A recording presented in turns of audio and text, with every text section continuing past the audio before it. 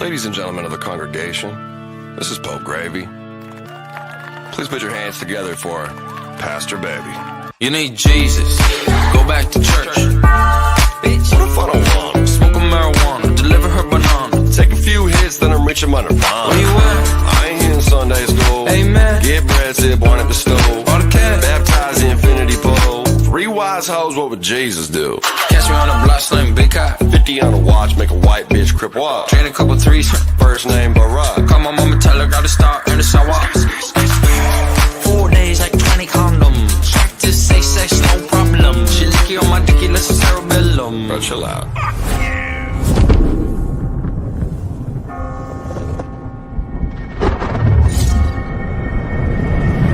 Honestly, you need Jesus. Fake news. Prance around the club on the Quaaludes. Oh my god, Gravy just came through. Like, what the heck did they pay you? Maybe I just wanna turn up with the homies and the honeys in Bahamas. I be in Hawaii just to pull up on Moana. Where how old is mom? Not a mil. Fuck that, I'll take her mama. You need Jesus, go back to church.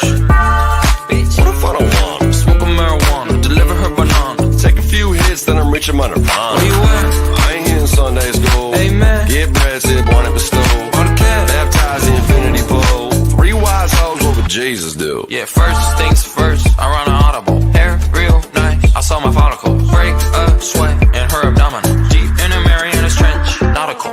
Mother nature tryna fuck, I'm doing botany. Gravy by the pool, man, that shit is watery.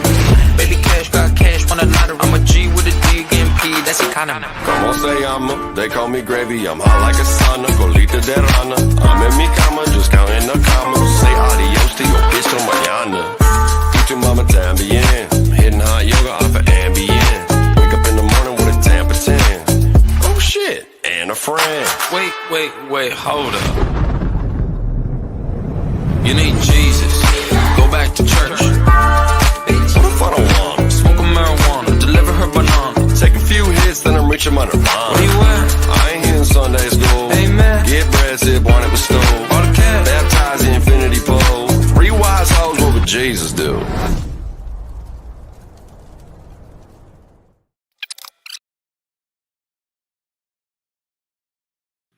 Is Flow State in the house? There he is. There he is. Flow State's in the house.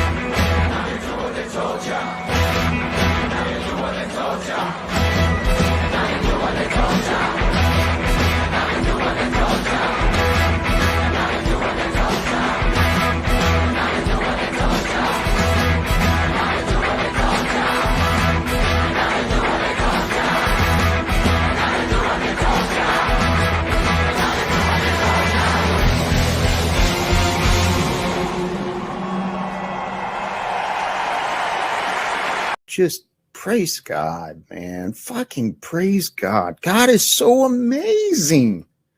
The sun, the nature, the earth, water, the way words work, the way knowledge works, the way love feels. God.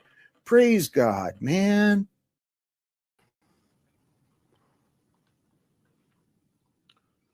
Welcome to church. You can smoke in church. You can cuss in church. You don't have to dress up here at church. This is the first of hopefully many an atheist reading the Bible. Let me welcome some people, and then I will fill in people for how we got here. If you don't know, what up, HP Nubcraft? What's up, Divine? Rebecca Joe, welcome. Naomi, praises be. Namaste. The fuck away. Good to see you. You need Jesus. Roller skater girl. Good to see you all. Welcome to Tuesday service. Okay, last week, I was having a fussy stream. Sometimes I have fussy streams, and I pulled up Morgan, and I told him to read the genealogies in the Bible until the money started rolling. I basically held the panel hostage, and the donos eventually started rolling. But to my surprise, it wasn't people trying to unstick the panel. It was Christians requesting specific parts of the Bible. So, being the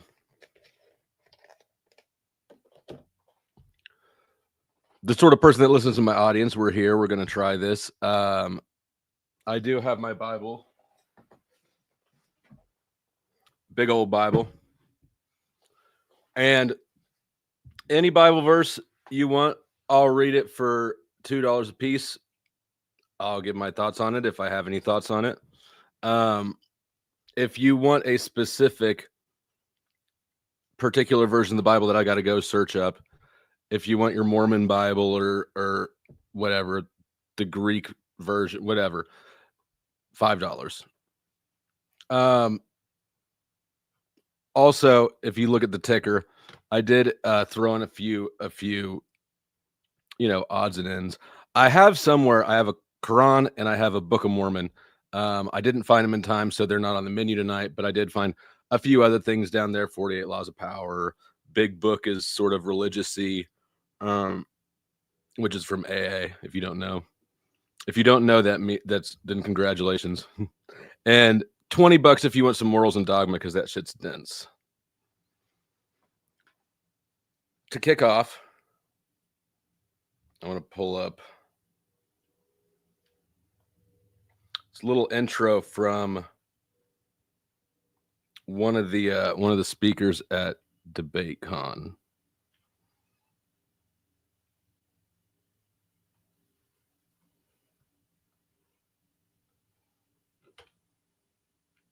Not flourish or endure. I'll just argue they do so in a less optimal way. Now, Also, we are thrilled to have for the first time. How's the audio on this? It's kind of quiet on my end. Is this video quiet? With our opening statements, Mike Jones is going first. I have the timer set for you for your opening, Mike. Actually, no vote on this one. The floor is all yours, Mike, for your opening statement. yeah, thank you, James, and thank you, Dr. Krause, for agreeing to the debate. If you hear me coughing, just know this happens every winter. I'm pretty sure it's allergies. So, Nobody cares. which is better for society, Christianity or secular ethics? I will argue that data and science clearly shows Christianity. But I first want to point out, I will not be arguing that if we all became atheists tomorrow, that society would collapse or we would experience immediate moral decay. I'll only be arguing that Christianity creates more optimal societies that can endure and generate progress. Again, the debate is about which is better for society. Demonstrating that Christianity is better does not mean other types of societies cannot flourish or endure.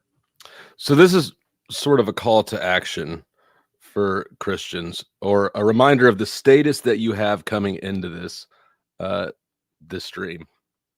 I'll just argue they do so in a less optimal way. Now, by Christian societies, I mean those that are based on Christian values, and the majority of the population identifies as Christian, regardless of governmental laws. And by secular societies, I mean those that are based on secular ethics, and the majority of the people identify as secular atheists. So I want to be clear, I'm not arguing for theocracy or any type of government. Now, it's abundantly So for the record, and for those who don't know, even though it's titled an atheist, I consider myself agnostic. I'm not a materialist. I'm not a secular humanist. I definitely don't believe in any institutional religions, but also secular humanism and these other sort of, I don't know, super liberal, woke little cults. I can't, they're even worse. I can't stand them. Actually, the secular humanist society is one of the two organizations that I'm so petty about that when I got on their mailing list somehow. When I receive soliciting mail from them, I take out the return envelope and mail it back to them empty, just so they have to pay the postage on it. abundantly clear from multiple studies that Christianity has made the world a better place through missionary work.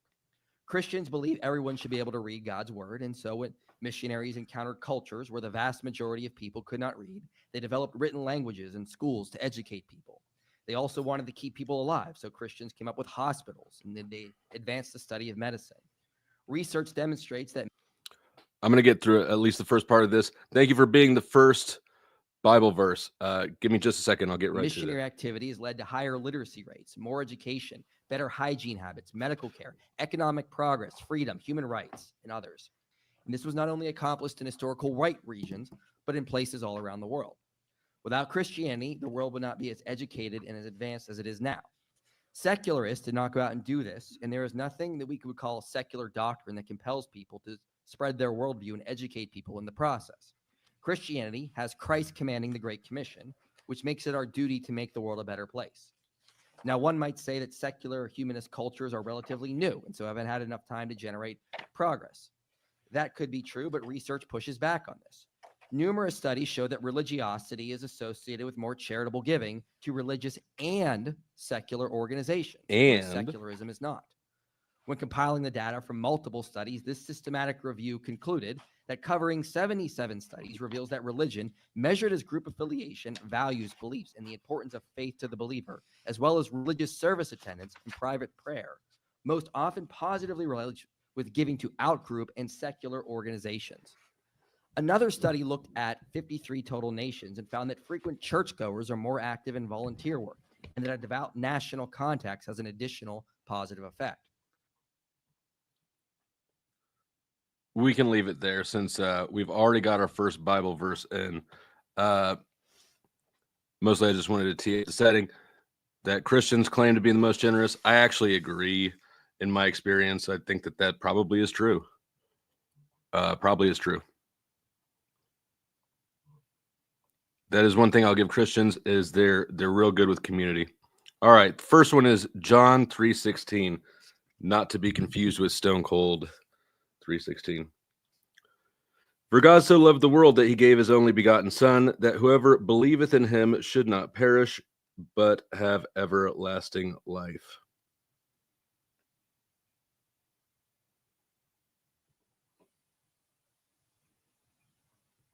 Before the verse before that says,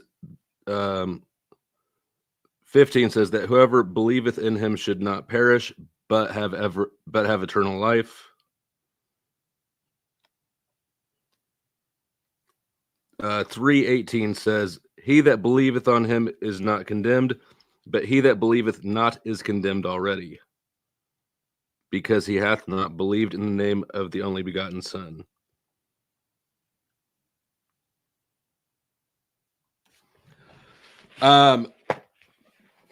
What do I think about that? I think it's a call to it's pretty cultish, honestly. So first of all, I understand that it's meant and that it's frequently received, hopefully, right? But I don't view sacrificing a non-guilty party on behalf of the guilty party as love. or justice. And I really think that this is just a call to join the club.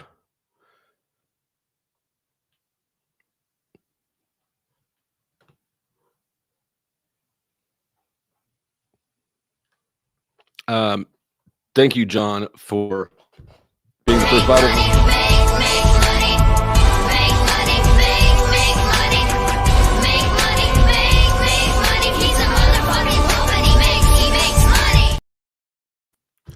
So I'm trying to figure out how to, because I'm really not anti religious or anti-Christian, even though because of the debate in these debate spheres, a lot of the debaters, for whatever reason, are Christian.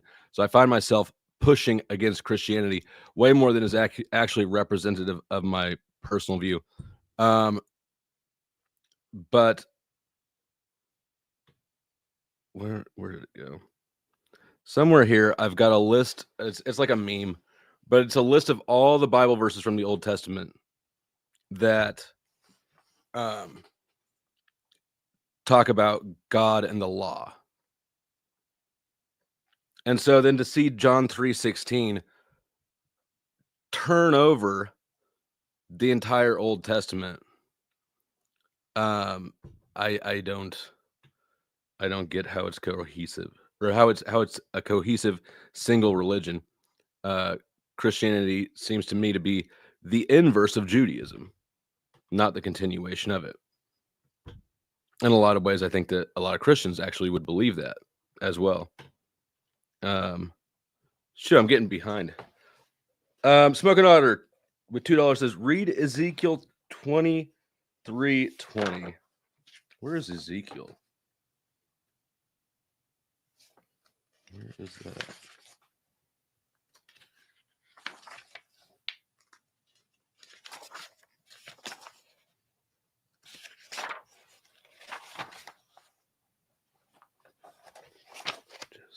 Leviticus, Numbers, Deuteronomy. Let's see.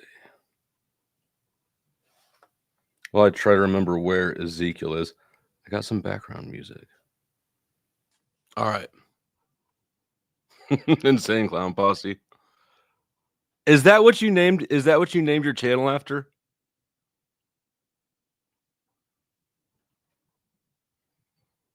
Ezekiel 23:20. Finally found it. This Bible has like 2 versions. I don't know. This is too big of a Bible. 23:20.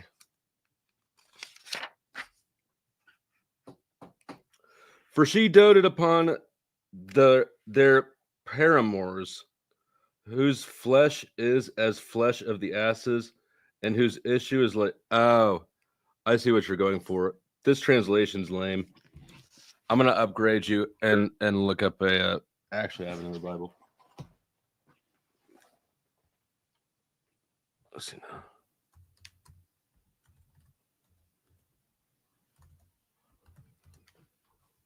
I already had this verse in my search history. That's fucked.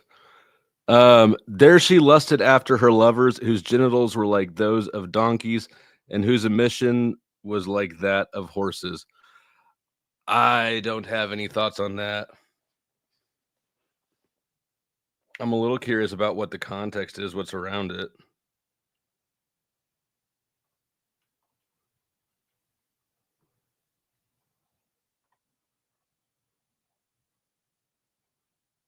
Judgments on Jerusalem. Oh, man. Yeah, no, that's a long ass thing. I don't know. I got no thoughts on it. There's some wild stuff in the Bible. But it's a massive book or collection of books. So there's no surprise there.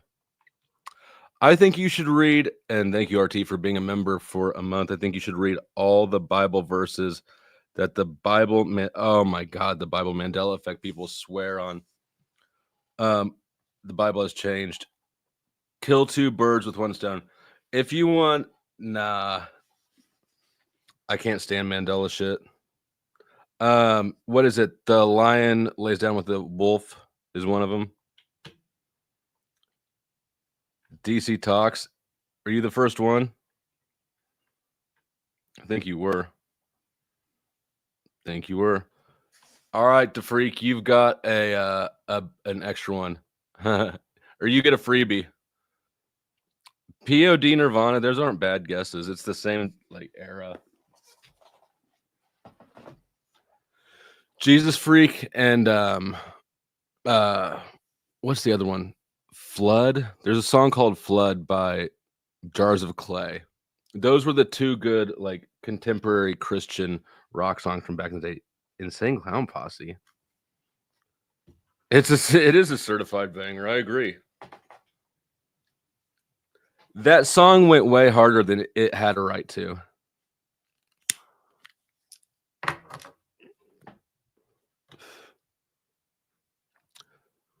Talk about how they got the kangaroo on the big boat. You know, I don't necessarily think they got a bunch of stuff on a big boat. It is very Limp Bizkit-esque. Ezekiel is after the book. Oh man, that was rough. So I don't know how this Bible's pages are laid out, but it's like when you look at the chapters listing, it's got two different page numbers. It's got like the page number and then like contiguous page. I don't know if there's a standardized page layout, but nah, you didn't win. That's the freaks. Yeah. This is I actually don't even know. Master Reference Edition. Oh, it's a King James.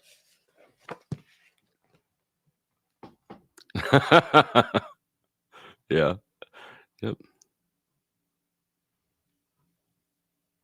What up, No Chaser? No, who didn't? That's a lot of text. I swapped to the one to the verse in front of it, and it was like a wall of text. Some sort of a kink. It is a weird sort of I don't know what you'd call it. It's like edging or something.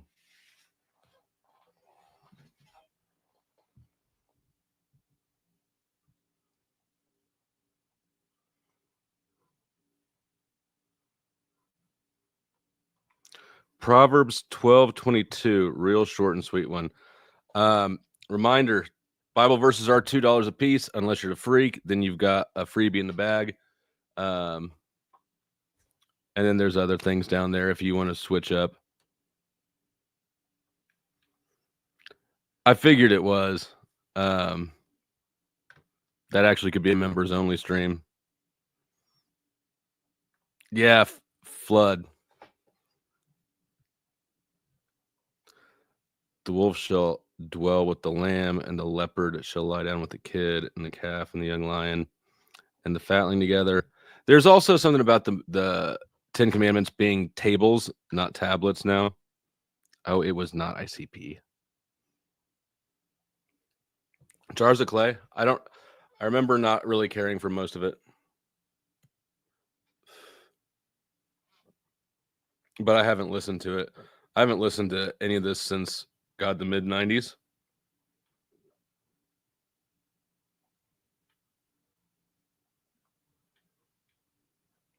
POD was, are they Christian? They're Christian-ish. You know, Fred Durst is a Christian.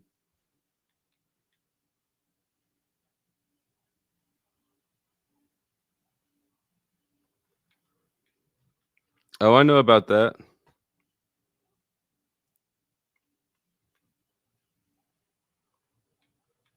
Yeah. As much as I give Christianity for shit for being a cult, what's really a cult are you Mandela motherfuckers.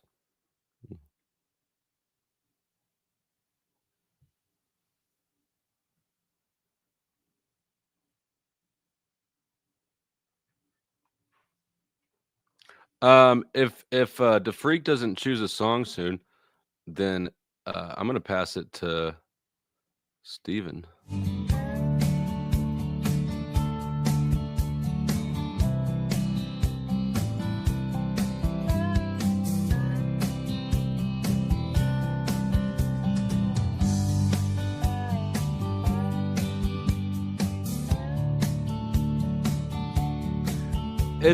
there's something tacky about trying to shove gospel lyrics into that sound.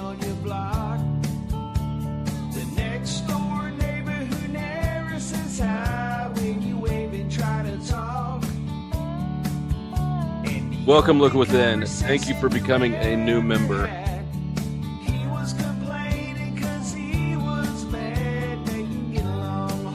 You won't regret it. It'll be the best membership you've ever bought. Is it unchristian to bomb Talcadia?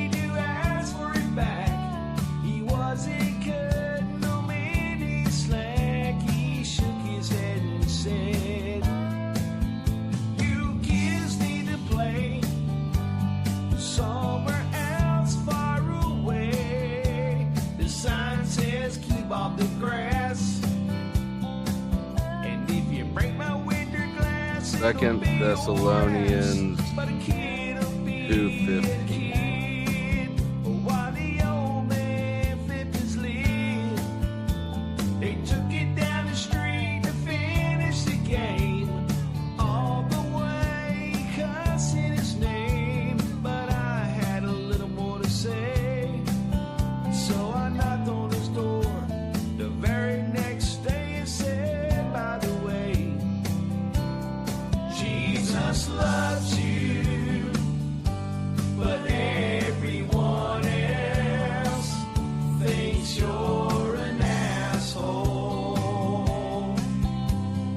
But not me.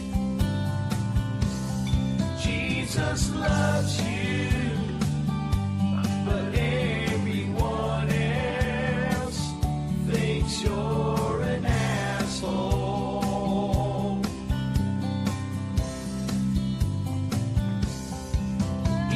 All right.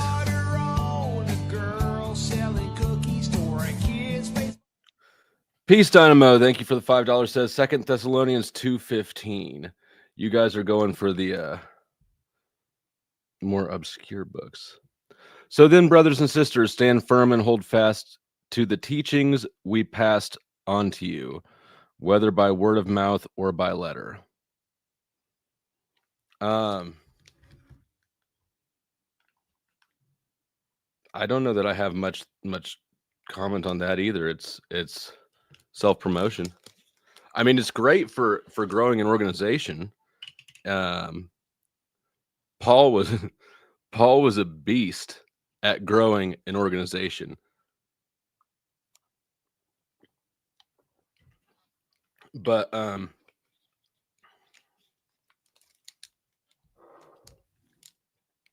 if you're not part of the organization, it doesn't do a lot for me.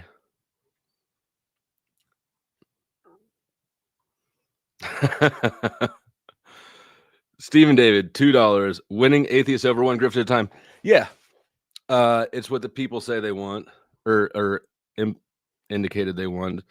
And there's just enough. It's got just enough tension baked into it. For whatever reason, like it's a little bit grating to me. Not a lot, just a smidge, just enough that y'all can probably enjoy it. I don't know why, actually, that would be. Yeah, I do, because it's pretentious. Yeah.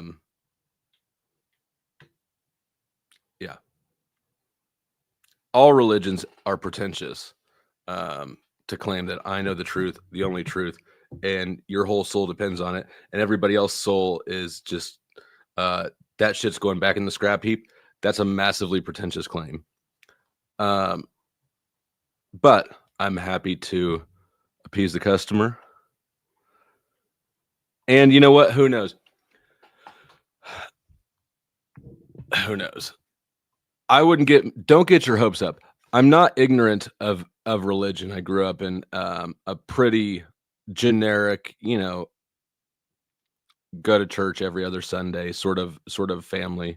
And I went to a Catholic high school. I have read the whole Bible. I'm pretty versed in it.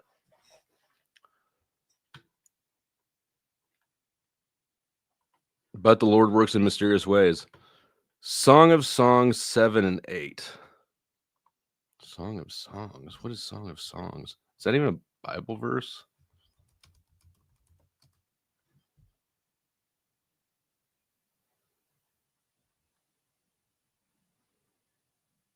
It's a biblical poem. Never even heard of that. What's up, Imperious? Christianity claims a full conviction from the Holy Spirit. Christianity claims a full conviction. I don't know what that means. That explains it. Everyone that went to Catholic high school. Yeah. You're not lying. No, you're not.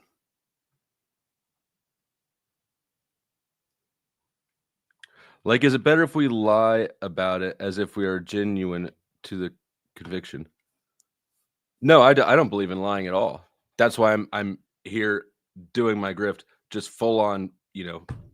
The only thing that could be maybe considered an exaggeration is the atheist title, because like I said, I'm not a materialist. I think the evolution is really worse than creationism as far as explanation goes.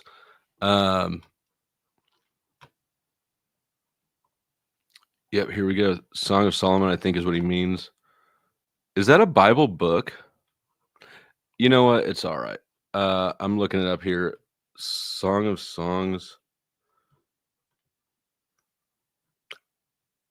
Oh hell no, you don't get the whole. I can read you a verse. It's a verse for $2. I'll get you the first verse. How beautiful your sandaled feet, O prince's daughter. Your graceful legs are like jewels, the work of an artist's hand. Let's keep going. Your navel is a rounded goblet that never lacks blended wine. Your waist is a mound of wheat encircled by lilies. Your breasts are like two fawns, like twin fawns of a gazelle. Jesus. Your neck is like an ivory tower. Your eyes are the pools of Heshbon by the gate of Bath Rabbim. Your nose is like the Tower of Lebanon, looking towards Damascus. All right, you're gonna get the whole thing. That's what he said. Your head crowns you like Mount Carmel. Your hair is like a royal tapestry. The king is held captive by its tresses. How beautiful you are and how pleasing, my love, with your delights. Your stature is like that of the palm, and your breasts like clusters of fruit. I said, I will climb the palm tree. I will take hold of its fruit. May your breasts be like clusters of grapes on the vine, the fragrance of your breath like apples, and your mouth like the best wine. May the wine go straight to my beloved, flowing gently over lips and teeth. I belong to my beloved, and his desire is for me. Come, my beloved, let us go to the countryside. Let us spend the night in the villages. Let us go early to the vineyards to see if the vines have budded and their blossoms, if their blossoms have opened, and if the pomegranates are in bloom. There I will give you my love. The mandrakes send out their fragrance, and at our door is every delicacy, both new and old, that I have stored up for you, my beloved. What the hell is this? That's crazy. Is this in the Bible? Is that Bible? That has nothing to do with God.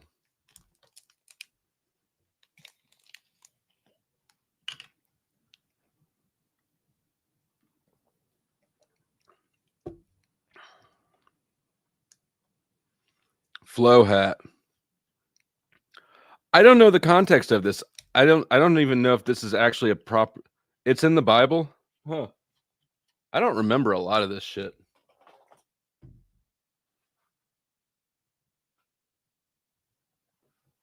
All right. I'll have Katie hand me the hat when I'm courted. All right. You know what? Good call. That was something else. That has nothing to do with God. That was like a poem an 8th grader would write if like the first time he took ecstasy or something. I don't know. That was weird. I bet it rhymes better in its original language. RT says, try the last verse in the Bible. Revelations 22:21. Dun, dun, dun.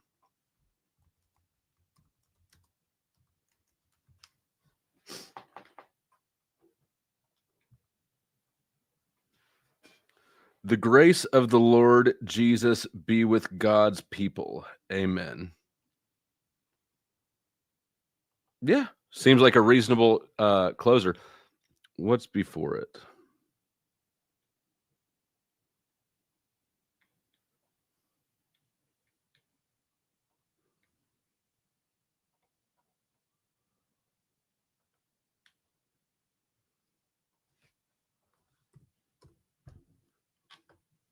He who testifies to these things says, yes, I am coming soon. Amen. Come, Lord Jesus. Christianity is strange in that it's, as far as I know, it's the only religion where you are both already saved, but also still are awaiting that future saving event, right? It's like there's two savings, and it doesn't. I don't know what to do with it. I feel like that was a reasonable conclusion. I have no complaints there. It is a nice ending. It's a nice ending. My shirt should be here the 6th through the 12th. Awesome. ABC is a fantastic merch supporter. The steel man in here is Honorable Pope Flo to you. No, this is just Tuesday service. This is Tuesday service. I'm Brother Flo right now. Jesus saves, but George Nelson withdraws. Nowadays, you would say your breasts are like soda in a big spewing diet. Nowadays, nah, they're melons. They're melons. Absolutely. Jack Talcott, welcome to church. Tuesday church. As you can see, I am grifting Bible verses. Send in $2 and pick a Bible verse, and I'll read it, and we'll talk about it. Just praise God, man. Fucking praise God. God is so amazing.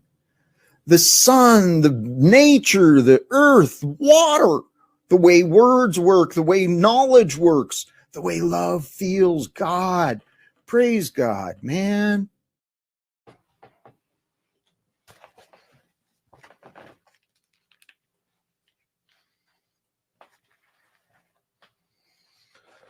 All right. Growing in my path, I've always been a staunch capitalist and a bit of a hustler. This has always been my path. All right, we got a couple more. For extra work, I'd have been happy with verse 7-8. Hey, you know what? You've been dropping good shit tonight. I'm happy to throw in the extra.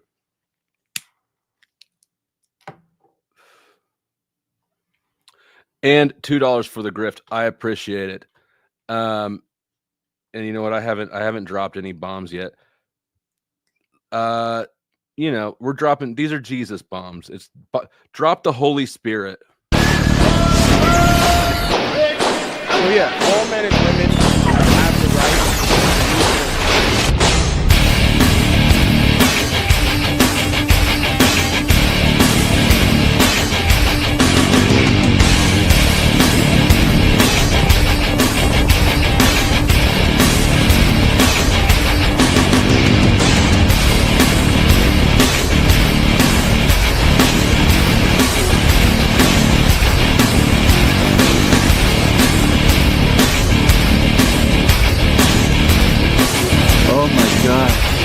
Oh my God, is that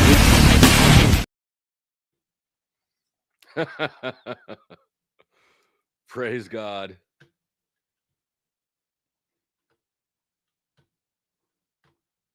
Powerful, powerful message from the Holy Spirit bombs.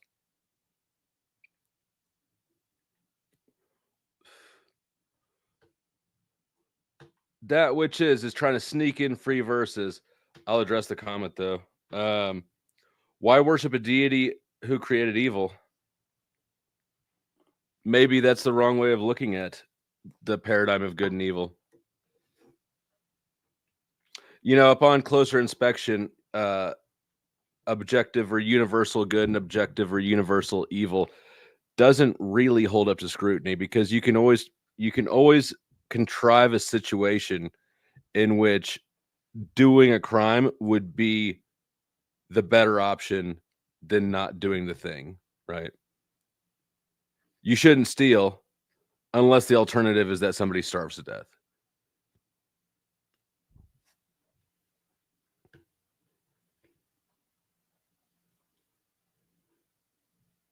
Yeah, balance. I personally believe in more of a Jungian integrate. I believe in integrating the shadow, and that the bad things about the world or about ourselves or whatever aren't bad to be avoided and feared and rejected, but are parts of reality that you need to get in touch with so that you can then manage it. If you're not aware, and actually this is one of my big philosophical issues with really, I don't know if all religions are this way. I can say probably the Abrahamic ones are. The idea that you should deny and reject sin, right? The I don't know, the greedy, gluttonous, lustful, like these are parts of people. You can deny that they exist all that you fucking want. They're not going anywhere. And if you're not aware of something, as religion encourages people to not be aware of their darker aspects, if you're not aware of something, you can't control it. So that's just poor management, in my opinion.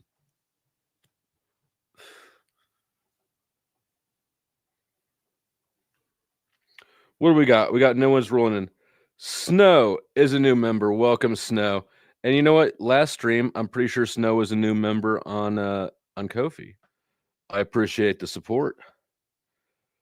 The Freak coming in with $2 for Proverbs 29:2. Biden versus Trump. Let's see what's in that verse.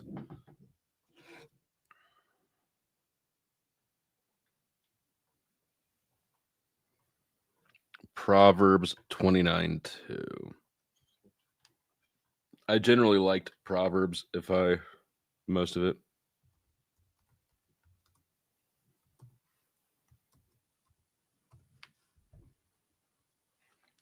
When the righteous thrive, the people rejoice. When the wicked rule, the people groan. I agree with this Bible verse. See, this is why I like Proverbs. I fucks with Proverbs. I also think that Genesis is interesting, but I fucks with Proverbs. I don't fucks with politicians. I think that they're both, I don't know if you want to call them wicked or good, but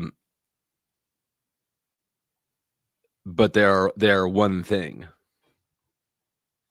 They're not actually opposed to each other.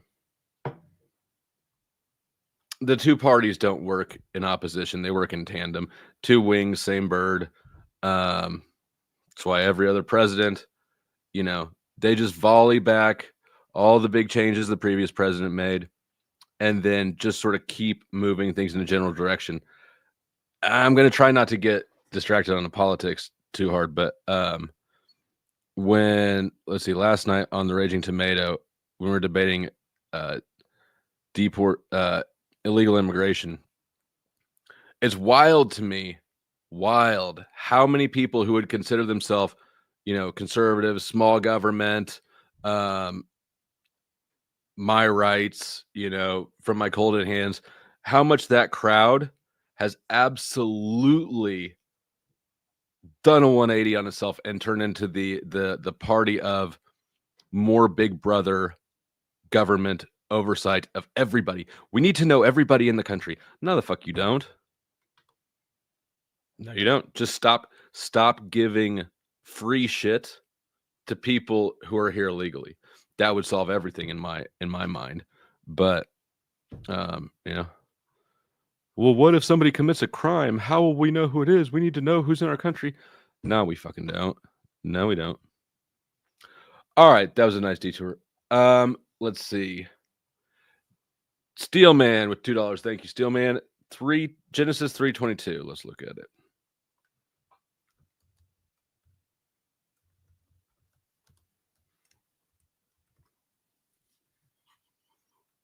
And the Lord God said, the man has now become like one of us, knowing good and evil. He must not be allowed to reach out his hand and take also from the tree of life and eat and live forever. Good verse. See, this is an interesting book. I don't know what's going on in Genesis, but I feel like there's a whole lot more going on, especially in early Genesis than you know, your Sunday school taught you.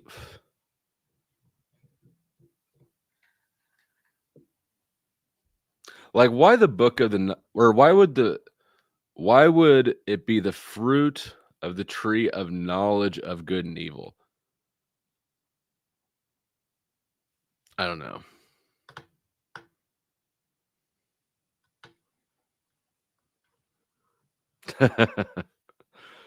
And shit, I forgot to put my poll. Hit the like if you haven't yet. I appreciate it. Yep. You're here for this. I'm here for this. Don't tell Tommy. He'll probably lose his shit. But yeah, no, that's that Genesis one. That's and the Lord God said, the man has now become like one of us, knowing good and evil. He must not be allowed to reach out his hand and take also from the tree of life and eat and live forever. Pretty wild. Also, God's prerogative here in Genesis about eternal life is absolutely the opposite of the first verse that I read tonight, John 3:16. God so loved the world that he sent his only begotten son that they may have eternal life. So there's another way that Christianity just inverted Judaism. Tithing to the cause. Thank you, Divine. I appreciate all your contributions in the offering plate. Love the show. Subscribe to my channel, please all. Let me drop your link.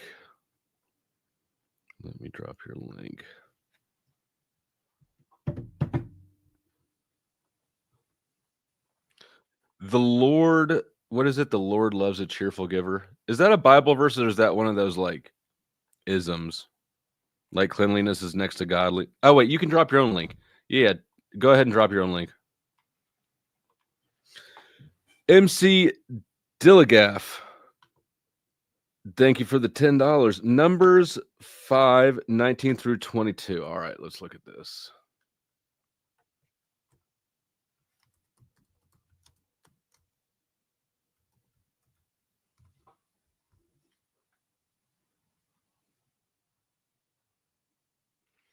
Let's see. Numbers 5:19.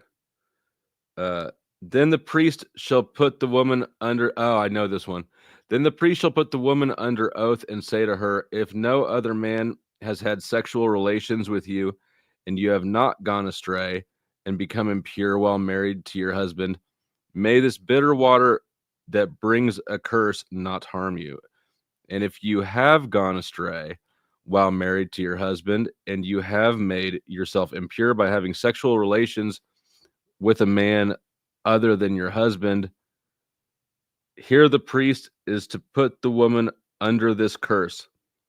May the Lord cause you to become a curse among your people when he makes your womb miscarry and your abdomen swell. May this water that brings a curse enter your body so that your abdomen swells or your womb miscarries. Then the woman is to say, Amen, so be it. Pretty dark. It's it reminds me of what's that shit they used to, if you throw a woman in water and she floats, she's a witch, or she sinks, she's a witch, something like that. Yeah. Actually, I want to hear you all Christians, how do you do with this? Because that's basically an abortion curse with poison that you give to a chick who's suspected of cheating. What are your thoughts on that? Montiero, no, I didn't grow up Catholic. I went to a Catholic high school. Kansas City has really bad public schools, and actually they weren't even accredited until like the 2000s, I think. So as a result of that, there's a whole lot of Catholic schools around as an alternative. If you can afford them and if you can get in. When I was in grade school, the local parish, they had a waiting list out the ass, and we weren't parish members. We're not Catholic. But yeah, Kansas City is very Irish Catholic.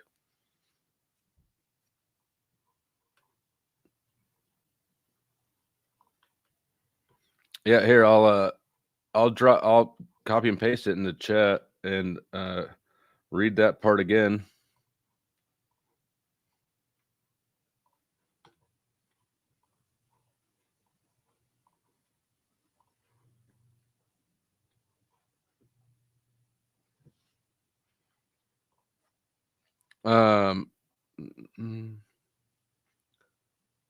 The priest shall put a woman under oath and say, da, da, da, da, da.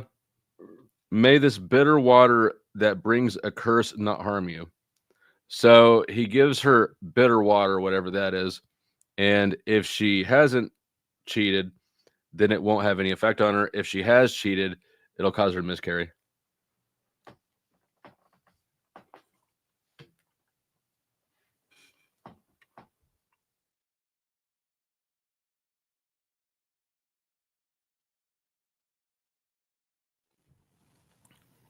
Well, Snow, sorry to hear the first. I think sorry to hear the second. Congratulations on the third.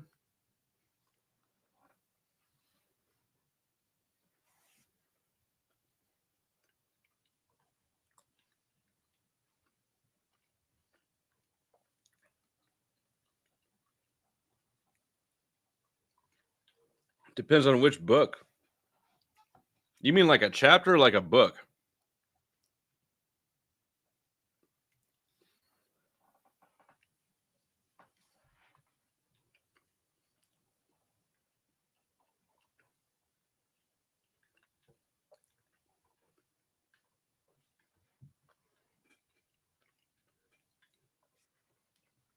Right on. Well, I appreciate it.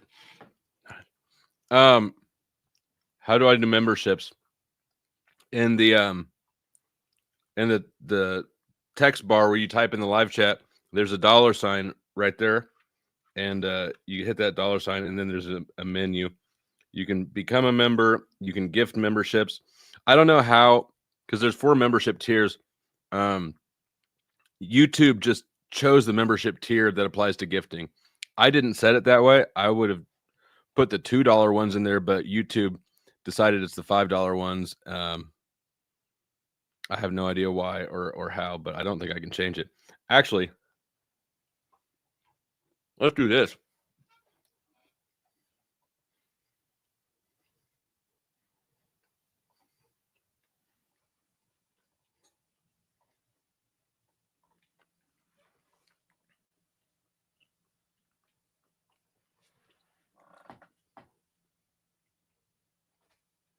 Who got one? Mr. Carey.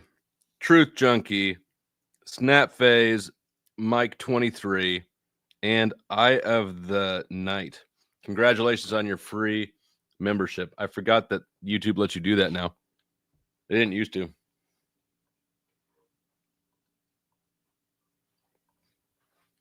All right. Smoking Outer. 2 Kings 2:24. Last one before bed. Verse 23.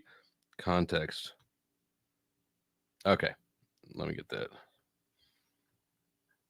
Do y'all just have this shit rolling around in your brain all the time that you know offhand, or are you like looking at a list of 10 wildest Bible verse or something?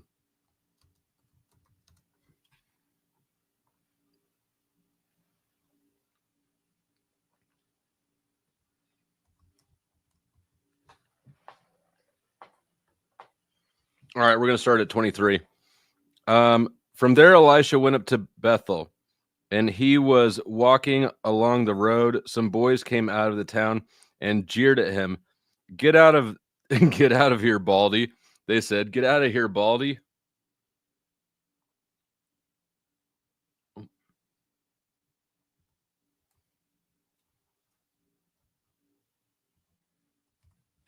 Sorry, I lost the page. They're saying, get out of here, Baldy. And then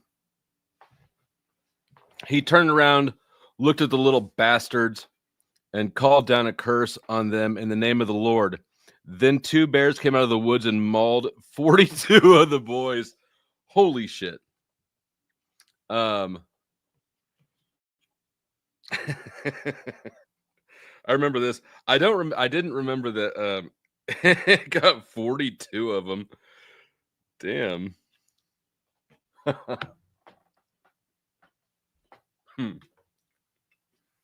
Rest in peace to those suckers. I don't feel bad dropping bombs after all.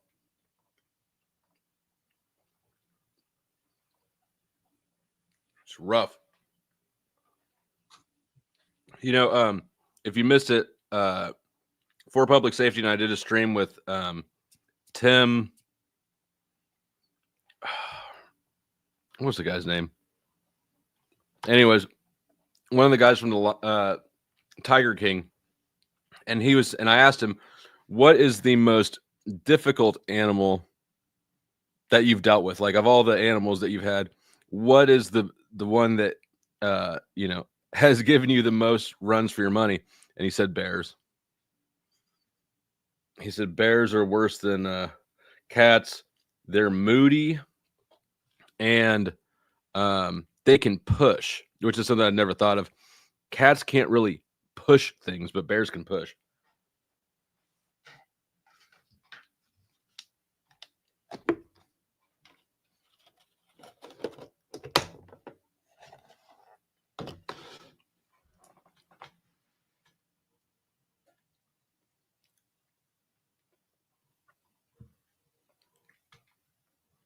Runs for your money. Ones that gave me runs for my money was old neighbors had a pit bull. We got no fences around here. They had a bad pit bull. I told the dude, I said, you got a mean dog. A lot of kids around here, you got a mean dog. Told him like 3 times. And he'd like make a show of like yelling at the bad dog. But if he wasn't there, the dog was aggressive. If he was there and paying attention, the dog would do what he said. But his girlfriend would let the dog out or what, he just wasn't always there. And like, he wasn't getting what I was trying to tell him something and it wasn't registering. And let's see. So after about the third, kind of close call with this dog, I decided that I didn't need to wait for somebody to get bit, and so I put out an old Chipotle bowl dish with some antifreeze in it, and Katie caught me and she made me stop. So I cleaned up the antifreeze, and then it wasn't like a week later that dog bit my daughter in the hand. Not hard enough to like, it could have fucked her up because it was a full ass grown male pit bull with its balls and stuff. But I mean, hard enough to freak her out and draw blood, but it didn't like crunch the fuck out of her. And then immediately they moved. Yeah, fuck them. I'm pretty patient with people, but if you fuck with my daughter, I turn into a mean neighbor.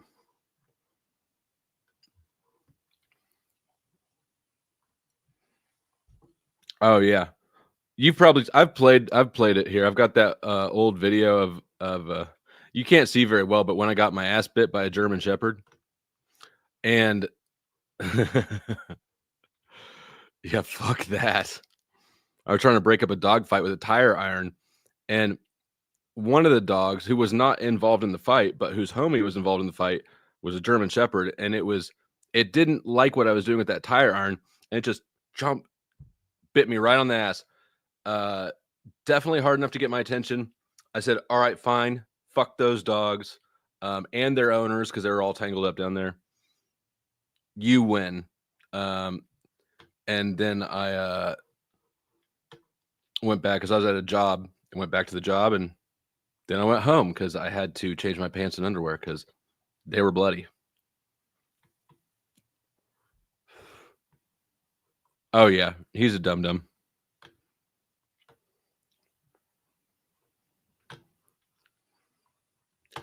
Thank you, Jody, for becoming a new member. I know. But here's sort of the bind I was in, and Katie was right, is that if I had killed the dog, they would have known it was me.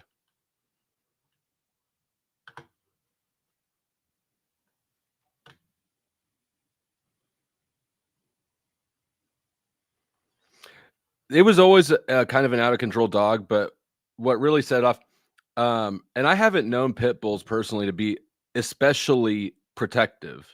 Like they're no slouch, but they're pretty people friendly in my experience. But when she had a baby, when they brought the baby into the house, that dog went on high alert. And yeah. Yeah, she's okay. Actually, I wasn't, Katie and I weren't home. My daughter actually waited a little while to even tell anyone because she didn't want me to hurt the dog. And she didn't know about the antifreeze incident at all. She still doesn't, I don't think. But yeah, she knows Dad don't fuck around with that.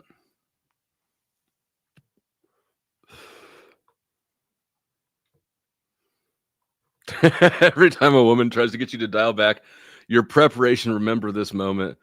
All right. I will.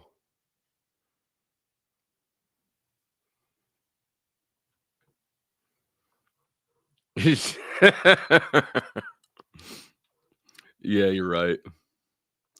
No, I don't mind pit bulls. I just don't like that pit bull and that dog owner.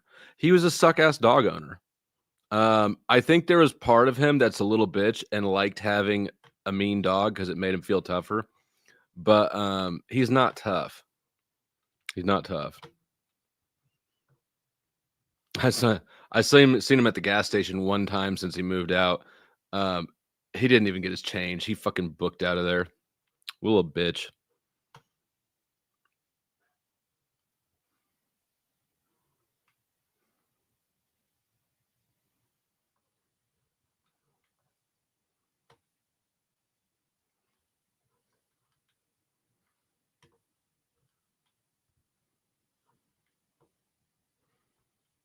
Oh yeah.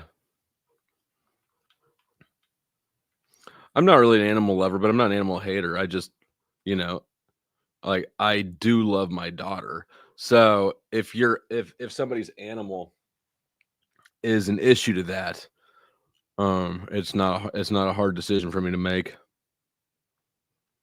They're obviously criminals. No, they're not criminals. I'm the criminal in this in that dynamic.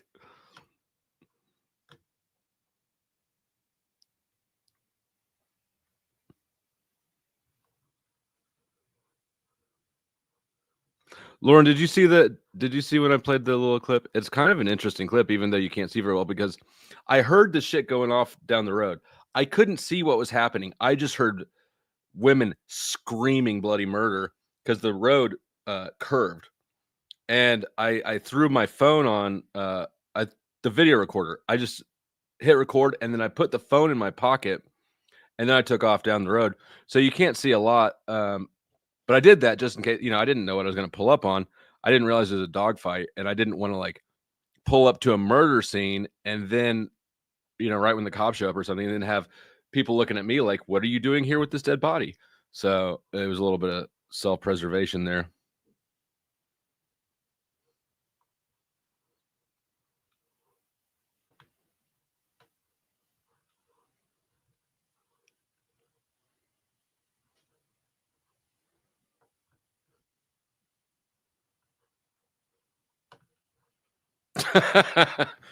At first, you thought wearing the Pope hat was blasphemous, but then you realized the Pope himself was blasphemous. Yeah, I mean, you can't really blaspheme against a man.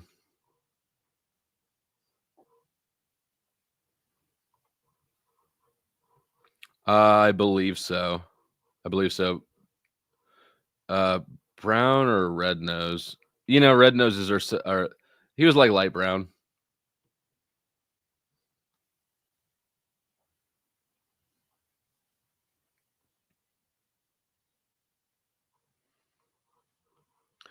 I don't know. I'm pretty I don't like laws, and I think that there's lots and lots of breeds that there are far more good owners than bad owners. But I mean, if you're a bad dog owner and it's fucking with my day, you're going to carry that bag. Because I promise you, I wasn't sitting here. We didn't live for 6 months next to each other with me being aware of this aggressive dog, with me not having contingency plans. Like, what happens when the relationship with the neighbor falls out because his dog bit somebody? I was already ready for this shit.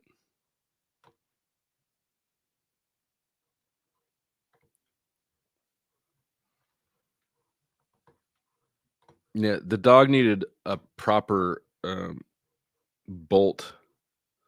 Yeah, fuck that dog. I don't even give a fuck about that dog.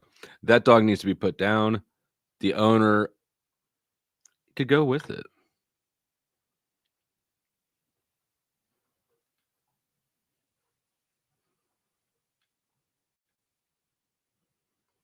Yeah, this is something that people say. I don't give a fuck. I have no sympathy for that dog.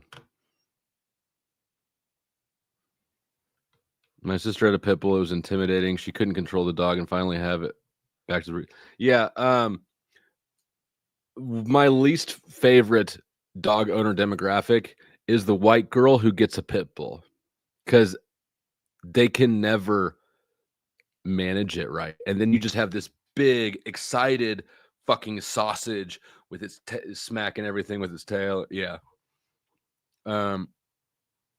Again, like I said, I honestly, I've been around more pit bulls than probably another breed just because they're so popular.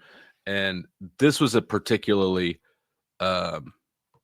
aggressive dog.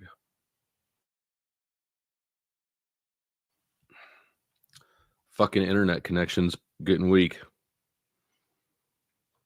Fights bears in Russia. Jesus. Don't harm Flo's daughter.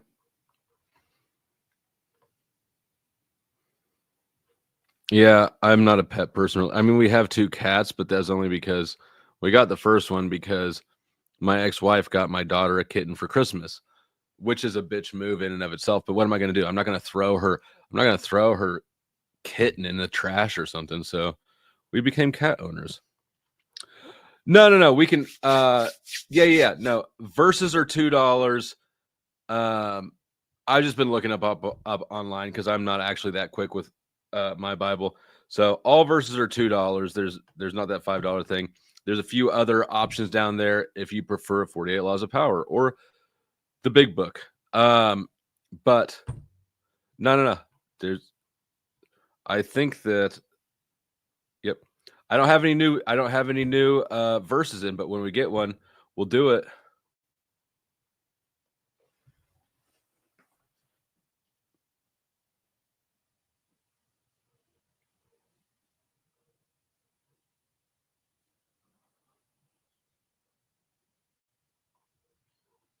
Yeah, I'm with that.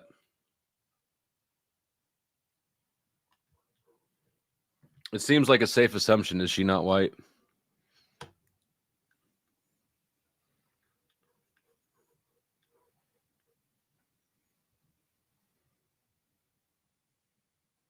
You know the kind of girl I'm talking about, though, right? Like 18 or so, and she gets a pit bull because she likes to listen to rap, and she likes a bad boy, and now she's got this fucking dog.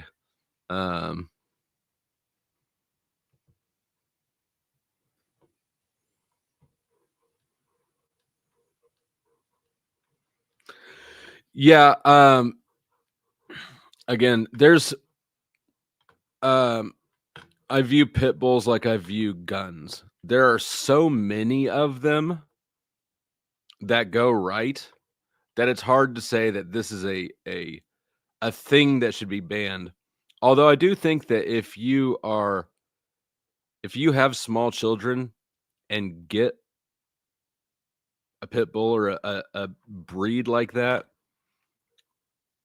yeah, it doesn't seem like a responsible decision. There was a brief period of time when I was single dadding it. We lived like a block and a half from the park. We were living in a small town. There is safe. Like I said earlier that I went to a private Catholic high school. This county had, in the 5.5 years I lived in this county, the whole county had as many murders as my high school had at the fucking high school in the 4 years I went to school there.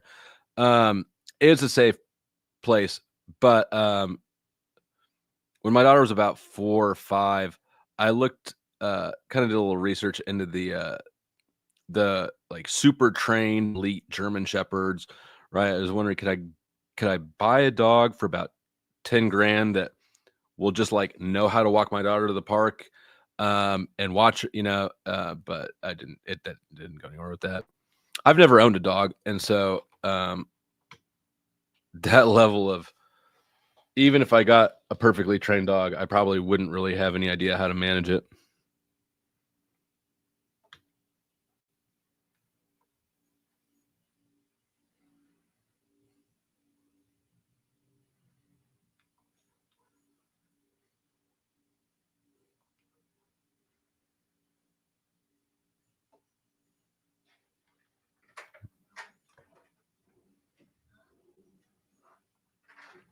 Staffies.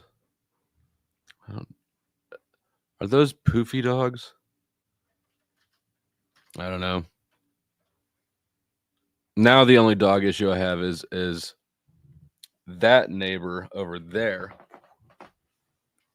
They have 2 dogs, and now I've got dog poop all over my front yard. It's out by the street, right? So she was always really great about it. But then her daughter, who's, I don't know, 20 or something, moved back home with her dog. So when the daughter lets out the dog, that daughter lets it shit all over the yard.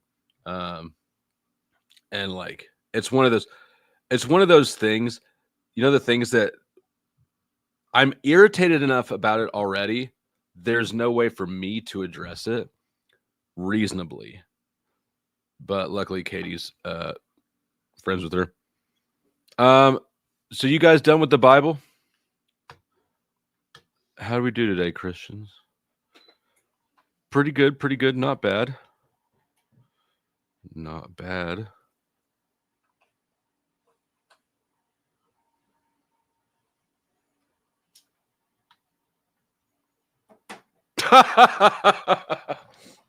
Nah, I don't give a shit. Like,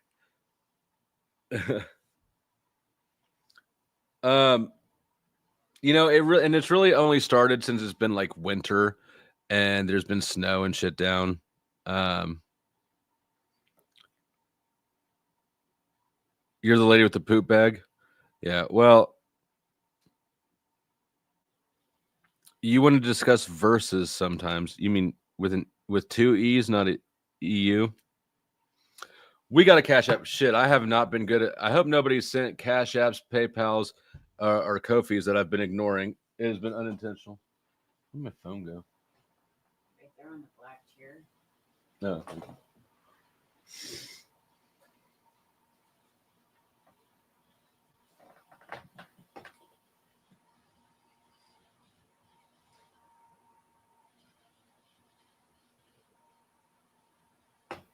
I did have a PayPal. Where's Naomi at? Naomi. She doesn't want a Bible verse. She wants the fuck you clip. Naomi.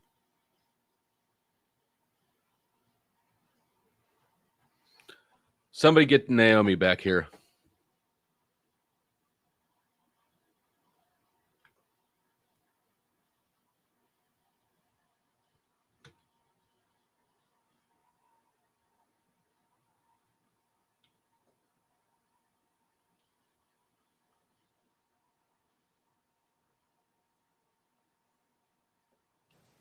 that I worry often come across about me, because people don't realize that it's an act up here. I don't want you to ever think that I think I'm better than people or that I think I know better than people. Anyway, sorry. Okay. This is a song from the perspective of God.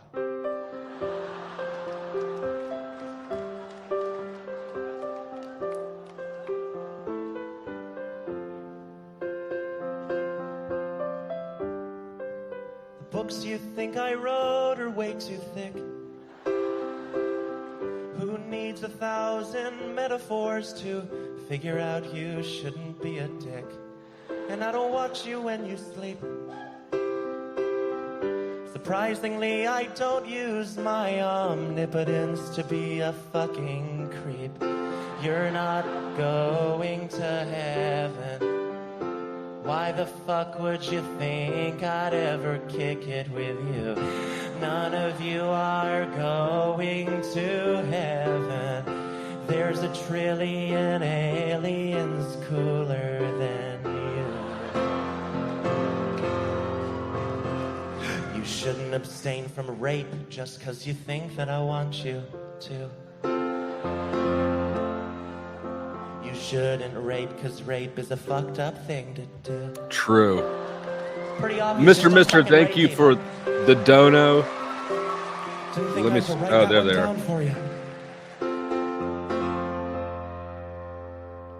I don't think masturbation is obscene. It's absolutely We got to finish up the song. natural and the weirdest fucking thing I've ever seen. You make my job a living hell. I send gays to fix overpopulation. Boy, did that go well. You're not going to heaven.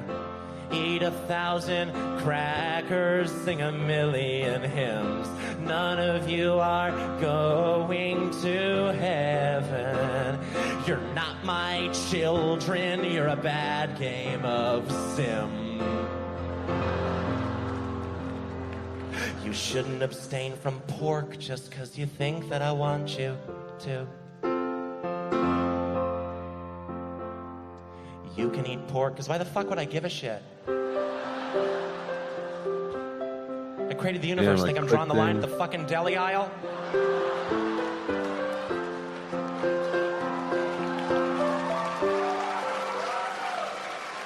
All right, let's look up You Matthew argue and you bicker and you fight. 23:13.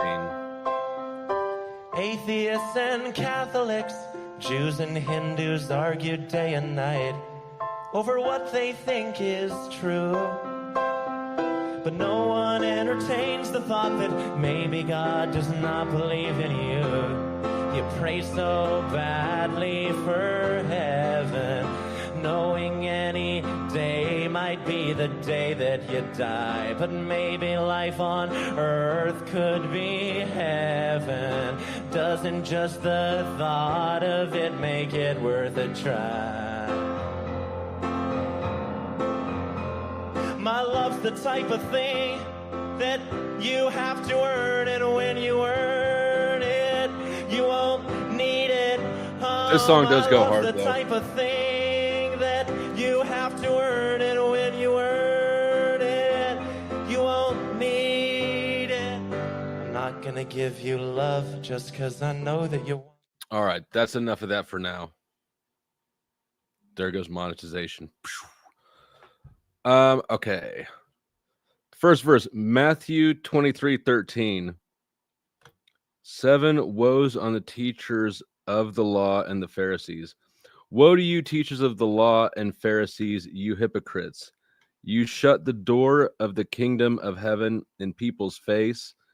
You yourselves do not enter, nor will you let those enter who are trying to. That's a good verse. I like the shit out of that one. Yeah, no, I don't recall that one either, but that's good. Just before I started the stream, I was listening to. I'm not going to scumbag him.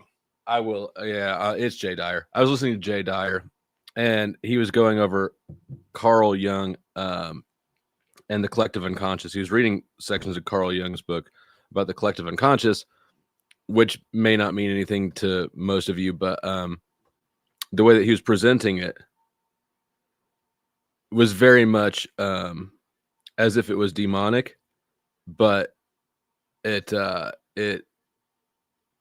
me sounds like it's literally describing God. So this is also what's the word I'm looking for? Synchronistic timing for this one.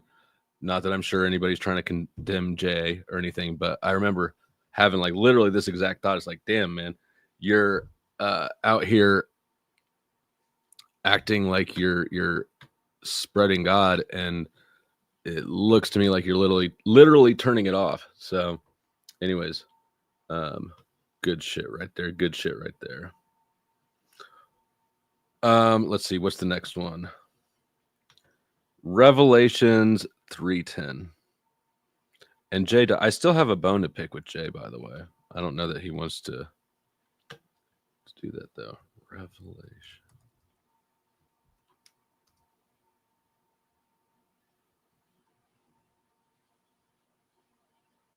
Revelations is a weird sort of addition to the end of the Bible. It almost seems like it doesn't really fit there. Revelation 3:10. Since you have kept my command to endure patiently, I will also keep you from the hour of trial that is going to come on the whole world to test the inhabitants of the earth. So, is this about the rapture?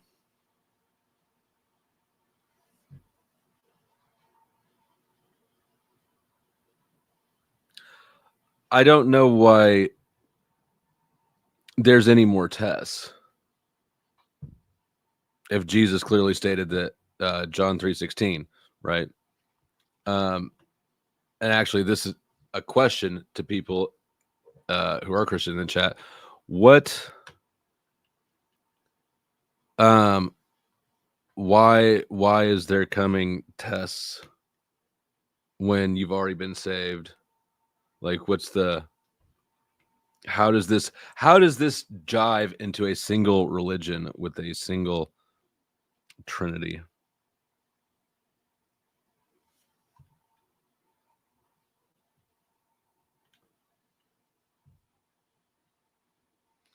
Naomi, I apologize for being slow on looking at the Cash App. I was completely ignoring basically all my other payment apps. This is just for Naomi. But I got to find it first. Fuck you! Fuck you! Fuck you! Fuck you! Fuck you! Fuck you! Fuck you! Fuck you! It's not a test. It's the wrath of God that's coming. Okay. Why is God mad? I agree.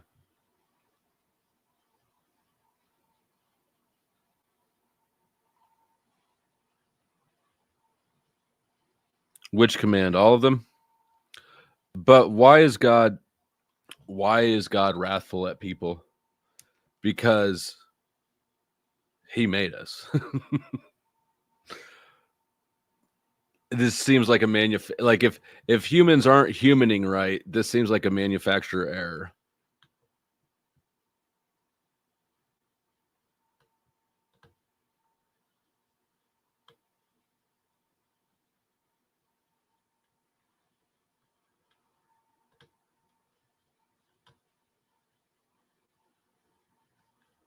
Thank you, and peace be upon you, Mike Ball. Well, there's really no way to know, right? Until you're there.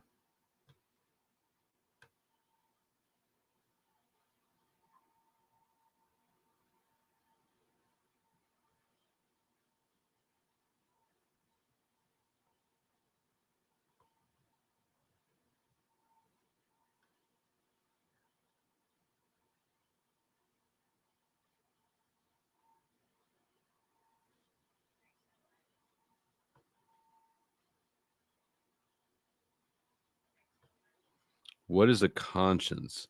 I think a conscience is the recognition, the biological recognition of a form of morality, basically. I don't think morality is complicated, and I think conscience is the whatever, the gut feeling that lets you know that your behavior is not conducive to group harmony.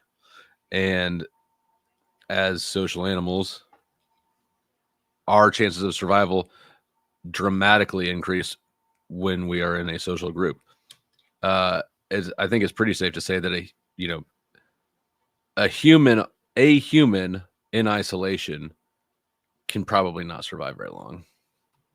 So a conscience is just that social communal impulse was being violated. Humans did not catch the mushroom virus. God, we got to do better about, like, really. Like, mushrooms are awesome. But they didn't make us leap from being monkeys into 50 people now talking to each other across the globe. That's just not what happened. Shroom trips are not that profound.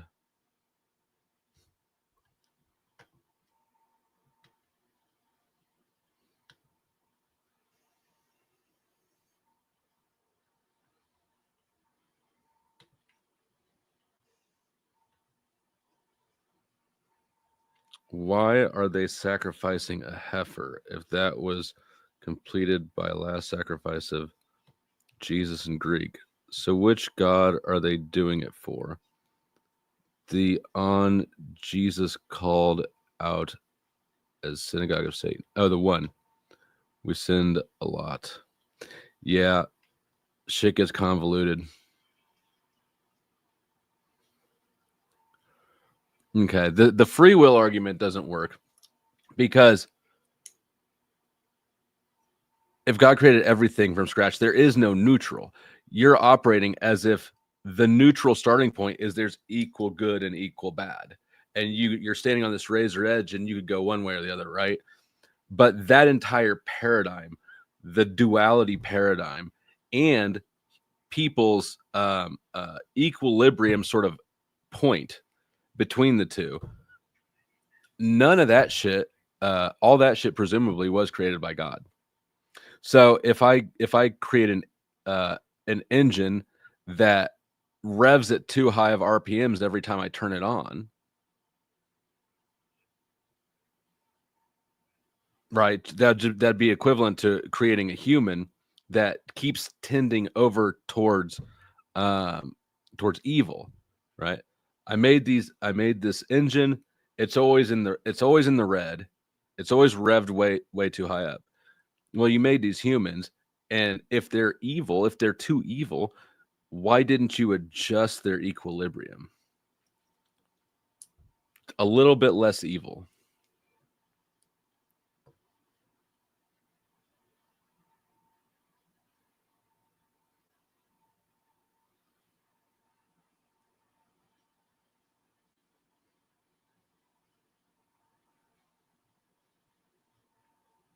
A lot of this stuff has been settled. It's really up to the individual to discover, to find these things have been disputed for almost. Oh, yeah, no doubt.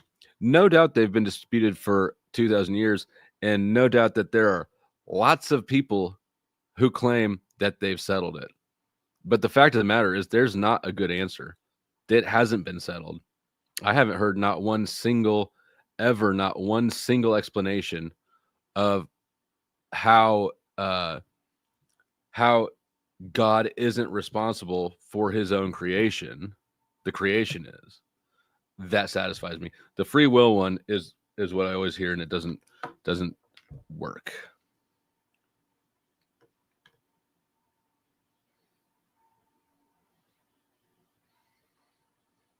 Any kind of God, Christian or otherwise, is not a person. We shouldn't make them into that.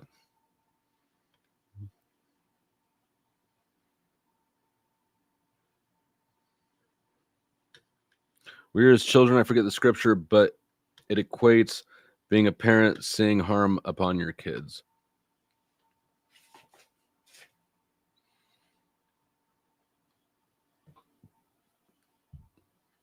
Again, I don't know that analogy fits.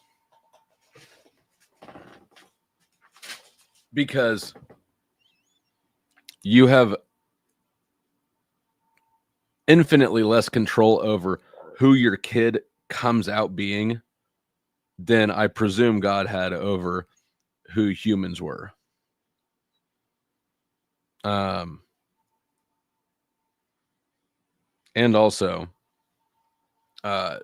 God treats, in the traditional heaven, hell, Christian paradigm, God does a lot of shit to his kids that if you saw a person doing that to their kids, you would say this is not a fit parent. People are shitheads. If God isn't real, we should be way harder on each other. What do you mean? If God isn't real, we should be way harder on each other. I think that if God isn't real, of course, this is my biased perspective.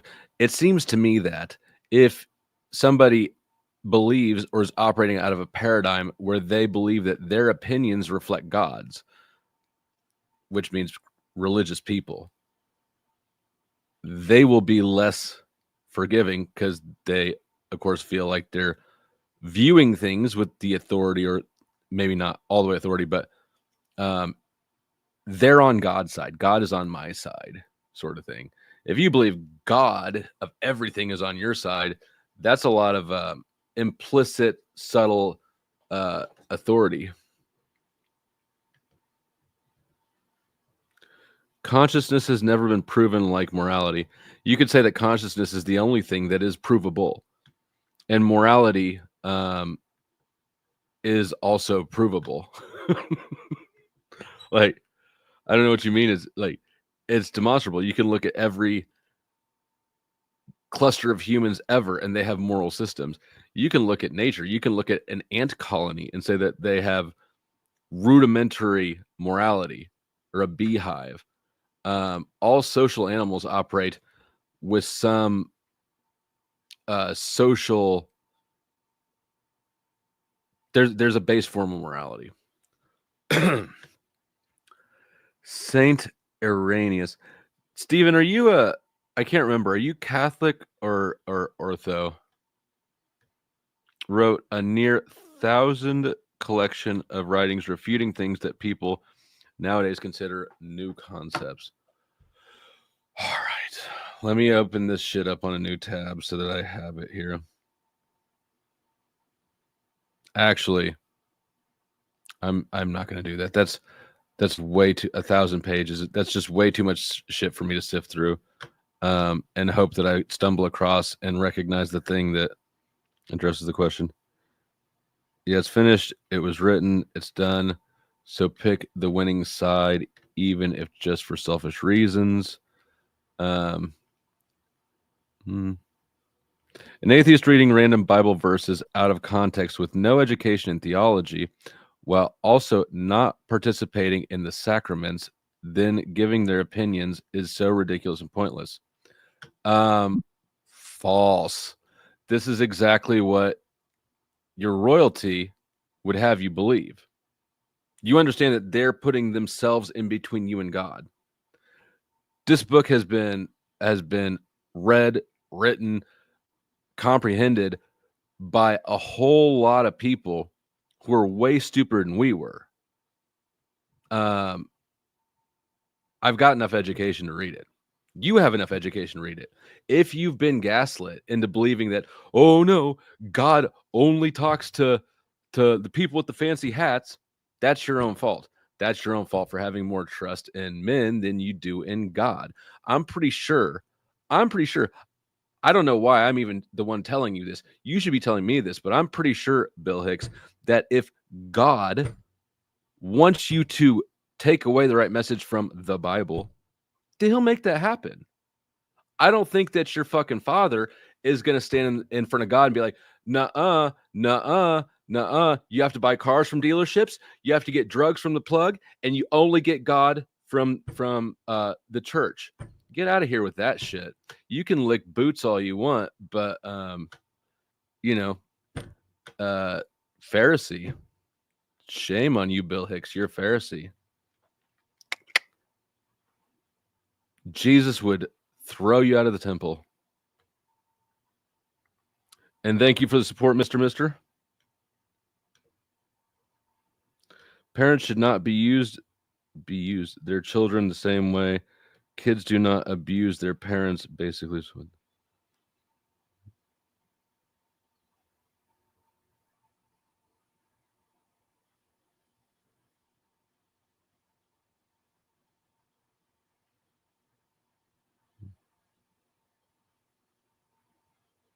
Where are there still monkeys? Yeah, no, I don't think we were monkeys.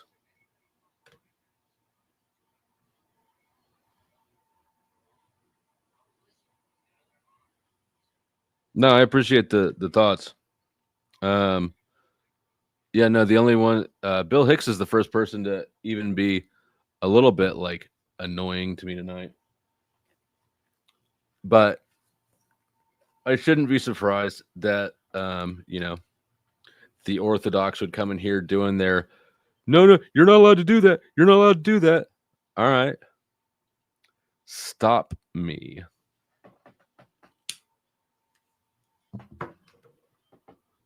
It's so weird to me that people would be so eager to have, like, to remove something from themselves, an ability, and like, oh no, this is only for you. Slurp, slurp, slurp, slurp.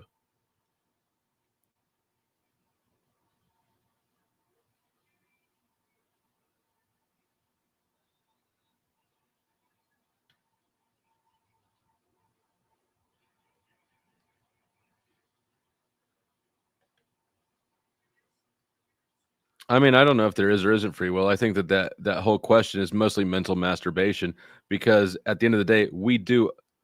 I mean, first of all, the free will argument for whether or not, why God would make us and then send us to hell, it doesn't satisfy the question. I don't think. But the question, do we have free will? Does that exist? I think it's mental masturbation. At the end of the day, no matter what we say or intellectualize, all of us behave and interact in the world like we do believe in free will. I also love lamp. Did Job have Job did yeah. So Job is a good example of not loving your kids.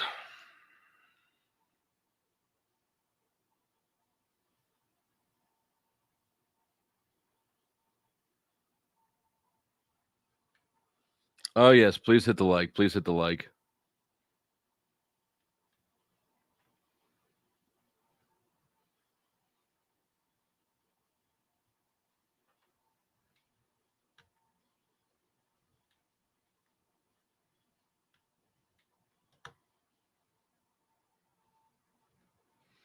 What obligations should God have?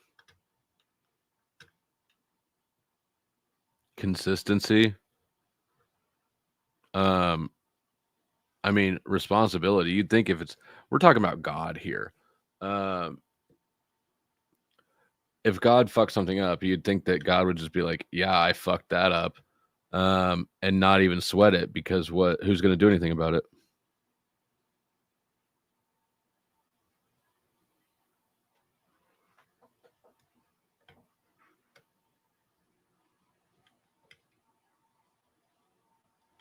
Then I would ask you to dig a bit more, and I can all right. If you want to refine the recommendation, yeah, I'm interested. But like, who was it? God damn, I can't think of his name right now. Who wanted me to read all of St. Thomas Aquinas? He just said, read Aquinas. I said, okay.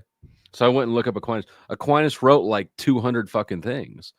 But yeah, if you've got like a more refined recommendation, I'm not opposed to learning. I like learning.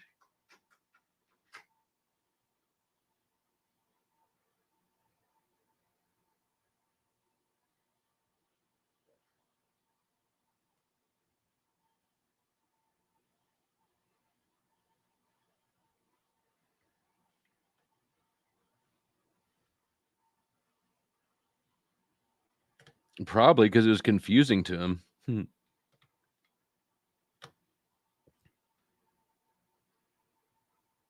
Who's self-righteous? Me or God? Or somebody else? The adults were there to be seen.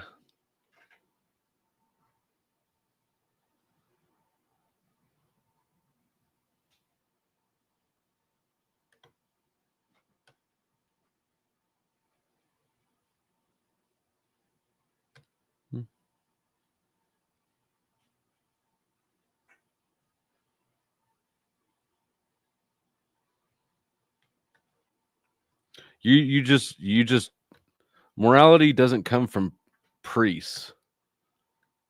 They try to co-opt it and gives themselves credit for it, but morality is way more ingrained than that. It's written on your heart, right? Or biologically, however. Even little babies, you can watch their eye movement and they understand distress in other babies. This is something that's just way biological in humans. It doesn't need to be all abstracted and concocted and confused. It really is as simple as treating other people right. And I personally believe it boils down to free will. Are you doing something that violates another person's free will? Because we might agree or disagree on any number of minutia about, well, I want vanilla ice cream and you want chocolate ice cream, right? But everybody can agree they don't want their free will violated. And the minute that you do want your free will violated, guess what? Your free will is not being violated anymore. So like it's built into the definition.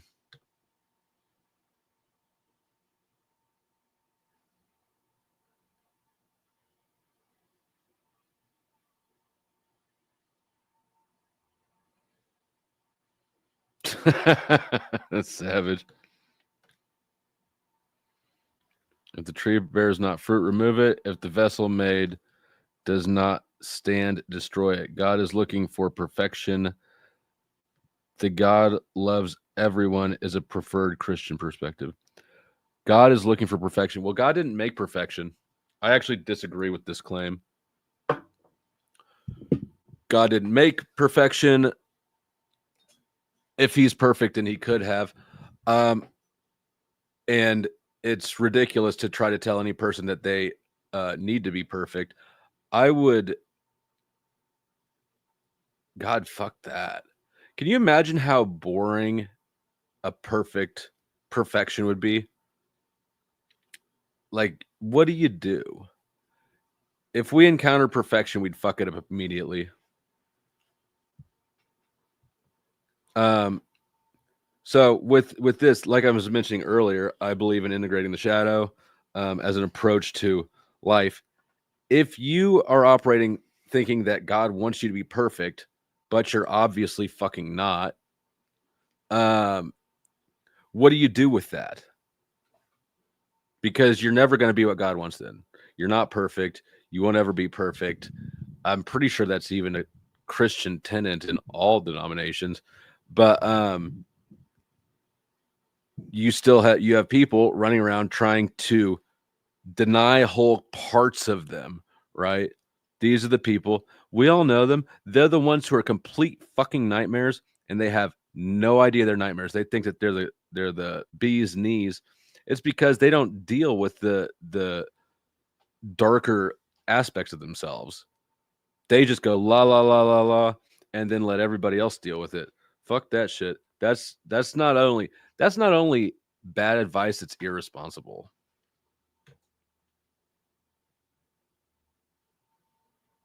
If God wanted perfection, he fucked up because we're not perfect.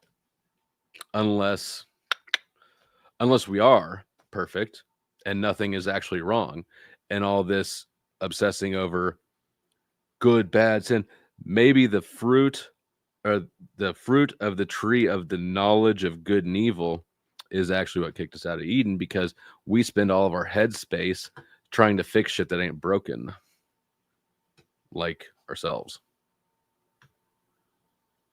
Ta-da! You're welcome.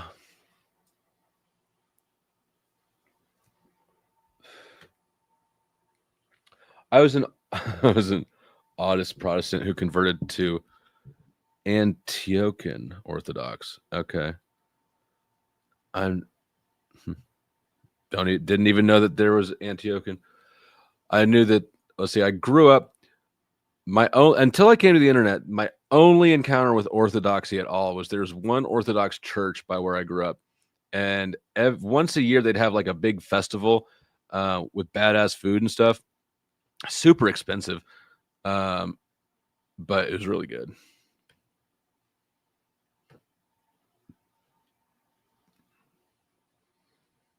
Your statements are worthless. Well, apparently God didn't think so, because he put me here and he has me saying these words right now. Ye of little faith. God thinks that your ankle biting is worthless. Jeremiah, I hate to be the one to tell you this, but you're not perfect. You won't ever be perfect. You're a piece of trash, just like all the rest of us. So you can struggle. You can try to make yourself a square peg, fit in a round hole, but you're just going to make yourself miserable trying to be something that you're not. So maybe you need to reassess your paradigm and consider an approach to the situation that is going to be anything besides just self-destructive and frustrating.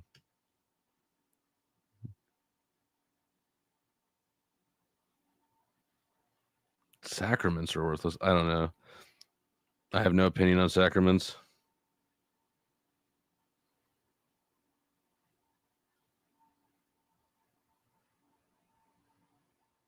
I find this very interesting. 2 or more are gathered and talking. Yeah. Almost 50.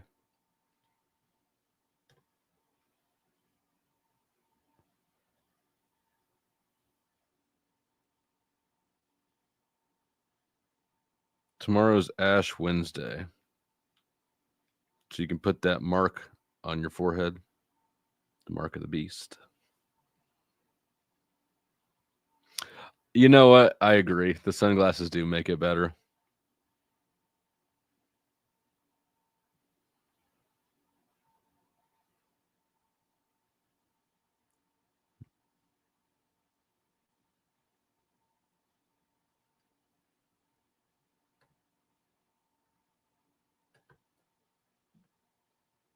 Yeah, I think that most of the time when people are talking about God, and I don't mean to like, nobody needs to take this. This isn't at anybody, just a general observation. I think that most of the time when people talk about God, what they are really talking about is just their club, the club that they're in.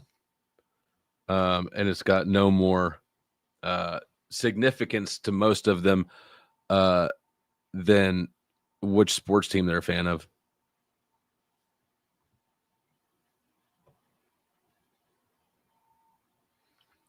What Lauren's a member for 1 month. Let's fucking go. I'm okay with the reading. Why not? Exactly. If God, if the Bible is the word of God, right? But only the clergy is qualified to understand it.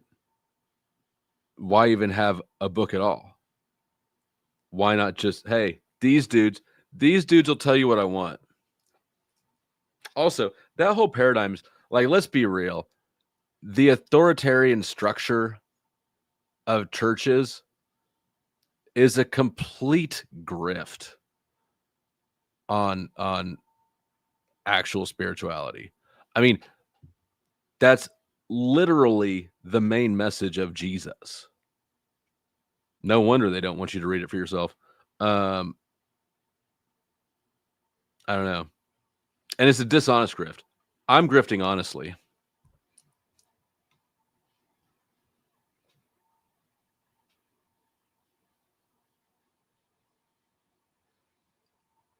Jesus to Bill. Who's Bill?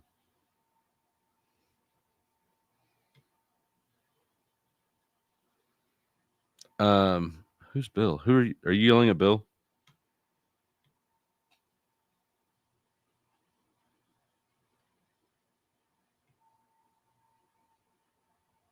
Yep, I'm drinking. Nice. Someone called Mr. Wilson to stop this blasphemy. You know what? I fucked up. I was gonna tag Andrew and Jim Bob. There's a couple people that I wanted to tag. I've mentioned several times that for whatever reason, atheists, like, I get along better with Christians than I do with atheists. Atheists tend to be like sensitive pussies for some reason. I'm not sure why that is, but yeah, Jim Bob has accused me of he kind of gives that like that sort of like intonation, like, you put yourself around an awful lot of Christians. He does that sort of thing. Like, yeah, well, atheists suck. And atheism is a religion too. I agree.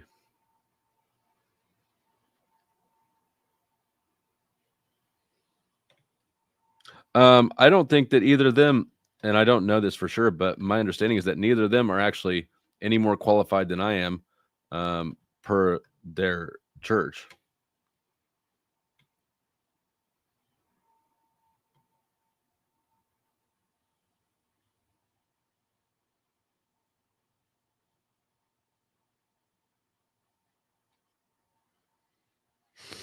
Yeah, I don't know about that. That one's hard to yeah, which hardly sounds is it David? I think you're thinking of Abraham and Isaac.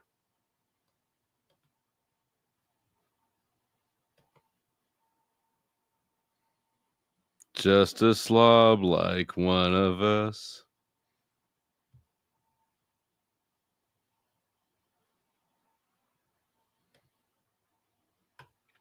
MC Dilligaff, I cannot see. He says, so if God created me, knows what I'll choose, then even with free will, he knows I'll be an atheist. So that God made me an unbeliever. Yeah, there's no chink in this logic. Yeah. If you start with the premises that God created everything and God is all knowing and all powerful, there's nothing that you can do from that starting point that would put any responsibility for anything on anybody except for God.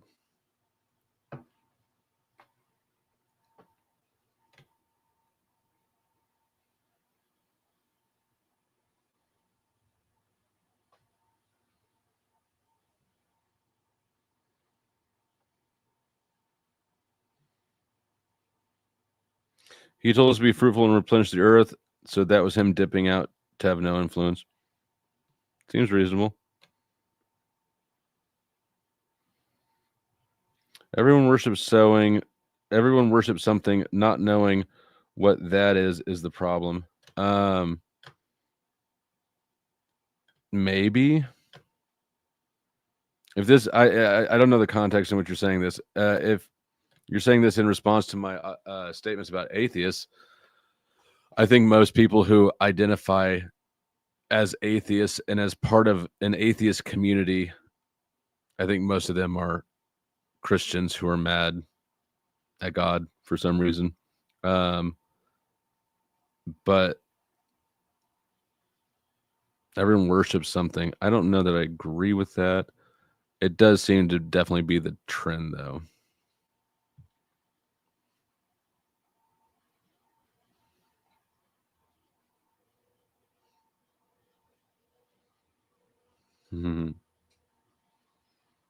Flo's greatest hates.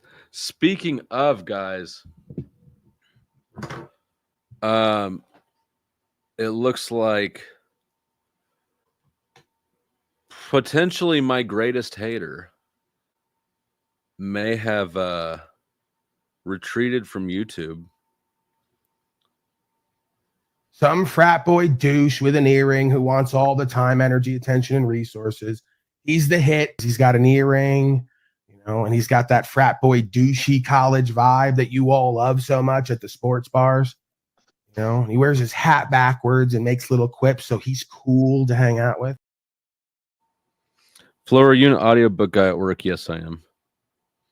Okay, yeah, tag me in that. That'd be good. Yeah, I listen to shit constantly.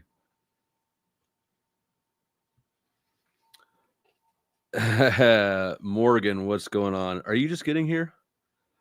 I spent my life reading that book, and you got the point. Free will, which is liberty in righteousness or love. Let's see. I think that I have. Let's see. Steelman says John 10:34. Let's take a look at it. And God so loved the monkeys that he gave them mushrooms that they may get stoned. Oh, wait, wrong verse.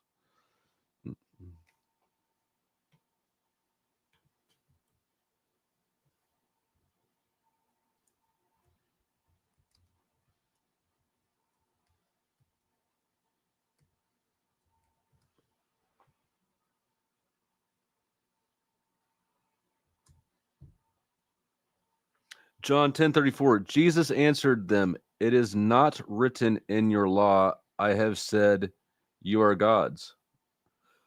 Okay, let's read some let's get some context there.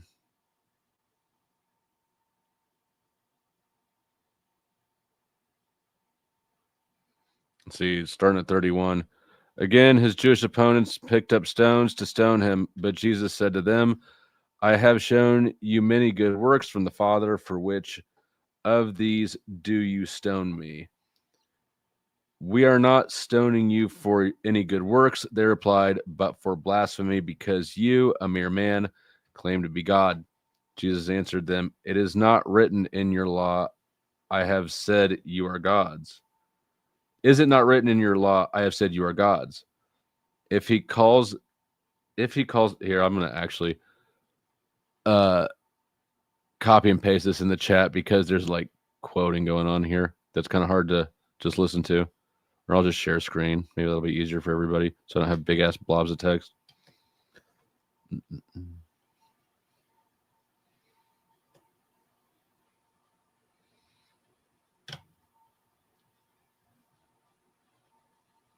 What did I just do?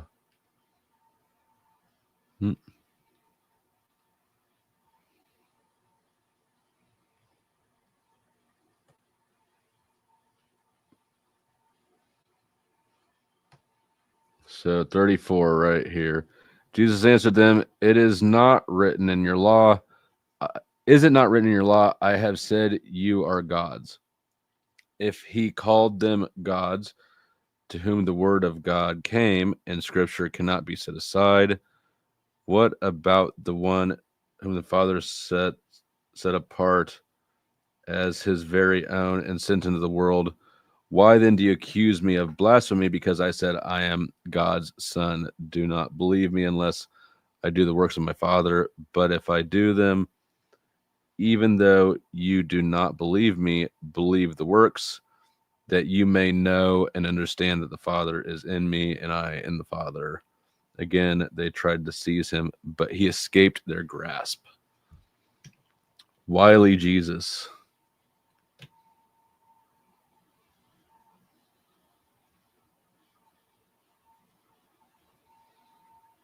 Wily Jesus.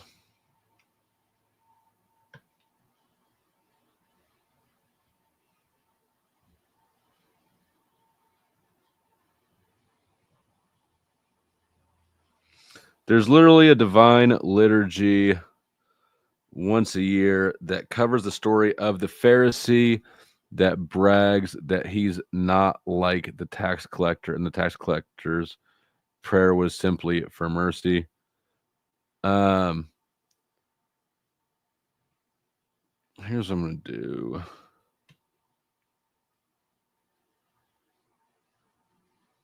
Creator makes a mess, then blames creation for the mess. Sounds like God is a woman.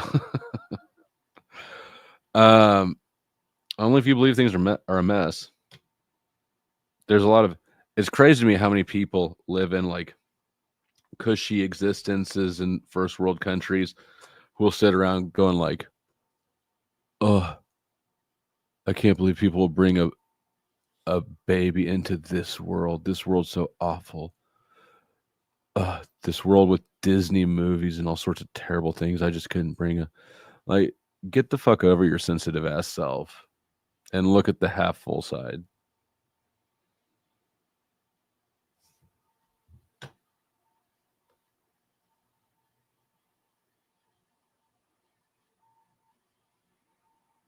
Oh yeah, right. like, hey, buddy, I forgot to finish trimming that penis. Could you just, yeah, right there. You got it. Thanks. Just do that to everybody. I fucked up on. Anyways, thanks. Gotta go.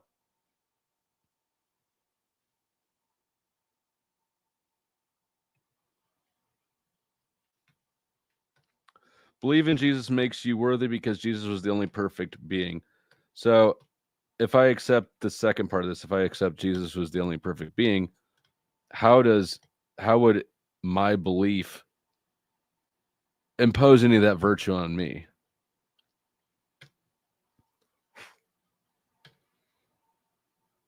I'm going to drop the link because it's been 2 hours. I can only absolutely 3 hours is my drop dead limit. Really 2 hours is sort of my limit for doing like solo streaming. It's a lot more. Well, it's constant. I'm going to drop the link. I'm going to keep it limited. So if you want to join, be one of the first ones. Probably going to I'm planning on keeping it to 4 right now, but who knows, it may switch. Boom. Like a fucking flash of lightning. I might have saw that coming. Could you tell that I was getting a drag? I popped in right after the show I got done with, and yeah, you were flagging. Hey, Flo, do you like my name? I don't get it. Oh. Okay, Kiev. Who's Steve? Anyways, Flo. Yeah, read Isaiah 45, 1-7, Flo. Did I miss a Cash App? Cash? Actually, I might have missed a Cash App. I thought I was just asking you to read it for me, Flo.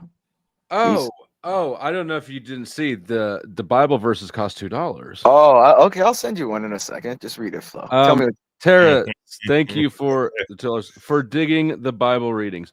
All right, I'm glad you have. I'm gonna do it again next week, next Tuesday. Yeah, it's good, Flo. It'll and Isaiah 45 is a special verse. It was written 250 years before the subject on which it was written about, and it was written directly about that person, about Cyrus the Great. Give me $1. 1-7. Give me $1. I like the Pope hat though. Cute. Yeah, and the sunglasses really tie it all together, even though they're They do. give me a headache. But anyways, I got it pulled up just whenever that Wait, I can't get. How do I hop out of here? Okay, I'll hop out of here. I gotta answer a phone call anyways. But I'll send you the chat right now. I'll be right back up. I'll be right back up. Miss the crescendo of the service. Well, no, I'll send it in this. I can't have YouTube and this up at the same time on my phone, you know. So I will. Let me drop down. I'll send that. I'll make a call and. Well, let me make a call and then I'll send the super chat so you can read it. Yeah. All right. No rush. All right. I'll be back in like 2 minutes. Yep. Bye.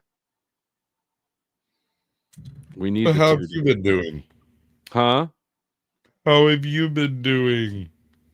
You know, just doing my what the people want. So can I ask you a question? Yes. Who won the debate? The one from last night? Yes. I don't know. Didn't watch it. I checked in. Yeah, I noticed that part. That's why I'm jerking your chain because you don't love me no more. I won the debate when I showed up because I'm the only one who made any sense. I guess that works. What was by the time I showed up, you must have been debated out. Where did you stand on it? Like halfway, like at some point in there, right towards when it went to the trash fire, my internet just freaking crashed out for 20 minutes or something. I don't know. So the debate prompt was optics versus effects, right? And I was of the opinion that anyone who cares about the optics is taking away from the effects, any energy at all put towards trying to, because I mean, honestly, you could take a freaking controlled media and just deal with the optics that way. As they do. As they do. Yeah. What's more, and I said this a few times, what's most astonishing to me is how many freedom-loving, red-blooded MAGA Americans are now just like demanding Big Brother come in and track everybody in the country. It's wild. Right. It's fucking crazy to me how effective, a charismatic politician is at getting people to do it, completely turn on a dime. Yeah. On things and not even recognize they're doing it. They don't make the association between tracking criminal aliens to tracking themselves, and the whole time you're walking around with a cell phone in your pocket like you're free. Right. Well, you're definitely more free because not everybody has access. Like, there's a whole bunch of different entities that if you compiled all the information, sure, they got everything on you, but that's just not really that compiled. Yeah, and where it is compiled, the NSA, presumably, I don't know that they have an effective way to sort through it. But like I don't know. I showed it once, cell phone dumps from my own case, and like the local sheriff's department, they got all the text messages, all the phone calls, everything that happened through the phone, but they didn't actually get into any apps. Now, so there's different levels of access, and I just don't know that I think anybody has access to all the levels that your phone actually has. Let me ask you this though. Does it matter? What do you mean? What effect would, all right, let's say we woke up tomorrow and all of the intel agencies and Google and Tencent and everybody that's tracking everything everywhere suddenly lost just that ability. The device still works. They just can't get your information anymore. What does it change? Well, we won't know probably until it's too late, right? Like, how cell phone data was basically the snare in the J6 trap. But that was such a freaking telescope thing. Like, it was so obvious what that was going to be, like way out there. Yeah, but I'm still a little surprised that they at that mechanism.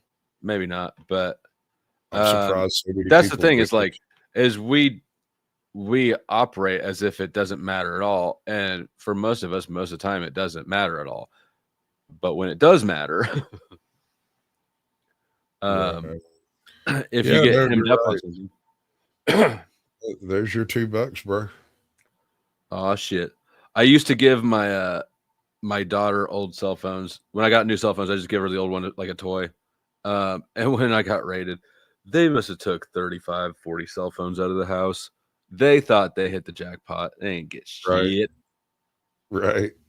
But they dumped all that shit. They dumped it all. So let me see. Isaiah 45, 1-7. God damn, you're really stretching out your $2.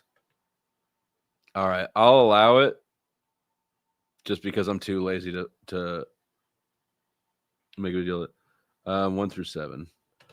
This is what the Lord says to his anointed, to Cyrus, whose right hand I take hold of, to subdue nations before him, and to strip kings of their armor, to open doors before him, so that gates will not be shut. I will go before you and will level the mountains. I will break down gates of bronze and cut through bars of iron. I will give you hidden treasures, riches stored in secret places, so that you may know that I am the Lord, the God of Israel, who summoned you by name. For the sake of Jacob, my servant, of Israel, my chosen, I summon you by name and bestow on you a title of honor, though you do not acknowledge me. I am the Lord, and there is no other. Apart from me, there is no God. Apart from me, there is no God.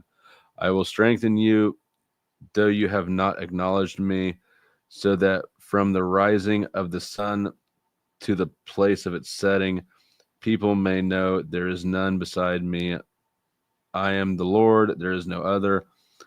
I form the light and create darkness. I bring prosperity and create disaster. I, the Lord, do all these things, and I create redundancies. Oh, wait, that's my addition. I do like the last part of that. That's a good one. Is that what he said, Imperius, whenever you come back up here? Is this the one that you were saying forecast somebody about 250 years? Jeremiah 27-13. What up, big boss? Greetings and salutations. Jeremiah 7. What were those verses? Jeremiah 27-13. Can I get a mic check right quick? 1, 2. Yeah, we don't got a mic check on the still, man. We got no steel, man.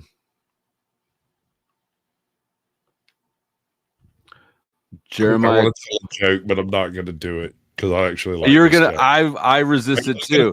We can't steel man. Were you gonna try to steel man him? No. That's not it at all. It's worse. It's far worse, and I'm not going to do it. I'll send you a text or something. Okay. Let's see. Keep working on it, bro. You can do it. Jeremiah's complaint. This is the other part. Imperius wanted. You deceived me, Lord, and I was deceived. You overpowered me and prevailed. I am ridiculed all day long. Everyone mocks me. Whenever I speak, I cry out, proclaiming violence and destruction. So the word of the Lord has brought me insult and reproach all day long. But if I say I will not mention his word or speak any more of his name, his word is in my heart like a fire shut up in my bones. I am weary of holding it in. I cannot. I hear many whispering, terror on every side. Denounce him. Let's denounce him. All my friends are waiting for me to slip, saying, perhaps he will be deceived. Then we will prevail over him and take our revenge on him. But the Lord is with me like a mighty warrior. So my persecutors will stumble and not prevail. They will fail and be thoroughly disgraced. Their dishonor will forever be forgotten. Lord Almighty, you who examine the righteous and probe the heart and mind, let me see your vengeance on them, for to you I have committed my cause. Sing to the Lord, give praise to the Lord. He rescues the life of the needy from the hands of the wicked. Some man on fire Bible verses there, Imperious. I kind of feel like I should have read that in my Southern Baptist minister voice. You got the next one. Oh, they send me $1. I agree, Steel Man. Oh God. You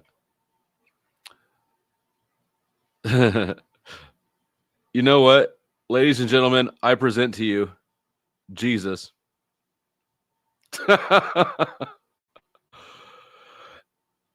Before anybody gets fussy, you have to admit he looks like him. Yeah, we have no idea what you're saying. There's not a bit of sound coming from you. We ain't got nothing from you, bro. Not a bit. There you go. Run off, run and hide from your technical issues.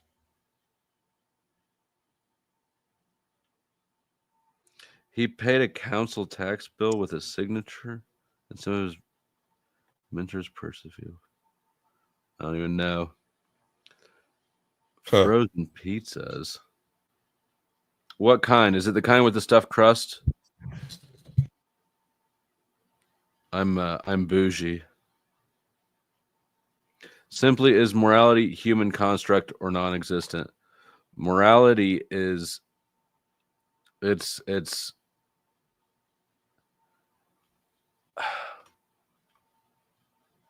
not really either entirely. It's a biological process. It's not something we just contrived. It's fundamental to how we are as social animals. So when you say, like, I don't know what you're thinking of when you say morality, but like treating other people within your community respectfully, right? Good moral behavior.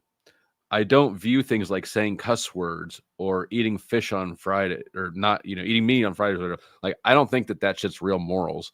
I think it's just like customs or something. Dogma. Yeah, dogma.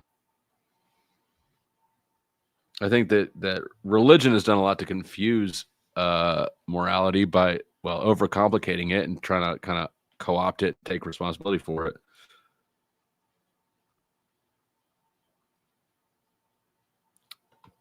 I'm new to reading. Yeah, we've been working on it for a few weeks. We've just about got him up to the Tom, Dick, and Jane stories. Later, we're going to do Curious George. And you know what? For next week's, I will find the Book of Mormon and the Quran that I have. We can add those to the list. I ever tell you about my Bible thumping cousin? I bet you got some good ones. Dude, this one's he's on YouTube. You go check him out. You want to. He is given the ministry, moved by God to speak the word, as it were, right? And he runs a channel where 2 days a week is a chill stream, but 3 days a week is a Bible reading. He has been reading the Bible, chapter and verse, for going on 5 years. Okay. That's it. That's what he does. Is he fire and brimstone? Is he? He tries both, but he can't really stick any of it. He's more of like a young Earth Christian Scientist type, That doesn't describe him accurately, but it gets you closer than you were thinking Southern Baptist, So Imperious just sent in a super chat, but then said, "I'll read it." That's yeah, absolutely. Come on up and read that verse. I could give it the James Earl Jones treatment.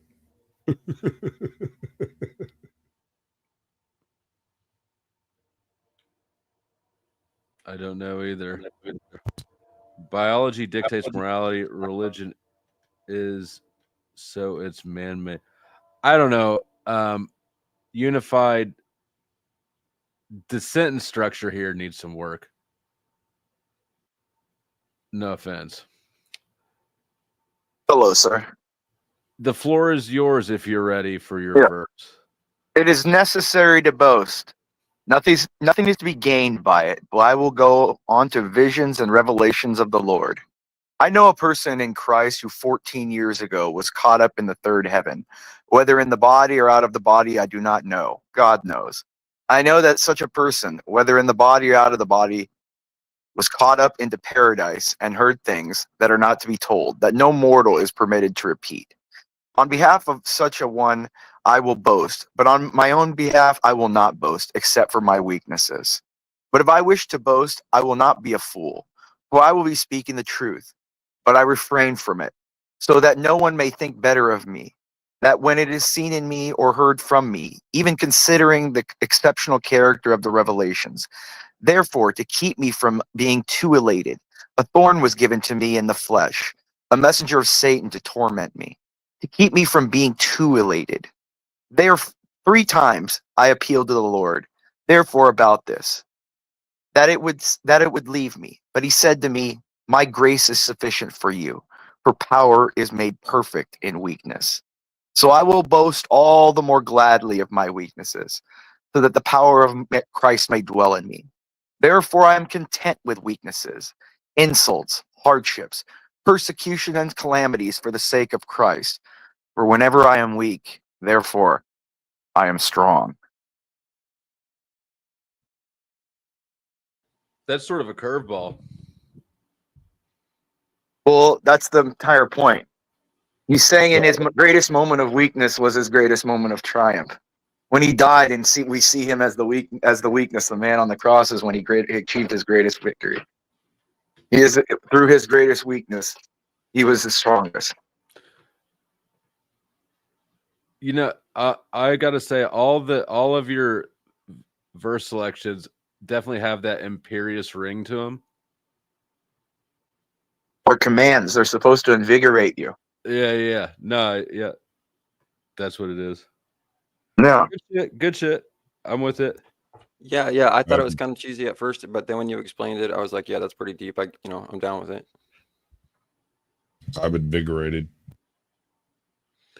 And you know what? If anybody was wondering, I started out the stream, sort of questioning if Christians were actually the most generous, people.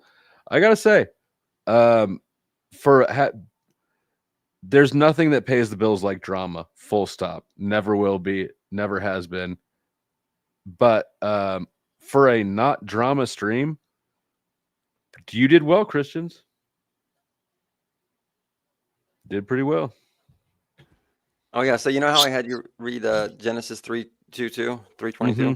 You probably heard of Skull and Bones 3:22, may or may not have, but oh yeah.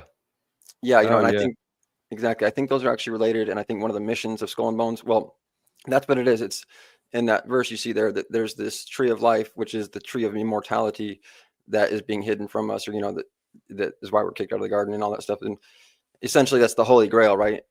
And that's, like you said, the mirrored image of the Last Supper was the First Supper. So or you didn't say that, but you said, that the Old Testament is kind of an introversion of the New Testament, or whatever, how you worded that. But inversion.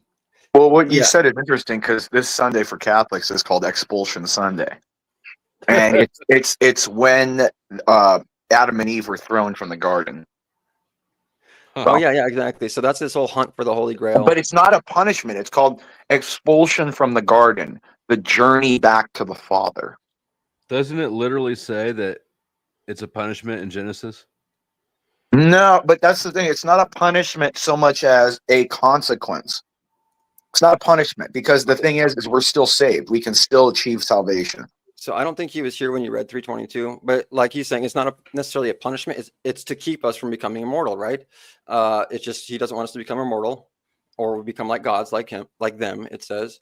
Well, we lost our grace because we thought we put our faith in ourselves for even momentarily away from God, we lost that divinity. We lost that eternal connection. Well, with Him. actually, like he was in Genesis right there, he's talking about how we gained that divinity. It says, oh, they can now see good and evil like us or whatever, and now they've become like us or what, we have to go back. No, but what I'm saying is we lost that divine connection, that eternal connection, the tethering to God. That's why hell, remember, hell is not a place like it may be a fiery place, but what it's conceived of is actually the distance from God. Hell is the absence of God and His love. Okay, well, on that note, I think if you take the idea that it is an inversion, which I agree with, it's this idea that that it's actually the people, the God in the First Testament is actually Satan, and then that's why he's so evil and doing all these evil things. That's why he hated his creation or whatever. That's why he cast them out. He lied to them, said you would die, when actually he was trying to keep them from living forever. And where I'm going with this, well, I don't want to get off too far before I just say what I was going to, which is that is the hunt for the Holy Grail, which is what the Knights Templar are protecting, which is what the Knights Templar turned into the Freemasons, and the Freemasons are association with the Skull and Bones. This is what that 322, I believe, is for Skull and Bones, is their hunt for the key to immortality, which I do believe also exists. As you know, I believe it's some sort of combination of whatever. But I think it exists just like the body of Christ exists. I think these are real things. That's what the Knights Templar, that's what the Freemasons. You think the body of Christ exists literally? Well, yeah, but as you know, I think that, like somebody in here mentioned that the word Jesus went back to, or somebody in chat, Jesus is actually the origins of the word Isis. And I, again, yes, Jesus, the story goes back to these different traditions, Isis being the symbol of the scarab beetle, the dung beetle with the golden disc, the sun disc. I mean the golden disc being that gold cap mushroom, right? So as you know, I believe that the body of Christ is the gold cap. I don't want to try to get into talking about that, philosophy, but I believe that is that. And then the blood of Christ is something like the red mushroom or whatever. We don't have to get into exactly what it is, but I believe that it's something that it may exist, that's what they believe. And that's what 322 is about. No, that's not what it. There's no such thing as the Holy Grail. That's not what you get eternal life from. It's not a cup that gives you life. That's what, remember, what did you say? I am the bread of life. All who eat, all who drink shall live. And so what he's saying, I'll give you perfect. Mind if I read something for you, slow or no? No, yeah, go ahead. All right, hold on. Let me look. I just want to read something really quick. All right. Jesus answered, I did tell you, but you do not believe. The works I do in my Father's name testify about me, but you do not believe because you are not my sheep. My sheep listen to my voice. I know them and they follow me, for I give them eternal life and they shall never perish. No one shall snatch them from my hand. My Father, who has given them to me, is greater than all. None shall snatch them out of my Father's hand. I and the Father are one. It's Him that gives you eternal life, not a cup. Only one with eternal credit can pay for eternal debt. Do you believe Imperius in how's it explanations for the profane and explanations for the enlightened, or What do you mean? Different revelations? No, I mean presenting the same information with different explanations to the in group and to the out group. Yeah, I mean that's more of a rhetorical, device. Those are rhetoricals. I mean, it depends your audience. It really depends how you're going to explain how you're going about your audience, especially if it's like a small. Go ahead, sir. I especially with Genesis, but it seems like big chunks of the Bible seem to me like I try not to read the problem is every verse of the Bible is so intricate, has so much context to it. Every word, the references in my study Bible are longer than the Bible itself, like telling you what each word is meaning and why it means that, what the Greek roots are and how they explain that, why that's why I try to give you verses that you can kind of understand what he's saying. I mean, in the first one I think I sent you is him saying, I am the Lord, there is no other. There's nothing else there. I am telling you that Cyrus, 250 years from now, Cyrus the Great of Persia, will conquer Babylon and cut through the walls of iron and the bars of copper. He he treasures riches hidden in secret places. That's where the Babylonian treasure was, under the city. That's where Cyrus had to break into the city through the sewers. Like he's talking, it was 250. So, and then the second one was talking about. Isn't the obvious question, like, or the obvious observation, like, well, the prophecy, Cyrus was written in after Cyrus, or probably during Cyrus. Oh, it was written by Isaiah 250. This was in the Old Testament, way before Cyrus was around. The prophet Jeremiah was 250 years before Cyrus lived. The Bible's been tampered with. That's why we have so many different versions of Bibles. So, but not in 1000 whatever BC. I don't know. You could say, I mean, but it doesn't seem unreasonable to me. I would think that back then it's a lot harder to, because look, it was a lot more restricted. A lot less people had access to it. You couldn't disseminate it and change it all and stuff. That would make it easy. That would make no, because everyone was consistently going all the time with all their families for so long. If anything was ever changed, anybody would notice it. Like it was very apparent. Regional sects of Christianity back then, or Ethiopian and there's every place had its own Bible books. It was not uniform.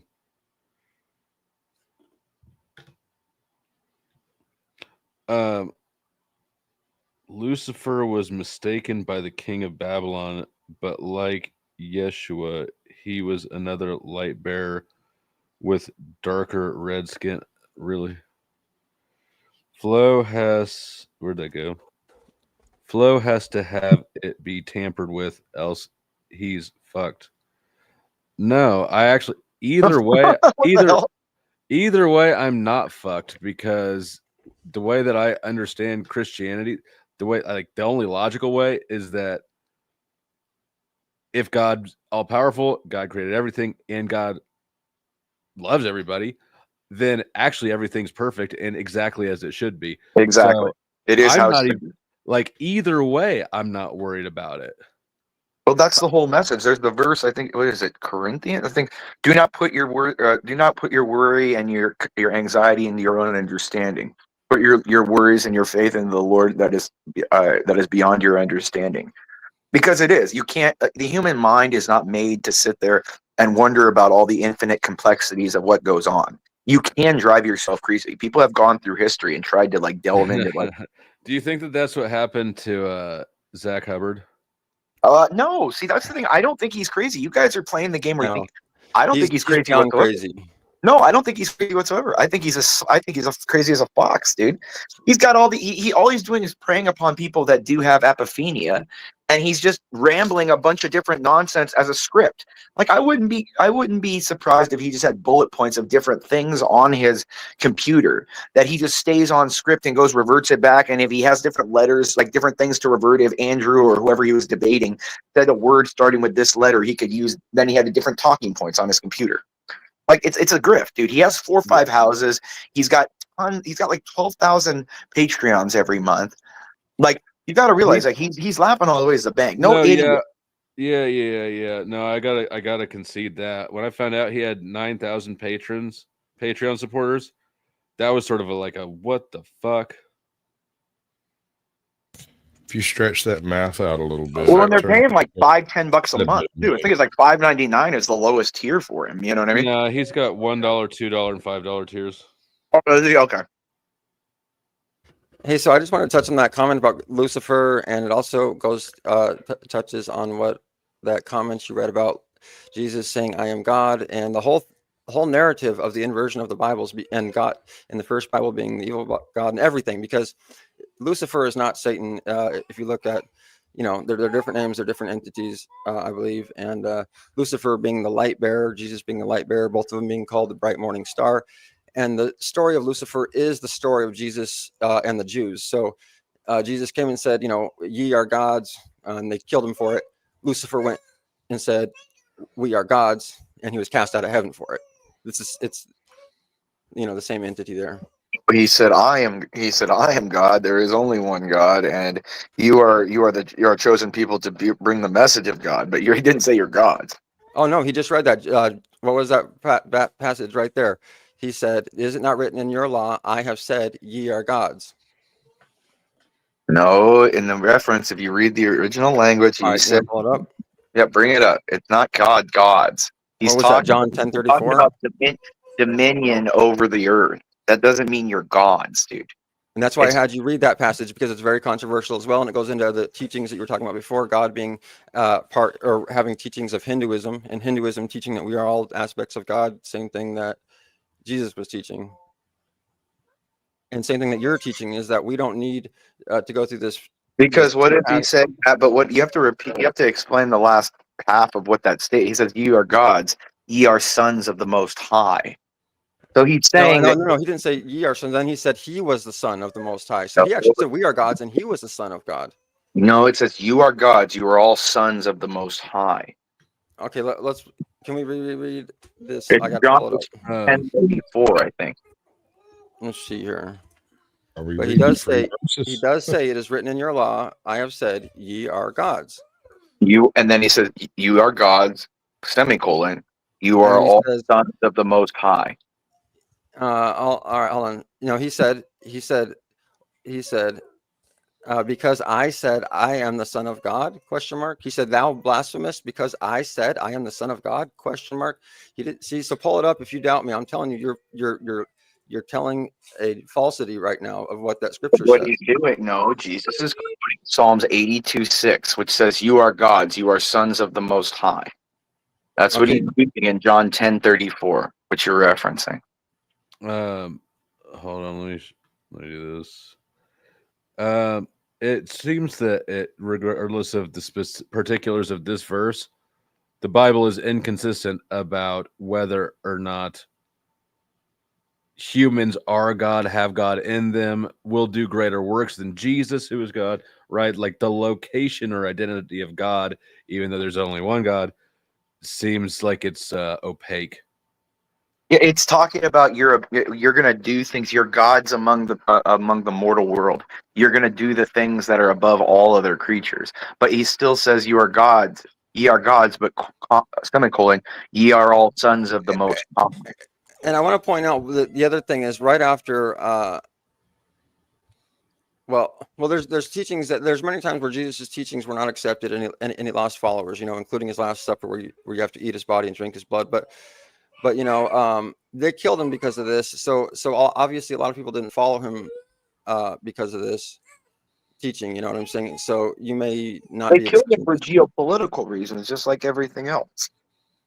No, what happened was, the Pharisees, and the specific, I forgot which they are, but Caiaphas was the head of them. What happened was he saw that power brokerage was getting very weak because Jesus was taking away the power from the Pharisees. Okay, so what they did was they able to rail up charges, which were never able to convict on because Pilate said no, he's done nothing wrong. So what they did is say, "Pilate, if you don't kill this man, we'll riot and destroy the city."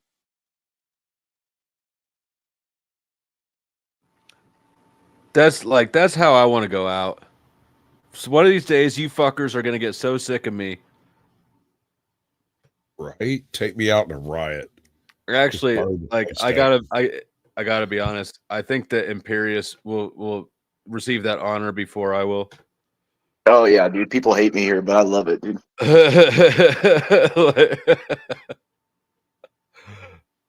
You just got to remember to let the hate flow through you. Hold on. You know what? But let me. Shit! I just lost that comment. God damn it! And Morgan, I dropped a link for you again. Oh yeah, here it is. Like Clayton Bixby said, if you have hate in your heart, let it out. I need to be on full screen while I read this. This is for you, Dennis. This is what Morgan says. And Morgan knows the Bible probably better than both of us. Flow, that is called faith. My position is called faith, not Dennis's. That is called faith, and your lack of worry is the peace of God manifest in you, which pisses off most fake ass Christians. I attack you to prove, I don't know this grammar, to prove their point and rob you. Oh, they attack you to prove their point and rob you of your peace, like there, but they can't do anything to rob me of my peace. Also, I'll point out while I'm up here polishing my own knob, I am a direct descendant of Constantine. You're welcome for the Bible. You can consider balls, do they need washing? You can consider me an expert if you like, even though I don't self-apply that title really.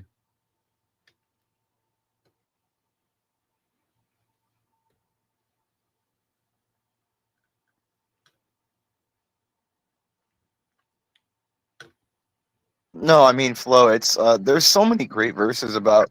Remember, out of any work that's. Do you think I'm qualified to baptize people? No. No. I don't know. It depends on how you do it. If you're just going to sprinkle a little water on top of the head, that's not going to get it. You're going to have to drown them folks to the bottom. Well, so and You're again, gonna have to let the River Jordan to actually do it, probably for Flo. I mean. oh, now I sound like Hubbard again. No, just kidding. He said that before he says anything. So Michael Jordan and Kobe Bryant. And his name is no, but the number dildo represents 23, and Jordan. No. Here's something else that I will give Zach to do Pierce's point. It is also clever as fuck how he took stupid people with whatever that thing is, and then incorporated gambling into it. Like he got him hooked. He's pulling from like a market of people who he's bringing together somebody who has the tendency to gamble to a gambling website, which is what he does.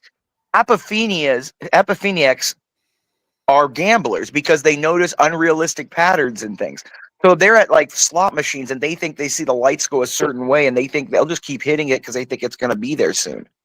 Is like that what I see when I see videos glowing that I need to review? Is that apophenia a pattern where there is none?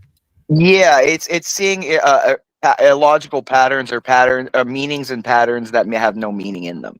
No, okay, you see patterns. You see well, patterns. I was just what if it works? Yeah. Yeah, you were born too close to a nuclear reactor or some shit. By the way, Flo, where's my Divine Spark audio? I've been asking for it, Flo.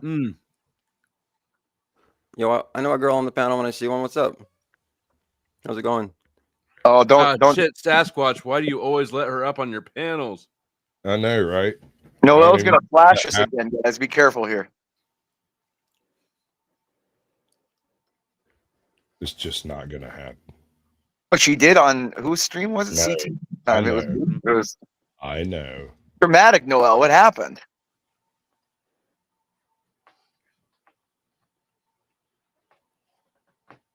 Well, now I fucking forgot what I was gonna say. Yeah, women do that to people. Well, this is why women shouldn't be in the workplace with men. You know. No. Here's what happened. That bitch Daisy is racist. Gonna say racist things. Gonna say the N-word. And she was going off on Margot on Jack's panel, and I am pissed off about that. Thank you, and come again, bitch. Is Daisy here? Daisy, you have been summoned to the front of the building. Your bride. I want to see Noel fight Moxie. That'd be a good one. Me fight Moxie? Who's that? You think it's fist fight? Do you think you beat her up, Noel, or no? She's a Puerto Rican, though. Those Puerto Rican bitches can fight, dude. Excuse Noel, me. don't fight Moxie, you'll lose. Yeah, of course they will lose. I know. So I think only Lindsay could fight Moxie. I think because Lindsay's one of those she's the lifter, right? Low state. Why did Daisy do that to you? That's just really wrong. What did she do to me? on Jack's panel. Remember? Mm. I saw what I don't know. saw what happened. I don't know why Daisy does anything she does. Daisy what I am curious is what happened on Chaotic Truth's channel? You were just like, fuck it, I feel like wilding out. Yeah. I can respect that. I don't want to say here right now because I'm pissed off that Daisy went off of Margot. That's what happened on Jack's channel. Please, somebody bring her up here. Please. I haven't seen Daisy all day. Not here, not on Jack's. I haven't seen Margot. Where is she then? Who's Daisy again? I don't even know who that is. Daisy. Oh my. Daisy's She's drunk. She's drunk. Daisy is. Hold on. I'll introduce you to Daisy real quick. I'm not like. You couldn't make a character better than Daisy. She's. Is she worse than Ruby? She has. I mean, just here. I'm not even gonna try. Just bear with me while I. Just show me the retardedness. You know? The quote is, "Pardon me while I whip this out." Sasquatch. Yes, dear. Do you seem like I'm pissed? My forehead is really. I do not.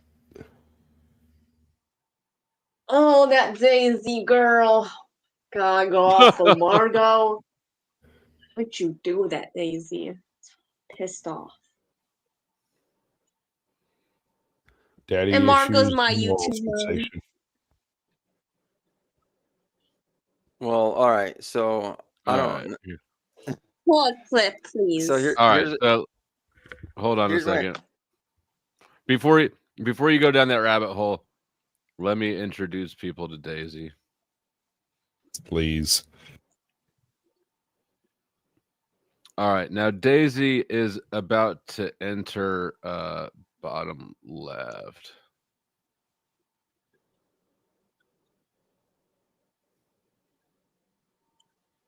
If my internet will fucking It turns her on. It's all She's in coming fun. up. It's all in fun. And Daisy welcome, is so possessive. Oh shit. Oh, I think I've seen this fat chick. Daisy. Look within. Holy cows! The generosity. Thank you, brother. Five memberships. Welcome to Venus. Daisy. Daisy. Christos, don't judge me. You got a whore on your Chris? panel. Oh my goodness. I've had that reputation. Or are No, you she's talking about Margot. She's talking about me. I think she means me. That's No, what No, please. it's about Margot. No, she is not Holy a cow. whore. I rather see Margaret picked up on it quick. I picked up on it quick. Flow State gives the best. Allow. Besides Okay. blowjobs. I love it. Daisy, calling us to more class. I love it. Thank No, you. I ain't calling to class. Oh, You got let a me whole be. rep on this motherfucker. Let me. Hey, please with the names, please. Whore. It's not healthy for you or this. Okay. Yes, Racist. She's I agree. racist. Especially She's Turkish. racist. She's racist. She says the N word 2 times. She's racist. I've heard her, but I don't know if Imperius is. I want to get a good little flip out. Jobber. Daisy. You know Okay. what I mean? Heard this fat Doesn't go do crazy. anything. He was going Fine. off on somebody. I remember. Daisy, please pause and take a break. Oh, please pause. Daisy, That's to what it was, continue yeah. what you're Let's see what that. So you're gonna let Yeah. him lie to you? No, Daisy, well, came at please. me. It was the interruptions. Like, Listen, dude. This is what the black people think of when they think of like a redneck chick. Figure this out. I will. this is the best person. The flag. The first time I ever saw her, she had on her T-shirt, her Trump T-shirt. Also had a flag on it that was laid out, hanging down in the same orientation as the flag in her background. Like, I don't know how you get such a perfect specimen. No, with her devil ain't hand no sign. thumbs up. I thought no it was bullshit. fake. I thought she was faking the whole thing the You're first time I not. saw You're it. not flogging me. Okay. She is taken. And they told me that me. Okay. You Why can't isn't fake you being don't that know drunk and this. that redneck. I There can is no still faking pull that. piece of shit out. Daisy, Stop this You shit. can. I know. Please, I think you And I misunderstood me. really want to Good talk in her him. so bad. If you can get her and This everything, Daisy girl. And I've heard you. I've This heard. Daisy She- girl. She was Daisy. pretty chill that day. Yeah, she was only a little drunk that time. The one time I met her, man, like she didn't say nothing to me. She like none of that happened. I was over here just drinking coffee quietly, but she came in and jumped right in the middle of somebody's grits, and I can't remember who. How it are was you or- today, my friend? that I think that old man is genuine with a fine wine. I think that where does he live? Scotland? Where's he at? You got me. He's dealing with him longer than me. Pray for your garden to grow. I do that. We've met. She even have like a neck I or don't what? do even. Like, she's one of those bitches that have like the neck that attaches to the shoulder, right? It's kind of like there's What like they have lady? the, Right? Jack, the probably me. like the ones And that Jubilee too. Yeah, Jubilee is creepy. who do you think Crazy. is the creepiest one? Like who are some of the creepiest or craziest people you've In met? stillness. Like you should do a Flow Hall of Fame of like the weird people you've met. You know what I mean? Wow, that's not a terrible idea, bro. That's not We a can terrible. break down each one individually. I can tell. I just have like a little And, expose, like 10 minutes on each of them, of like Past the is bringing something, you know. and broken people create. Why isn't she wilding the fuck out? Do you have any like nemesis or nemesis on here? Like Oh. do you, I don't know if Sasquatch, I don't know if you heard my Flow state. yes, Noel. Why is she coming at Margot? She came at Margot because she heard Margot joke that she would give me a blowjob, and I don't know, maybe she's jealous.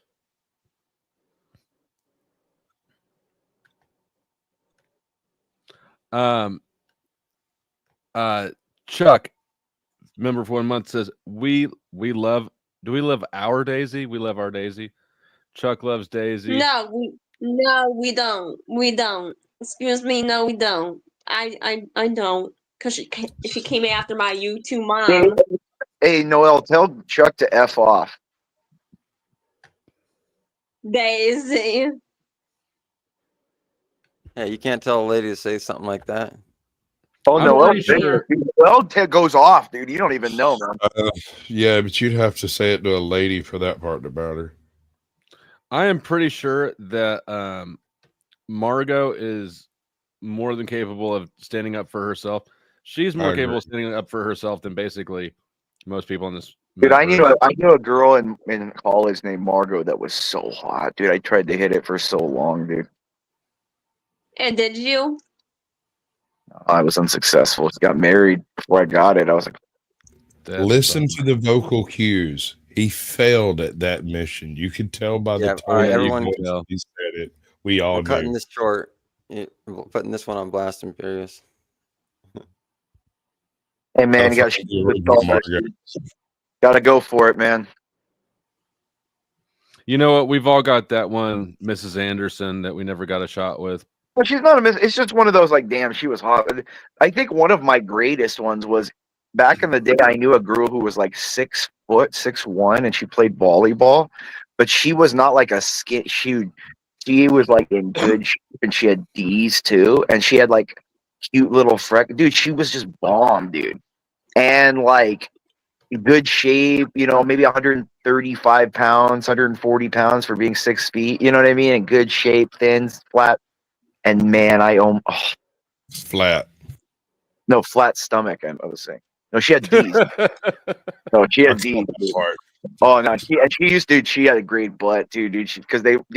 She was like on the front line of the Always volleyball. like soccer girls for their legs. Yeah, I like her. The volleyball girls is where it's at, dude. They have great legs because they're jumping the whole time, dude. Yeah, dude. I'm telling you, gymnast girls are good too. They're in really good shape, man. Swimmer girls, all the like. You think they have no boobs, but they actually do once they take the things off. Like the suits really squish them. That is so true. do I. Yeah, dude. I'm telling you, I could do an expose on different. Excuse me, Flo. Say, why is Daisy going after you? Well, she just kind of goes after everybody. She actually, we live in the same state, and she offered to meet up with me. The thing is she's the type to just kind of randomly spray shots in random directions. There's no real form to it. It's just here. This is the one. Now look at this is the first time I saw her, and just look at the shirt with the backdrop. It's so perfect. Daisy. Before you I just want to say one thing, Flo. I heard a song today that really made me want to punch Angry Casper in the face. Okay, go ahead. Daisy. I could hear the background music. Running troll. No, it ain't Carl. It's Jack. Fascist piece of shit. The fact Hey, that Daisy. she's got the flag in the background and the flag on her shirt Daisy, oriented the same direction. I don't feel love like it. you're actually present. What? This is the one that convinced me it was You're an act. showing symptoms. You're showing mental Symptoms. symptoms. Yes, that you're mental symptoms. Yes, What? Daisy. That you're That you disassociating. and do what?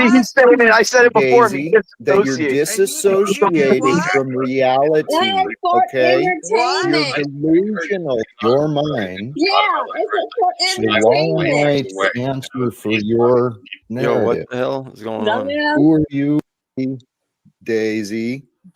Why are you doing this channel and then Daisy. Daisy. Why? All right, somebody Give needs me to your tell answer, true.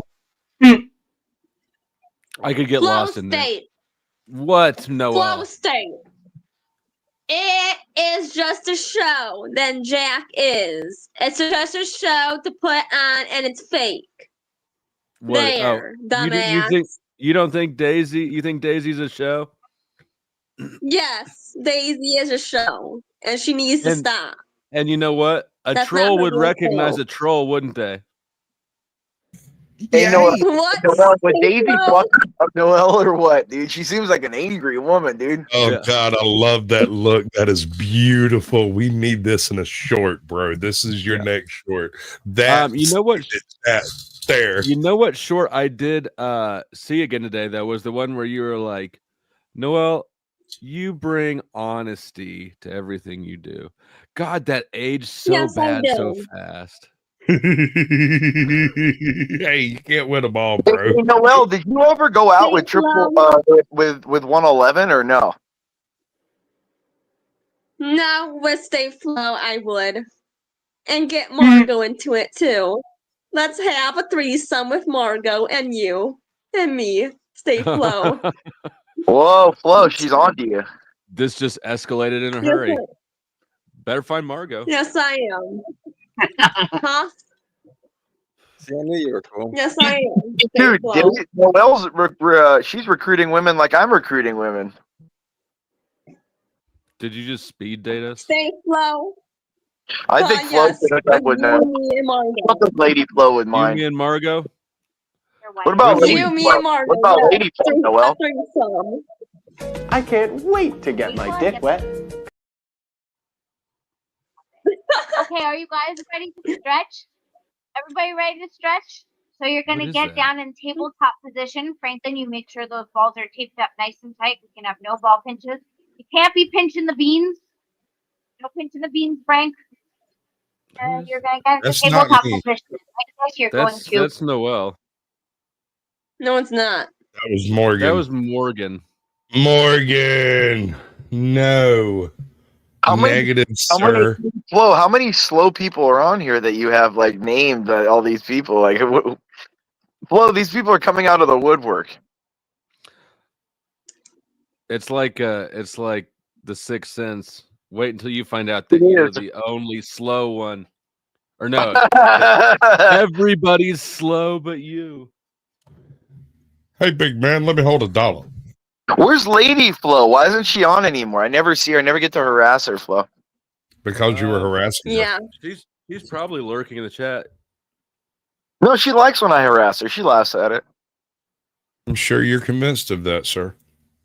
Well, have you seen? Did you see that Naomi and Divine have both kind of like they've both reconciled and acknowledged that they're part of the bot now?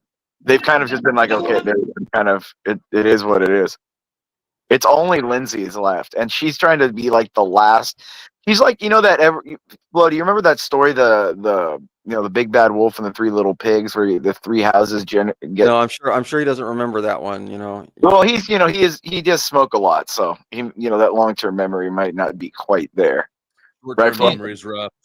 It is, right? Okay. All right, so there was these 3 pigs, right? And then Yeah, they had increasingly sturdy houses that the big bad wolf blew down. And that's where I'm at. I'm at the 3rd house, the brick That's house a right now. metaphor for cops raiding you. It is. But we're gonna raid. We're gonna get a SWAT team down on Lindsay's house, and I'm gonna raid that ass. That's borderline TOS there, bro. Like, you're way apart. Oh, I was good. That's legit. That wasn't even bad, dude. That Flo would even tell you that's not even bad for what I say. No, but it's not based off what you say. It's based off of terms of service. What you say is, whatever it is. Don't be concerned about me on this panel. Be concerned about the person above me. Oops, wrong one. Noel, if you treat me like that straw, will Hank be jealous? We can't tell Hank. Yeah, don't tell Hank. Okay. You have a super chat, Flo. Imp in the back, and he even did the honorable thing. Would you like to retreat backstage yourself so you don't? Yeah, just tell everyone how much I love them, and if I'm resurrected, just remember where it came from. Imperius loves you. He'll be back in at 18 after, or if anybody would like to revive him. Thank you, Stay Chuck, slow. for firing shots. Thank you, Noel, for always interrupting me. Go ahead. Stay flow. Can you tell Margot, me and you can do it, please? Mm-hmm. Yeah. Next time we talk, I'll tell her. Actually, Please. You know what? Why don't you say what you want to say to Margot, and we'll make sure she gets the message. Margot, I really want to meet you in Wheel of Life, and please do not be scared to stand up for yourself with Daisy, psycho. Yeah, I really want to meet you, Margot, and I really want to talk to you on these panels so much. And I miss you, Margot. Mwah. I mean, didn't you have something else you were going to tell her? And I really want to do a threesome with you, Flo, and me. Okay, so Noel, I sort of feel like you're just using me to get at Margot. Yeah, that's it. I see your way. I And you know what? really like. Yes, you just stole my Margot. And somehow I'm okay with that. Look at You're not okay, Daisy. Look at A-Job being right. She's over there stirring the pot deep as she can get it. Bringing in the riffraff. Yeah, you can blame me for that one, I guess.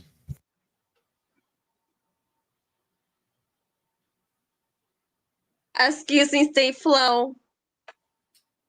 Why are you a troll? I'm a troll. Why are you a troll? Because I want to. Am You I a gotta troll? Why are you? I don't know if I am a troll. I consider myself a troll, but sometimes there's no proper way to interact Roboting. with. Fuck. He's just Sometimes trolling. there's no proper way to interact with you band of internet weird fucks than to just be trolly. One day I'm going to figure out how to do that on purpose. Then the trolling. Luckily, truly in the begins. meantime, you've got no. I'll always be honest with you. Lady says he gets bored. I agree. That seems legit. Your mic is trolling. Oh yeah, that's true. Okay, That I'm is gonna, accurate. I'm gonna dump my shit real quick and try to fix this. Go do the thing. Yeah, you got it. Go stay flow. Thank You God. scared him off. He's off. Yes, I did. And I'm good at Congratulations. that too. Thank you. You're welcome. Sasquatch, why Yes, is ma'am. Daisy? Why is Daisy is doing this to everybody? She shouldn't do that. She I shouldn't. would She blame should a be combination herself. of mental illness, not taking her meds, and drinking, possibly on meds she's not supposed to take, would just be a shot in the dark. That's my guess. And she shouldn't not go after Margot or anybody. I mean, you know, got to do what you got to do. She can't help it. I don't know what to tell you. She can. She doesn't seem to be able to. Sasquatch, if she says this to a black man can beat her ass. Yeah. Okay, Damn, I suspect, and this is just a theory of mine, that before any of that takes place, you might want to pat her down and remove her weapons. She shouldn't said the N-word a bunch of times. The N-word. I'm not gonna say it here because I'm not that racist. I have a black boyfriend. No, I'm not, Morgan. No, I'm not. How did you read your freaking mind, bro? Are you reading lips? I saw that too. Yes, I did. No, I'm not, That is Morgan. wild. Stop playing around.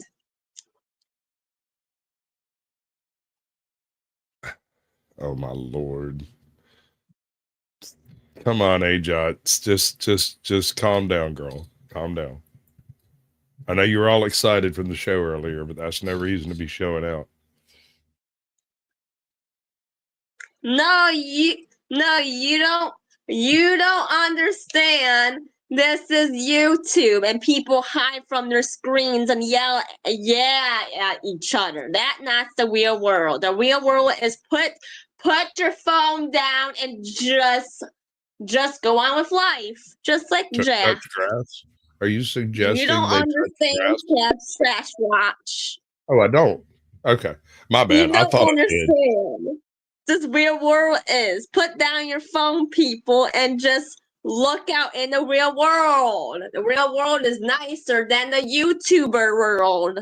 Absolutely, that is true. I have not been called any number of racist things in the real Donate, world. guys. Send a donation in. And dear God, please send somebody some money. Super Send chat. me some money. I'm the one dealing with guys. this. Send them on in. Send in the money. Right? You don't understand how this real world is. And Daisy, if you are listening, you're not the real world. You're just like screaming, trolling, have a good time drinking. Put your drinking habits down. Oh my God, drunk ass. Damn. Lady Flo in the house, by the way. Racist. Daisy is racist too. So apparently we're getting weather. Thank you. Yeah, I was Yes. expecting some Weather. tonight. Hasn't manifested yet. It's always like right when I get my truck up on a jack with the wheel off or something. Here it Yep. comes. That checks out.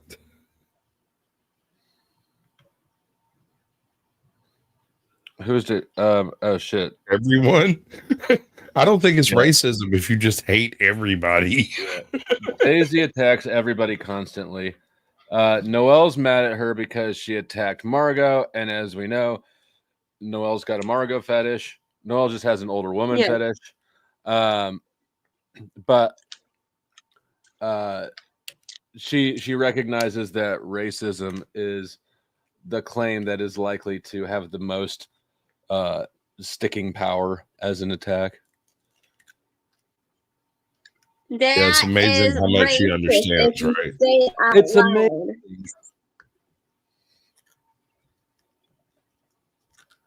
It's almost like she knows exactly what's going on all the time. Yes, I do. I know you do. I'm the only one who's been fucking saying it the whole damn time.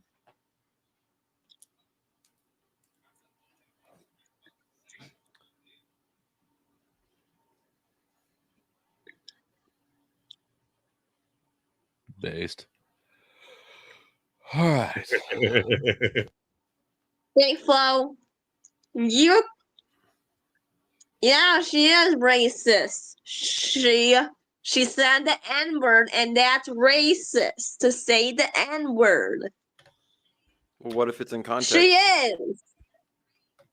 I mean, what if MGK says it in a rap? Is he racist? Kind of shows comfort with the race, doesn't it? You know, you feel so, familiar or comfortable. You can just, hey, nigga, what's up, my nigga?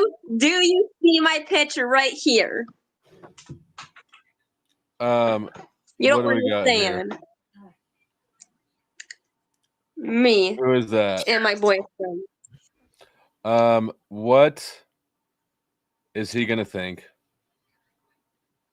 He's a cuck. If I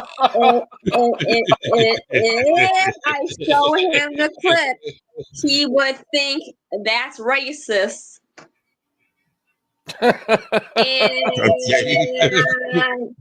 Steel Man just threw a whole lot of lead with that. And Jack's channel is all funs and games. It's not true. It's fake. It's just all entertainment. Oh, well, I thought you were It's gonna all say. fit. I thought you were gonna say what would he think if she had a threesome with y'all, and I figured he'd just be watching, He's fixed. That is what the chair is for. That channel and Daisy is fixed. I don't have a clip for this. You guys. I got nothing, man. I mean, Proof that. Pull up the proof of me putting hands. Last time I checked, I put dick on a bitch. Unless you can show me otherwise. Show me that I put hands on a bitch outside of my dick. Were they alive? Let's see. I'll do one more link drop. Probably not going to be here super much longer. So if you think maybe I want to come up and ask Noelle about this threesome and her boyfriend's role in it, now would be a good opportunity to. If you want to ask Morgan when he retired from Scotland Yard, hold on, I'm talking to Morgan about his magnifying glass. When I didn't see any more clues, but right now I'm using a magnifying glass to look at 2 Kings chapter 13 verse 21, which actually tells you what Hitler was looking for when he was looking for the Holy Grail and what actually the Holy Grail is. It tells you. And do you mind if I read that, Flo? No, go ahead. All right, 2 Kings 13. I'll just start with verse. And Elisha died. That's what you need to know about that. So Elisha's dead. All right. So verse 21. And it came to pass, as they were burying a man, that behold, they spied a band of men, and they cast the man into the sepulchre of Elisha. And when the man was let down and touched the bones of Elisha, he revived and stood up on his feet. It was an enemy soldier they had killed and they had wrapped, and they were walking around the band of other guys that were searching in the area. Like, we're walking by and they're like, okay, quick, hide. Let's go in the sepulchre of Elisha.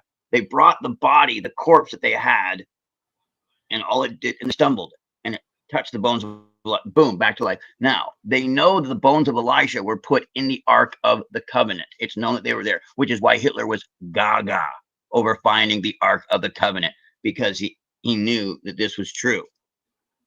If you find the Ark, possibly what's in it can bring any dead man back to life. Now, I'm not sure if that still qualifies after the death and the cross and all that, but whatever. Still written in there, and it was still true, and it still did the thing. Do you ever sit and just like, do you ever just think about how different of worlds we live in? Yes, I do. All right. That's all I was curious about. Go ahead. Carry on. Well, no, I wanted to touch on, respond to that point, because there was also, there was other things in the Ark of the Covenant. Well, there was other things in the Ark of the Covenant. And one of them was the manna. Excuse me. And my prediction is that the manna was that they found. She's swearing. Okay, hold on. You know what? Steelman, go ahead. No, I'm going to put a banner up that says Daisy is racist so that we don't have to. I got you. Go ahead. Good. Yeah, one more thing. The last thing I was going to say, everything that I'm going to say ends with it was mushrooms, right? So the manna in the Ark of the Covenant was mushrooms. That's what I would tell you. That of the things in the Ark of the Covenant, one of the things you will find would be manna. The manna story always intrigued me. But you see, I believe that in the New Testament, it says if you put poison in your body, good or fine poison like mushrooms, you're going to go right to Jesus' presence. To be out of body is to be in the presence of the Lord. So, and what's the Lord? Truth. So if you want to, like a good shaman, what does a shaman do? Hey, my kid's sick. How do I heal him? Well, I'm going to have to go get high, interact with truth, and I'll come back and tell you what to do with your child.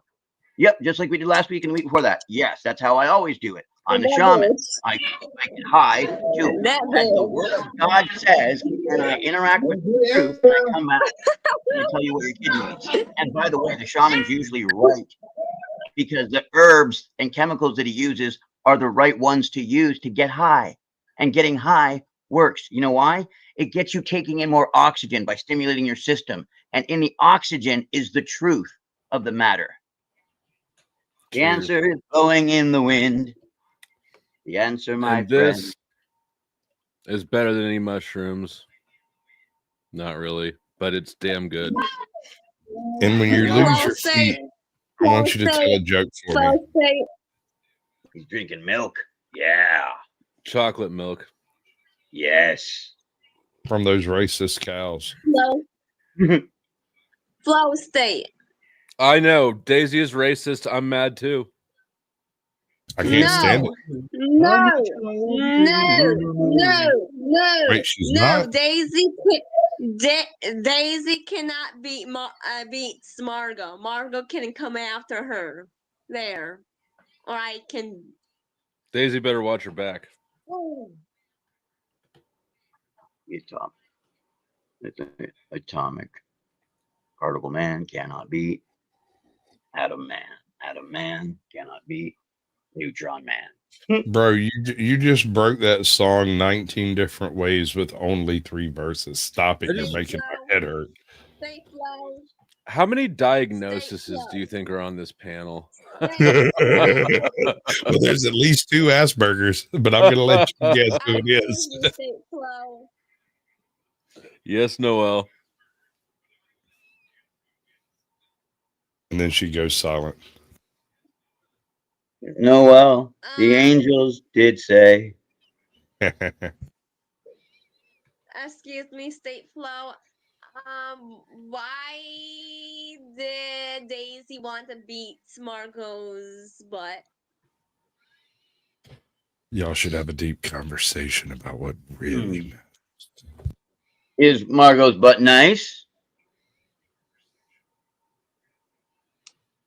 Perhaps that's why it's a subject. Yes. Posing it. Very good, Perhaps. astute observation. Noel, do you want to talk about Margot's butt? Go ahead. Yes. I want to talk about Morgan's butt. It's really, really cute inside. Inside? Inside. With the phone? No. Okay. You should take notes, Christopher Ruff. You don't put the phone there. Excuse me.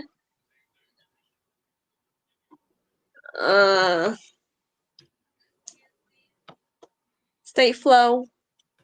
Is it a full moon? Can you please State Flow? Can you please State Flow? Can you please tell Margot we want to have a threesome together or a foursome? I got You might want to put that in the ticker too. Maybe we can get over it that way.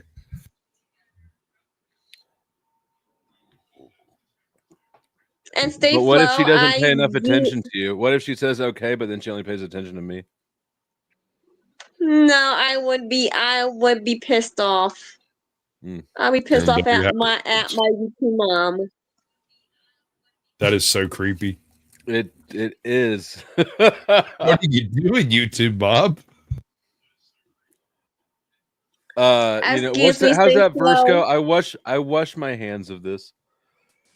Yes. Joe fucking cool. Joe cool, baby. Somebody, I heard something about autism. I thought I'd add to the autistic people up here. Congratulations. I was speculating how many mental disorders are on the panel. Let me see who up here. I don't think I know Morgan. It's Sasquatch dude. I don't know him. He just looks like he's on the spectrum. Hold on. Let me switch to data. My shit's back to weird. Maybe I'm on both sides of the spectrum. Tarek, what's up, Tarek? Derek, Greg, definitely spectrum. Yeah, I just felt as though, like, you know, since we're bringing up spectrums, we might as well bring up the leprechaun because I'm a full rainbow of spectrum. What have you got against the Bible flow? What have I got against the Bible? Penis.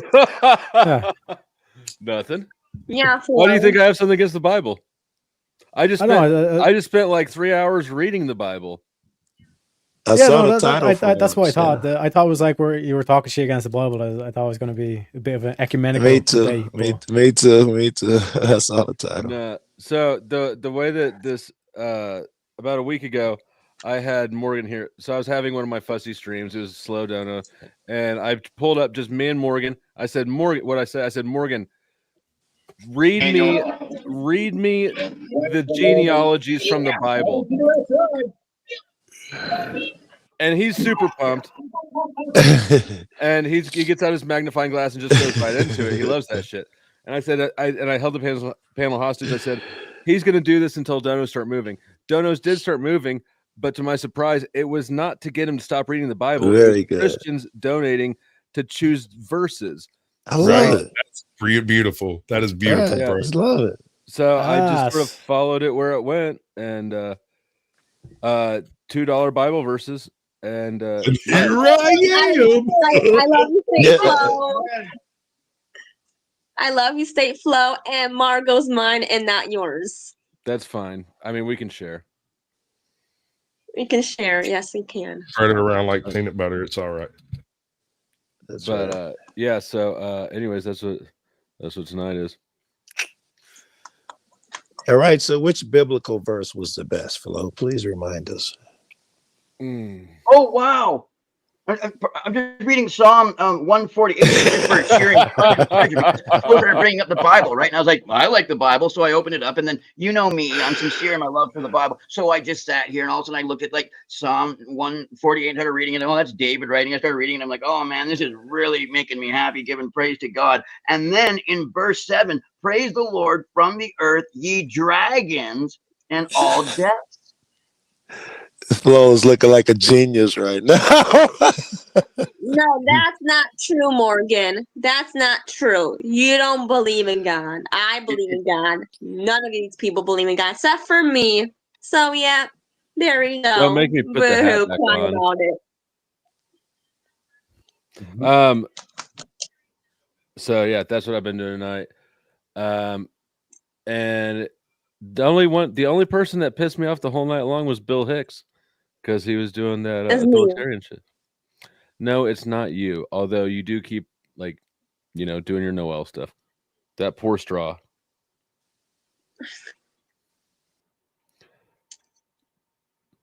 Why? What do you got to say about the Bible, potato?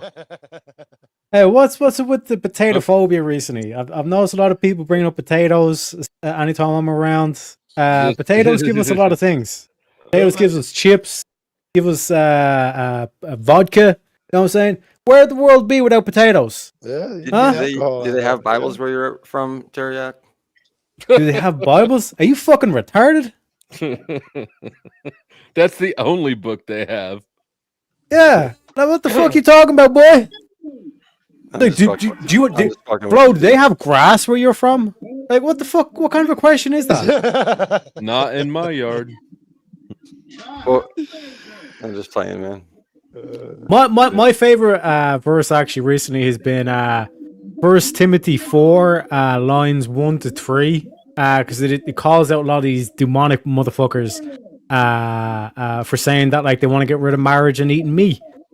You know what I'm saying? Modern day implications. Say the verse. One second. Let me read it. 1 Timothy. Well, who cares if you have marriage if you can get a divorce? I say either get rid of divorce or fucking get rid of marriage.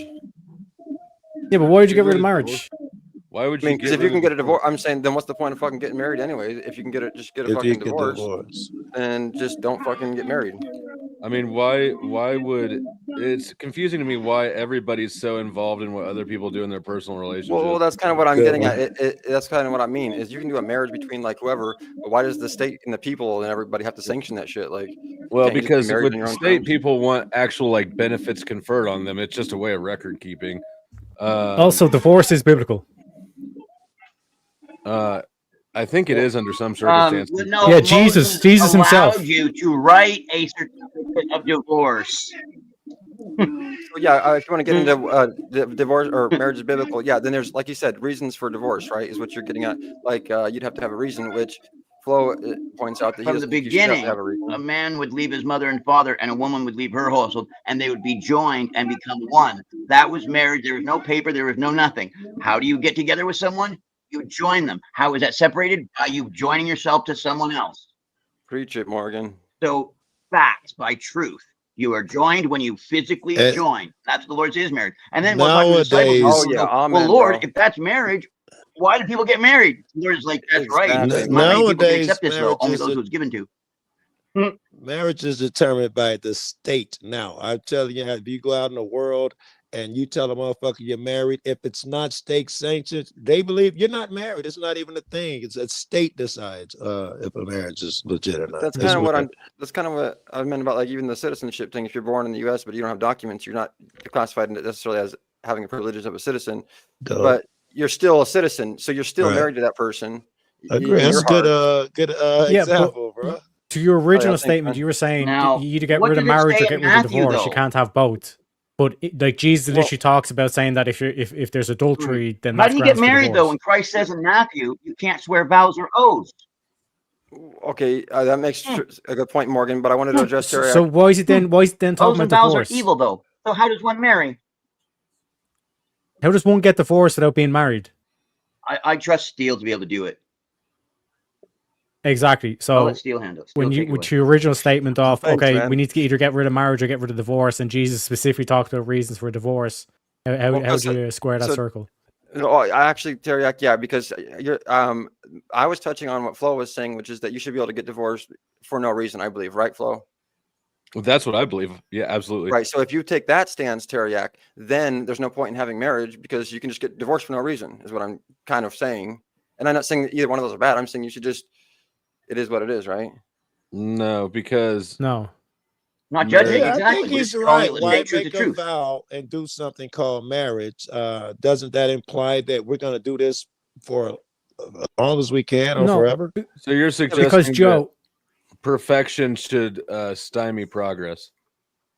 No, but why call it marriage if you can bail for any reason or no reason? Why are you not just go do it. Why call it marriage unless you're making a commitment? What good is your commitment if you're only held to it by external forces? None. But Right. he said, So he the said for commitment, any reason. the validity of the commitment has nothing to do with whether or not you're allowed to leave it or not. But if it's leave it frivolously, he was like, for any reason. That's the shit I'm trying to hang on. You got to cherish it or Right. something. Why make a vow? Right, Flo, you agree with that, right? That's what we're hanging on, is your stance that you can get divorced for any or no reason at all. Yeah, you should be able to. I'm not saying I disagree with that, but I'm saying that's the difference between Teriac. But and why I- would like if people want to be married or call marriage or make a promise they're gonna break? Like, who gives a fuck? Yeah, I caught that point too. You're right. I shouldn't give a fuck, and I hope to think, do you? I try to let motherfuckers do what they do. I'm not invested. Fuck, I care. I don't do wanna be think it's mar- weird guys who let other guys bang their women. I do think that's weird. But hey, do whatever Yeah, you that want. no, you're 100% right, Joe. That is fucking weird. The truth would state that he's no longer his wife when the other man joins her, though. That's the point. She's that man's wife. And then when she joins the next guy, then she's that guy's wife, and so on and so on. The The Lord sad said that's what reality it's is that all that's true, adult war. It's all adulteries. Yeah, Yeah, I but believe that, man. Back to Flo's point. Like I wouldn't want to be married to a woman who didn't want to be married to me. I'm not going to like force her just because she made like a quote unquote commitment. I like it, Terry. Yeah, and That's right. all The Lord said if you're married, hey, that's not a sin. But if you force your partner, it's still rape. Woo! I assume we're talking about not literal force. I think we're talking about, I don't know, through in whatever. Warcraft or some shit. No, I meant through like I say the guy has the power and he's forcing her, you got to do this, you got to do that, I do this, and she doesn't want to, and he's, I pay the rent, you got to type shit. I'm calling that forcing, not physically. If she doesn't want to.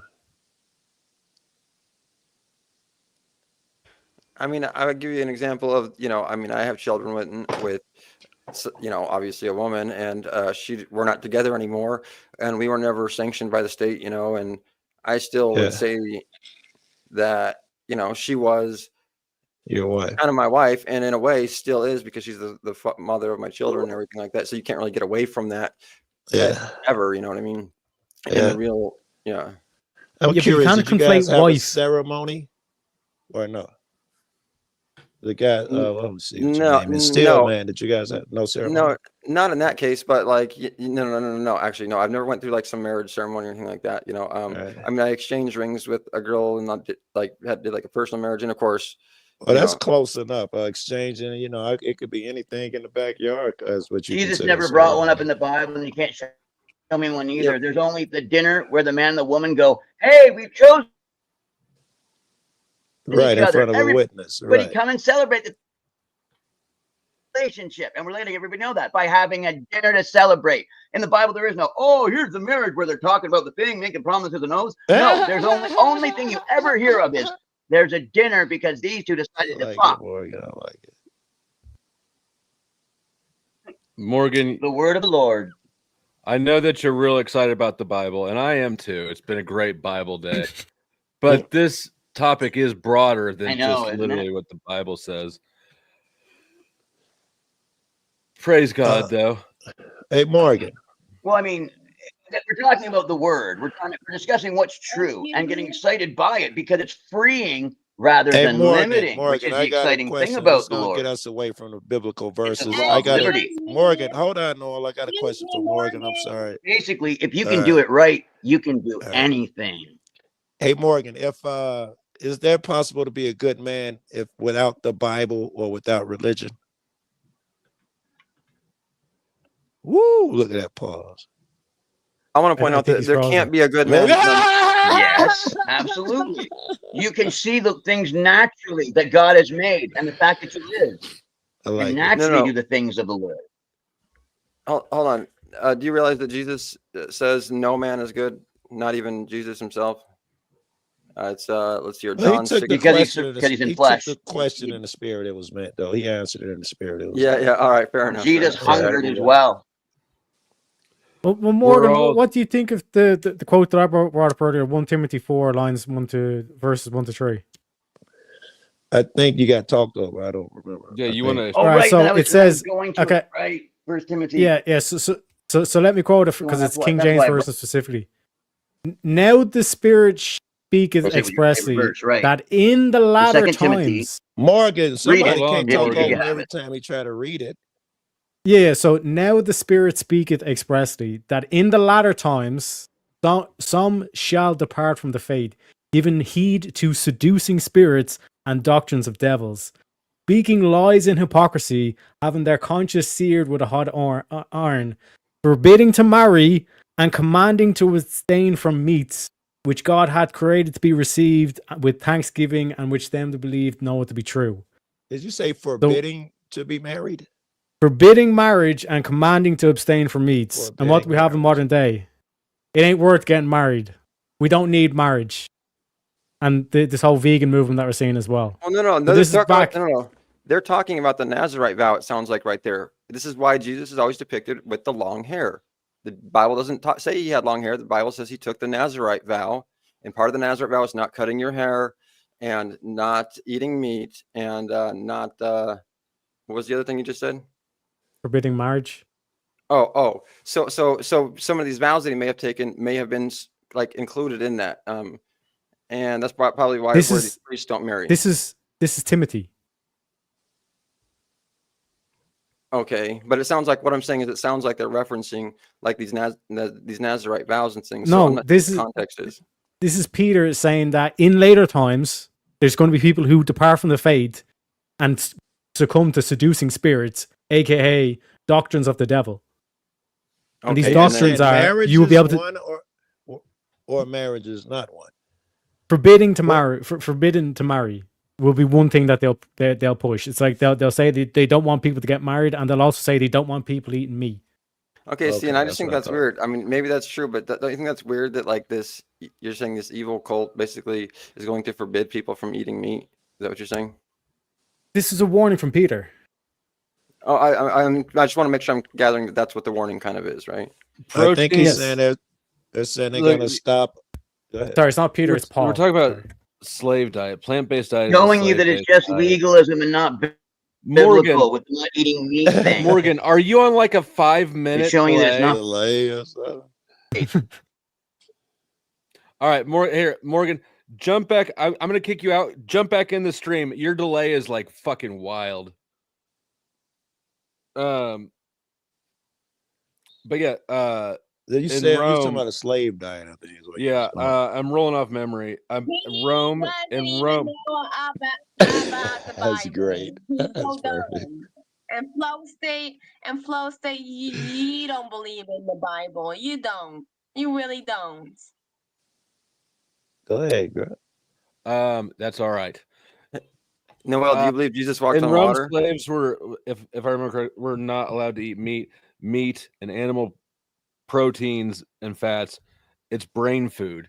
If you're only eating a plant-based diet, you're malnourished, particularly with nutrients that you need for mental processes. I'm not going to get into the argument about how you can look into the animal kingdom and see that all of these, vegetarian animals aren't having brain problems anymore than They're not. animals. You just did.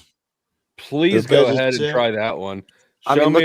Look at gorillas, for example. Show me a vegetarian crocodile that doesn't have any brain problems. Well, no, because those are carnivores. But I'm saying if you look at an animal that doesn't eat meat, they're not having brain problems. They're not having brain problems. Same the rules shit. They're all meat eaters, though. You'd have to give us 90% of that shit, right? Sorry, all the ones, the ones that are winning, the ones that rule shit, king of the jungle or whatever. 90% of them are definitely meat eaters. Yes. Well, I wouldn't say. I mean, they're living in equilibrium in all reality. If man doesn't step in, they're living in equilibrium. Is that the real Jack or somebody got a picture of Jack? No, Jack comes around every now and then. All right, what up, Jack? Good to see you. Carnivores are broadly more intelligent than herbivores.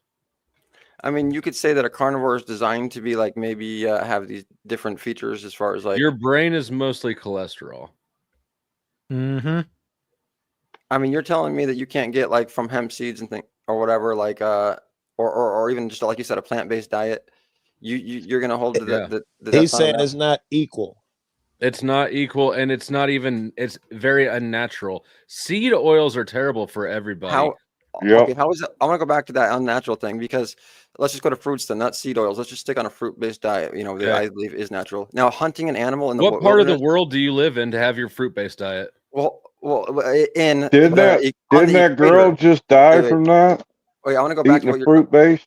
Hold on, you're getting. I really doubt she Yeah, died. hold from on, this. Okay, hold on. it's straying. Let's go back here because you're talking about a great point. Man is supposed to live on the equator, not in cold conditions, like you said, in a natural environment where man doesn't have clothes. He's naked. He's in the environment that he's supposed to be in, warm weather all the time. He's living in the tropics where fruits are abundant. You can't find an animal. Try chasing down a deer and killing it. I can't get past this comment right there. Are you telling me the only part of the earth meant that God thought man should inhabit is around in quite a warm shit? He didn't expect I us do to believe move that. into cold places? Right, and it's this tree of knowledge. It's this fall of man. It's this invention of technology and things like that that has spread us from where we're supposed to be in our natural environment. What? Go outside. What in are the winter. Eskimos? Yeah. Why is it then that you can live off nothing but whale blubber forever, but you can't do that with basically any single plant? And I believe that you can. Like, look at koala bears. Let me give you an example. You're not a fucking koala bear. There is no koala bears plan. can live off of one leaf. Don't give a fuck. I'm giving an example because most Absolutely animals don't in give a nature. fuck. That's because not what an example of shit. It's an example. We humans cannot live off a plant. You're buying into this theory that we need all these diverse foods and all that stuff. Is that what you're saying? I What thought do we that need? was Tell us. true. Tell us what we need. I thought we needed diversity just for vitamins alone. I thought we were built like that. No, you can eat hemp seed alone. You can survive off literally hemp seed alone is enough to sustain you for life. Prove it. Yeah. See, I'm not going to catch scurvy or something. Hemp just seed, eating hemp seed. another seed oil. This Now, is you not want me something to- that's available in nature. Now you want me to prove my claim, and I'm saying, okay, I'm only making a claim to counter. There is no seed oils. If you don't think that we should live off the equator, you sure as shit don't think that we have oil presses. Well, no, you're the one who brought us said, let's go back to things that's natural or whatever you said. Let's go back. The reason I asked that question is to show how obviously on its face absurd your claim is. And no, that's why I responded by saying it's not absurd. If you go back to nature, whatever my claim was, we can look at humans in nature everywhere, all over Earth. Humans show what? They're omnivorous. What do you mean back to nature? Well, you're talking about.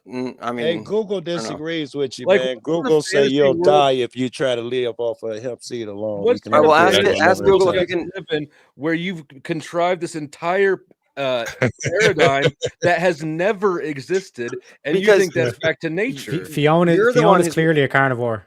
Well, It's definitely a yeah, and I carnivore. believe that you're the one who's making the claim that if you don't have meat, that somehow your brain is going to be deficient. And I'm trying to say, I think You haven't that had should be meat in a proven. long time, have you? I think that You need twice. No, you I need haven't. twice the amount of You can tell just by protein his of looks, plant Flo. protein than you do animal protein. Okay, so then So you if you're 150 pounds, if you're 150 pounds, you'd need 150 animal protein per day to keep up your muscle, right?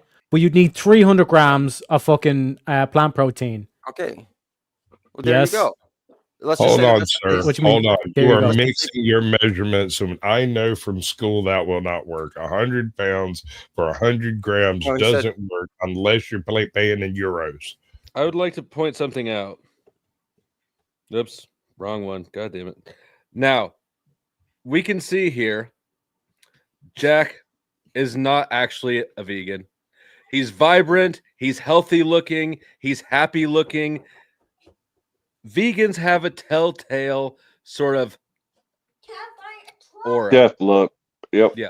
Yeah, No, the guy on the left got a it's week just to the light. live. Yeah. I just have. You can just say it's. I don't have a bright light because I have It's a There your you go. eyes. It's the lighting. And I've been a vegan since I've been plant-based stop since it, Jack. 2018. I'm not Very buying good, very that. good, Jack. I gave There's- it I up. mean, you can. Yeah, there's no, there's an obvious health difference. I believe there's I'm way an obvious healthier. health difference. You It's can the force light. yourself to live off plant-based shit. It's mostly chemical-based shit because you got to supplement everything that you're not getting naturally. No, that's why I'm saying fruitarian, which I'm not saying that I am, but I'm saying I'm closer aligned with that, and I don't eat supplements. So what I'm saying is a fruitarian diet is the most healthy diet, I believe, way healthier than any other diet you can come up with. Where are you getting your vitamin A, C, D, and K from? See, and you're being sold all this stuff that you need all of these different plants. And I'm saying, where's a koala bear get all of that sold you from? fruitarian? Where does a koala bear get all of these different vitamins from? One we're plant? not Why don't we just koala grow one bears. plant? But no, he's Exactly. saying we need all of these different vitamins. Why? Because you need vitamin K for your eyes or whatever. Well, does a koala You bear get have eyes? Yeah. scurvy Well, if what do you they don't fucking get use? vitamin. I just C, sun my iodine asshole or something. every day and breathe air. Vitamin C. That's all you need. Sun on the booty. Thank you. And a little C. fresh Because air. I ran this shit through DeepSeek, and it's literally telling me that it's literally impossible for humans to live off fucking these hemp seeds because there's gaps in essential nutrients, aka vitamins A, C, D, and K, which is crucial for vision, immunity, bone health, and clotting. And then you're also missing minerals, which is calcium, sodium, iodine. So like your bones are going to be fucked if you keep on this Okay, diet. let's say I can see to the point that Wait, was that a pack of coca noodles? Hold up that pack of coca noodles, Mr. Hempseed. That was a pack of coca noodles. All right, so It is a pack of coca noodles. I can hear it in the background. Noodle. So, gosh damn it! You Watch gotta the screen. I forgot what you were saying, or what I was going to say. I was saying, hold up that pack of coca noodles, Mr. Hempseed diet. Is that ramen noodles? Is that what you call ramen Yes. noodles? Yes. Okay. No, that's okay. So, that's what I was going to say. So maybe, okay, let's just say that you can't. I'm not trying to like stand on this hill that hemp seed is all you need. I'm trying to say that you don't need to eat meat. Oh, And yes, in fact, you do. Look, you can find a way to not eat meat and survive if you're determined to. Okay, let's look up the Rastafarian religion. Look up if part of the Rastafarian religion. Why do you is keep that going don't to eat meat? koala bears and Rastafarians? These I'm are giving you an obscure example of people that don't eat outliers. meat. This is not like Okay, let's what, look up. what is, Let's look up if there's any. Stop being. See, you could the neurotic injury. Let me finish the point before you jump in. What is your motivation? What is your motivation here? I know that you're not happier not eating meat. Right. I am. What is the No, advantage Jack. of a vegetarian Jack, diet? What is the advantage? Are you mostly plant-based, or are you like you didn't cut out? Yeah. Checks. Now, I'm not saying that you're lying. I'm just saying you're the healthiest looking non-meat eater I've ever seen. Congratulations. I hope to. I'm the exception to the rule often, and somehow, some way. When I was drinking, I realized our bodies don't need this diversity of nutrition. We can survive on beer. Survive.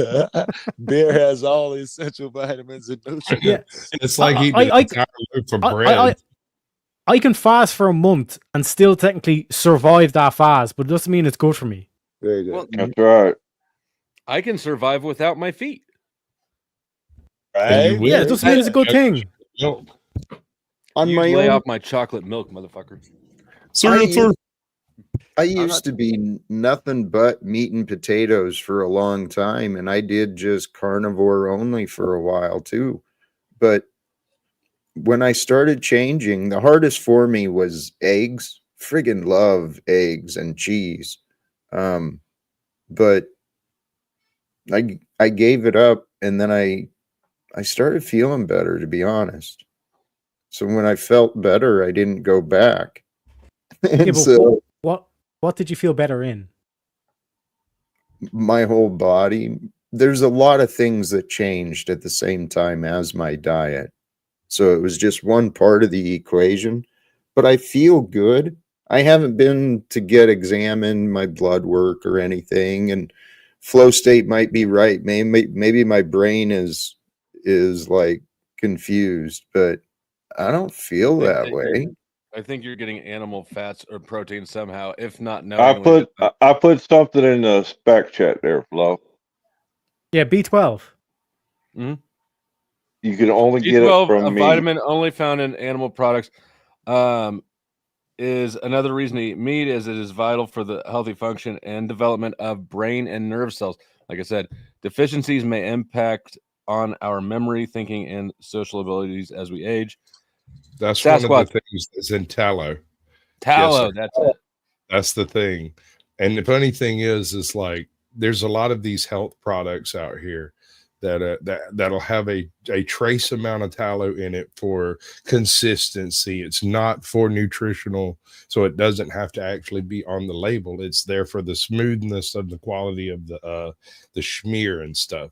And it's like the slightest trace, and that's all you need. That's all you need. It's a micronutrient. You get just the barest minimum of it, and suddenly, poof, your brain is working and everything functions. And you're a vegan. What was right? that back in the Depression?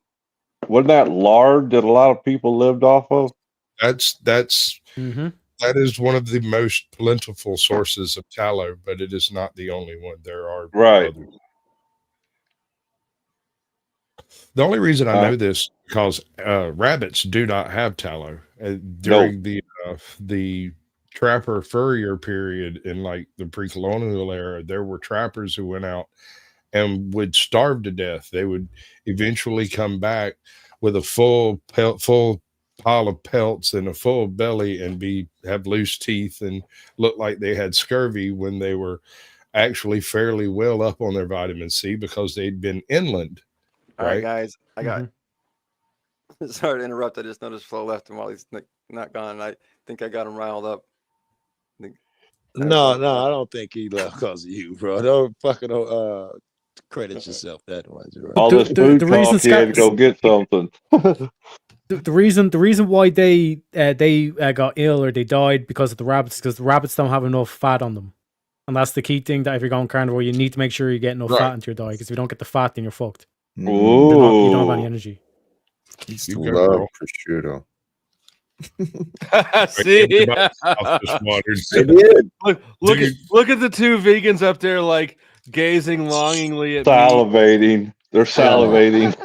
No, I feel like your reaction is based on the fact that you know that there's something not right about it, and you're mad about it. It's just right, bro. You take a look at prosciutto fried on a griddle, throw your steak in the grease that it makes, and that thing will be freaking amazing. There is, look, if you feel like there's something not right about it, I can't argue with crazy. Do you think that our slaughterhouses are okay? There you go. Too bad you can't share that, Flo. Here comes the truth. It ain't about whether you should eat meat or not. It's about killing animals. That was what his issue. It ain't about the vitamins and shit. Yeah, but let me flip it back on him. What is morally wrong with eating an animal that's lived a long and healthy life and has died from a natural cause? Nothing, because the Bible says that you put meat animals on the planet for us to eat. Well, it depends on what verse you're looking at. Originally, he says, "I give you all seed-bearing plants," which is fruits. Bro, fruit only blooms once a year, even on the equator. We know for a fact humans were not meant to be fruit-fucking-tarians. That's actually retarded. There is one fruit that pretty much produces year-round. There's a couple breadfruit and whatnot, but they're not very common. Figs are everywhere. You gotta shake your head side to side, Flo. That was the wrong Flo. That was just a false statement. Google if the equator produces fruit all year long, and it will tell you yes. Yeah, but it's especially with human agriculture, right? Planting crops, yeah, they can. If you keep if you keep planting crops spaced out, sure. Plants have a cycle. And exactly, and so when humans eat plants and then they spread the seeds of fruits naturally and help the fruit reproduce. No, it takes intentional agriculture to get that. No, you were talking about in a natural state where we lived outside, with no technology, and we were naked, just eating fruits because that was. What about that fruitarian that died? Let me fruitarian died 2 years ago from starvation because all she ate was fruit. Oh, I would love to. Okay, I'm gonna look this one up. She was an influencer on TikTok, I think. Well, Go ahead. let me destroy Steelman's position from his own quotes. Like, you keep bringing up the Genesis quote. It's like, I only give you seeds and all this shit. That's what, like, Genesis 1? Yeah, something like that. Sure. Correct? Yeah, so, but why are you ignoring the Genesis 9 verse 3 quote where it says, God specifically commands Noah after the flood, everything that lives and moves will be food for you. Just as I gave you green plants, I now give you everything. Why are you ignoring that quote? Sounds pretty clear, bro. Yeah, well, then they go on to say, oh, wait, now we didn't mean everything. Now here's clean animals and here's unclean animals. Because the Bible can say some fucking stupid shit. And it starts so out by... again, it sounds pretty clear. You're a fan of the Bible or no? Actually, well, like, I don't... like. There's really... Sorry, go ahead. There's a little lag. I don't... Yeah, go ahead, man. Yeah. There's interesting theories that I've come across recently regarding animal sacrifice, the meat consumption, and the influence of the religions, including the actions of Jesus. That maybe when he went in to confront the money changers, it was also about the animal sacrifice, because the lying pens. Sorry, but do we know if Jesus? No, it was about disrespecting the temple. As we know, there was lying pens of the scribes, and it makes sense that the religions were influenced to reinforce the commercial atmosphere. And if they've got a meat industry that they're selling to the public and people are sacrificing animals, that's going to increase the meat consumption. And this, what changed my mind, honestly, in my practice to find more gratitude, I started thinking about where things came from. And as I was eating food, I was thinking about where it came from. And if it went back to folks in a lab coat, I started thinking twice about eating it. And then if it went back to a farm, I tried to consider what it might have been through. Google says Passover, which Jesus participated in, included lamb. Can't prove he ate it, but that's interesting. He ate fish. I mean, yeah, it just we guys pretty much, Fishes and loaves, baby. I don't. Man, I think that crushes your argument right there. Fish, you know, if you can't Jesus kill, walked Jesus on water. I'm not sitting here saying Jesus said so. So I'm talking about murdering fish. Right. Is Jesus a bad guy for murdering those fish? Dude? What we're saying, Steelman, is you're using like the Genesis 1 quote where they're like in the Garden of Eden, and then you're ignoring the Noah quote where it specifically says you're able to eat meat now. Yeah, I am, and because what I'm pointing out is in the Garden of Eden, and actually it goes back to kind of this whole, bring it full circle, Genesis 3:22, the tree of knowledge of good and evil, them eating from those fruits, and the beginning of technology, which was that when they were in nature, like he's talking about before they were clothed, right? They had a fruitarian diet. Yes, but God tells them that you can eat, but God specifically tells no, you can eat the meat. Like, this is what I'm saying. Like, you're literally cherry picking the fucking. Only after they ate from the fruit and were clothed. Let's just concede it. Okay, you're right. In the Garden of Eden, we ate nothing but fruit. We wore fig leaves, and there were no snakes. But just like we're not koalas, we're not in the Garden of Eden. Right. So you said we need if we brought it back to the natural state. If we brought it back to the natural state, then I believe fruitarian diet is the way to go. If we brought it back to the time before we were clothed, and if we weren't clothed, we couldn't live in there though. If we just hopped in our time machine flow, then we could be all free. I'm throwing a hypothetical out there, right? That's all I'm doing. Hypothetically, if we were in our natural state before the fall of man, I just really dislike the way that you're using that word. You're taking way too much turf for your kooky perspective. No, I'm using what you guys just read in the Bible, for example, and what you talked about before technology, before we had weapons to run and kill animals with, and before we had clothing, as in the Bible. We were scavengers. And according to we Genesis, have canines and forward-facing eyes. We have predatory behavior. We are obviously a hunting species, literally everywhere, always. There has never been a society of just vegetarian non-hunting. If I was but here's where I'm going with If you don't believe that, watch a group of men at a bar. Okay, What I mean is, if you were somewhere on the equator, which I mean a tropical area, and you had no clothes, and you were, before technology, you're going to be seeing fruits, vegetables, and animals, right? Now, are the Have you animals ever been to a tropical environment? Yeah, I mean, there's not just fucking mangoes There falling in your is. lap everywhere. There actually is, and that's what you don't get. No, Even with all this industrialization, I can bike through there. There's trees with oranges. There's coconut trees all over the place. You can literally get food just by going down the street. Have you ever been to a tropical climate? Well, Florida, I would say, is the tropical climate. If you go just to Florida He's areas, you can not literally survive with no wrong. clothes. However, you can't survive in the wild with no clothes out there for very long, primarily because you have leeches, salt water. It's Florida. It's a Florida man out there. You've got meth gators. You've got boa constrictors. Now you But have you can still survive out there with no clothes. The weather is not an issue. And you can the things that live out there are. But I mean, they're not going to. Sun might you be have clothes on. I mean, Florida is slowly becoming Australia's older brother. Yep. Like, don't snub your nose at bugs. Our mosquitoes are vicious, bro. No, I've slept outside in Florida, and not with no clothes on. I'll give you that.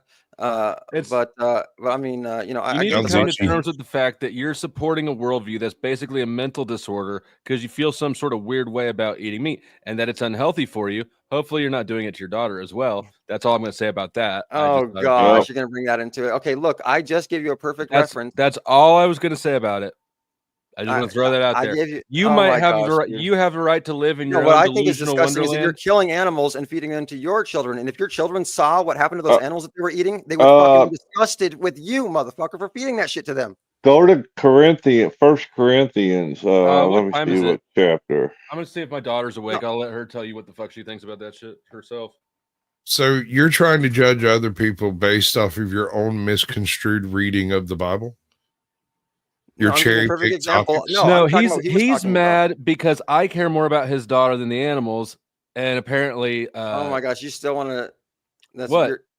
I was just going to touch it and leave it alone, but then you got all fussy. Yeah, if you're feeding your daughter this fucked off malnourished if you're diet, feeding your children fucking dead bodies, dude, that's fucking sick. And if they knew that you fucking killed a fucking animal and fucking gutted that shit, live and it off dead bodies. Like motherfuckers, I don't their care how intestines out, squeamish you are. I you'd be don't like, care what the if fuck it makes, are you doing? And you had I blood don't all care over if your it fucking makes hands. your You'd be like, you're a vagina fucking serial shrivel up killer. and clench. Yes, I kill things. I eat things. They're dead things. And I can don't show give you a the fuck. statistics. I can show you the statistics that show people work at meat packing. I don't give a fuck. Packing Why would I plants care? are going to do violent crimes more likely. Why the fuck do I care about any of that shit? Well, clearly you don't, but I'm saying you should. I don't. Why? You care about it. You should not care about it. Well, see, it doesn't matter what I think that you should care about. It doesn't matter what you think I should care about. I don't give a fuck about your concerns. In fact, I'm going to eat more meat now. Every time I meet one of you self-important douchebags, I eat more meat. I don't even want any more meat. I'm eating more. I hope this pig, boy, I hope it was slow. What's that? See, and now you're eating unclean. You got that. Can I order now some you're going foie back gras? to the Middle Ages. I'm going to order some foie gras right now to spite you. I just put another one in the back chat for you, Flo. You can go with veal. I'm not trying to make you mad, man. I'm really not. Oh, sorry, buddy. He said, "I hope the pig was slow." No, I'm not trying to make you mad, Flo. You know. Well, you're sitting here trying to spew bullshit and get all fussy about your stupid fucking worldview. Read that Corinthians I put back there. I don't even think the Bible's not an authority on this shit either. Just like we all live in the same world. Everybody sees the same humans. This shouldn't even be up for debate. If aliens came to Earth and they're like, I wonder what these humans are about. Would they be confused about whether or not we eat meat? Fuck no, they wouldn't. They'd be like, oh, look, this is an omnivorous species. Obviously, it obviously is. There's not even any question. If they were omnivorous, then would that be okay for them to eat us? I guess by your standards, yes, right? Yes. If we were in the food chain, yes. And I'm saying I'm sorry that you've got an issue with the way that life works. Take it up with God, though. You're not gonna change it yourself. All you're gonna do is make yourself and all the people around you miserable. You also don't get to pass judgment on other people because we disagree with your based assertions around religion and the fuzzy wuzzies. No. You're the one who's passing judgment. You got, not me. I'm not passing judgment. I on am. y'all. I don't care at all. I mean, No, honestly, you were. I'm judging you more for your inability to just stand in your square than I am for anything else. Still, man, you're doing the judging, right? You're I think No. Flonam saying Actually, eat I was doing anything more than you're saying you can't eat meat. You're judging motherfuckers meat eaters as being immoral. I was saying for me, I don't eat meat, and they're saying fuck you. You have to eat meat, or you're fucking dumb. Are you saying meat eaters are don't immoral? care. You just didn't even acknowledge what if you heard what I said. Aren't you saying meat eaters are immoral? Aren't that No, where I'm saying for going with me. this? No, I'm saying it's against my morals for me to eat meat. Okay, but if I do, it's not necessarily immoral if I'm eating meat or flow, huh? Right. Okay. Now, I think that once, if I could convince you that it's wrong and you saw that it was wrong and you still ate it, then that would be immoral, right? But if you're ignorant to it, in my eye, or if I would say you're ignorant to it, but you would say it's okay. Stop making excuses for me. I'm ordering foie gras just to spite you. I'm saying like it's not immoral for a lion. I'm going to send you $1 to pay for it. Right. I understand where you're going still, man. Right. Jesus Christ. And I judge you more because you're obviously judging, and then you're backing off it. Bro, if you're going to be a douche, don't be a coward too. And think all right, let's see some balls still, man. I stay did with me. Still, all man, right, you know still, what? man, Joe, you gotta do something courageous. See if you can work with him. Okay. Still, man, if you can hear me, you bailed out on that. Is it wrong for Jesus to kill those fish? Was he a bad guy? Well, Jesus said, "Why do you call me good? No man is good except the Father, the one in heaven." I'm not sure if okay. All right, you're going with bad guy. With moral, please try to be sincere here. You're gonna prove flow So right. even Jesus said he's a bad guy, not a good guy. All right, forget the bad guy. You're hanging on words. Forget the bad guy thing. If it's immoral for you to eat fish, wasn't it immoral for Jesus to eat those fish? He should know better than you. Boom. Oh no, I mean I get what you're saying. Like I'm not really saying like that it's immoral for everyone to eat fish. You know, he said it's immoral for you to do it. Wasn't it immoral for Jesus? If you're correct, Jesus was off his square. If you're right, well, maybe there might be some situations where depending on the circumstances, like that would be okay. But to make it a thing where you do it as like I don't know, like an everyday like luxury or like I think that it's become to a thing where it has become immoral.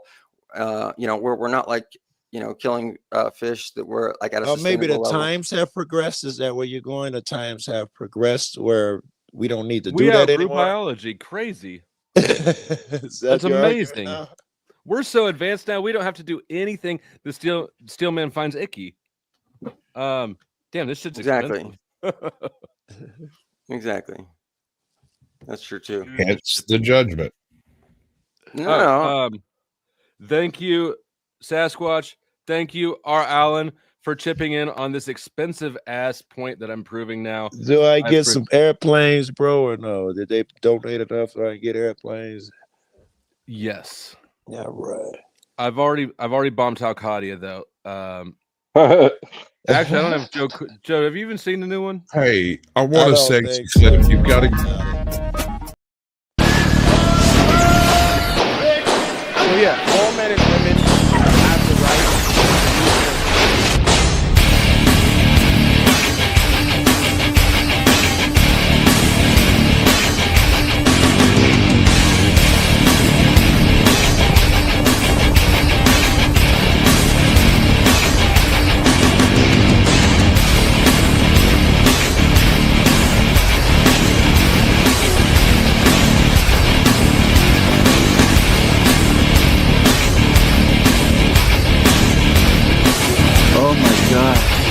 Oh my God, is that it? A serious look on Jack's face as he's getting the shit blown out of his army. However, Jack, I do feel like you're trying to sell me something whenever you talk for more than 60 seconds, but you are the greatest, bro. I do, man. I'll be waiting for him to say, and buy my, at the end. I don't know why. Have you met Daisy yet, Joe? Doesn't ring a Well, let's bell. not do this again. Oh my lord! Next time I land on a panel with Daisy, I'll send you the freaking invite, Joe. And you can just do That it wasn't a yourself. crazy chick, Jack, who got mad at me for saying blow me, nigga, or something. She went over to your room and told her. No, That's not her. that was elect. What was her name? The one that had no clothes on. That was the only time I saw her was that. Wow. Yeah, we were on NPC, the games channel, Joe. I remember that. I was there. She straight fruited up about us She talking. lied, yo. Yeah, no, she laughed and joked with us while we were there, and then she leaves, goes over to Jax, and just starts spewing nonsense. That was so weird. And Joe leaves. As soon as Joe leaves, man, I looked over at NPC and was like, "Bro, I was just fixing to go over there and do exactly what Joe's going to do." He's like, "Do you need to go?" I was like, "No, Joe's got it." And so I'm like, see, I'm with Jax right now. I immediately jumped ass over there. This motherfucker talking about your friends over there shit. Hell no, I gotta find a local place for this shit. $50 shipping, Jesus. Holy cow! Well, that's your tariffs at work right now, bro. That's part of almost all the foie gras comes from Canada. See, look, I've never even had foie gras. This is a first. Fuck you, Trump. A man could have had cheap foie gras. Fuck you, Trump. I don't know if you want cheap foie gras. I don't, but I just want to make sure that I'm eating a sufficiently tortured animal. Veal works. Yeah, you can do veal. I'm gonna eat fucking some extra broccoli tonight. I'm just kidding. I'm gonna eat. You gotta make up for the evil that's perpetrated. No, it's not. It's Honey, important. you can't eat enough broccoli to support my I'm evil. just kidding. Broccoli's not a vegetable anyway. That's why fruits are so Still, good. man, baby the problem here is you eat all of my food's food, which makes you one step closer to being my food. It's logical. Yeah, it's logical. I believe that people are like dogs, and that if you train them right, you reward them for doing things that you want, and you disincentivize them from doing things that you don't want. That's the proper way to interact with people. And so I like to make sure that vegans know that every time they're obnoxious and douchey, they kill an animal. Okay, well, okay. What if I told you that and the point is, I'm not a vegan. That I think, if I was thirsty and I was enough, I would milk. It's too late at this point. You're not saving the duck. But what I'm saying is that, like, you would milk a cow. If you were like milking a cow and killing a cow, I would say are two different things. Would you eat a steak if you were hungry enough? You eat a steak? I suppose if I was like starving, I would probably. Oh, you have to be starving. Well, I'm saying you tear that thing up just on I'm not going to starve to death. Yeah. Okay. Big old tomahawk ribeye. Woo. Right, bro. Man, he cooked me up a 4-pound tomahawk steak when I visited him. But Joe, I would. It was magnificent. Joe, I would. Right, if a monk or something did starve to death because they didn't want to kill an animal and they couldn't get food or something like that, right? You'd say, all right, that's cool too, right? Because they understood life. I understand. Yes, I understand. Are you a monk, sir? Well, kind of. I'm all religions. So no. It's hard to hate on this dude, bro. Yeah, no, he's a good guy. I've actually enjoyed all of this. This has been great. No, Still, I like him. He's just aggravating as fuck right now. You're doing a good job pointing out. I think everybody, even Terry, everybody pointed a good job. It's hypocrisy. So, but it don't change the fact that he seemed like a cool cat. I'm gonna have to go to a restaurant or something. Veal. Maybe I'll look up veal. That would be cheaper. Yeah, you get a single meal rather than trying to buy it and prepare it yourself. Katie's a really good cook, and what is veal? Is that baby cow? Veal are tortured little lambs trapped in little bitty cages. I like lamb. Can't move, and then they're fed nothing but like mother's milk until they are slaughterd. And it's heinous and terrible. And look what you did. It's delicious. Can you fucking goddamn steel man? There's one for there used to be ones for cows like that too, but I can't remember what it was called. Yeah, get some good venison. Cow. I think it is cow. I think all venison is good venison. Yeah, I haven't had venison I didn't like. It might have been. Is the lamb mutton? I think mutton's lamb. Yeah. God damn.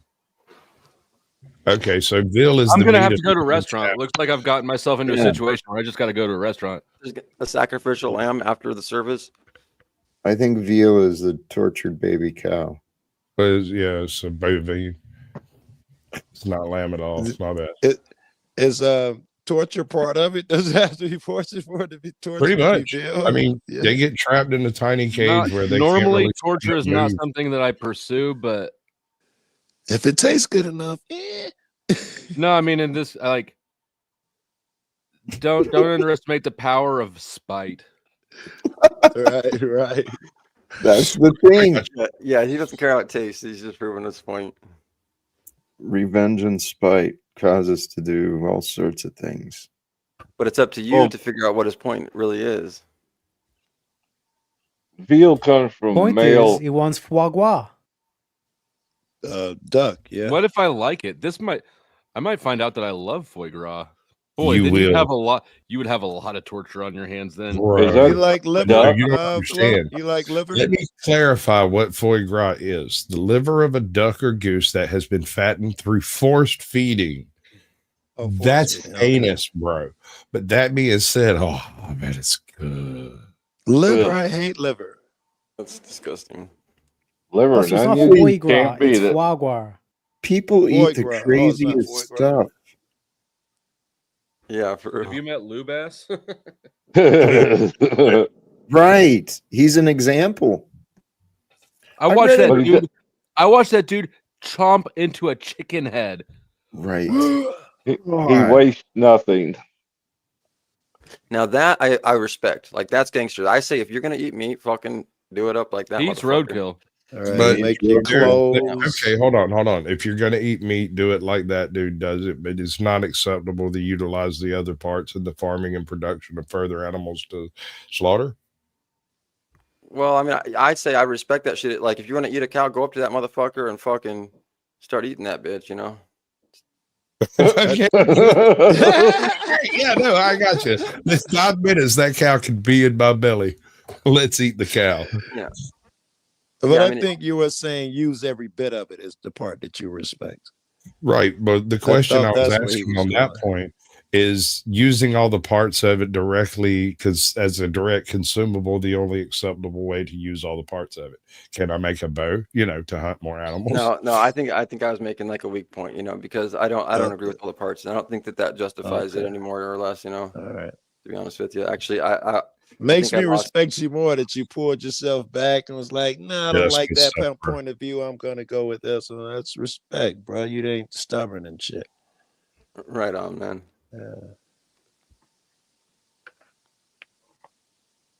Damn, you got all sorts of approval for him, Joe. Well, man can only be sincere, so I don't do the flattery shit. So he must be. Yeah, doing dude, no, something I right. seen you on Here's the Deal, panel. I think I might have maybe even been on one back in the day with you. I had the "Don't Tread on Me" flag and all that stuff. You probably don't remember Okay, that. I don't, but yeah, I'd appreciate that shit. It makes sense, and plus, also, man, that's admirable. I throw that shit around in my head. The violence. What's violence? Because I wouldn't kill a kitten. But you motherfucker, I want to shoot a cow. I'd shoot the cow in the head to get a steak. That's hypocritical. I gotta examine it. Well, and that's what really got me into it, thinking or sold me on it completely. I mean, I was sold on it before, but the thought process is that in China, for example, they eat cats and dogs. I've seen actually dog heads on display, and here people are grossed out. And I'm like, if you eat meat, don't be grossed out by that. You got to be cool with all that shit. I think Otherwise, you're right. I'm actually fine with it. Yep. Sick, dude. I will kill, cut up, produce, and then cook and eat the animal, and I'll do it all right there in the same process. Sasquatch, if you came over my house and I was serving kitten, would you eat? I didn't say I would eat it. I Did you just don't say have an issue probably? with it. It wouldn't be the first time I ate pussy. Joe. Funny. okay. Good one. So do you? But are humans like off limits, right? Like what's like you wouldn't think that it's okay to eat humans? Hey, right? bro, So, I want to be you had perfectly more clear. protein, If this I had a wouldn't be choice between my dog and you, your ass is on the menu. The dog can help me find more use. well, I just want to make sure that that's like the very arbitrary line that we're setting is that human life is like way different and like way superior to like all other life. Is that what we're like? We're making that claim. Speciesist that way. Yeah. No, actually, I'm going to be more specific. It's me. Y'all should abide by what he's saying, but I am special enough that I can eat you. And actually, as I was saying that, I realized that like I don't even think that I favor all humans that much. It's like some humans. He's over here with me saying that we're better. Y'all suck. I got a question for you guys. Is it bad if they start executing, you know how you get the death sentence and they do it by firing squad? Is that okay? Sure. Again, if what? If you get the death sentence and they do it by firing squad, is that okay? Sure. Okay, how you kill them? Less painful, the better. But Well, I would be opposed to the death penalty because what if some new technology came out that could overturn their conviction, like the DNA did, and found out a lot of people that were killed were actually innocent. I'm not a fan of the death penalty because we implement it so poorly, but I don't see any reason why firing squad is worse than. I agree. They're doing one for the first time in 15 years, first time ever in South Carolina, I think it is, and everybody. Really? Oh my God! Well, didn't the guy requested it? I'm sure he did. Yeah. Now, if I remember right, not everybody gets real bullets. That way, they don't know. That's the way it used to be. That depends. If it's a military firing squad, everybody gets a bullet. There were some states, and when I say states, I mean like nation states, where and states. I'm sure we did it here when firing. I think we did fire. Here we removed one bullet. There was one gun that didn't have a bullet, and that way there was never any actual guilt carried through the. Do you remember the executioner who's behind the wall? I don't know if it was electric chair, drugs, but he had an out too. He had something that he could do. I don't know if they had two people pull switches in one, but there was something where he could. That's what it was. Yeah, they had two little blind chambers, like little confessionals that could look out to the governor's phone and to whoever was arbitrating the execution. There were two different booths. They could not see each other. They were both ordered to pull the switch, push the button, do the thing at the same time. And one of them was the dummy switch. The other was a legit, and both of them functioned. So they say that way they could keep their sanity, and they could always say maybe it was plausible deniability is what it comes down to. Yeah. That's interesting, bro. The electric chair. It's one thing if I kill a man because I think it's shitty, but as a job, I don't know. Fuck that. I just gotta trust that this dude was right, that the system was right. They killed the death penalty in Illinois because when DNA tests came along, they found out so many of these motherfuckers was innocent. The last day the governor ended the death penalty, he felt horrible. He was a liberal. This is Chicago, Illinois. He was definitely a Democrat. I used to live there. I remember. All right, guys, hold on. We got to get the grift up. This can of foie gras is $35 fucking. How much? Where's it from? It's from $30. Product of Canada. That's crazy for like a tuna can of foie gras. Yeah, no, think that through. Hold on, people. I want y'all to think that through. Canadians are so nice. It's only 3 ounces. Wow. Canadians are so nice. They apologize to everything, but they force feed geese to make foie gras to export. Yeah, that's gonna be twice the price next week. A 3-ounce can isn't very big. Holy shit! It's like a pate. It's a flavor enhancer. Sounds horrible. But it tastes great though. That's what I don't like greasy shit. Duck, period. Duck alone is duck is heavy grease. Yeah.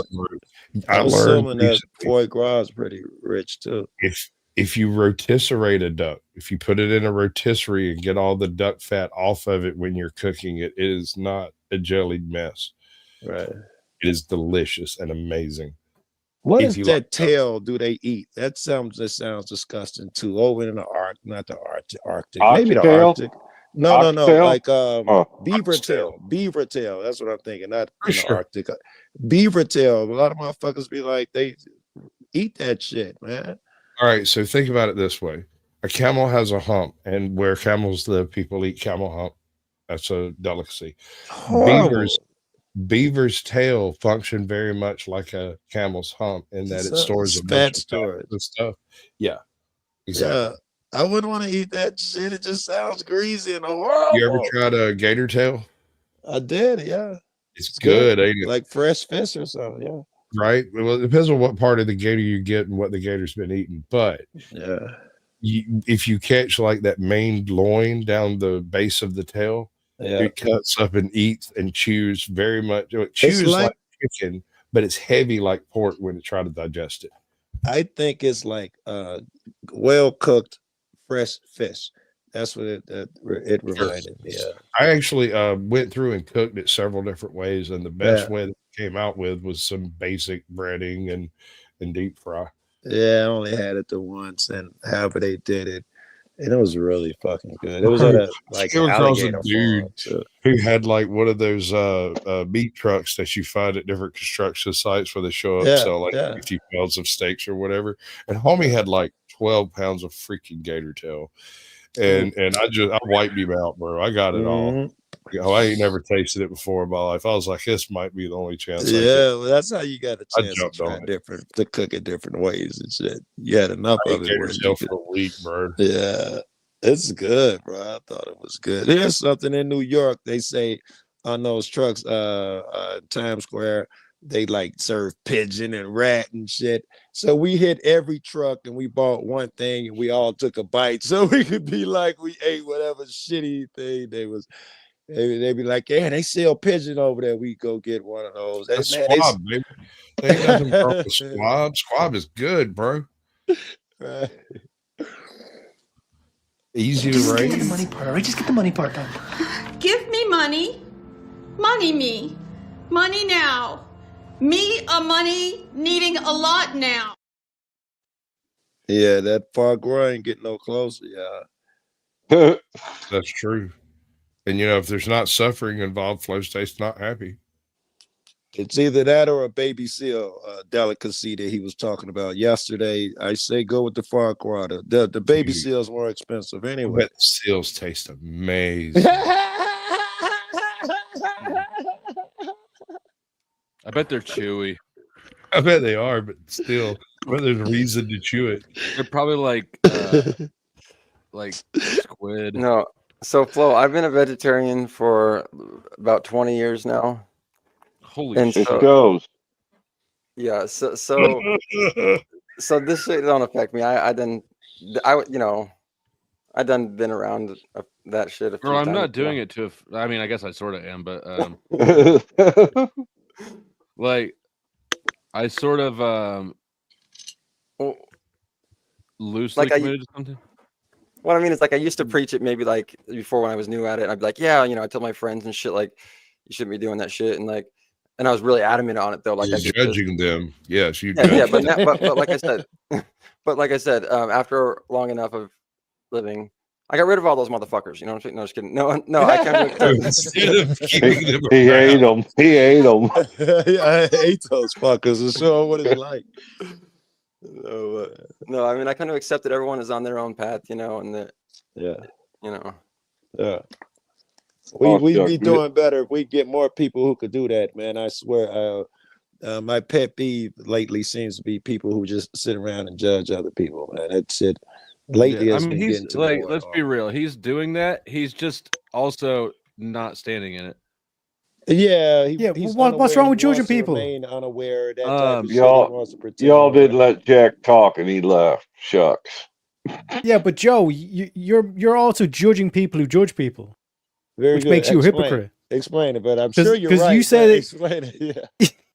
Because you're passing judgment on people who pass judgment. That's why I love Joe right there. And what he just said, the words that came out of his mouth. My God, my heart grew 3 sizes that day. All right. I need Illuminati confirmed I need $33 more to cover my tiny can of meat, a tortured duck that I will eat on the air if we get there. I really don't want to drop $40 on this little can of grease. But like, if I have to, I will. Don't lie, dude. Do not lie. You love bougie snacks. You can't. I'm gonna wait. love this because you're gonna do this. So you're gonna fucking go to sleep that night and just feel so fucking bad and realize what you've done, and then you'll never fucking eat meat again. This is all gonna go in my fucking. That is ambitious. It's gonna work out somehow. You think Flo cares at all?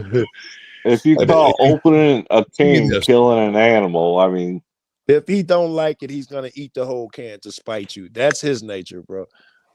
Yeah. No, I think God's gonna. I don't know how to say this any other plainer way than like it will not bother me. What up, Midland? get some haggis or whatever they call it. That sounds haggis. Haggis, I want yeah. to talk Ugh. political shit with you when I see you. I want your opinion on all the Trump drama and all the Zelensky shit. That's just entertaining as fuck. Oh, he dropped 25% tariffs on China, not China, Canada, and Mexico, and now they dropped know that I tried to back in the day Yeah. when you could buy lion steaks before they put lions on the federally endangered list. I tried to get a buddy to split one with me because they're expensive as shit.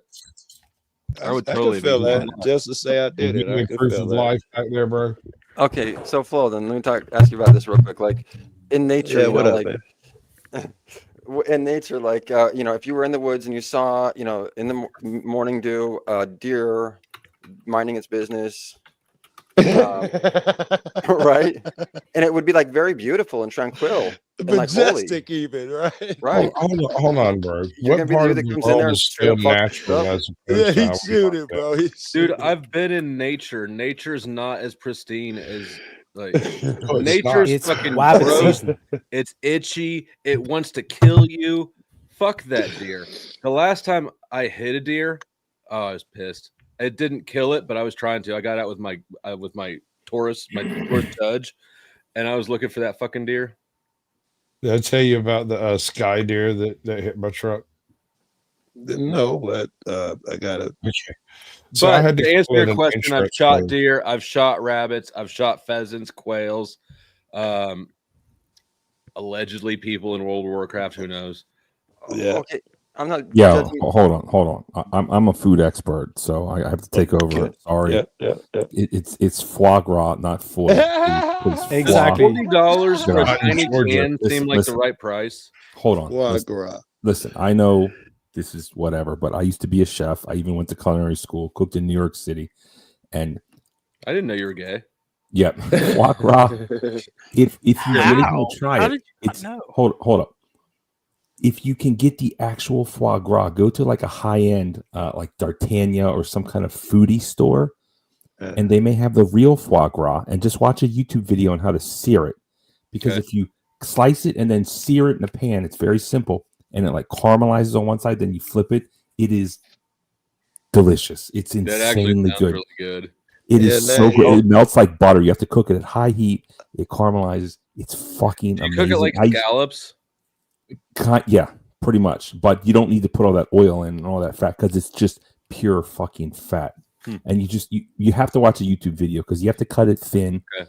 Back when I was chefing years ago, it was $34 a pound. So just like a portion, you're not even going to eat a quarter pound of foie gras. It's just like eating butter, basically. But it's delicious. I And if figured you it get like was a prepared, if you get a prepared like terrine or oh god, I can't. What's the goddamn word I'm trying to think of? You haven't done this yet? You haven't eaten your ex-wife yet? Jesus, Jeez, no wonder she's your ex. Oh, by the way, if you it's eat not illegal to pate, eat lion steak. pate is not going to be the same as like a seared fresh foie gras. I think that's what I wanted to come up and say. Yeah, pronunciation, how to cook foie gras. I guess that's it. If you Can get I anything else ask him? wrong, Wait, I'm coming back. before you leave, can I ask him a political question? What do you think about fucking entertainment lately, man? What's good and what's bad? We're just waiting I on mean, the you end got of. Musk, you got all this shit to choose from. You're my political guy. I haven't seen you. What's amazing and what's shitty? Where Well, have we're you waiting- been at, Joe? Hold on. That he brings up a good point. Has Yeah. nobody seen Joe in like 2 weeks? Well, Joe's been missing. Yeah, it's been a Working, while. bro. I'm going back to Chicago in about 4 or 5 He's been days. on You'll Braves see me- panel. I don't care what you're doing in the future. I'm just wondering about where you've been in the past. When I'm Uh-huh. in Chicago, that's when you see me on panel all the Let time. me know, When I'm, Joe, and I'll send doing Ari this to your type of way. shit, I don't usually panel. I'll be in Chicago within a week or something. You'll see it every night. I Y'all be want in the money, Chuck. streets. Hey, Big Man, let me hold the dollar. The homie 10th man's been coming around quite a bit. Yeah, that's good. That's my man. He's trying to work on himself. I think he's doing good. Hey, Flo, should I say this? Yeah, no, I shouldn't. I'll text you later. Throw yourself down, bro. You better I heard text me now or just say it.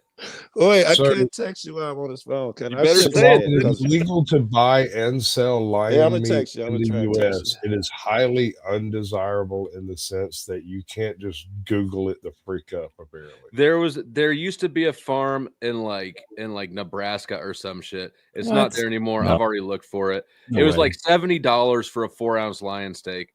But But is it mountain lion? no, it was No, lion. it's a freaking lion. This was 10 years ago at least. You can eat mountain lion, but it's to hunt mountain lion, you need dogs, and the dogs just chase it up a tree, and then you go and shoot it. I've never seen a mountain lion ever. I used to hunt a lot, but I never felt it very sporting to pay for someone's dogs to just. Oh shoot no, along another that tree. animal killer. Oh no. Oh, I know what. Here's what else I wanted to say. Duck is not fat. The skin is fat because it swims in ice, right? Sure. If you take the skin off and the fat off, the meat it's a wild animal. It's lean as all. And I know what duck confit is. Depending on the duck, sure, absolutely depends what it eats and depends where it is. But just like bear, I've had bear. It's not fat. It's just that skin is just full of fat because that's what skin is because it lives in snow. But anyways, I gotta go. Peace out. Gross. Deuces. It's not. You're wrong. Peace. Bye. What are you gentlemen doing tonight? I know that he told me how to say foie gras the right way, but I didn't hear him. I didn't Wow. Wow. Blah, Wow. blah. Wow. I'm from Kansas City. What do you want from me? It's foie gras. Does it really matter? No. Exactly.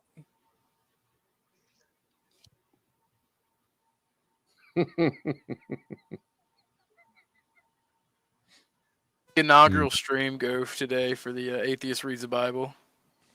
Yeah. It went good. Christians did a good showing. It's a lot more tiring being the only person on the stream constantly. I forgot about that. I would have come up and hit you with a couple, but I had to buy a battery, so that wiped me out until payday. It's okay. I'm sure that God didn't need his word to be spread. I know, man. I'm such a terrible Christian. Battery. You know what? You're acting like the real Pope. I see that you are lukewarm for God. Shame works every time. You're not serious, bro. It's a good thing he's a forgiving God. All right, and you'll get another opportunity. And there's Flo with the Pope hat. Right. Well, they're about close to electing a new pope, aren't they? Isn't this other one about to seal over? Man, yeah. And that process is amazing, man. The ego involved in that process is insane. This is a true story. They had to take the roof off the building one time because these cats wouldn't budge, and they were in there so fucking long and so comfortable. They took the roof off and let them be exposed to the weather. But that's real arrogance. It's gotten really crazy, man. It's a show, a fashion show. It's who's important. It's a cat fight. It's interesting to me. Well, the thing is, like, the Pope has ruled out retirement, so now they basically have to wait until he either lives or dies. He'll be dead in a week. Have you been watching? They said that last week, though, Joe. 2 seizures. He won't last. Yeah, but he had 5 heart attacks, a seizure, and herpes. He's been here before because it was horrible. There's one word in all of this that has always bothered me about the papacy. One word, Joe, tell me that word. The N word. I'm sorry, I was reading a text and I can't do two things at once. Infallibility. Whole concept that homie speaks truth by merely speaking the truth. Is that not the definition of hubris?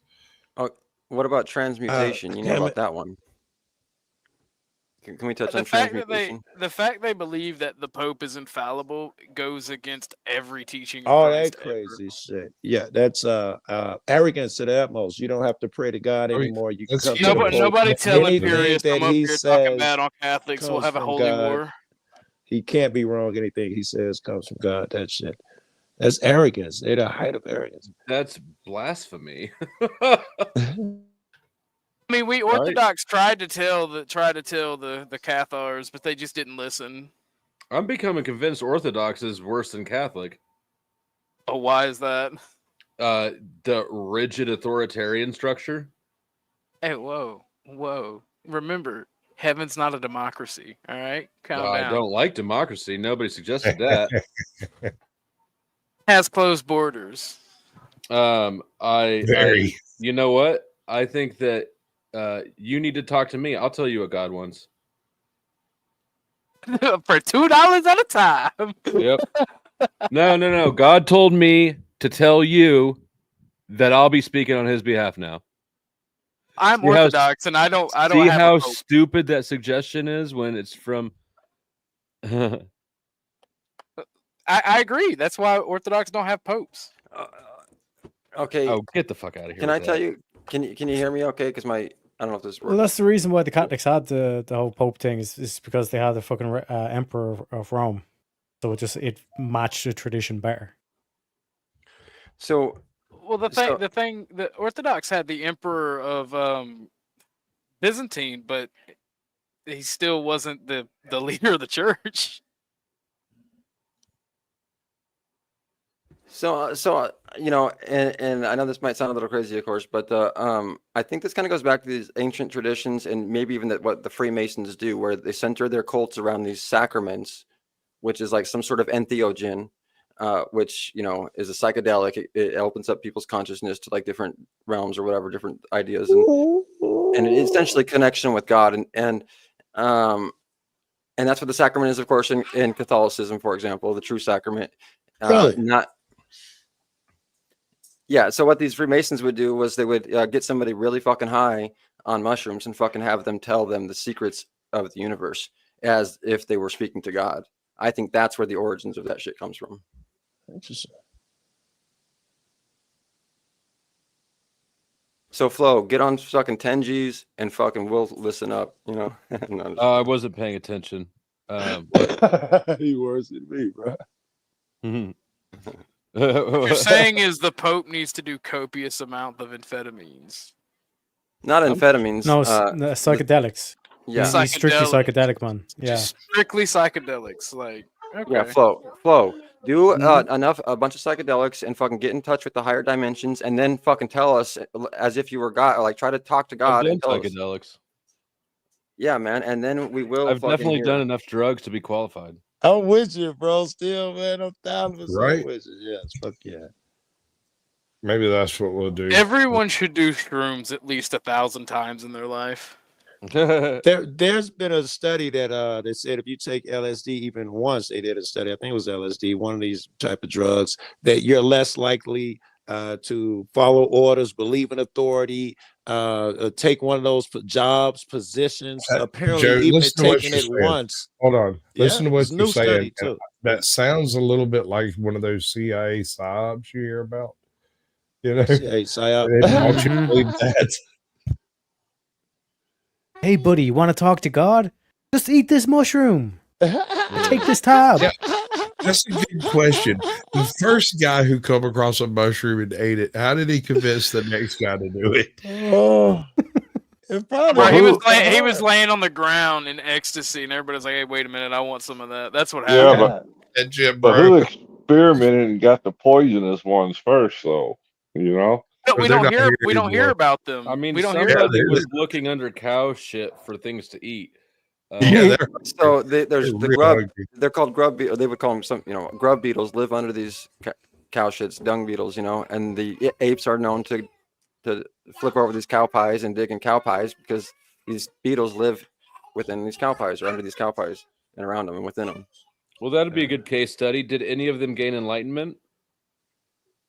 Good one. Well, that's apparently you, Flo. Whoa, damn. You're not wrong. Hold on. That sounds like a shot, but it's not. But there is a mushroom theory surrounding our development of consciousness. Oh, I know. That's why I pointed out. If that is how we got here, if we are just stone monkeys, which makes no sense, then then a good test for that would be what's happening to the monkeys who eat cow pie shit or cow pies, whatever. What is are they becoming? Do they develop language, complex societies? No, that's not what it would give you. It would be God shit. That are they nicer? Are they more forgiving? You'd have to ask that. No. What Flo originally said is a fair question because, officially speaking, some monkeys have entered the Stone Age, like orangutans in Africa, and there's a particular type of monkey in Japan. Okay, hold on, sir. That is a pangid. That is not a monkey. The great Indians, no, not monkeys. In South America, there are a handful of groups of howler monkeys that have developed the use of stones and anvils to break nuts. So yes, the Stone Age. Make that mistake. It's not a damn monkey, bro. So you know what transmutation is? Him like that, I simply corrected him, just like a grammar Nazi should. So you were talking about the powers of the Pope. The only type I don't like. The Pope. What about the Didn't know Pope? we had anthropologists on panel. Right? You have Sasquatch on panel. You have a little bit of everything on panel with him. Yes. He is a very smart person. And you could take it anywhere. You could take it to comic books. You could take it to mythical creatures of the Arctic. You know, you could go any fucking where you can go there with you. I just like talking to folks. Yeah, so one of the Pope's powers is transmutation. Is what it is, or transubstantiation, where he speaks his words over this fake, or over this cracker, and it turns. Yeah, I'm talking. I'm not talking about a white guy. I'm gonna say leave us white boys alone. Yeah, but no, he speaks his words over whatever it is. Racist stuff I got to deal with in my daily life. Yeah, no, the Pope can turn anything into the body of Christ through transubstantiation. Oh, he has that power too. Yeah, and that's how the Catholics eat the body of Christ. That's why they eat bread, and it's the body of Christ because the Pope does his little transubstantiation over it. Right, I guess turns that it would into be the body of Christ. Yeah, and so that's why he like can't throw it away. He has to like drink all the wine and shit out at the end that's left or whatever, and because it's the blood of Christ at that point, That explains Irish ministers now. That make more sense. Interesting. So these guys are really powerful in their head, right? This cannot be good. It's like the government, the way we praise the president, they becomes a religion. The Pope, it seems very similar. Still, man, that's the beast giving power to the transubstantiation is not a power that only the Pope has. All priests and religious head and Christian. I think by the way it was explained, and it's a known metaphor even in Orthodoxy. Oh, right. Not just the Pope, right? He's like probably ordained his. Well, it's a known metaphor as well. So it's kind of a it goes back to witchcraft, of course. Well, it's never been accepted as him actually changing it into anything. No, it's arrogant as fuck. I see it for what it is now. It's arrogant as fuck, and it is them saying they can give you a piece of God. It is that. Yeah, and so it's everything to do with being within communion within your community. But okay, I digress. So if they were real, so again, I'm trying to actually point to the fact also that there is a real sacrament. And they're just not using it. There's some sort of substance that they're supposed to be eating, and that's kind of what I'm getting at. Yeah. But there's we need to start transmutating some steak, Why not transmute some steak? Have this steak like this is the blood of Christ. Well, no, it goes back to entheogens. It always goes back to entheogens, Well, no, my man, as a Christian, I'm telling you that it's a known metaphor, has been a known metaphor since, the average person couldn't know what a metaphor was. It's not something that people literally believe that this wine is now the blood of Christ. It's all about being in communion with your tribe, with your village, with your community. Yep. You can hate religion, but please take out your daddy issues on your actual father and not God. No, I'm going back to, like you said, anthropology, and how he's actually stem out of, different religions and rites of passage and like cults that would. I don't care about them. But what I'm saying is, the entheogens. So the entheogens doesn't matter. We took it from whatever. Be nice and let them say a thought. You're Well, I mean, all of these, societies and cults originally would put the shaman, the priest, originally what we call witch doctors, at the at the high positions, and they would have the sacraments, and they would use that, and they were the sorcerers, and they were the leaders of religion. They were the ones that would commune with the spirits or whatever. I think you're saying someone has everyone playing the Pope, and I think is what you're saying.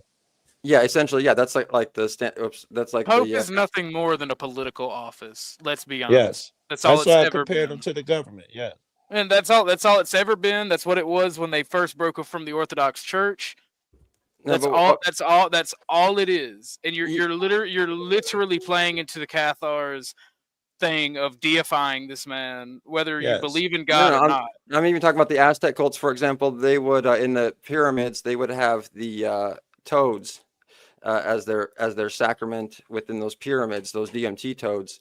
They found that they were using those within their rituals. And what I'm getting at is even the Aztecs, and you can go back to pretty much any actual culture is going to have some sort of sacrament, within the core of its religion. Some way of communing with their gods. Yeah, cool.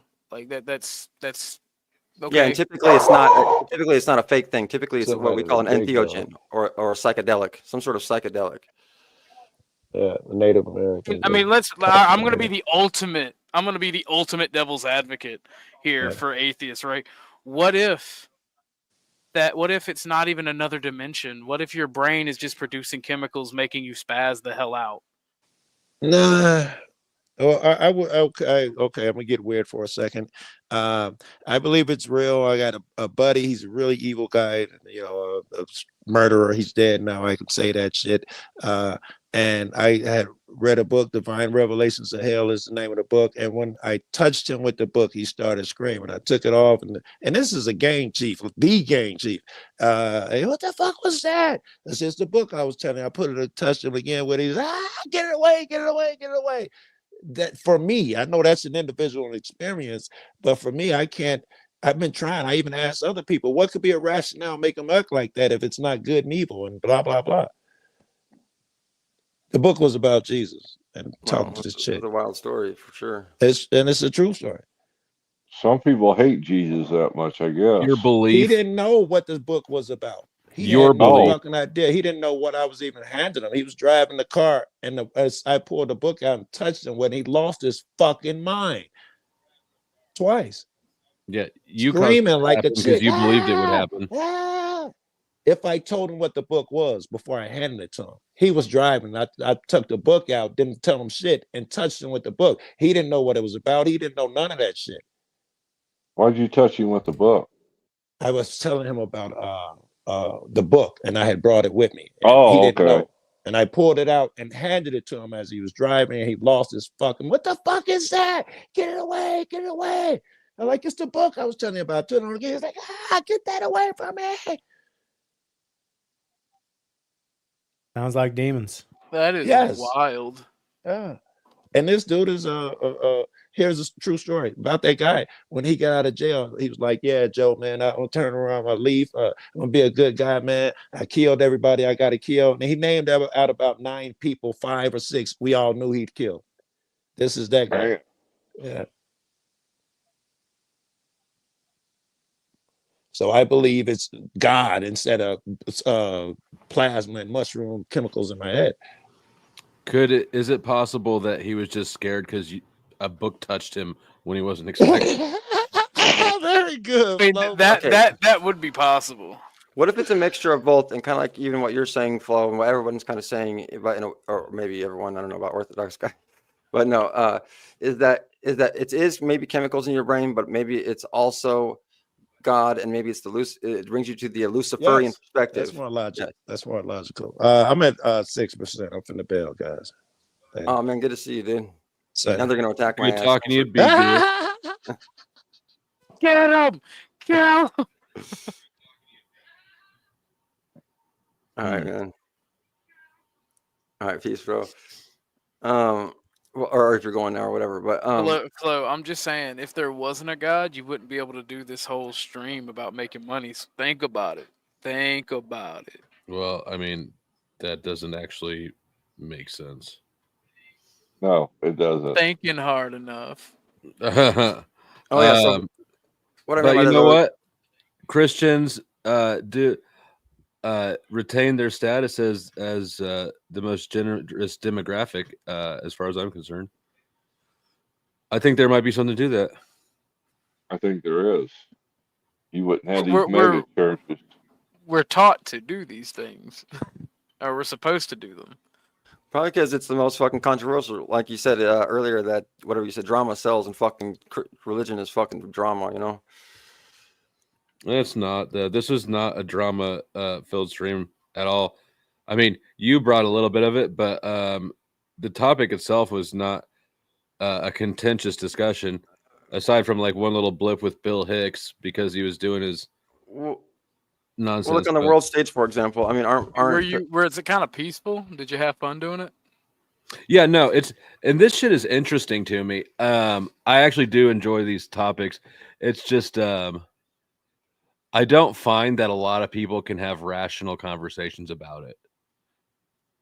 And I don't mean that as a diss at anybody. That includes atheists and like everybody has such a strong opinion on what they're looking at already. It just is what it is. What it is for most people. Definitely. But no, I'm going to do it again next week. Somewhere I've got a Quran and a Book of Mormon that I'll throw into the roster too, if anybody wants some of that shit. Because the Mohammedans don't fuck around. You heard the guy that was burning the Quran in Sweden? He got fucking. He's dead. We live in America and we can defend ourselves. So. Yeah, and I'm not. Occasionally I get a little fiery, but like I don't feel like I'm disrespectful to any religions. You've never been disrespectful per se. You've just always made jokes, and that's okay. Like, if you can't take a joke, don't just stop. Be a better person. Shout out to Lindsay. You could. Oh, Snow, you know something about Book of Mormon? So I have. Interestingly, I grew up only knowing about one sister in a non-Mormon household. And now as an adult, I have 3 sisters and all of them are Mormon. Oh, the youngest one converted too? Yeah, my little sister married a Mormon, and the older half sisters that I learned about, they were, I guess they were raised in a Mormon family, but they wouldn't, I didn't know about them until I think I was 28 or something. Mormons are like some of the most healthiest and like well put together people in our society. So it kind of makes sense because like they are desirable mates for women because they work good jobs, they're healthy. Her husband's a lawyer. Yeah, exactly. Yeah. So I mean, it makes sense, especially with your proximity to their holy land. Oh, yeah. You know about Independence, the RLD? Yeah, Independence, Missouri. Yeah. Is that the Reformed Latter-day? I used to be a Mormon when I was a child because my father. My grandpa was a RLDS. So yeah, that's close. I was born in Independence. I don't know why they would have chose there for Zion. But they broke away from the Mormons though, right? The RLDS. Yeah. The R is reorganized. Well, didn't they reorganize after polygamy was banned outright, and then they went into Mexico? I don't know. The polygamists, that is, because polygamy was a founding doctrine in Mormonism. Yeah, I'm not actually sure. I hope I'm using that word properly. They got the biggest genealogy library there is. Brother, they'll check they're like Scientology. They'll check your taxes to make sure you're paying them tithes right. I'm not joking. And for my like when my sister got married, like one of her husband's duties was to buy or to get some sort of like food supply. Like they got enough food storage in their house, and that's like his obligation to provide the family with emergency supplies. It's so clutch. Mormonism, if it wasn't for the weirdness of the theology there, it would be peak. Especially because like what you're supposed to do to take care of your family. Like I personally have no problem with Mormons just for the simple fact of how they control their society and what they teach people to do. So I mean, it's wild. Yeah, I've had mostly good experiences with them, I guess. I don't know them that well. There's some irritating facets of it. I've found myself blacklisted from their missionaries stream. You didn't claim yourself as a prophet, did you? I didn't, but the last time we talked to okay. Mormon missionaries, they used to hit me up all the time, just like anybody else. But they came by when my sister was engaged. And if you know about Mormons, you're not allowed in the temple unless you're a Mormon. So they were doing like how are we going to do the two weddings sort of thing, and it was just creating family trauma or tension. And so when the Mormon showed up, I was like, "Hey, I got some questions for you, faggots." And they said that they were. I asked a bunch of questions. I didn't actually call them that, but I was. I don't know. Aren't they they could feel with the most energy. wives? And they said they would come back with whatever their parish priest is, whatever the equivalent is. And they did not. And that was before I got raided. That was 2015 or 16. I've seen them in this neighborhood walking around. They don't come to my house. I don't know how the fuck they know where I'm at, but they have not come. I've lived at 1, 2, 3. I've lived at 5 different places since then. Flo, you think Five Eyes has intelligence? The Mormons have intelligence. Flo. Did they send the hot blondes after you, or they send the well put together CIA agents after they you? sent the dudes in the Hank Hill button up shirts. Been lucky. I've always got the hot blondes that come knock on my door. Oh no, they never. I didn't know. I didn't even know they sent hot blondes to do that. Oh yeah, dude. In the deep South, all the Mormon churches send hot blondes on door when they go knocking on doors. It works a lot better. Now, once the hot blondes start talking to you about it, they only come one time, and if you show any peak of interest, you get the CIA button up, dude. I'm happy if they come at all.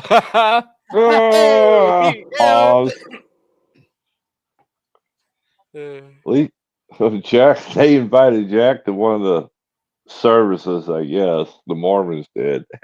He went. He told them he thought he was a prophet. They didn't invite him back. He stuffed on that one. Did you ever have any of y'all ever been inside of a Mormon temple? They are freaking huge. Nope. They are huge. Huge. Oh, you said the only temple I've seen is when the Mormon Tabernacle Choir would be doing something inside the temple. So, it was big. Well, they do let people go in, right? Because they'll come and invite you to come see the temple and come hang out with them, right? Like they did that with me. I'm pretty sure it's the Mormons. They come to the door and they invite you to go to their church. And then I went to their church. They did not. You went to the Jehovah's Witness? Yeah, Jehovah's Witness. You're not supposed to be in a Mormon temple if you're not Mormon. Right. And that was the kind of the crux of my question to them is like, what is this? What are you guys thinking? You're out here knocking on my door, but I can't come check out your church. What the hell are you doing inviting me to something I can't check out until I'm already in it? I have to commit. I have to commit to your religion before you're going to let me see what's inside. What do you hide? Like those A sort of things. little Masonic, wouldn't you say? Very Masonic. The thing about it is, they'll tell you everything they believe in. It's that the temple is for them. It's a sanctuary for them and their people, and that's kind of the reason behind it. And I kind of agree. I think that that's okay because the Mormons are some of the most open people about their faith. Yeah, no, I'm okay with you having your place, but there's a sort of weird like touch and go with, hey, come join us, but join us before you can try joining us.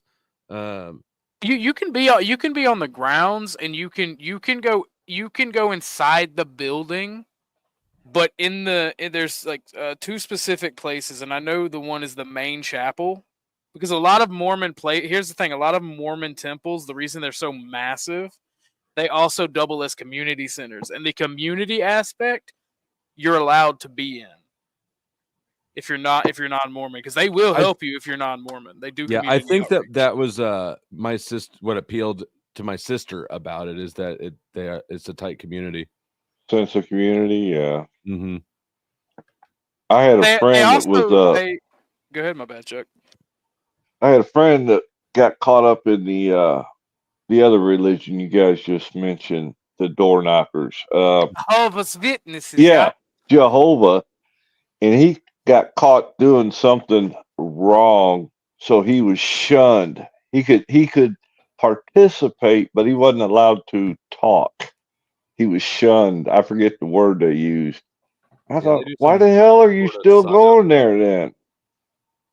What kind of crap is that? Bro, the Witnesses are the most weirdest branch of Christianity that exists. Yes. Because like they don't even, if you call it a church or a temple, like they'll ban you. It is not a temple. I forget what it's called. It's called a kingdom hall. If you call it anything other than a kingdom hall, you're banned. So I mean, it's Jehovah's Witnesses. I do not like. Like they send, it's annoying. See, they send the women too, but they send like mid girls that are like brown headed. I want hot blondes. I want missionary too. No. You get these mid things out of here. Learn from the Jehovah. Then when you go there with them, then they take the girls. You know about this shit? You go to the temple with them, then they take the girls into a different room and it's guys only. I'm like, motherfucker. Well, I mean, you talking about the Jehovah's Witnesses? Yeah, dude. Once the girls lure your ass into the church, they fucking separate you from them, and it's the guys only and girls only fucking seminars and shit. Yeah. See, I've only went a couple times to the Kingdom Hall. I was an extensive Mormon for about 5 years as a child because of my father. So Mormons do everything together. They don't segregate by gender. I made a mistake. This girl invited me to her church, and I went for the girl. It was a Pentecostal. Oh, I've never seen anything like it in my life. Like, well, let me out of here. Were they the snake handling Pentecostals? Not the snake handlers, but the talking in tongues and withering on the floor. And I grew up a Pentecostal, and I grew up in between. My grandmother on my dad's side was a radical Pentecostal, and those are the snake handlers. And my grandmother on my mom's side was a moderate Pentecostal, and those are the people that'll fall on the floor and have a seizure and go, yeah. And that's the one. I told both of them that I told the Pentecostal church I went to, which was the moderate one, that I'm more likely to believe in extreme Pentecostalism with the snake handling, because at least there's some level of luck or divine intervention to not get bitten. Rather than seeing a bunch of old fogies sit here and fall out and go, oh, you don't know what she's actually saying because she's speaking in tongues. Like, man, okay, cool story. Like, but it means something. I've literally seen special needs people have a freak out at a moderate Pentecostal. He's speaking in tongues. No, he's not. No, he's not. Just stop. So as much as like my upbringing as a Pentecostal like really gets on my nerves. It makes me sigh. And like there is a New World reason behind the Pentecostal snake handling. And anyone who doesn't know, I'll tell you because it's really simple. The whole reason they handle snakes is apparently when the Pentecostal churches were founded, Native Americans and other Pentecostal people put a bunch of snakes, a bunch of poisonous snakes in there, and they had no way to get them out. And they had to go in there and remove them, and apparently nobody was bitten. So you can remove the serpent and you can tame the serpent if you have the will of God, and da da da da. Oh, fuck that. Well, no, and it's also because the phrase in the Bible talks about how people will handle poisonous vipers or whatever, and they'll survive. Some phrase that referencing that. It says It says through the power of God, through the power of Christ, that there is no poison that will take. You can be struck by a venomous viper and survive. You can eat strong poison and survive. You can take all wounds and survive as long as you're wearing the armor of God. I'm paraphrasing, but. Does that work for a den of spiders? I mean, I don't know, because spiders are scary, so I think everybody universally be like, nah, spiders fuck that. are scary. Facts. No, I don't care what size they are. They're dead. Oh no, bro! I play a game called Stellaris, and one of the things that you can find is a planet full of spiders, and I just cut my game off when I find that. I ain't even playing. I don't mess with them. In video games. I hate spiders. I hate snakes too. So imagine how I was when I was a child and seen this huge ass 80-foot bricked up rattlesnake going. I went to church one time with my grandma and I was like, nah, bro. No, I'm not going back. I don't blame you. I don't know if y'all know, but in Georgia, rattlesnakes get big. Timber rattlers get big. We have a world record timber rattler that was caught in North Georgia. That motherfucker looks more like an anaconda. And now they're I don't know if I can say it like this, but it's only for a joke, Flo, so forgive me. Now they're race mixing with pythons and everything, so now it's just unholy abominations amongst just terrible, evil things. Look at them pythons are moving up from Florida. Yeah, but that's the thing. Rattlesnakes are literally breeding with them. Oh my god! Real?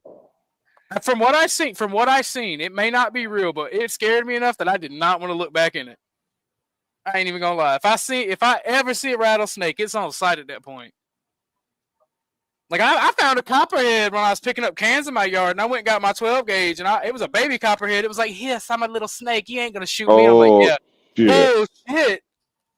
Copperhead ain't nothing. In half. Yep, copperhead ain't nothing to mess with. I was mad, dude. I was mad as hell. I thought I was looking at Satan because I didn't clean my shotgun. So when I pulled it, the firing pin didn't shoot the shell. So I had to go out inside, clean my gun, look for that little bastard, found him. I was like, I got you. I'd have just beat him to death with the damn thing. Oh no, bro! What if he grabbed my gun and slithered up? It was like his bite. No, bro, no, no, I'm not. No, snakes don't bother me. Spiders. I was traveling through southern Missouri headed to Arkansas, and on this one highway we was on, they had these signs up. You know how deer crossing signs, except it was tarantula crossing signs. That's wild. And I talked to some locals down there, and they said, yeah, they'll be so thick on the road that if you don't slow down, you're liable to spin out. From the mess. That's bad. That's Dude, when I was terrible. When I was a truck driver, go ahead. Well, there was this crazy story. I went camping up in some crazy place, I don't know where it was, up in some desertous area. Like I said, I didn't really remember where it was, somewhere around Colorado though. And just real quick, we fell asleep. It seemed like everything was cool in our tent. Well, we weren't in a tent because it was warm. We were in our bags and everything. Yeah, dude, we woke up in the morning and there was fucking tarantulas all over. We were like, what the fuck, dude? Where the fuck? We got our shit out of there so fucking fast. That was crazy as shit, dude. All right. I got two of them for you, right? The first one is not as bad as the second one.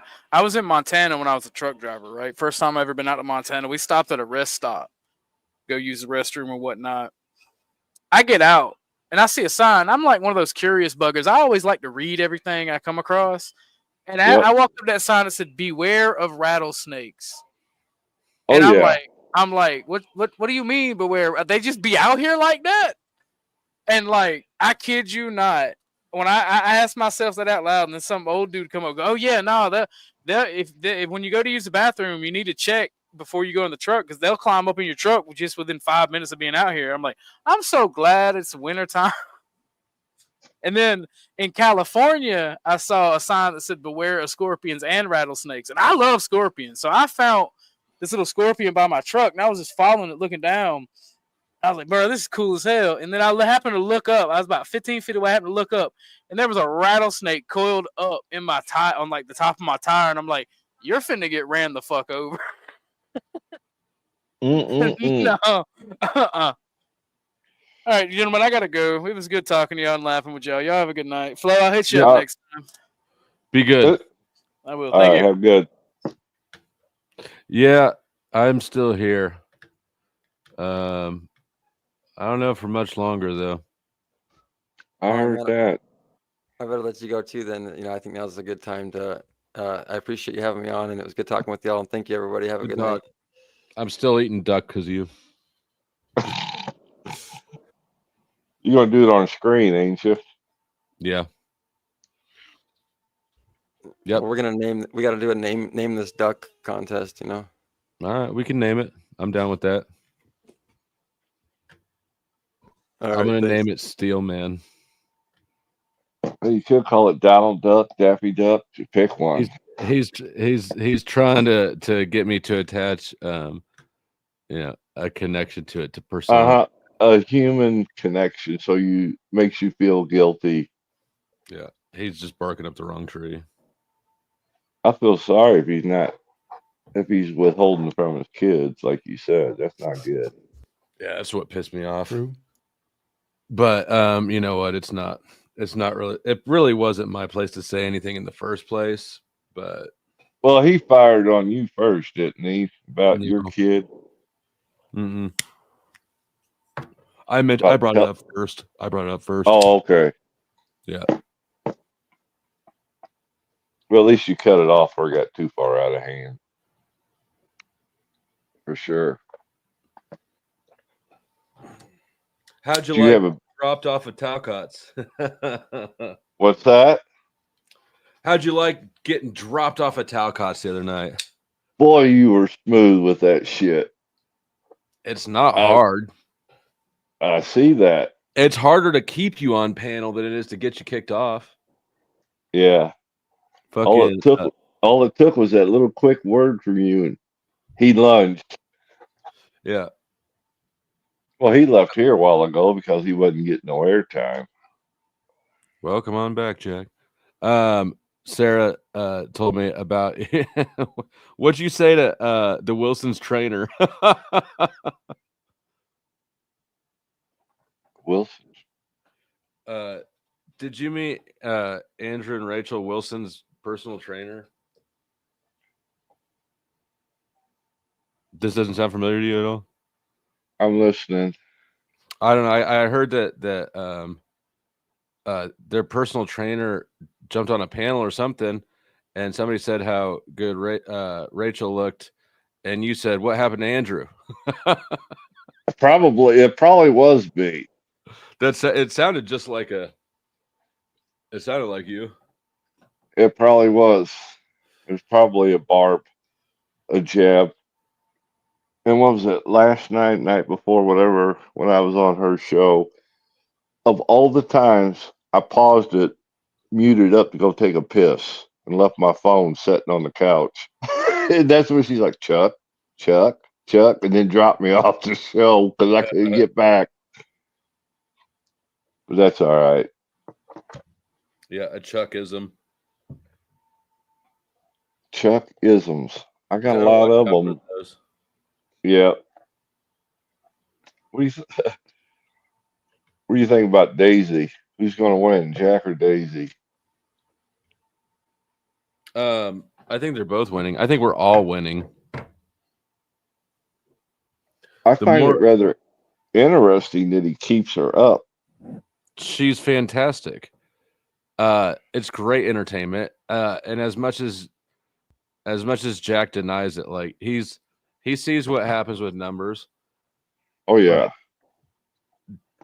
Jack is more ambitious than all of us. Like not just all of us on panel, like all of us and in the chat too. Well, we got about 18 days. We'll see how interesting it really Oh, gets. bullshit. He's been on 18 days for 18 years. Uh-huh. Did Paul ever come back, or is he still gone? No, I just learned today that he's sick or something, ain't he? I think that he just saw the writing on the fucking wall. Oh, threw in the towel? That's what I think. You're not even a few of his people I heard or seen in chats elsewhere talking about he may just threw in the towel. Yeah, well, I mean, he fell a long way. Yeah, I think he thought that fast was going to draw a big crowd or something.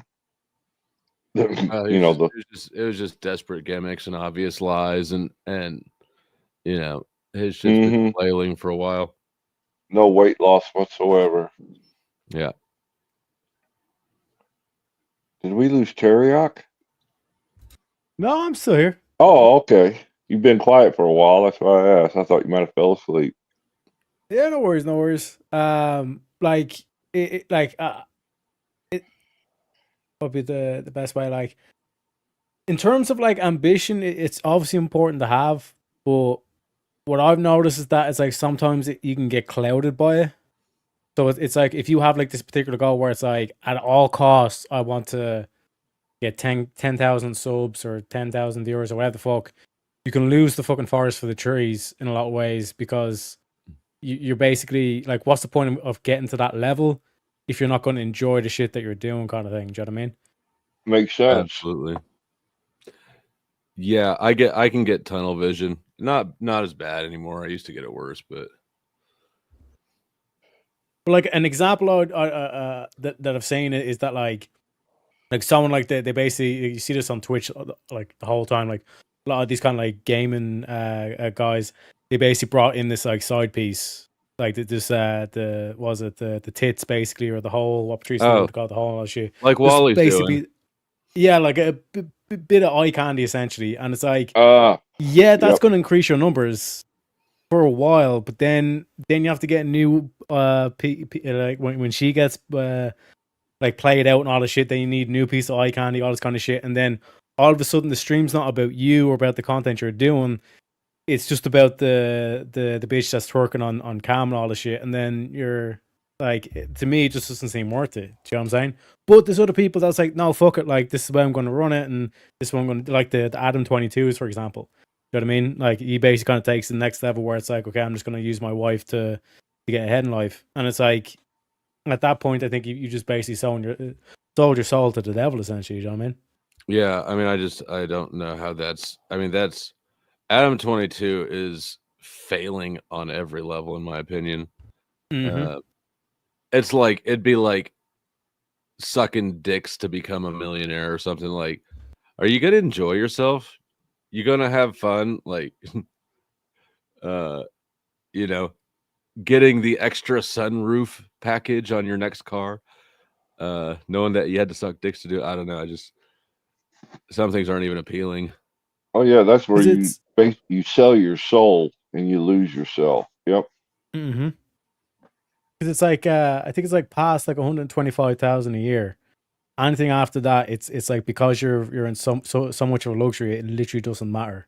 Like, like when you like think of like all like the top performing lawyers and all this shit, like the reason why it comes down to how much they earn, it's just purely to keep score of who's the better lawyer. It's nothing got to do with the actual life that they're living, because they're all pretty much living the same standard of life. Look what happened to Nick Rekieta.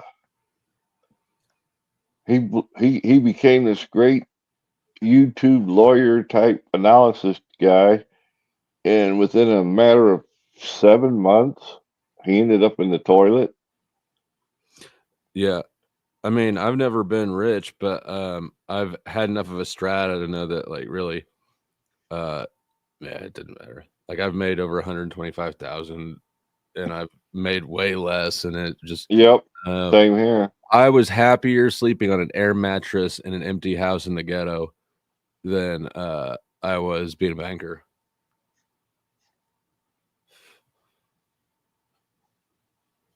I'm way happier doing this shit than I was being a banker. Oh, I bet. Of course, I make a fraction, but That's why they call it the fractional reserve. right.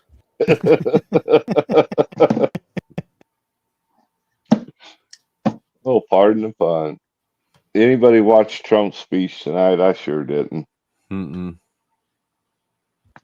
I see a couple of good singers in there, to be honest. To your question, I don't think that I don't view the optics and the content as necessarily at odds. I mean, they can be, of course, if you don't have it balanced, but I don't know. I appreciate something to look at.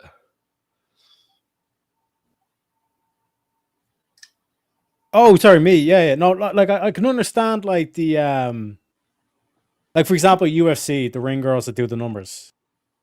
You know what I mean? Or WWE when they had the chicks do the stunts as well. But there's a difference between that and if just the whole content is just about her twerking on screen. It's like, Oh yeah, no, that can't be the content. That gets stale quick. Like, yeah, no. There's got to be some content there too. It's got to be an interesting thing to listen to. Like that's why I never got into whatever. I don't like the whatever podcast. Oh, I don't either. Yeah. Some good looking girls every now and then it gets interesting, but by and large, it just seems like I don't know anything about Brian. It seems like somebody fucked him up when he was younger, and now he's getting revenge on girls. no, I think he got too much money too young. He's You often young. see it with guys. He's young, isn't he? Yeah, he's and younger than I millionaire. am. He's like 36 or something. Mm-hmm. Because like he started out with like Joe, those like the social experiment kind of thing. Like he blew up as one of those as like his main YouTube channel, and he basically kind of made all this money, and then he was kind of like sitting at home like doing nothing, and then he basically came up with the whatever podcast kind of idea. But he had already become a millionaire before he started the whatever podcast. Damn. So, It seems but like his- it's the clout more than the money for content creators. Oh yeah, that's definitely a factor. But it's like the same thing of like when like a chick, if she blows up as an actress that's like one of the hottest actresses when she's 18, it's the same thing of when a guy gets a load of fucking like gets millions or gets all this clout when he's 18 as well. It's just too much too young, and essentially it kind of goes to them in that way. But like I only really watched the whatever podcast when Andrew's on because like he's basically the only kind of traction in terms of like the debate thing, like they're going through the points on stuff. But even then, it's more so just like easy dunks rather than an actual sophisticated conversation of like an actual kind of philosophical topic. Do you know what I mean? I think he's making the right call by stepping back off it. He said he's not leaving it. He's just reducing his appearance on there to like once a month or something. You talking about Andrew? Yeah. Mm-hmm. It's like at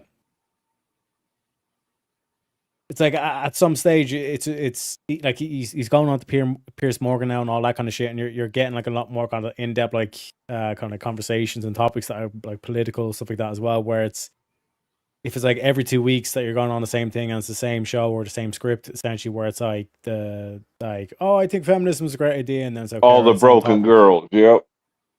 Do you know what I mean? It's like at the end of the day, it eventually just kind of wears out its place, kind of thing. Do you know what I mean? But even the fact that, like I said, it's not typically a show that I would have watched beforehand, but it's the same thing with Fresh and Fit as well. It's not typically a show like I was aware of it when they were blowing up because like everyone was watching all that kind of shit. But it's not something that I'm willing to sit around for like 7 hours and watch. I couldn't watch that. I tried, I couldn't. Because it's like if you claim to hate all these like the typical things like the Mean Girls examples, like the fake accent that women do and all that shit. If you hate that shit, why? Like, how can you spend 8 hours watching that? You know what I'm saying? Like the whole like, oh my god, that's so fetch. It's like that shit to me. It annoys the fuck out of me. It's like revenge porn for nerds. To a degree, yeah. As is a lot of Manosphere content. Speaking of, you guys see that shit with Rolo and Glenn and Pearl? No. No. What happened? All right, give me a second. Was that on that debate tonight? Give me a second, Chuck. Oh, sorry.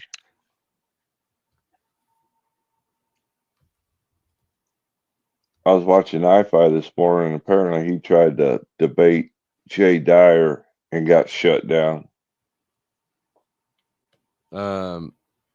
Yeah, I've still got a grudge to pick with Jay. Actually, his topic on his tonight's stream, Carl Jung, right? That's like, I need to go back and listen to that. And Yeah, that's right up your that's right up your alley. Fuck up my alley. It's way Yeah. up. I was listening to him. It's way more up my alley than his. I don't know that I think that he really knows what he's talking about with it, but yeah. So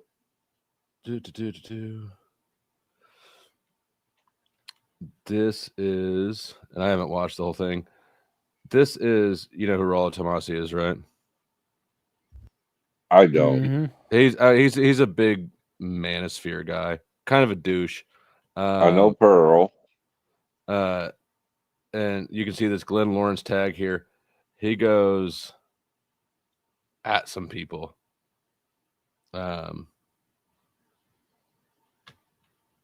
Not to be a gossip, but let's just cut to the where's my transcript?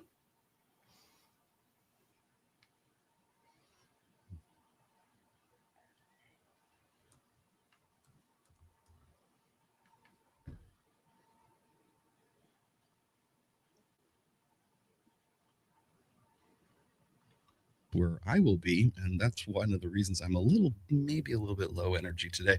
But also, I want to respond to this this video that Pearl, and I shouldn't even, I almost feel bad about titling the video using Pearl's name in the video, because this is not about debunking Pearl's lies; it's about debunking Glenn Lawrence's lies.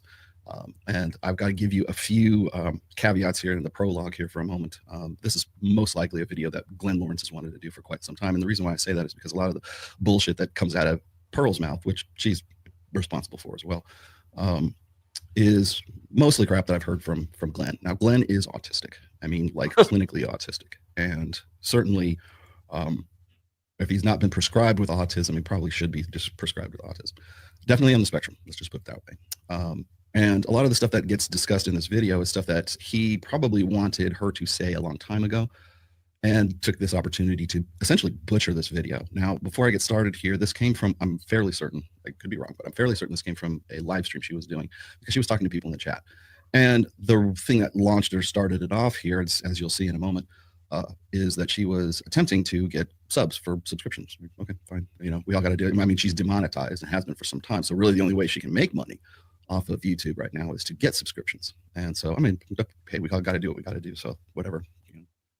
But I'm fairly certain that the deal was, subscribe now or get a subscription, and I'll answer any questions you want me to ask me anything. Well, of course, what do people ask? Well, how come Rolo hates you so much, right? And of course, she's got to come up with some cock and bullshit about what she thinks her side of the story is, and I'm going to systematically debunk every line. We're going to go line by line. That's why I'm starting this today without the videos and everything, because I kind of want to just jump in. People always complain about the videos anyways. Like, oh, he doesn't. Video starts at 17 minutes in, and I was like, well, and actually it doesn't. I just use those videos as an intro. But I'm going to break format here for a little bit. I'm going to do something a little bit different today. I'm going to try to maintain. I'm going to deliver today's pod class in as best way I can. I'm going to see if I can channel my inner President Sunday for today. And if you don't know who President Sunday is, he's a guy who has been right on top of Destiny throughout his, let's just say his, I'm going to call it assault because it's not really assault, his revenge porn allegations, which, by the way, there's 4 girls now. So you've got Pixie, you've got Sherry, and there's 2 more, and I don't know the names of. Oh boy, that boy can talk. I got it sped up a little bit. Oh, okay. Let's see, it was 9. Yeah, I got it at 1 1/4 speed. Lauren Southern ex-husband, and verified, by the way, ex-husband. And the thing is the reason I'm pointing out that this has been verified now is because nobody believed me back then, including Glenn Lawrence, including Pearl, who was implied. If she wasn't complicit in this, she was implicit in all of this. And I'll explain to you why that is. So what happens is then I start talking about, I start getting too close to the truth. And that's why that's why I'm appreciative of what Andrew Wilson did for me then, and does still to this day, backs me up. Because Andrew knew from the jump that Destiny was full of shit. But so anyways, I'm given all of this stuff. I have the receipts. I have all of the text exchanges. I have all the signal messages. I have all of the DMs and everything else. And again, like I said, I went over and did this again once I was sort of vindicated of the Lauren Southern thing. But so what had happened, and I didn't realize sort of the minefield I was walking into, was that I had gotten into, I suggested anyways at the sort of just by reading some of the exchanges I had with Lauren Southern's ex-husband, was I was getting a little too close to the truth, because at that point there had already been a relationship with Lauren Southern, and quite a sordid one at that point. Like if you look at any of the leaks, of the text leaks, Lauren Southern is borderline personality disorder, narcissistic personality disorder, she has every cluster B personality disorder of the four. She has some sort of manifestation of all of those, which, by the way, her ex-husband explained to me too in our exchanges. But I didn't realize how close I was getting. And remember, this was in 2023, like May or June of 2023. And this was at the time when, I think maybe it was May of 2023. This was at the time where Destiny and Melina were still married. And I'm sure that affair, or that exchange that they had back in the day, was something that Destiny did not want to go back over and recover. Because if I point this out, if I say, hey, look, here is evidence.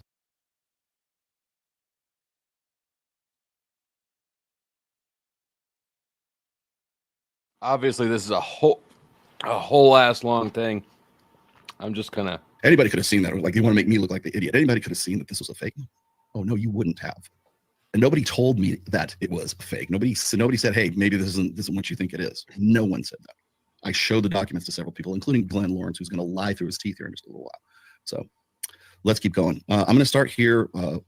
So just one more thing. Well, one more thanks. Thank you, Andrew, for bringing that up and for vindicating pretty much everything I've done. I've got one. You talk about the Brittany Venti pictures, if you guys know about that situation. Super chat here. I got to jump in. Sorry, let me throw this on. Rational Trucker, if you detail all of Pearl's lies, you'll need at least 5 hours. Yeah, well, that's why I'm saying, that's why I skipped the videos. It's told me that it was a fake. Nobody said, hey, maybe this isn't what you think it is. No one. But you know, there's even research to show that you can increase your lifespan by up to 5 years simply by having more omega-3s. So we created Paleo Valley's Wild Caught Fish Roe. If you want to get back on let me give you a little bit here. I'm going to be nice, right? Okay. I told Mike I'd be diplomatic here. I'll be here. I'll give you an idea for free. If you want to get back into media work, if you want to get into, I really feel like I'm meant to be in this. If that's the case, maybe go and actually do content instead of listening to idiots like Glenn Lawrence saying we should do an attack piece on Rollo because that will get us up. That'll get our numbers up. Why don't you do something that's substantive?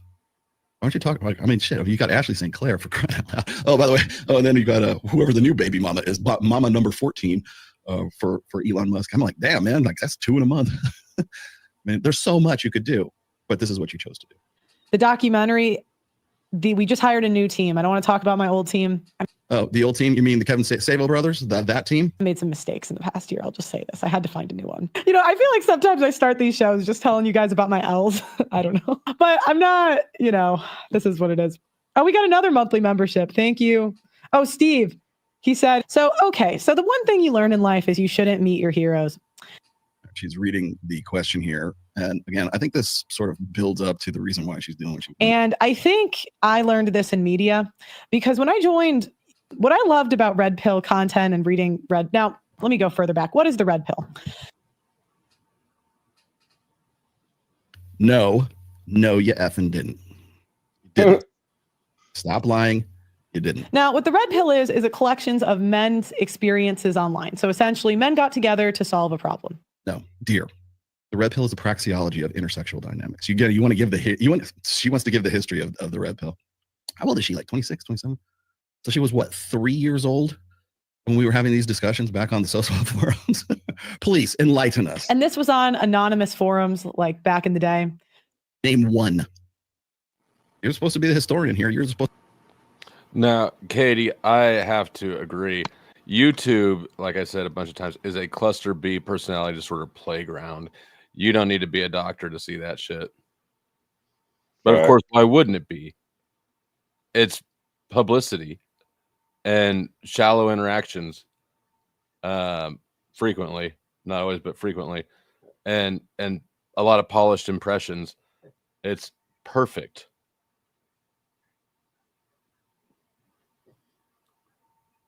Supposed to be the one who knows all this shit. You're supposed to be the one that has all this banked away somewhere. So, and there were some prominent writers during this, and one of them was Rollo Tomasi.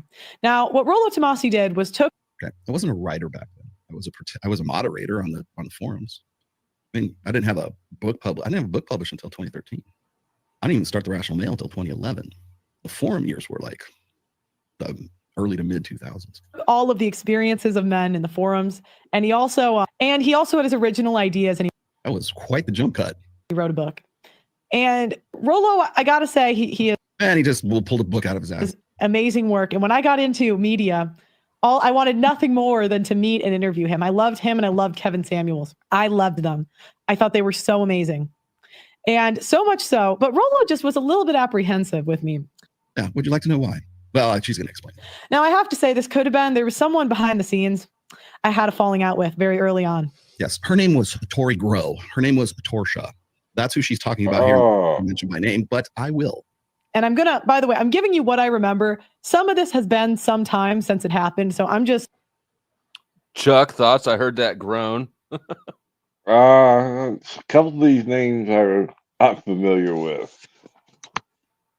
Yeah, well, you know Torsha, right? She's Yep. Torsha Glenn. I mean, I basically know all of them, I think, so far. That's okay, Pearl. My memory is perfect. Like, some of this was 3-4 years ago. I'm remembering this to the best of my ability. Now, this girl and I had a falling out. I'll help you fill in the blanks. The falling out was between Torsha and herself.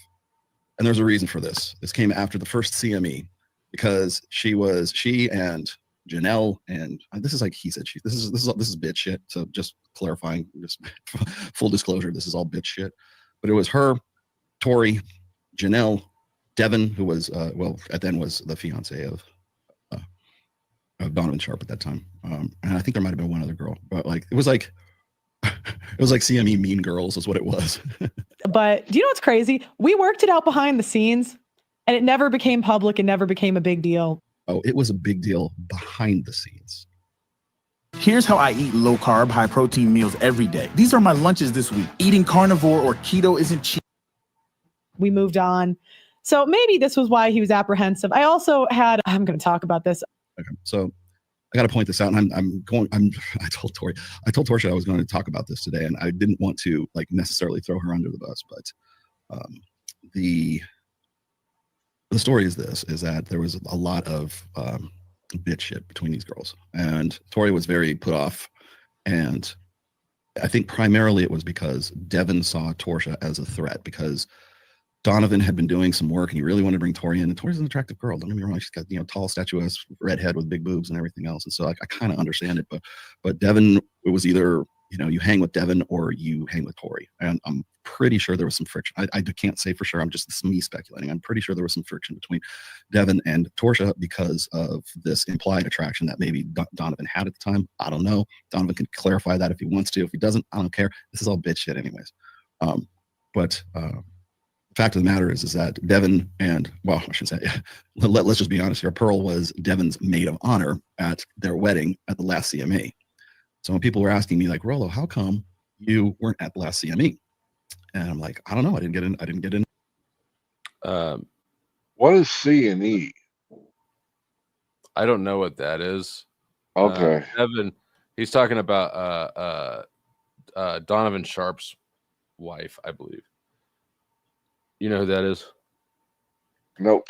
He's another kind of bigger manosphere content creator. He's smaller than Rollo and way smaller than Pearl, but big nonetheless. He's a few 100,000. An invite. I wasn't even asked to come out to it. until I found out that there was a wedding going on, and Pearl Davis was the maid of honor at that wedding that happened at the CME. And then it all kind of fell into place for me that I was persona non grata, which I'm fine. I don't care. It's, either way, I save money by not going. but which I just sent Glenn a text and invited him. I haven't heard from him in a minute either. But so this dude's butthurt he didn't get invited to the wedding. You know what? Wow. This is a 4-hour stream. He unpacks way more shit than I've even caught up with or heard.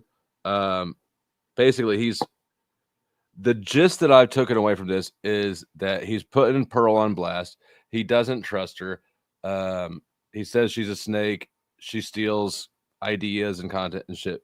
And he's throwing Glenn and well, I haven't seen him throw Glenn anywhere yet.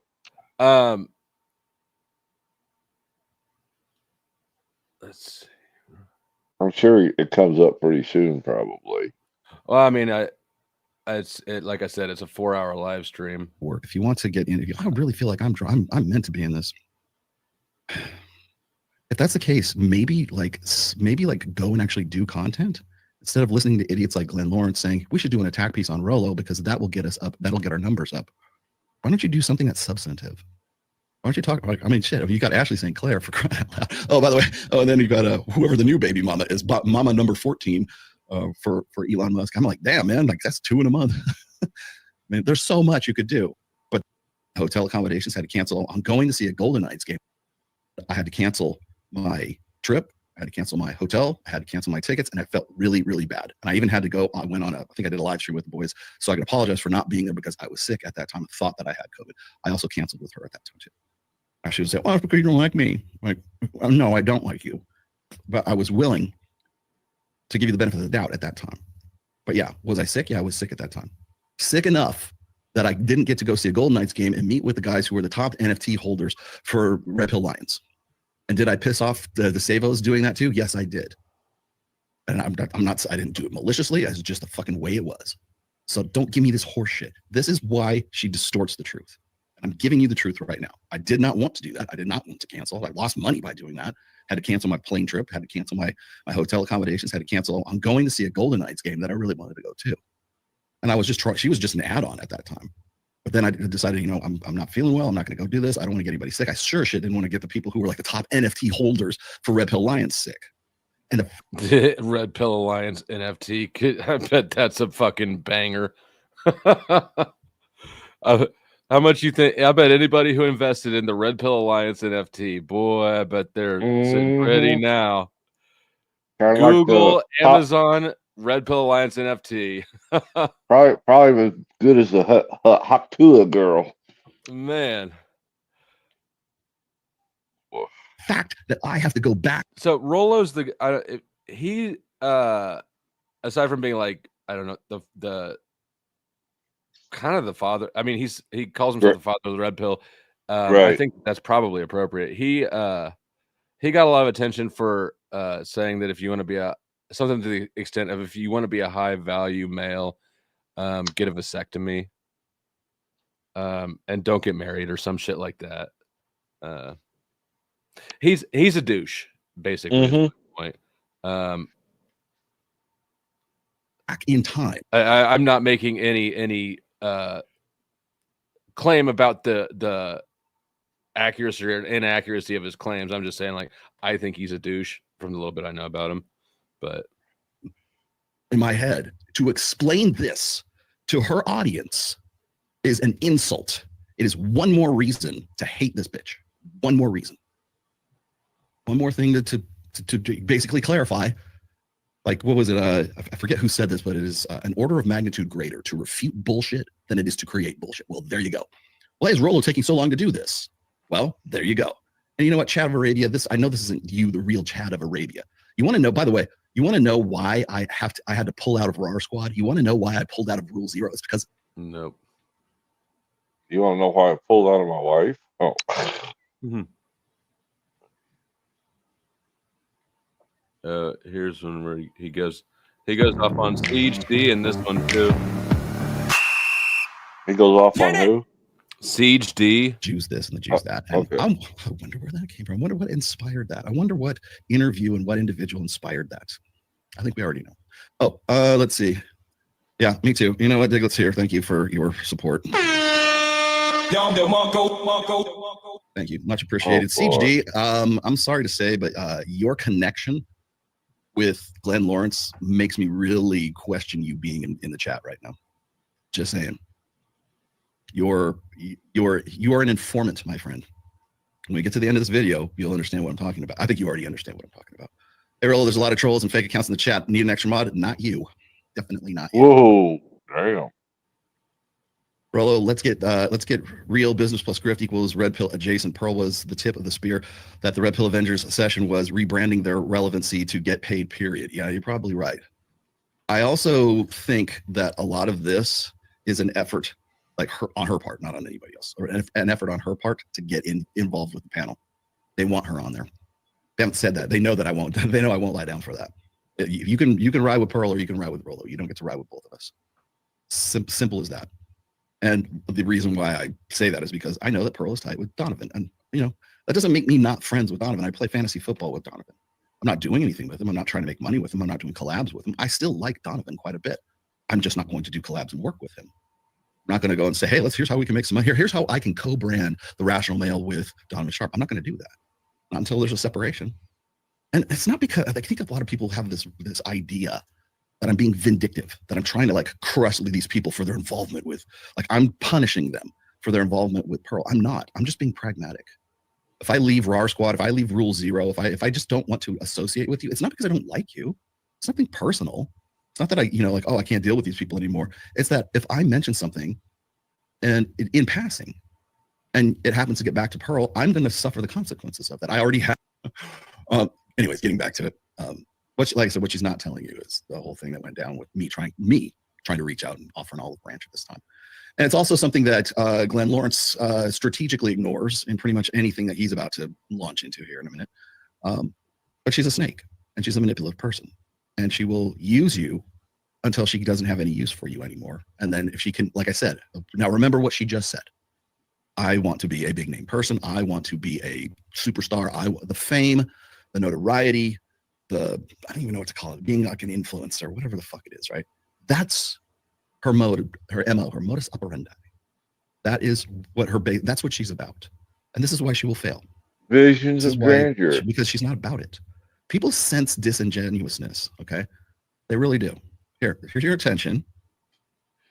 I actually agree with that entirely. People totally sense disingenuousness. I've been showing evidence left and right, dude. And trust me, when we get to the Brittany Venti butt, you're going to be wishing this spam will not age well. Not on this podcast. That spam will not age well, my friend. But keep it up, please do. He's butthurt. Oh, really? Am I? Then why am I making sense? What am I saying that's wrong? I don't care about being big dog in any of this. Do you think at this point that I care about any of that shit? Really? You're in the wrong. You are very, very mistaken, my friend. I love how people want to say shit like that. Oh, you're just professional journalists. You want to be a bigger deal than the rest of these guys do. If that were the case, why would I give two flying fucks to even say what I did on the Donovan Sharp / Fresh and Fit panel? I would just keep my mouth shut. If I wanted to start a cult, I think I could probably be a pretty damn good cult leader, but I don't. I'm not interested in that. In fact, I have been anti that, even like funnel marketing and stuff like that. Like I'm doing like Reignite, and I think I piss off a lot of the guys who are like, who want to do things like by the template, by the formula. Here's what you do if you're going to do funnel marketing. My marketing is anti-marketing. It's like, I don't want to sell you something you don't want to buy. I don't want to sell you something that you're not going to make some sort of significant change with him. Work on your money. There was a list of 7, but the only one they remember is number 3. Get a vasectomy in your 20s. And I'll tell you what's funny is like nobody's laughing at. You know who's not laughing at that now? Fresh.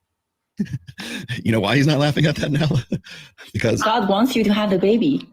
Definitely not. Yeah, I bet he wish he would have read that. Now suddenly that tweet is not quite so funny as it was before. Yeah. Oh, thank you for the kind words, my friend. Not in, I mean, we're all grifters, like, as I said before, but I'm an ideas guy. That's how you want to know how she like. Thanks for the reminder, Rolo. We're all grifters, and boy, I'm gonna have to just go back to straight up Bible verses all the time. Because I missed that part of the show. Did you do pretty good? So on the whole, no, because at $2, it wasn't one of my better nights. It was good for what it was, and it was good for not drama content. It'll pick up. Yeah. So I mean, I guess I'm sort of working actually through the thought of my own. Is there something here? Absolutely. Cool with a night like this every night? No, I need to do some bigger than this, but no, it's definitely, I'd say it's definitely a good first run. It was interesting. I think there was a good amount of, I think that the content was interesting for people. It started off slow. I don't like actually scheduling out streams too far in advance, because then it throws out your where you display in people's feed weird. But it was sort of, it gained speed slowly, but then basically held it pretty solid. Yeah, no, I think it's good. It's good. Like, she rides people's ideas. Got to get quicker at finding fucking Bible verses. Yeah, she's not an ideas person. She's not an innovator. She's a fast follower, is what she is, and not even that fast these days. She used to be faster. She's not even a fast follower anymore. And then she's at frustration point right now, because she's in a studio that like daddy is paying for, which looks like a old grammar school room somewhere. Obviously, the lighting is not what it used to be. It's not a pro. She doesn't have a pro set anymore. She knows she's on the downswing right now. That's why she comes after me. That's why Glenn Lawrence talked her into doing this shit. But the vasectomy tweet went viral, and that's what I'm going to let her tell you this. And I asked him if I could bring on content creators. I think he thought okay, she's not telling this right, because either Glenn Lawrence chopped this shit out too quickly or whatever, but let me explain to you what she's trying to get out of her mouth, okay? I put out the tweet. Everybody, it went viral. I had Matt Walsh hit me up. I had Ashley St. Clair hit me up too. I had Ben Shapiro responded to it. Jeremy Boring's respond. All the people she knows, the Daily Wire, they all responded to it. And so it was getting a lot of traction, bad traction, but we pretty much take it all. Fridges and dishwashers and dressers, drawers, couches, mattresses, bed frames, concrete, things like that. Whatever. And nobody wanted to ask me anything about it. No one called me about it. No one said, hey, we want to get you on the show so you can explain yourself for this. I didn't get no Pierce Morgan saying, hey, Rollo, we want to talk about your catalyst or your vasectomy tweet. None of that. But she was the first on the list. And I was in a good place with her at that time because I trusted her. I was like, yeah, okay. She asked me, she said, hey, do you want to be on my show? And we can talk about that. I thought, okay, cool. Because nobody else was. Although I should say they didn't ask me to talk. They did talk about it. Matt Walsh talked about it for 15 minutes on his show without ever talking to anybody. They don't care. You want to know why I say she's like the patsy for these guys? Is because they just go with what is trending on Twitter, and then they talk shit about it. They don't care if it's right or it's wrong, and they move on to the next topic. Right. So I gave her the benefit of the doubt. I said, and remember, this is in May, the beginning of May of 2023. Yes, 2023. And I said, yeah, okay, fine. We set up a date, and I was ready to go.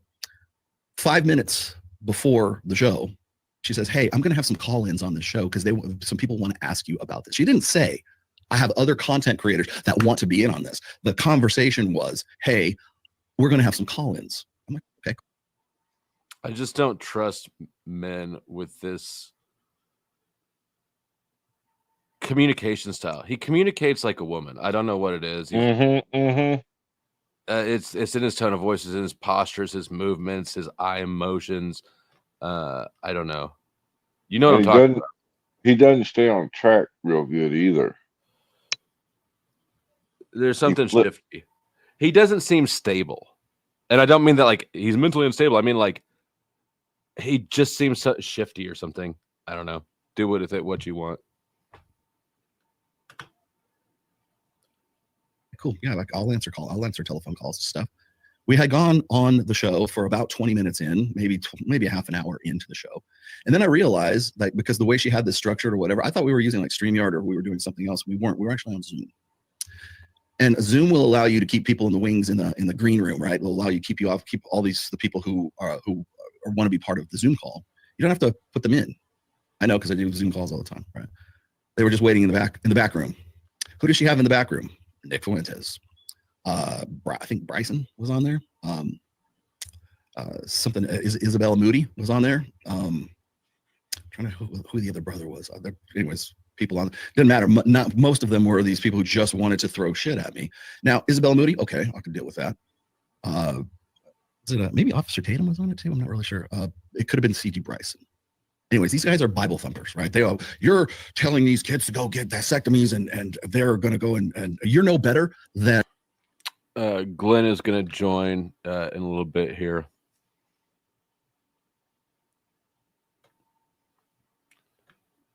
Do women have cocks?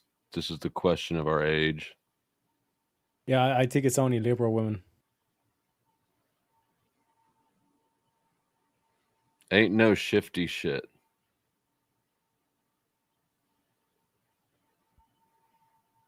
Who's a typical beta soy boy?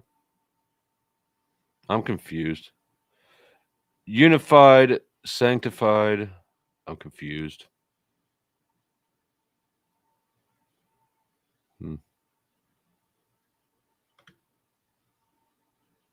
And those parents that want to get gender affirming surgery, you're just like those people who want to tell kids to cut their dicks off. That's essentially where they wanted to get. They wanted to take it to the nth degree, man, because that's the kind of people that follow her. But then there's Nick Fuentes. And I'm like, why the fuck is Nick Fuentes on this? Well, where did this come from? Now, she launched all these guys in immediately, leading me to believe that she had these guys already set up. This was already a setup from the jump. So it was like, okay, we're going to go for 20 some odd minutes. We didn't talk for an hour. We talked for 20 minutes. And then she throws these guys on.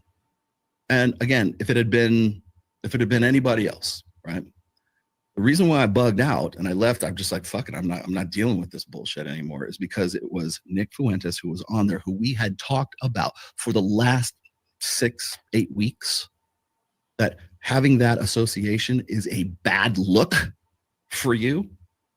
Me trying to be magnanimous, me trying to throw out the olive branch of peace and try to be. I think I need to write a book. That's what's really gonna get me the next.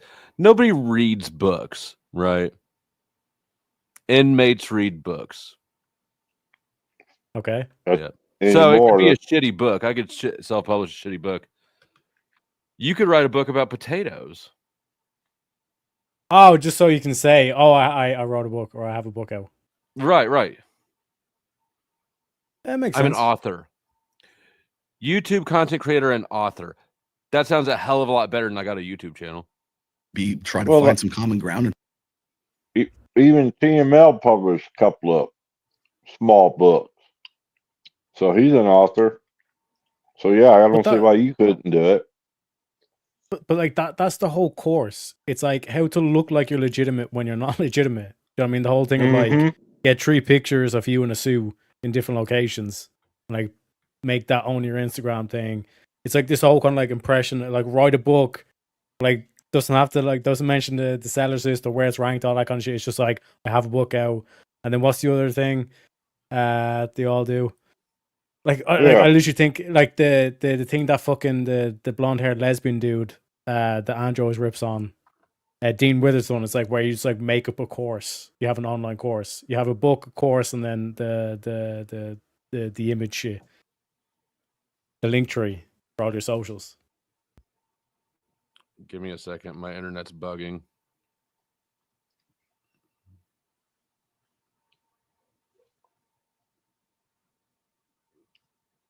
Having bad weather.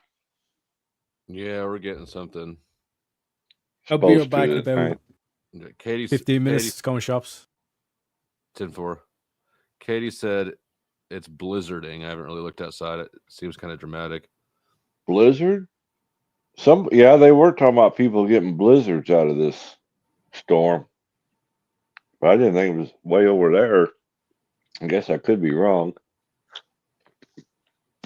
Let's see, 31 degrees, snowing, 30-mile-an-hour wind. Yeah, something's happening. Damn, it was so nice earlier. Well, then it started raining. All right, I think my internet's stabilized.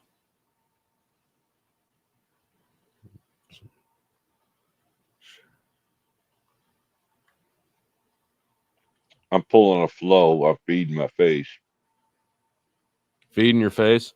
I hope it's meat. Yes, it is. And try to listening to you talk for what, the last 6 weeks when we're having phone calls and stuff like that, thinking I can trust you, and then all of a sudden the one person you bring on the show is Nick Fuentes. I didn't know he was going to be on there. I didn't plan it. Bullshit, you didn't, because you knew what was going to happen, and you knew that was going to happen. You knew I was going to bug out, and so I'm coming up. I'm trying to think of anything I could say that would trigger the algorithm. Nazi this and Nick that and whatever else, right? And then and then of course what happens is immediately after that, Nick has an army not unlike Destiny, not unlike Brittany Venti, not unlike Lauren Southern, who will buy. Bro, this little in the chat watching ass dude, Glenn Lawrence, just sent me a message. He's like, "Hey, I just published my book." Sent me a link to it. I'm not sharing it, though. He can share it when he gets up here.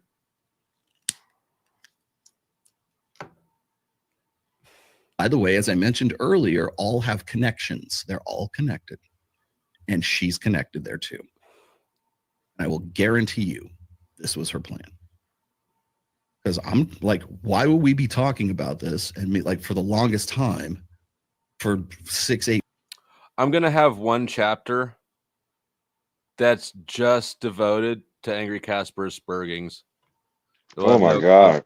It'll have no context. It'll just be an exact copy of his Spurgings. Well, you could use AJ too for that. Who was it earlier suggested the rankings of the I don't remember how it was phrased, the craziest people I've met on YouTube? Dude, that would be hard. 5%, man. I'll send you $1 right now for the rights to that shit. I don't know how many copies you think I'm planning to sell of this. Telling you. But you could call it a book. You'd be an author, a former bank president. And if honestly, that's something that would make an interesting book, but yeah, it's so tangled. And I don't know what the statute of limitations is on everything. You got an NDA or something? No, I just don't know. I don't want to accidentally write something that could be used against me or somebody else, right? Ooh, that wouldn't be good. Nope. Right. Of course, I just scramble names if just hypothetically, right? Yeah, I don't know. Somehow I don't know. It puts you on the radar. Yeah, it puts you on the radar. Too real, too recent, too close. Something just sets off my spidey sense, like, hey, this is just attracting attention. Mm-hmm. I could never mind, I'm not gonna do that. I was about to take a dig at Paul, but you know what? The poor guy had to quit YouTube, so 8 weeks about how it was not a good idea to bring on Nick Fuentes and share her. The first thing out of her mouth was, I didn't know who he was. Bullshit. She did know who he was because she also knows who Brittany Venti is. And she also knows who the rest of the usual suspects are. She knows who Destiny is. She knows who Lauren Southern is. She knows who all these people are because all of those people are connected. So for her to be saying like, "Oh, I didn't know," that's just bull. And that was at that point, I'm like, you're gonna like, you're going to be very disappointed, Siege. You're going to be very disappointed. You're going to be very disappointed in your boy. Don't allow him around any children. Put it that way. All right. So going forward here. Bro. Hello. When you're smiling. When you're smiling.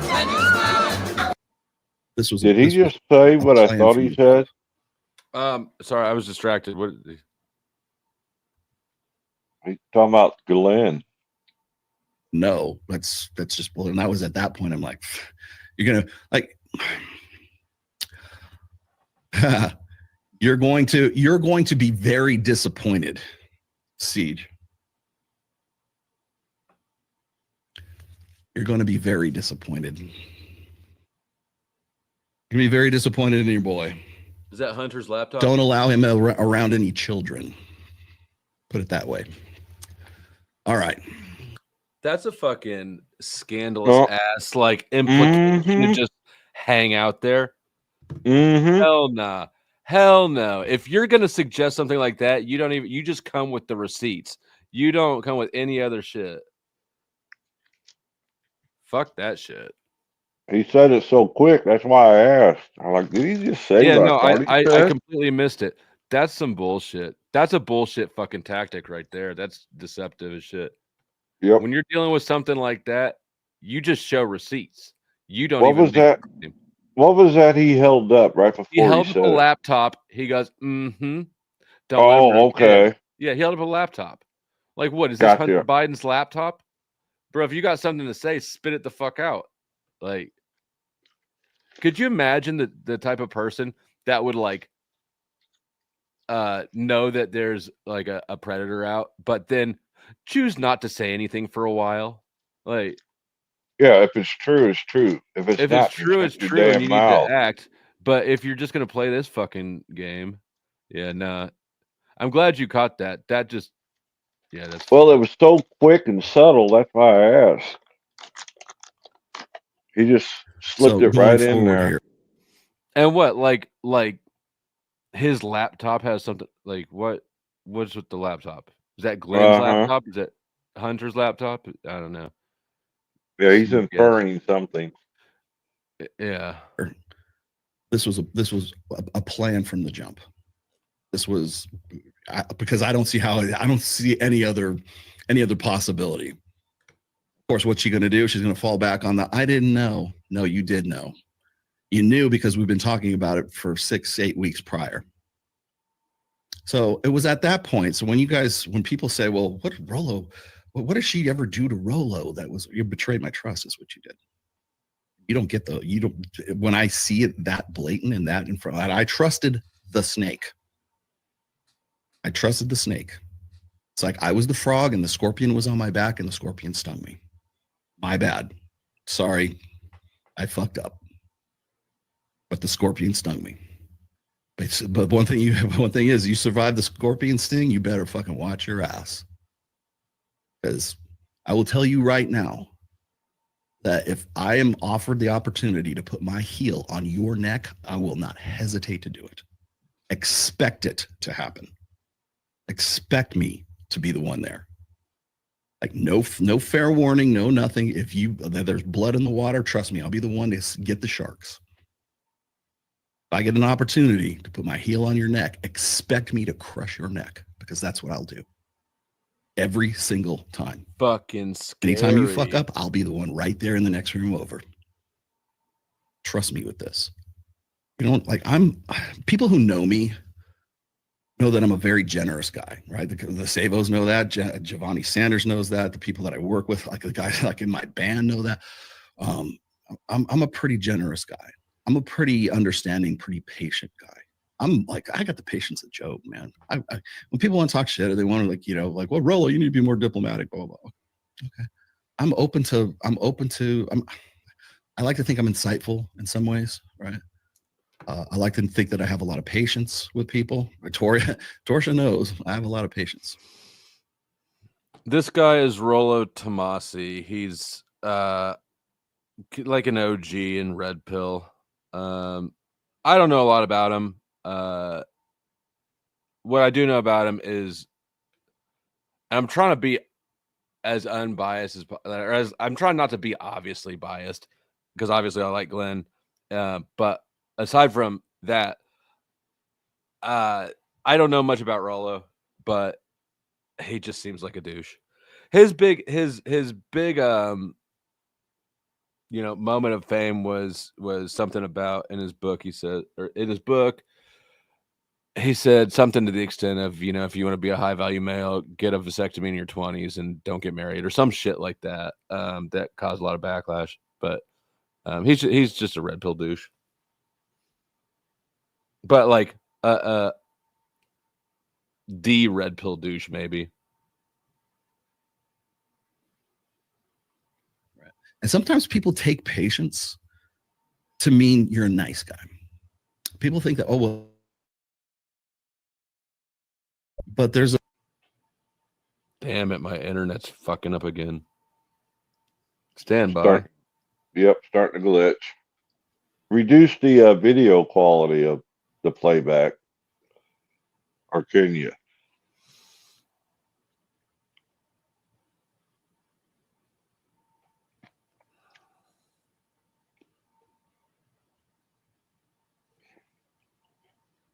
I don't know if that'll help or not. The proverb says, beware the wrath of the patient man.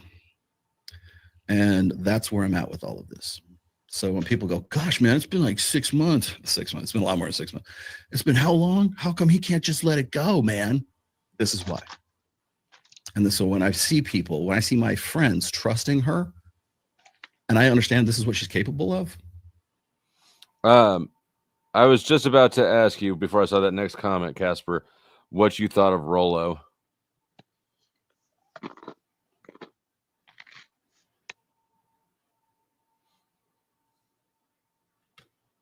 On your neck, and I will.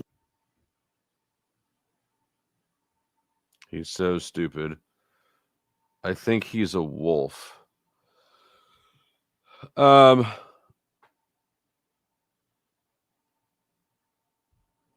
might be giving a little too much credit.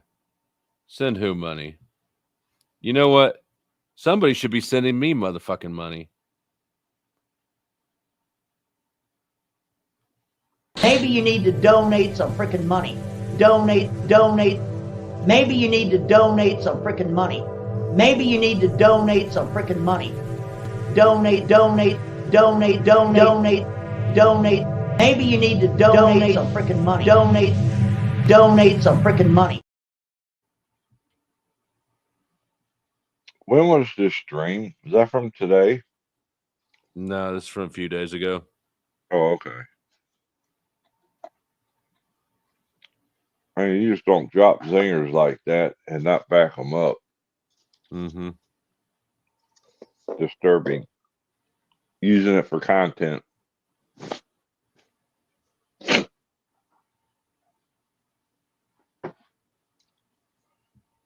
I don't know why you people want so desperately to think that you're the only ones who can read. I know that you want to try to give yourself authority over a book that you didn't write, and in a relationship with God that actually doesn't include you, but you just don't have any sway in any of that shit. In fact, if you knew how to read the book, you'd know that you don't have sway in any of that shit. Or maybe you can read the book and you know that, and then you're trying to play this game anyways. Either way, I did nobody needs before. Nobody needs that expertise, Jill. Playing games with me. I'm a professional Bible reader. I talked to God. God told me that he wants you to ask me from now on what he wants done. Where was you at when he talked to you? Or he talks to me. He's talking to me right now. Can you not hear? Of course you can't hear him because he only wants to talk to me. That's how that works. Send money or you're going to hell. Tell me your secrets and I'll forgive them. What's the worst things that you've done? You don't want to know. No, not you. I'm trying to extort the congregation. I'm extorting the congregation, Chuck. You need the Pope hat for that routine. Yeah. To send the blessings out. But yeah, with your internet, I don't know. I'm not. hold it. No, we're not. We're more in the vengeance. God is in a vengeful mood right now, not necessarily in sending out blessings. I need every bit of money you can bring me. Pay me. All the money, all the banking, all the jobs, all the material things. I love spending money. And all these people here know I love spending all that money. Yeah, but if God wants me to read and understand the Bible, then God can make that happen without Jill. God doesn't need Jill's help. I mean, he created everything, right? It's willful ignorance mostly. If atheists were honest, they could read the Bible, but they're just not. Doubling down on that. Wow. Wasn't Jesus's basically maybe not the whole message, that might be overstating it, but I'll do that anyways. A huge chunk of his message was have a relationship with God yourself. You don't need the Pharisees. Jill, why are you in competition? Why are you applying for a Pharisee job?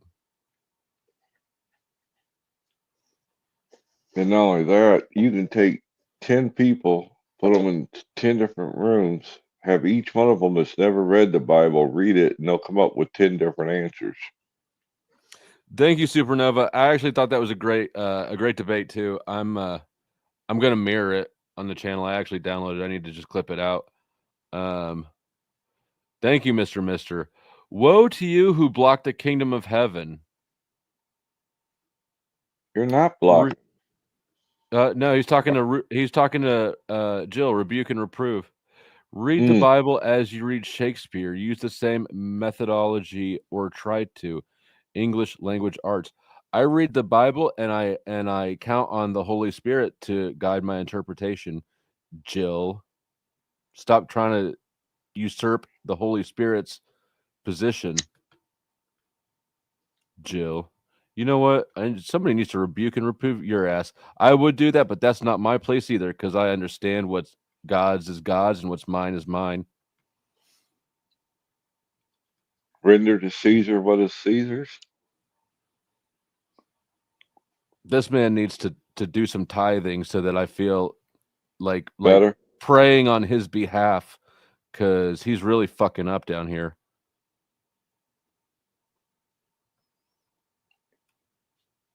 And thank you for the $10. Let's bomb Talcadia. That no, let's do the old school bomb. That this makes me happy. When you hear the sirens or anti-aircraft guns, you must get under cover at once.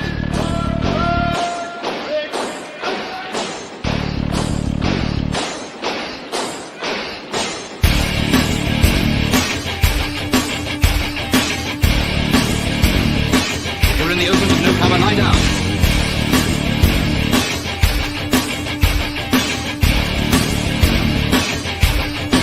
The most important rule of all is never to stand staring at the sky. If you don't take cover, you may get hurt. Was this about me? Who are you saying that about, freak? Why do you think I'm trolling? Jill is clearly trying to be a Pharisee. Jill is clearly placing himself in between my relationship with God and my understanding through the Holy Spirit for his own glory and power, for his own gain. Thank you, Katie, for donating 2.5, whatever the fuck those are. Just kidding, they're euros. God, why have you forsaken me? Well, God hasn't forsaken me. God doesn't forsake his No, children. I think she meant her. Oh, why has God forsaken Katie? Katie, Yeah. Oh, Jill knows. Oh, maybe. Yeah. You know what, the freak? I liked it better when I thought you were complimenting me. I like that better. But you know what? I'm forgiving with you as God is forgiving with me. He's another hard one to follow. Yeah. I'll give you $1 if you show your titties. Was this at me? That must have been at Jill. Jill can have that one. God, why have you forsaken Katie? That's what we want to know. Stay away from even Christians who say the Holy Spirit told me so. Learn how to read the Bible, lib. Oh, you're denying the Holy Spirit now. That's not a thing. I see what kind of Christian this is. Probably don't even believe in the Trinity. Probably never been baptized.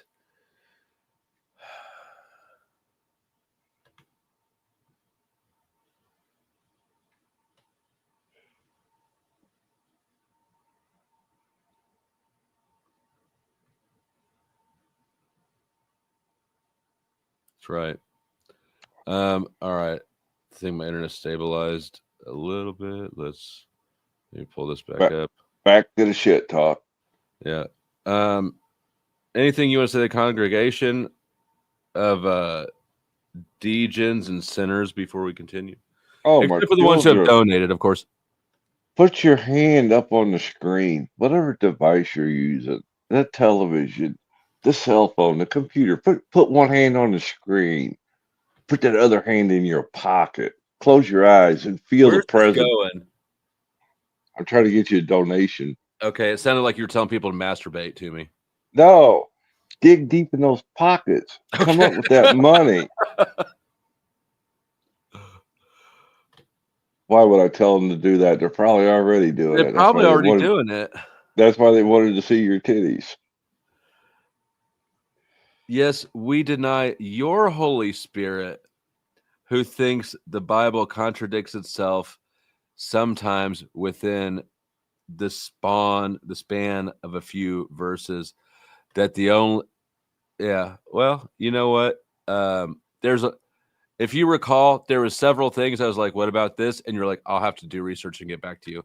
You haven't gotten back to me. I'll have to go back and rewatch that. Sound like it got pretty interesting. With Jill, or the thing earlier tonight. The thing earlier. I think it was good. Jill is just jealous because God chose to talk through me and not him.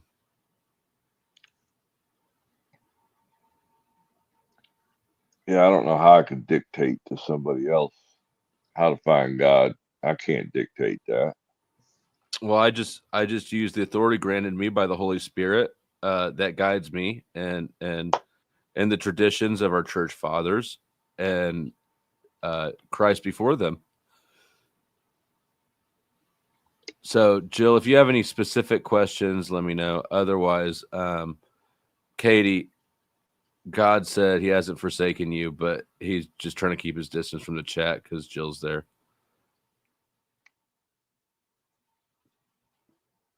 Too many degens. Yeah. Even Steelman's down there.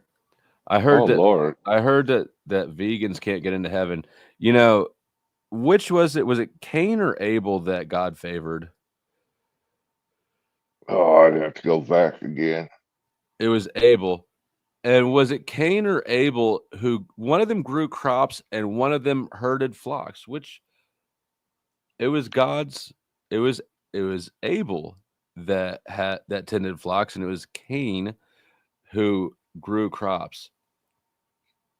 So eat some meat, earn salvation. For the steak is the way to the heart.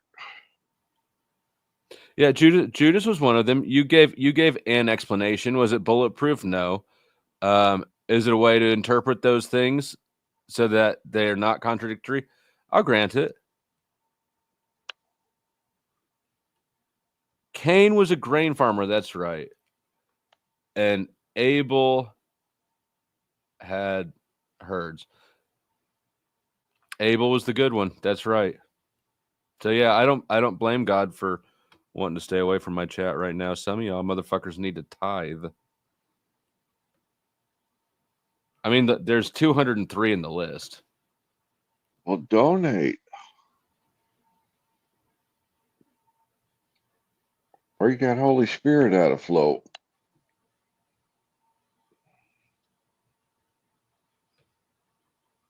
Oh man. Steel man's eating those mushrooms again. It's probably bad broccoli. Or just general malnutrition.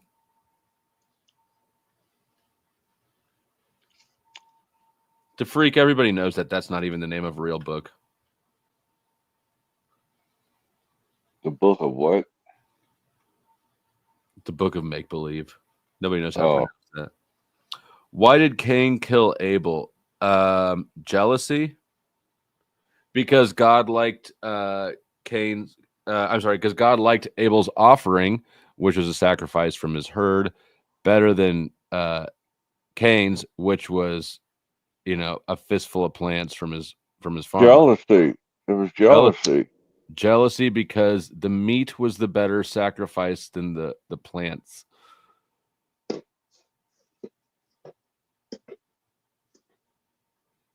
Not bad for memory.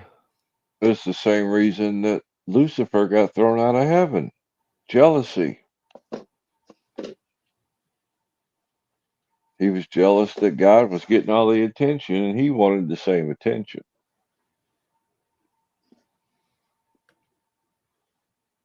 See a theme developing here? Yep. Jealousy. Sort of like how Jill is jealous of my clout, my prominence, my connection to God.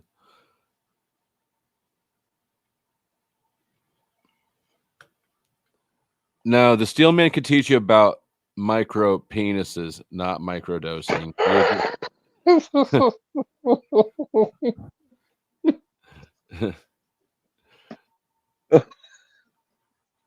I mean, he could probably Google some shit for you real quick, but long time no see, Ragamuffin. What's going on? What up, guys? What up? What up? What up? Just out here spreading the word. I know, I hear. I thought I'd chime in on a few of what you guys have been discussing and give you another alternate perspective, as it were, right? So, this is my take, gentlemen. If I'm under the persuasion that the Bible was created by the controllers, helped put together by Rome and the ruling class of Jews, and so therefore, if that were to be the case, then it would take a different set of eyes and perspective when looking over everything. And as far as I'm concerned at this point, Christ's teachings do not line up with the rest of the teachings. What he taught was very different than what was taught previously in the Old Testament. It's also interesting thing I found recently was that in the Talmud and extra biblical references out of the Bible, the Jews reference Yahweh as a intermediary God that they go to for what is required, whereas the source creator is checked out on vacation or uninvolved. And so the one that wanted the sacrifices and all of these things would have been this Yahweh God. Where it gets really interesting is when you start to look back at the stuff in Deuteronomy, it almost seems like it's haphazardly pieced together. And a lot of these scholars have been looking this over. They've been looking at this Moses scroll that was found. They've been looking at the teachings of they've been looking at the references of Pliny the Elder going before the emperor at the time and telling him his account of witnessing Christ and his disciples and how they didn't eat meat. And they didn't participate in the sacrifices. Very opposite. And it even goes on to say that the situation in the temple with the turning over of the tables was because they were buying and selling animals for the marketplace, and his disciples shut the whole temple down for the whole day. That's what got him hauled off to get killed, because he was disrupting their entire marketplace and system. So It's said that Jesus of Nazareth was actually Jesus the Nazarene.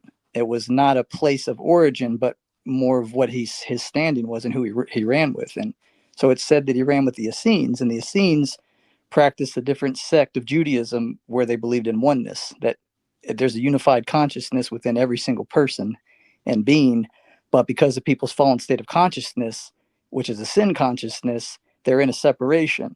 And it just takes going inward, which was all of his reference points to finding the treasure in the field and such, cultivating an inward relationship with oneself to reconnect with God and to detach from the carnal mind and all the attributes of the flesh and reconnect with the divine nature. And so, according to that, he studied off in mystery schools, was gone for a while, nobody heard from him. And he was pissed off because the mystery schools were hiding all this knowledge that they were using to amass wealth and weapons of mass destruction. So essentially kind of like Star Wars, like this force that can be manipulated for good or evil. But the soul comes in question when the force is manipulated for evil.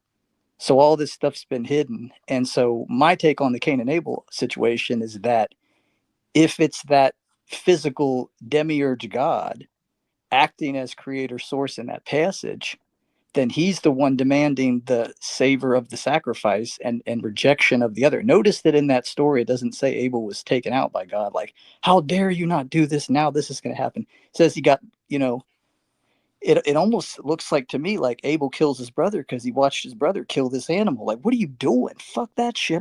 You're going to do that. Watch this. It's really interesting. And it starts to get really deep when you start to look at and piece all this stuff together. So like, I'm always telling The fuck everybody we go talking further. about? You know what I'm saying?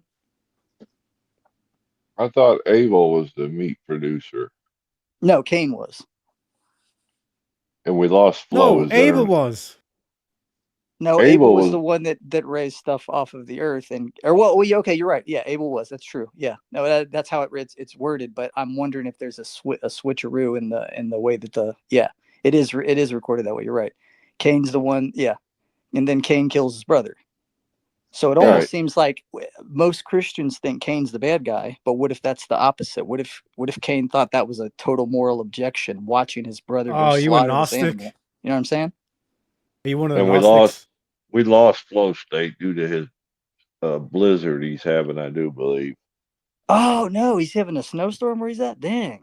Well, It was no, 60 degrees here he today. said it's classified as a blizzard right now. Oh wow.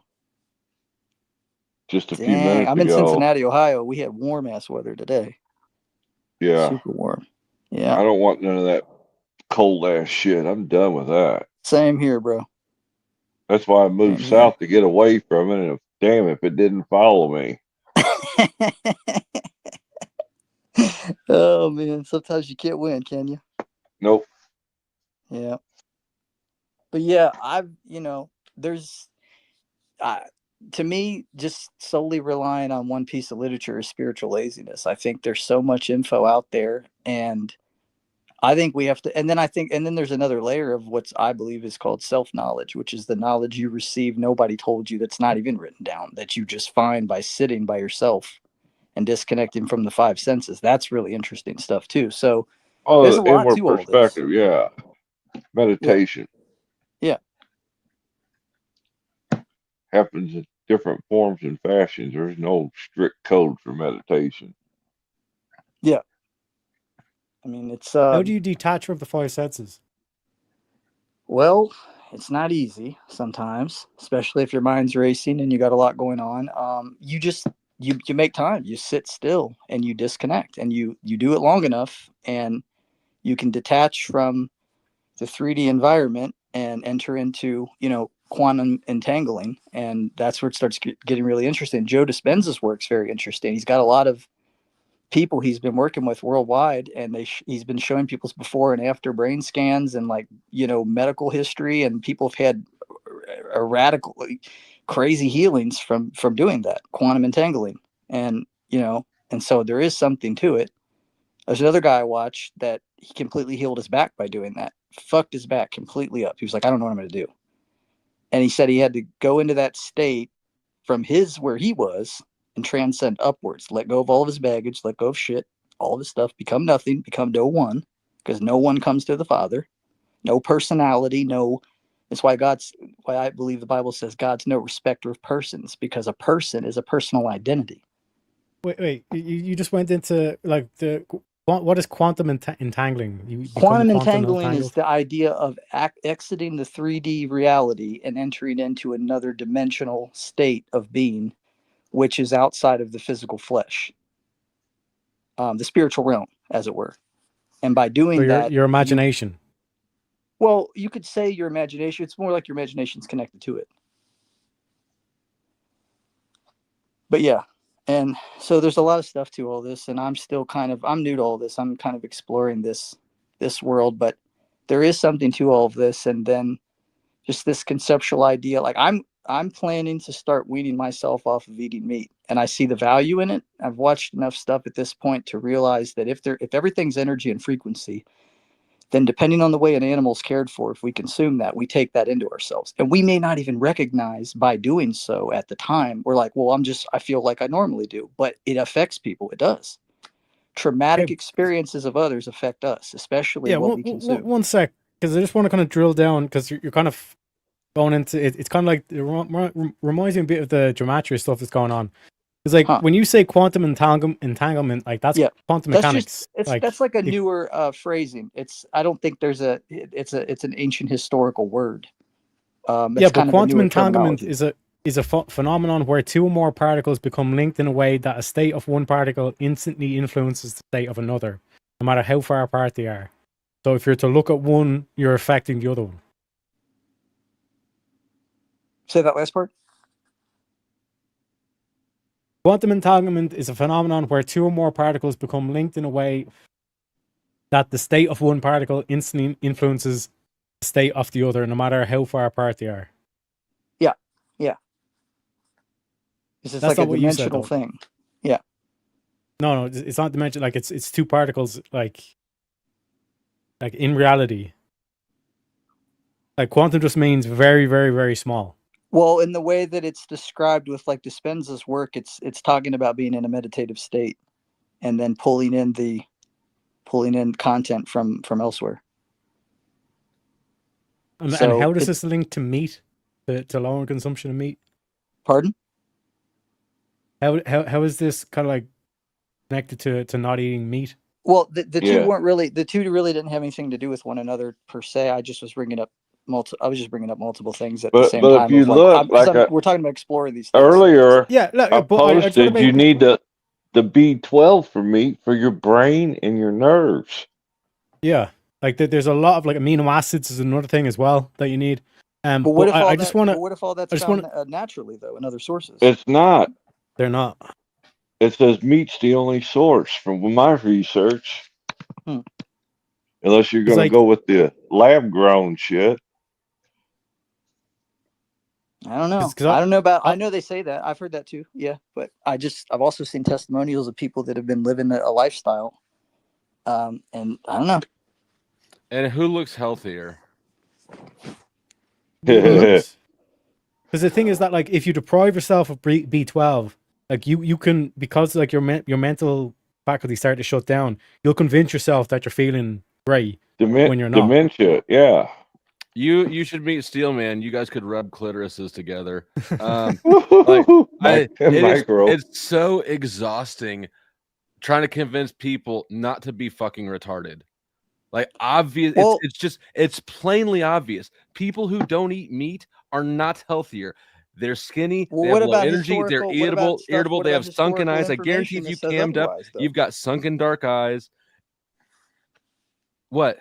You got there's old historical like testimonials and stories of certain individuals that lived throughout history that says the opposite of that. Okay, actually. bring me the most convincing one. Okay, look up the Daniel story of the if we're gonna look at that at all. If there the really guy was a who gentleman survived the named lions Daniel. because God saved him, I'm okay. Actually, I'm not taking nutrition advice from Daniel. The diet change was the. I'm not there's Christian. something to it. I don't take diet advice from 3,000-year-old Jews who hang out with lions. I'm sure he's a great guy. It's just that's not a reputable source to me. What's more reputable is what is like the things that I can observe every day, which is unhealthy, sickly looking motherfuckers insisting that you can find some obscure ass way to make being a vegan not re-fucking tarded because they feel bad about hurting animals. But take that up with God, because that's the way all of life works. Life feeds on life. And if you don't like the paradigm, talking you to Steelman, then starve yourself. Well, that's what 2 or 3 years ago, that girl that was a fruitarian, she died of starvation. Because there is a thing like where, like, I think 3 days into a fast, like you get this like surge of energy, and like this, it's well documented. People talk about this, like you get this surge of energy, and you get like this like state of euphoria or whatever.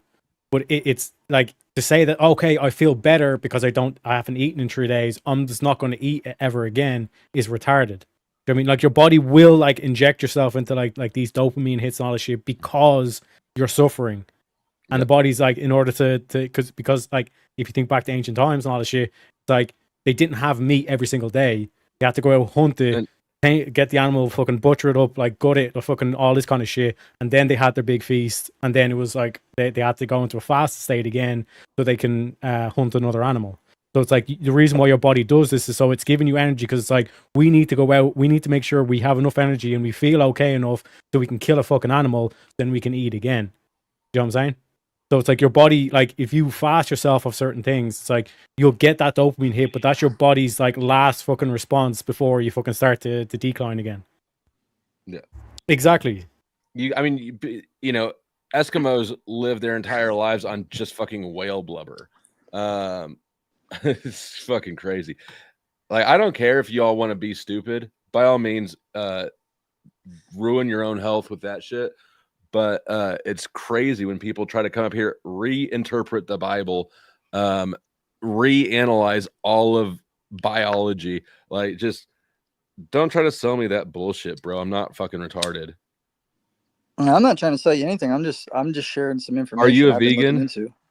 No, I'm not a vegan. I've eaten meat most of my life, and I'm planning on weaning off of it and more towards the vegetarian perspective. I'm not ever probably going to become a vegan now. Yeah. No, you're doing. Yeah, Flo's right 100%. I know what you're doing. I talked to a lot of people. And there's somewhere Jack is fudging on his. Yeah, Jack is not. Yeah, Jack doesn't look vegetarian at all. He's way too healthy looking. His eyes are bright. Skin's not gray. I mean, there's a whole lot of people that are, though. I don't like know what you mean, like by everybody that does that's going to be unhealthy. Like, what do you mean? I've literally never seen anybody who didn't look Well, unhealthy. you probably also don't look into very many spirituality teachers or other people that have giant channels that do that. Spirituality doesn't bring you B12, and No, a lot I'm of not those saying it does, motherfuckers but are I'm lying. referring to individuals. You're referencing people that you think that it's going to make sick, and I'm saying there's individuals out there right now that you can go look into that's not the case. So, let's look at Vegan Gains. Does he seem healthy to you? Does he seem like he has energy? Who? The Vegan farmer. Gains. He's the biggest vegan person. I don't know who that is. That's the farmer dude, right, Flo? No, you're mixing him up with I forgot who you're talking about. Vegan Gains has a pretty big channel, 309,000 subs. Well, I'll tell you what. The one of the dudes that's inspired me recently, and I want to encourage y'all to maybe check this out if you feel like it. There's a really controversial documentary that came out that was going to get put on Netflix but got pulled. The gentleman that put it out had done previous documentaries on Netflix, like Knives Over Forks and such. It's called Christspiracy. The only way you can watch it is if you go to their website. It's free. You just have to put your email in. They give you like a code. And then if you want to watch it again after 48, you got to pay it get for to it. the point. Okay, so these two dudes that put this together are a prime example, and I've been learning a lot from just watching their content and what all happened while they did this. But what they did is they went over to the Middle East and they exposed the whole animal marketplace that's been going on since back in the day, and they got threatened. They got their shit fucked with. They didn't have anything stolen. They just had all their stuff taken from them and broken, and a point made. And someone from the Vatican said, you don't know what you're getting yourself into, and you better stop this now. I mean, it's wild stuff. And it's like they went to an actual giant sacrifice that's held worldwide every year, and or not worldwide, but in one area. I mean, and it's just really crazy stuff. Like to see, and they went into some of the temples and showed the drains that were built on the outside of them to let all the blood out. And I found their stuff they put together really interesting and fascinating. And they had a lot Well, of if you're proof. slaughtering a lot of animals, you need to have a way to dispose of the blood. If you're not, Well, that consuming blood, yeah, you right? would. But there's a lot of there's a lot of information to say that the early church and Christ's and followers and such were vegetarians, and that there was something to all that. So weren't. There's literally fucking none of it. The fishes and the loaves. right, but you don't understand. Here's something you may not know, though. Here's an interesting thing about that. I thought that too, right? But that's referenced at one point, the fish and the loaves, and then another time when Jesus is speaking, he doesn't even mention the fish. He just says the loaves. So why wouldn't he bring up both if it was a thing? See, this is what's irritating me. It's not that you guys are fucking retarded. It's that you think I'm fucking retarded. I don't think you're retarded. Why would I? You've never heard me say I think you're retarded, and if I don't vocalize that, Just then the you things can't, that you come can't out of your you mouth can't that you think profess that to know I'm what my thoughts you are think on- that on I'm you. gonna buy this shit. No, I'm right? not trying to get you to Of buy course anything. Well, I'm he's trying to eating expand your fucking mind, fishes. your consciousness. What do you your think? mindset. Why do you think? Okay, why do you think he accidentally included it the first time? Well, who's to say that he did? Maybe it was recorded that way. Okay, Flo, I put a link in the back if you want to pull it up. This is why I Montero, bring up I the do 1 know Timothy 4. Ragamuffin. I do know Ragamuffin. He's a very nice guy, but he's giving me the old. He might, like I said, he might be a dumb fuck, but I'm not a dumb fuck, and I think that people know when they're lying about shit. King James, what's this verse? 1 Timothy 4:1-3. Now the Spirit seeketh expressly that in the latter times shall come some shall depart from the faith, giving heed to seducing spirits and doctrines of devils, speaking lies and hypocrisy, having their conscience seared with a hot iron, forbidding to marry, and condemning to abstain from meats which God hath created to be received with thanksgiving of them which believe and know the truth. So let me give you the context of this ragamuffin. This is Paul explicitly saying to Timothy, in later times, there's going to be people who follow the doctrines of the devils. They're going to like speak they're going to have lies in their hypocrisies, and they're going to tell people, they're going to forbid people to marry, and to command them to abstain from meats. Well, I don't follow the teachings of Paul. I'm not a Paulian. Here we go. I follow the Bible. The Bible says that they're the Bible says that they're vegans, but then here's Paul telling them that like the doctrine of the devil is to abstain from meat, which is And to Paul be a vegan. also talks shit about the disciples too. Did you know that in his writings? Yeah, And but called you himself can't an apostle you can't and, cherry pick from the Bible. basically- It's like the yeah. same thing that we had with Steelman. It was like, oh well, in Genesis it said that you should only eat from the plants and the berries and all this kind of shit. But then, literally in Genesis 9, Is like- it the word of like- God or not? Would be my question. Exactly. Is what word of God? Huh? What do you mean? What is what word of God? Is the Bible the word of God? No, I don't think the Bible is the word of God. I think the Okay, Bible I has agree with you. inspiration from God. I don't believe it is the word of God. No. And just because this dumpster fire needed more insanity, welcome, Jill. Hey, how's it going? Please weigh in on meat in the Bible. Were we misinterpreting the Bible wrong the whole time? Was in fact Jesus and all of everybody in the Bible secretly vegetarians? Well, even in Deuteronomy, it talks Conspiracy about theory. eating. It's a conspiracy not to eat meat in the Bible. Is that what you're? That's what that's what we're hearing. Actually, for the second time tonight.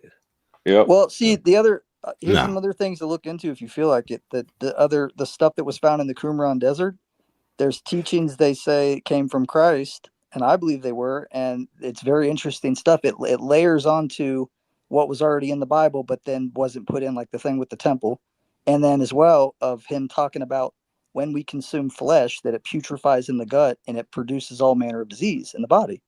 Look, And, if your I mean- priority is vegetarianism, make it your priority. You don't need to justify all this other shit and create lies and reinterpret your whole world. You can have Well, a how would I priority. be creating lies if I'm going off of historical information that I'm waiting? You to be found reading? something in a desert and you believe it's Jesus. It was this was found with the Dead Sea Scrolls, bro. This Which is also information I'm referring to suspicious was in and of found with the Dead itself, Sea but let's- Scrolls in the So it's a Qumran Dead Sea Scroll? It's part of the Dead Sea Scrolls. Is what? It's part of the Dead Sea Scrolls. No, it was found with the Dead Sea Scrolls. It's the Nag Hammadi library that was found in Nag Hammadi, Egypt. That's what I meant when I asked the question. Yeah, right. so It was in one of the caves. So out of how many thousands of fragments were there? I don't know. There's one that says something about flesh becoming putrid in the gut or something. No, there's a lot. There's just other, and there's teachings that come from India too, where people say they called him Isu, and I mean, there's hearsay that he traveled worldwide during those missing years and studied all these other things, and and so just to say that only the teachings in the Bible are the only teachings of Christ, I don't. I actually think none of them are useful when it comes to, personally, I don't think any of them are useful when it comes to diet. Like I can honestly, like, I don't know. Am I the only one who can feel the difference if I don't eat meat? I mean, bro, I ate it my whole life. I've loved it. I've loved most of the things that I've had. I'm not talking about liking steak, it. all of it.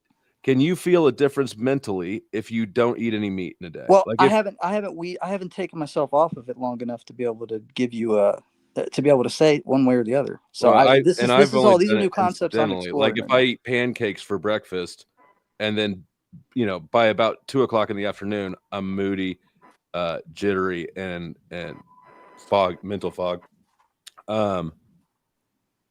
Yeah, no, I mean, by all means, if go be retarded. The World Economic Forum thanks you for contributing to voluntarily adopting your slave diet. Wouldn't it be the other way around, Flo? If there's an entire marketplace that's ran worldwide and these two gentlemen making a documentary were threatened, wouldn't that in fact be the opposite, sir? No, the World Economic Forum's all about plant-based diets and slaves. No, but I'm saying conceptually calling the whole thing slaves slave were diet, forbidden it would actually from be eating the meat. That's what they fed the slaves. Roman slaves were forbidden from eating meat because they Yes. didn't want them to gain the cognitive boost that protein and fat and cholesterol provide. And it even goes back to like the feudal systems, all this kind of shit. Like that's why they fed the slaves gruel, or the lower class gruel. While what did all the kings eat and all the shit? They had their feasts of meat. There's not an angle into this topic that isn't like obviously easily refuted. You can go at it from a nutrition standpoint. Well, then all of a sudden you don't believe in nutrition. I mean, I'll believe in some of it, but there's always I don't know if you don't believe it from the top to the bottom, then what are you basing your rejection of it on? I mean, I don't always side with everything that the media or the healthcare system. Or, I agree with you. But do you have any reason to think that B12s specifically are found elsewhere, aside from the fact that it's not convenient to what you want to do?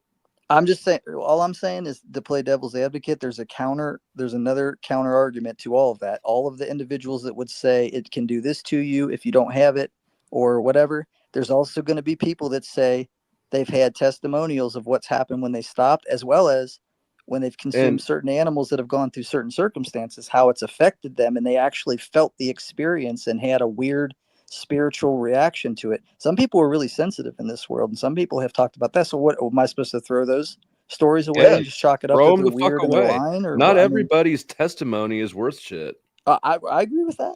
I also have an open mind, so I'm willing to consider certain things maybe other people aren't. Shit up some.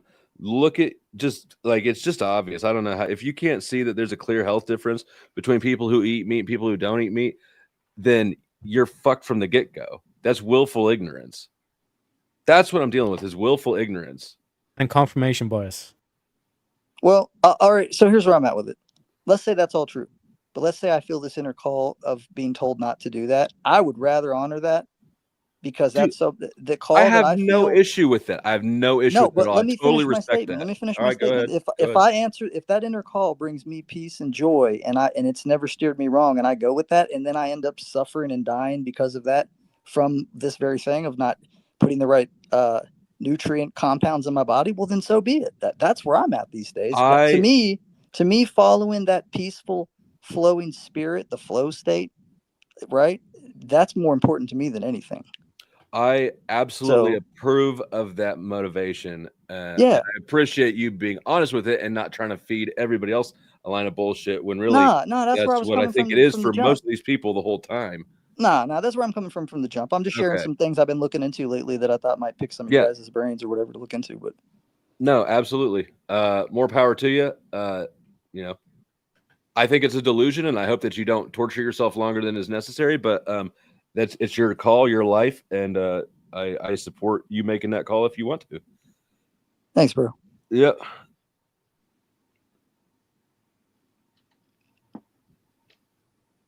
Now what, Jill? Just kidding. Yeah, I got no place out here trying to tell other people how to live their life. Like I'm, And I you know haven't what? walked through other people's I think I want some lives. You steak got in more my of a landslide. You got more of a little bit more than you probably deserved. You just stepped right into Steelman's footprint from earlier. Oh yeah, I know. It's all good. Hey, I can roll with it. It's all good. But yeah, you guys should definitely rub clits. Why was Cain's offer rejected in the scriptures? Because God wants you eating me. That's the conspiracy theory, but we're trying to get to what the text actually communicates. Okay. So teach me. Oh, Bibi, please teach me. The text doesn't say.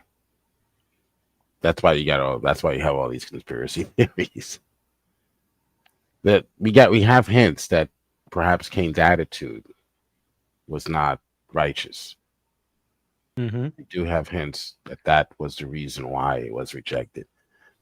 Also, Abel brought the best portion of his lambs. He brought the best. He didn't give the sickly lambs. Say, hey, I'm going to give this one to God. He gave the best portion of his firstborn lamb.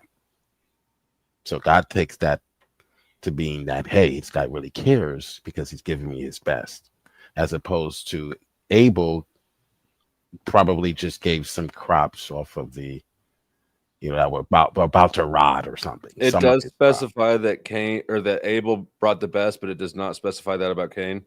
Right. So we're speculating because as I begin by saying the text does not clear, doesn't communicate, doesn't care to. And Plot twist: they're all vegetarians, and God was mad that they ate meat. I don't know that I'm ever gonna maybe one day I'll know more of the ins and outs, but I'm 100% convinced that regardless of what all is true or not true in all of those books, I'm definitive that I know for sure for myself that Rome put those books together. So I find it interesting that truthers want to look at everything else with a microscope. Well, like, no, the Bible, no one ever messed with that. No, that's fine. It's like, are you serious? They destroy books. The Vatican keeps information, but y'all think you got all the information that you could ever need in the Bible. I don't. We're on the same page there, 1,000%. Yeah, dude. There's no way. And so, and you know what? And I watched a documentary called what's it called? Caesar's Messiah. Man, that's interesting. You guys should check that out. That is a good one. Yeah. So I mean, like, if they destroyed information and keep us from information, why in the world do we think if you just wander down to the bookstore that contains everything you're ever supposed to know? And how silly and trivial and trite, honestly, if a creator God expects all the masses to have this one book, left it completely untouched while you're living in a world of nothing but distractions. Are you really? I don't think so. I think it takes more deep digging, and I'm not satisfied with that. I don't my according to the Bible, one thing I do. There we go. Now you're back. All right, I agree with you. Yeah, and one thing that's always stuck with me that the Bible says is that God wrote His laws on our hearts. So I would say anything that's really true is always going to resonate at a soul level, and it's always going to come through, even if it's buried a little bit. At some point, something's going to not make sense to me, and I'm like, now that doesn't feel right. I'm not. Where did you read that at? That God will write it. God will write the laws upon your heart. It says He puts His laws on your hearts. Where's that verse at? Where does it say that at? In the Bible? It's in the Bible. Yeah, that's a verse. Either the Bible is or it isn't. Can't have it both ways. No, that's not correct. You could. Why can't it be both? What do you mean? Why can't you have partial information that's true and partial information? Isn't this a world of duality, of yin and yang? Isn't this a dualistic world that we live in? I think it is, of black and white. Because you're basing your claim that it's like, okay, they changed his books because they just want to enslave people or Yep. whatever the conspiracy theory is, right? Yep. So if they did do that, then why are they leaving in these like true pieces of information? Do you know what I mean? Or like, Well, because then there's one sec. isn't there, in every situation there's A going to be a better good question and to an ask evil, would right? be, how can you delineate what's true and what's false in the Bible? I think that's where sitting with it in your own heart space and your own disconnection from things is where that comes in. And you find out for yourself. You have to kind of do that yourself, kind of a thing. I don't think any person can do that for you. Yeah, but how do you're sitting down, you're reading the Bible, how are you able to delineate, for example, that okay, that God writes the laws in your heart, okay, this is true, but then this other section where it says, okay, here's how I definitively got that. Well, that's a great question. I started getting to know God for myself from an early age into my later adulthood, and for my own personal experience with God, God's very loving and not some kind of dictator that demands I do this or that or this is going to happen. That in reality, I just punish myself when I'm not doing what's right, and if I'm, and I end up learning from it. But that's my experience. My experience is it is not this wrathful God that's waiting to strike us down, but that would be more of the adversary and the enemy. And I started thinking about this animal sacrifice nonsense, right? And if the Illuminati are doing this shit behind closed doors with animals and humans to this day, I don't even say the Illuminati, but just secret societies, whatever you want to say. We all know that are truthers out here. We all know this shit goes on. So if they're fucking doing that, you mean to tell me that the creator wanted people to do that too? I don't think so. They can't have the same attributes. That doesn't even make sense. Something's not right. Yeah, that's where I'm coming from, right? I want to answer that question too, though, because I at least surface level agree with Ragamuffin that I don't think that there is a way for sure to know, verse by verse or whatever, but I think that you can start logically with what is the most foundational thing about God, right? Like, this is the starting point. God created everything, right? For instance, or God is all powerful, right? And then when you encounter things that contradict that core tenet, that prioritizes, that wins. So I suppose the starting point might be arbitrary, but I think that everybody agrees that God's all powerful, all knowing.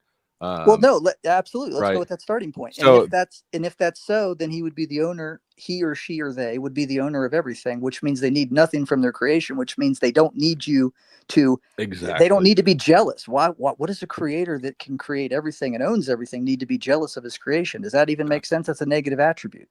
Right. Right. I mean, I don't think people think this out all the way. I'm with you. Yeah, you can inspect it within its own paradigm. And yeah, a lot of these things just don't make sense. Is that what just happened? No, that's not what just happened, because jealousy in the scriptures, written 8,000 years ago, perhaps means something different than what it means to us today. What's it mean? I believe so. I think you're right. Jealous in the scriptures means like a husband for his wife. It gets wild, because in one passage it'll say God said to do this, and then another one it's like he said he never did this, and it's like, is he schizophrenic? And that's my point with the sacrifice thing. You got stuff in the Old Testament and Deuteronomy, but then you get up to where the prophets talk about it, and they didn't say that. But Jeremiah and Isaiah. Hold on, slow down, Ragamuffin. I want to go back to the jealousy thing. Yeah. That is an emotion that's rooted in fear of loss. Absolutely.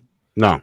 In God's case, it's tantamount. Now, there's nothing on the planet that can compare to God's love or his jealousy for us, but it's tantamount to a husband who's married to a wife, and the wife is going off with a man that he knows for sure will harm her. Fear of loss. Fear of what you love being harmed. Or God fear? So he's jealous for her because he knows he's 100% sure that this Jack, almost cursed, that this individual will harm her and her children. He knows it for 100% sure, and he's saying, "I am jealous for you. Do not go with him." So that is as close as we can get to. One sec, but to Flo's point, right? You're saying that God is all. If you're all powerful, you have nothing to fear. So why is God feared? It's not fear. You just said it Well, was. No, I didn't. I didn't use the word fear. You I said interpreting that it. about jealousy. He's trying to say that it's jealousy on your behalf, but still, that's so even if you remove who's being harmed here, right? It's fear on your behalf, right? For your That's sake. right. It's That not is fear for that God is having fear of anything or any scenario or any entity. It's he wants the best for you, so he says, "Do not go with that man. Stay okay. with me." So Okay. I don't understand why like jealousy would be used there as a reference point. Because words change meaning over time. The word to us means something entirely different. It has a different connotation. But you understand that the same word used in for it's saying he's a jealous God is also used in Proverbs telling you not to be involved in jealousy. So their defense is so broken that the only thing they can do is start changing fundamental definitions of words like eternal. The only way he can come out of this, the only possible way he can come out of this is to redefine eternal. That's because you found out your girlfriend was cheating on you with another guy, and that guy probably is better than you, better for her. but you're It's but not what the you're doing, same as you're the comparing God of like this God world. to like human beings, and it even Exactly. tells you in the That Bible he's not that's like us, that he sits higher, so he's well. If not I a can make my human, and so point, he doesn't have to think like a human. if I can finish making my point, that's the point. These are anthropomorphisms. They're not designed to tell you they're giving God or unlike or things that aren't human-like characteristics. So they're not designed to give you a one-to-one correspondence. It's feeling as you're the reason why you're jealous is because of your hormones and the chemicals are reacting in your brain. And you see you're angry, or you're jealous, that's not what's going on in the mind of God, quote unquote. But we use these terms to try to describe how God feels. So they're not going to be perfect representations of God. Okay, so he's not jealous, but that is Not in the best. same way we're jealous. No. All right. Well, then we don't actually know what the emotion is that he's feeling. Then no. So we can't. That no. so that claim then is just confusing. Well, so I want to say, what about this? So Jill, what do you think about It's this? designed to communicate something about God. Well, if that he it's cares if for. it says he's jealous, but it doesn't mean jealous. It's just the closest approximation to what it really is, which is something that we can't comprehend. It's done a poor job of communicating, and it's just muddied the waters. Well, no, there are two aspects to what I'm arguing. The first one is that the language changed meaning over time. So jealous could have been a good thing. When a husband is jealous for his wife, that's a good thing.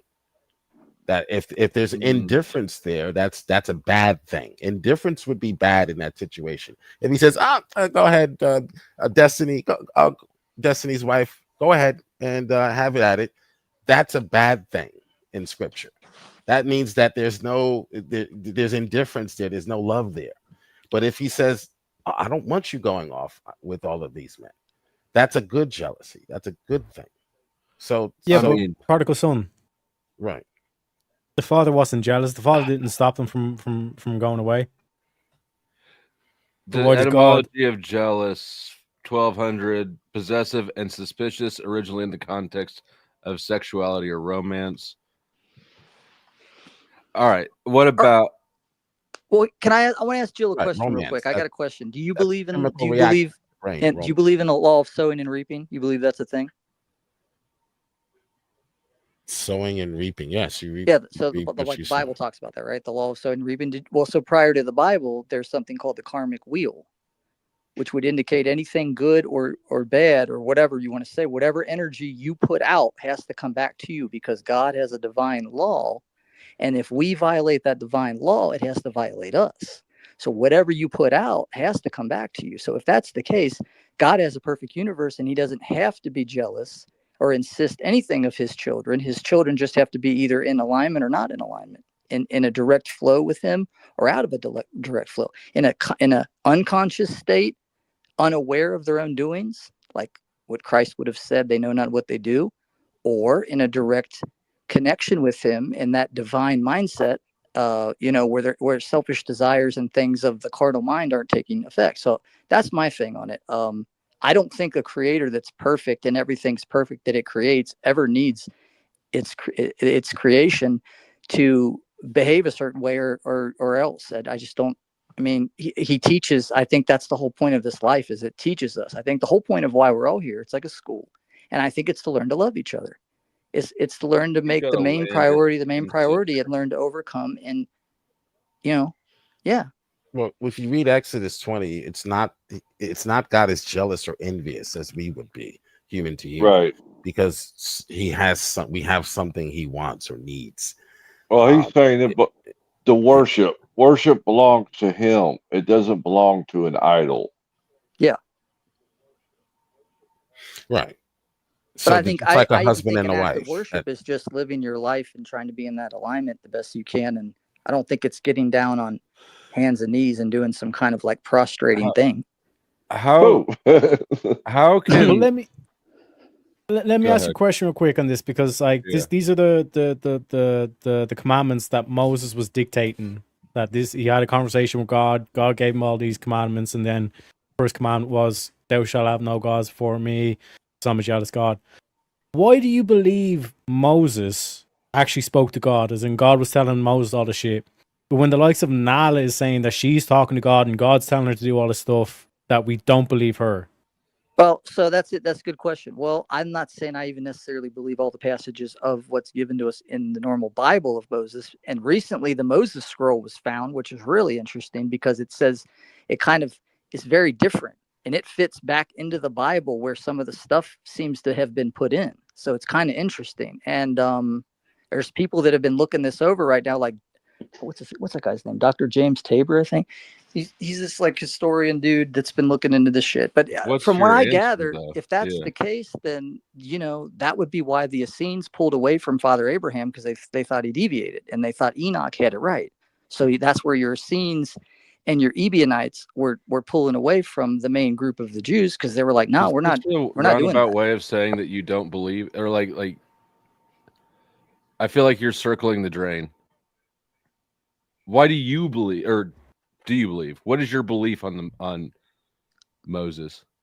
I mean, I just, again, for me, the only thing I have to go off of is what my heart tells me, and my own relationship with God. And my own relationship with God tells me that God isn't this bloodthirsty, nefarious God that's ready to strike people down all the time. I don't feel that.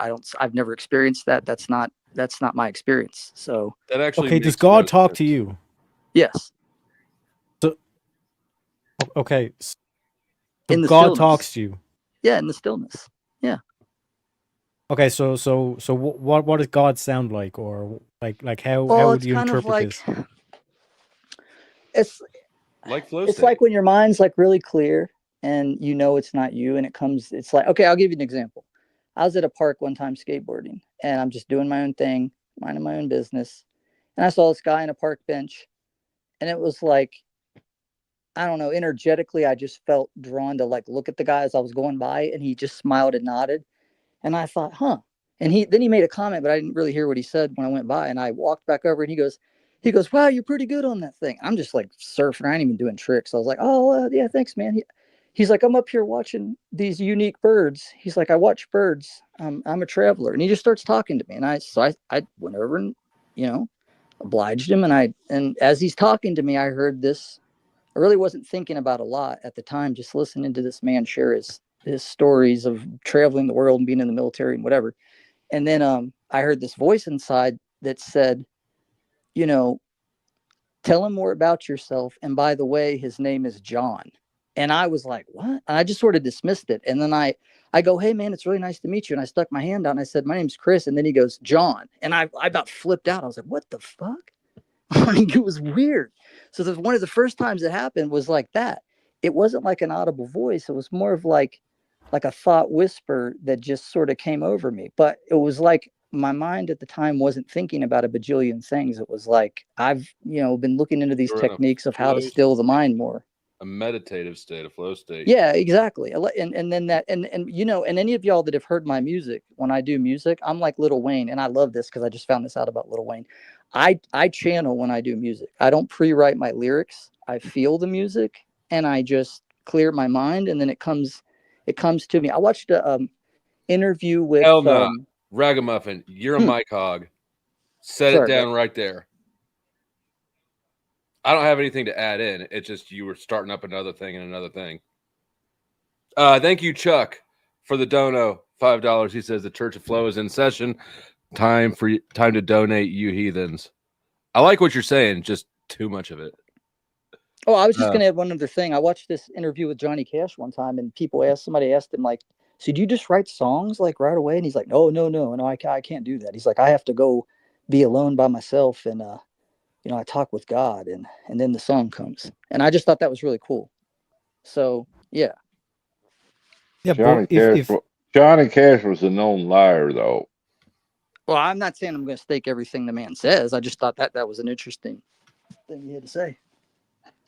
Yeah, so if God talks to you, then like, are you saying that you're a prophet? No, I'm not saying I'm anything. I'm just a regular Joe, man. I think anybody can tap in and gain information. I've been around people that have been able to read people's thoughts, which is really weird.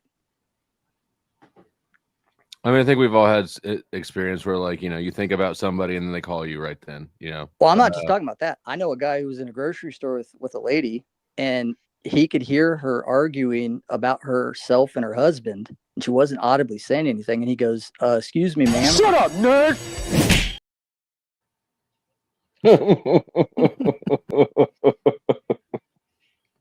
He goes, "Who's Muffin winning the argument?" can't help your. Did you even know I dropped you, bro? Self-awareness time.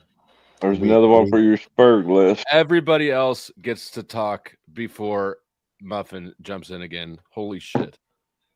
Are we kicking the Christians now? He's no more Christian than I am. Yeah, I would say he's more agnostic. Oh, did he just rage quit? Okay. Uh-oh. Well, that's what you got your channel for.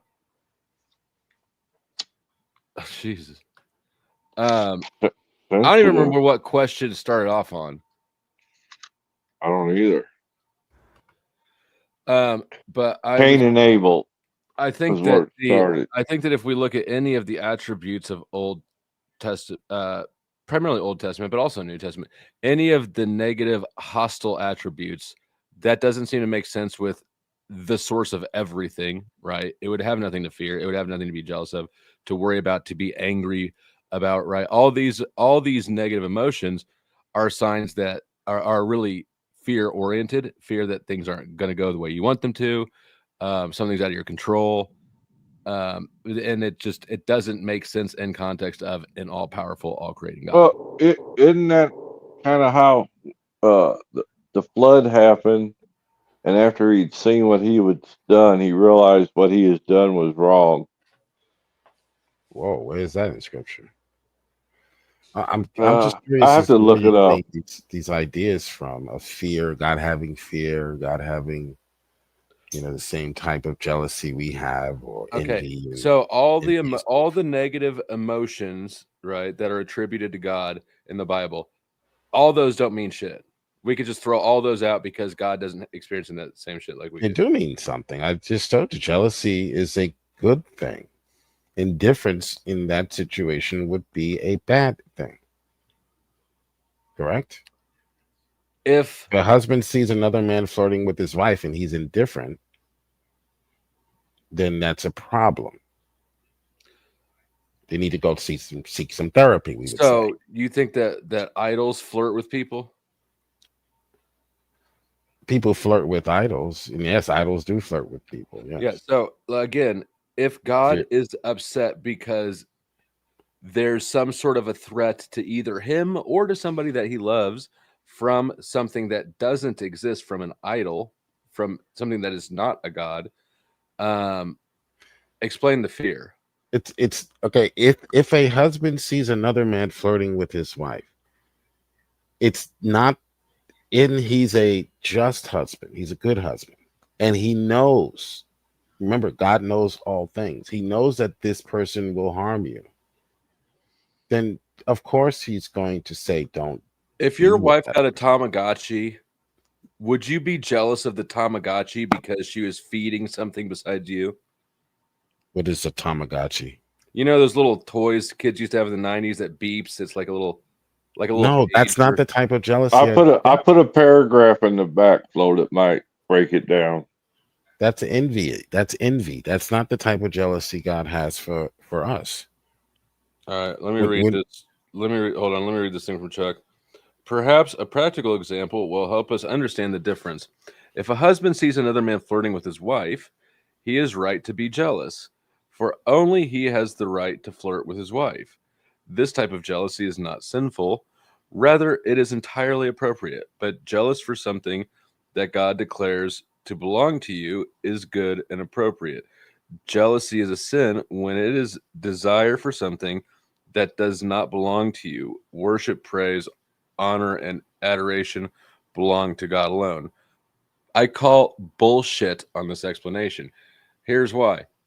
Always jealousy. No, it's just something I went and found for you. That's all. Okay, well, it doesn't, because jealousy still in that case is fear of loss, I would assume. If a dude hits on Katie and he knows that she's with me, that's a direct diss to me. That's not jealousy. I'm not concerned about him succeeding. I'm offended that he's going to snub me, disrespect me like that. If he doesn't know about me, I'm not worried about it. But that's not what I described, right? Entirely. I described that God, that 100% for sure. It's not that you're afraid that you're going to lose something. 100% with 100% certainty that this individual will rape and kill her and her children. Okay. It's the worst case scenario for her well-being. And you that care hurts so much me for by her. extension, and that would hurt me by extension. No. So we're not back to fear of loss. Absolutely. Not if I care about her, you're adding that. No, I mean, it needs to be added. No, there it has to be a personal care. In order for me to be jealous of somebody, I have to actually have a personal interest in it. You have a personal interest in the well-being of that individual. Right. Okay, that's it. You're trying to take it to that individual is harmed. That hurts me. No. Oh my God. It hurts them. It hurts them, and you care for them. It doesn't hurt God that we smoke cigarettes. Harmed. Doesn't hurt God. It doesn't hurt God that we smoke cigarettes. This is where things break down. This doesn't even work. This isn't a logical paradigm you're trying to create that doesn't work. It doesn't work between humans to humans, but God is not a human. Well, we're humans. That's the only reference point we have. That's why it's an anthropomorphism. If jealousy, if this is not accurate of God, if he's not actually a jealous God, he's some other type of God, this book fucking sucks at its job. Not in the same sense that you're jealous because you are losing something. Okay, so we don't have a patent on words. We're in the 21st century. They were using this word long before we were even born. I just pulled up the etymology. The etymology of jealousy has always been the same. I doubt it. Not when we have the Hebrew text. Clearly, it wasn't. Actually, it's Greek. Okay. No, it would be Hebrew. It's Old Testament. Or the Greek. It's in the Old Testament as well as the New, but we don't have a patent on how to use the word jealousy. If they want to use the word jealousy in the way they did, that's perfectly fine. We're the ones that are wrong. We're the ones that came along later and changed the word to only mean envy. Look, we're just reading what's there. If this book is not able to communicate what it's trying to communicate, we're the audience. We didn't write this motherfucker. Okay, so read it in its immediate context instead of reading it into your definition of jealous your definition of jealousy comes from the text. Okay, what is the old any different definition of jealousy ever? You said jealous like a husband. I mean, that's Right. that's exactly what jealous is like. But not without the envy.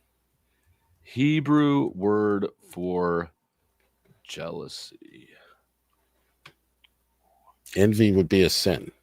So God is not And, jealous in an envious sense. It can also refer to zeal, as the concept of jealousy and zeal are closely related in Hebrew. But the context in which the word is used, it's obviously talking about jealous of other gods. Right? Do we agree that it's derived from the root word quana, which means to be zealous or to be jealous? But in the context, it doesn't mean to be zealous of other gods. Doesn't make sense. No, he's jealous for us. So there's even a song that says he is jealous for me. This is his emotion. It's not an emotion. God doesn't have emotions. Bro. He is jealous for me, meaning that he cares about me and my well-being. 100% cares about us. But he doesn't want us smoking crack. Somebody else tag in. He doesn't. You're talking out of both sides of your mouth. But it doesn't hurt God if we smoke crack. It doesn't so harm him in any way. The original Hebrew word was Qanna, Quanna. So it basically derives from the Hebrew root, can't pronounce that, which fundamentally means to be zealous, to be ardent, or to acquire / envy. This root is part of the Semitic language family, which cognates in other ancient languages like Akkadian and Aramaic, suggesting similar ideas to zeal or possession. The root meaning can mean to be jealous, to be zealous, to provoke jealousy, depending on the context. In its positive sense, it reflects intense dedication or fervor. In a negative sense, it can imply envy. For God, it's exclusively positive, denoting his rightful claim over his people. It's got to do with possessing us. Right. So there are two types of jealousies in the text. We only have one type today. Well, really, we still have two. I mean, no one would say to a husband. Yeah, the etymology hasn't changed. He was wrong because, someone is flirting with his wife. That would be honorable. It would, if he were indifferent in that situation, we would look at him like, hey, that's immoral. Something's wrong with that situation. Go get some help. Yeah, but go get some help. To put it in other words, it's basically saying that God is saying, you are mine. Don't be worshiping other gods because you are mine. And if you worship other gods, I'm jealous. And that ain't going to go too well. So if you're all powerful, why do you have fear that these people are going to worship someone else if you're all powerful? You keep bringing fear into it. Well, it's not a fear for himself that he's going to lose anything. God has a satiety. So there's nothing that happens in the world that causes God to step back and say, whoa, I better rethink this. He is dedicated to us so much that he doesn't want us to be harmed. You cannot harm God. Okay. So there is no hurting God's feelings. Okay. God doesn't have dopamine and testosterone and estrogen and all those things that are going on in our bodies. Yeah, but we're God's possession. We are, yeah. So he knows what's best for us, right? In a sense, so if he's all, best for us. If he's all powerful, then we like this whole thing of like worshiping another god. Like why would he even? What's the point of even being jealous?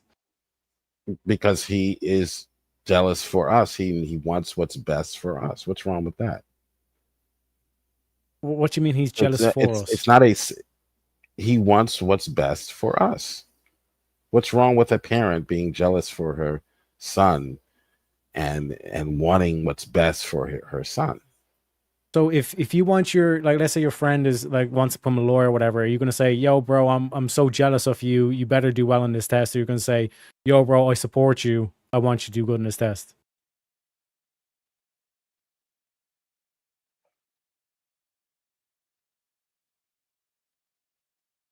Because like to say I'm jealous Makes no sense in that context.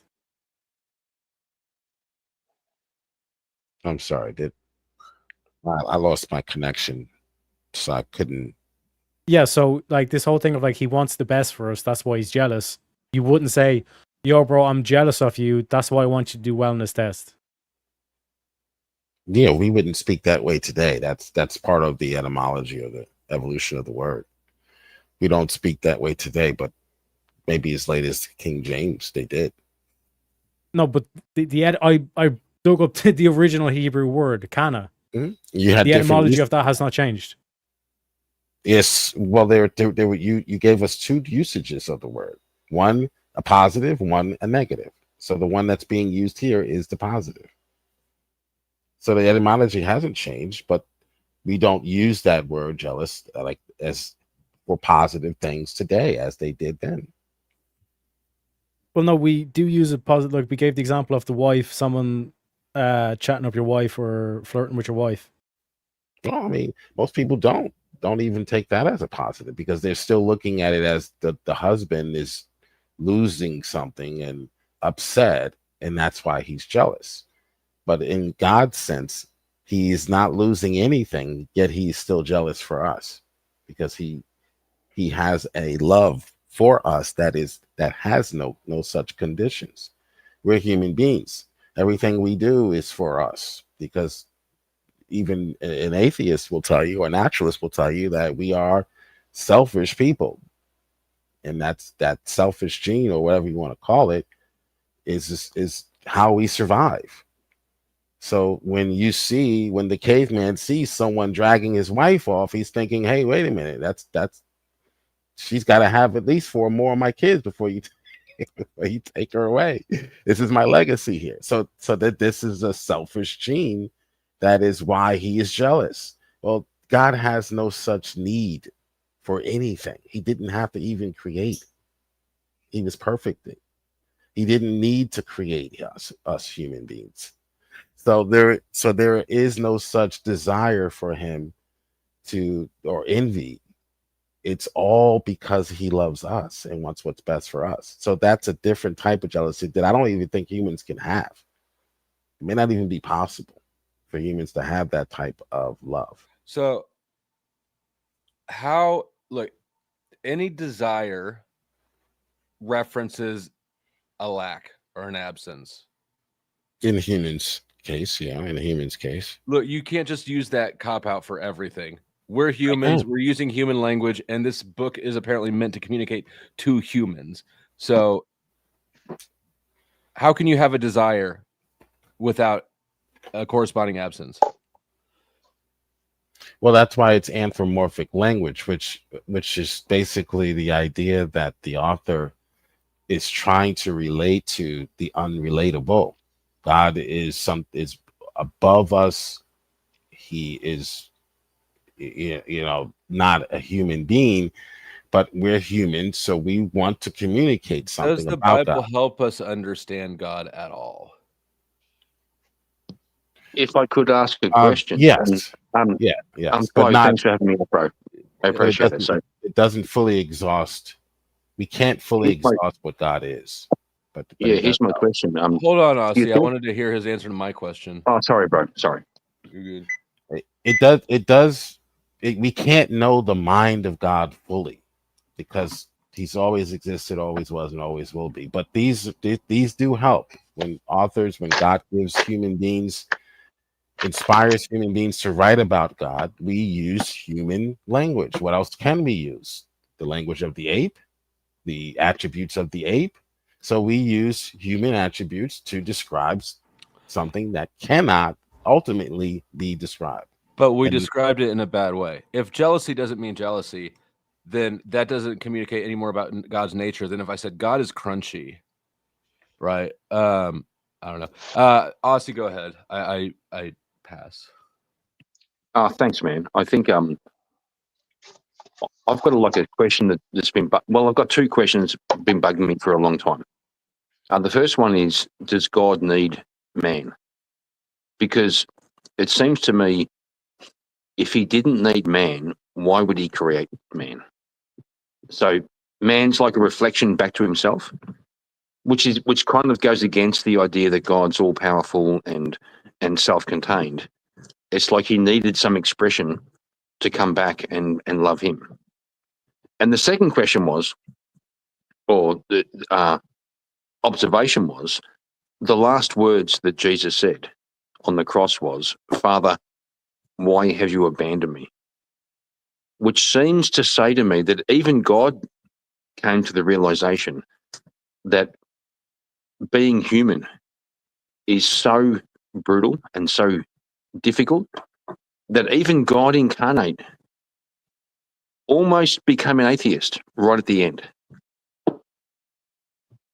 I would love to hear Teriak's view on that.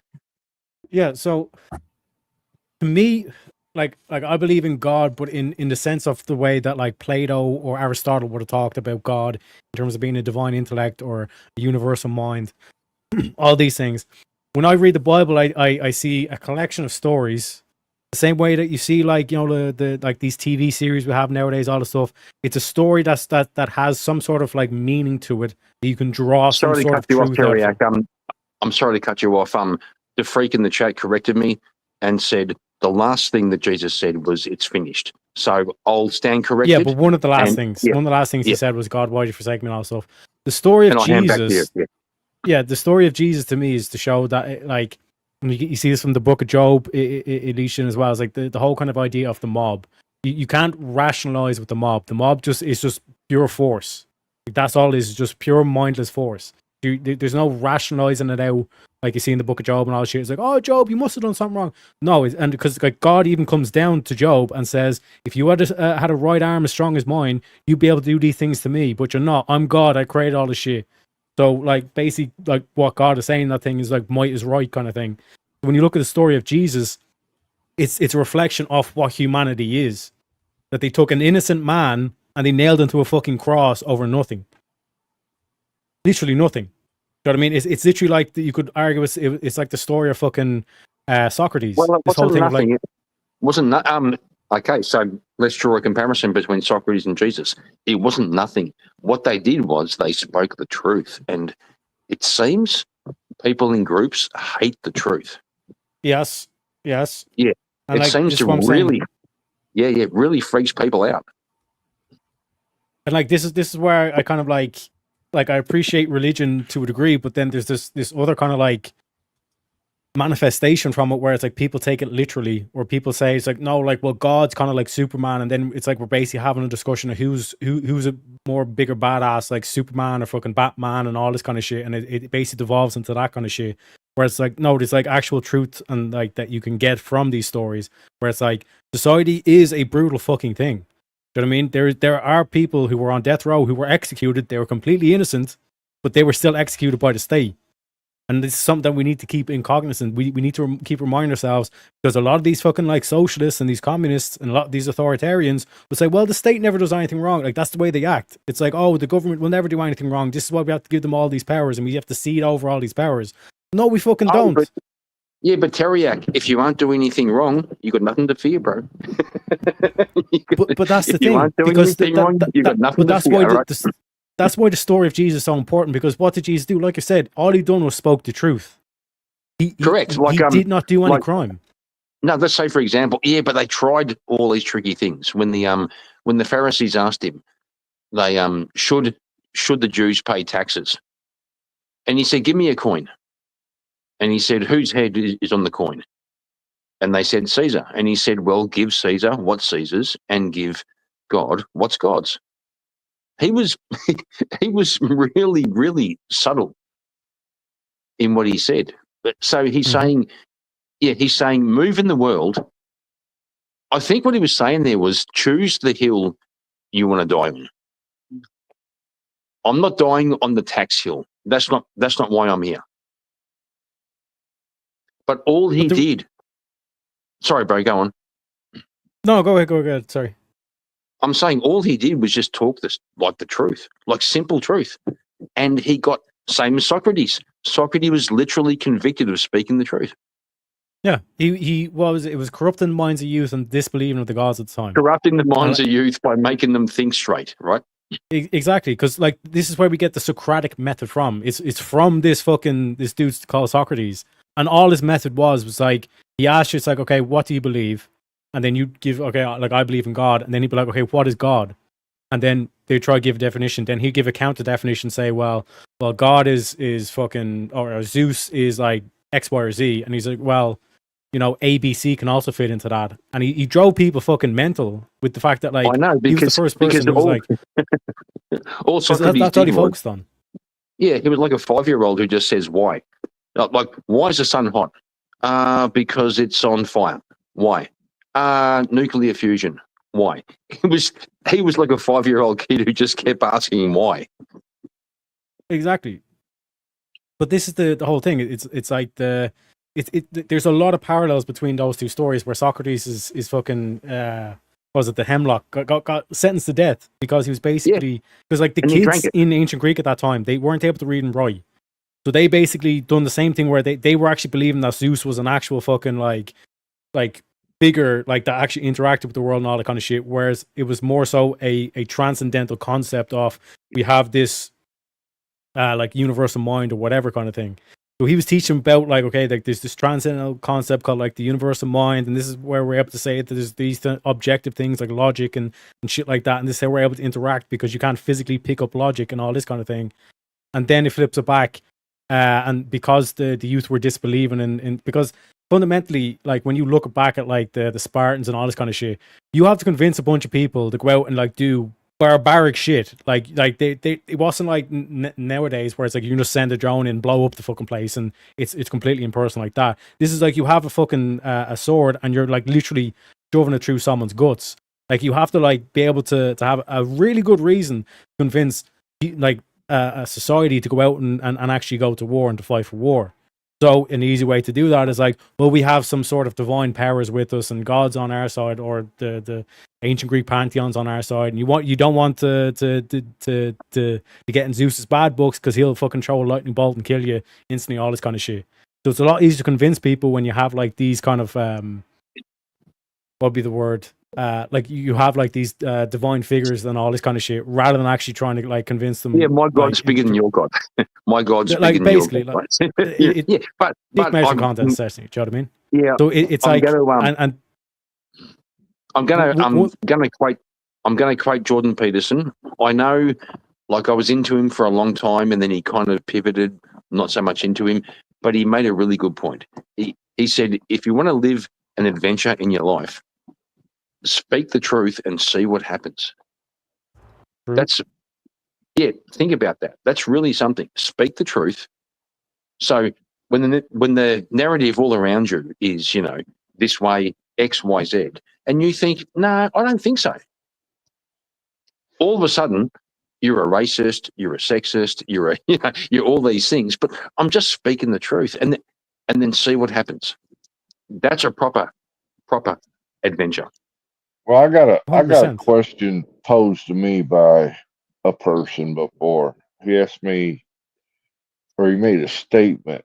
He thought that the Bible was written for two purposes. One was to answer the question of where did we come from. The second was to give civilizations a means by which to be able to live with one another, you know, like a set of rules in order to live with each other. What The do you second think one of makes that? sense. Yeah, the second one makes sense. Yeah, it does. A set of rules, because people think that civil society just kind of happens. They think that, you know, when I'm walking down the street and I see a guy walking the other way and he goes, "How you going?" And I go, "I'm going good. How you going?" What we're doing is we're checking each other out and like making sure, are you cool? Yeah, I'm cool, right? That's civil society.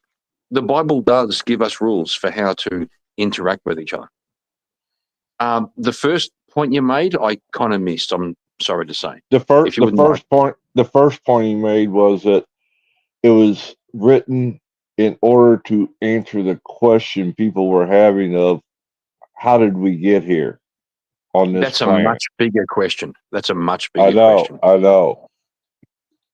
I think I think the Bible was written to give us a moral foundation, because on our own, we're hopeless.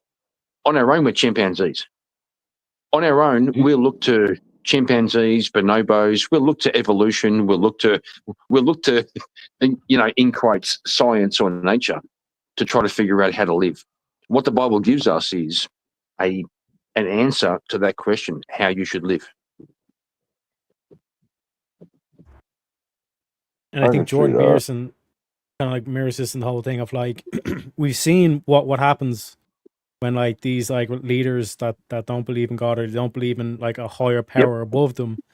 You see exactly what happens. Like millions of lives just get thrown into a fucking meat grind. We're seeing this shit play out in Eastern Europe. Like, why the fuck are these two countries fighting? Oh yeah. Well, even in America, I forget who wrote it. It was one of the founding fathers wrote a separate letter. It wasn't part of the Constitution. He said, the freedom, I'm going to paraphrase, the freedoms expressed in the American Constitution rely on a moral society, which kind of goes back to the idea of having a king and a religious leader side by side, because the government can't control morality. If the government gives us freedom, the people need to have some other measure for how to be moral. But this is why I say you can, and I brought up the Book of Job as an example, you can replace God with mob, and the story still makes sense. Do you understand what I'm saying? Are you sure? Tell me how. Yes. So this whole thing of like, what, like if you're a leader of a country, and you think that you are the fucking like the Roman emperor, and you think that you're the highest power in the world, you will then start to think that you are God. But if you replace God with mob in that whole thing, then all of a sudden that's where you get to this whole aspect of like the servant leader, that you are the emperor, but there's the mob that's out there that they will come to you if you mistreat your own people. So you should be a good benevolent leader. Yeah, so what's mob?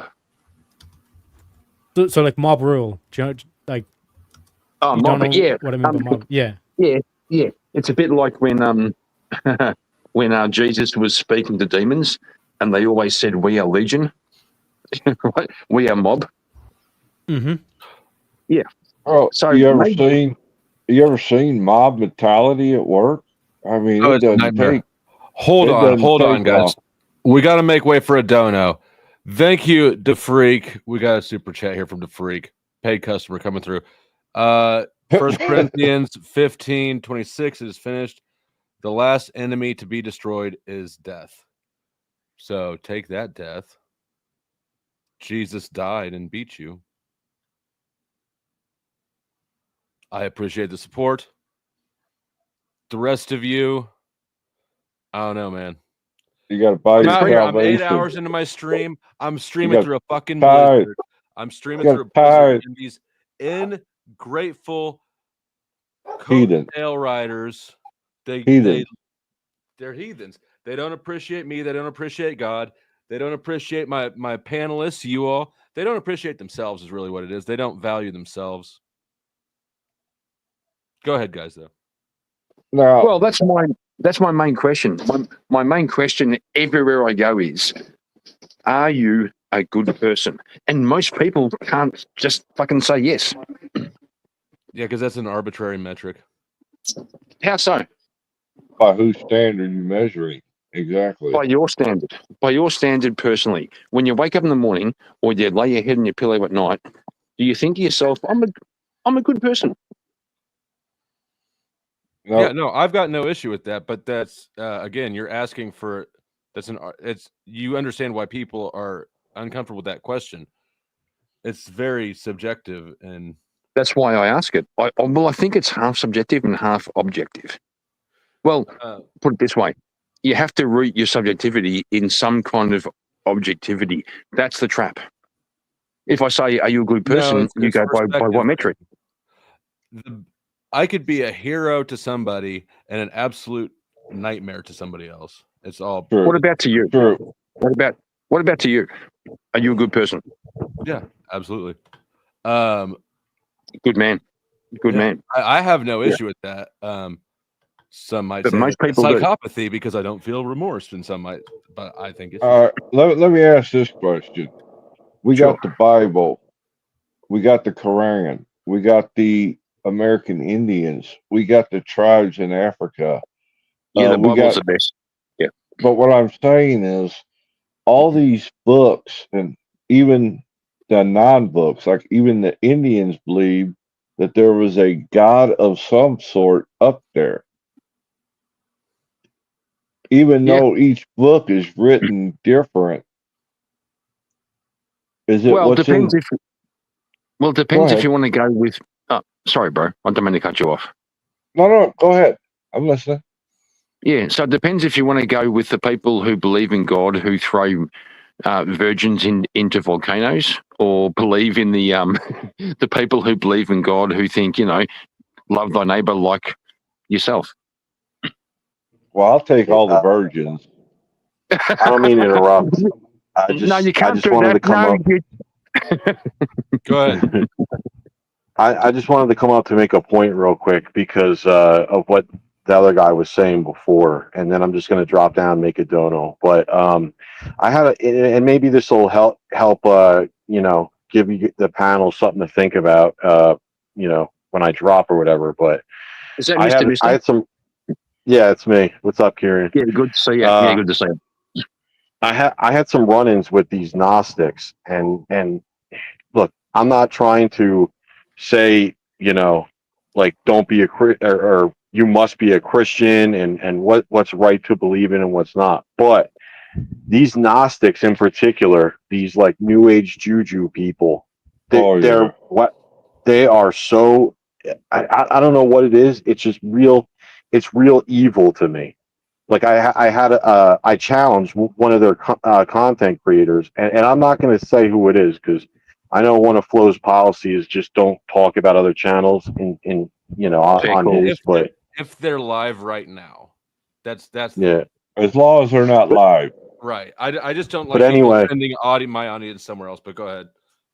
Yeah. So you dirty grifter, fuck it. You dirty grifter. No, but the point is like it's based on this theory of mathematics and how like by removing the limiters in your brain you become a god, like you are part of God returning to God. And so the thing that I challenged him on was, I'm just going to leave you guys with this question because he made this claim and I'm like this doesn't sound right to me, but he said that all energy doesn't die, like when you move energy from one thing to another. I'm like, I don't know. It's the law of thermodynamics. What the fuck? Fuck that guy. Now that we see why God is jealous, Flo, do we see now why God has a good reason for being jealous? Because Genesis, No, the book we of see Genesis why explains. a person would be jealous. Right. Don't try to drag us back into that.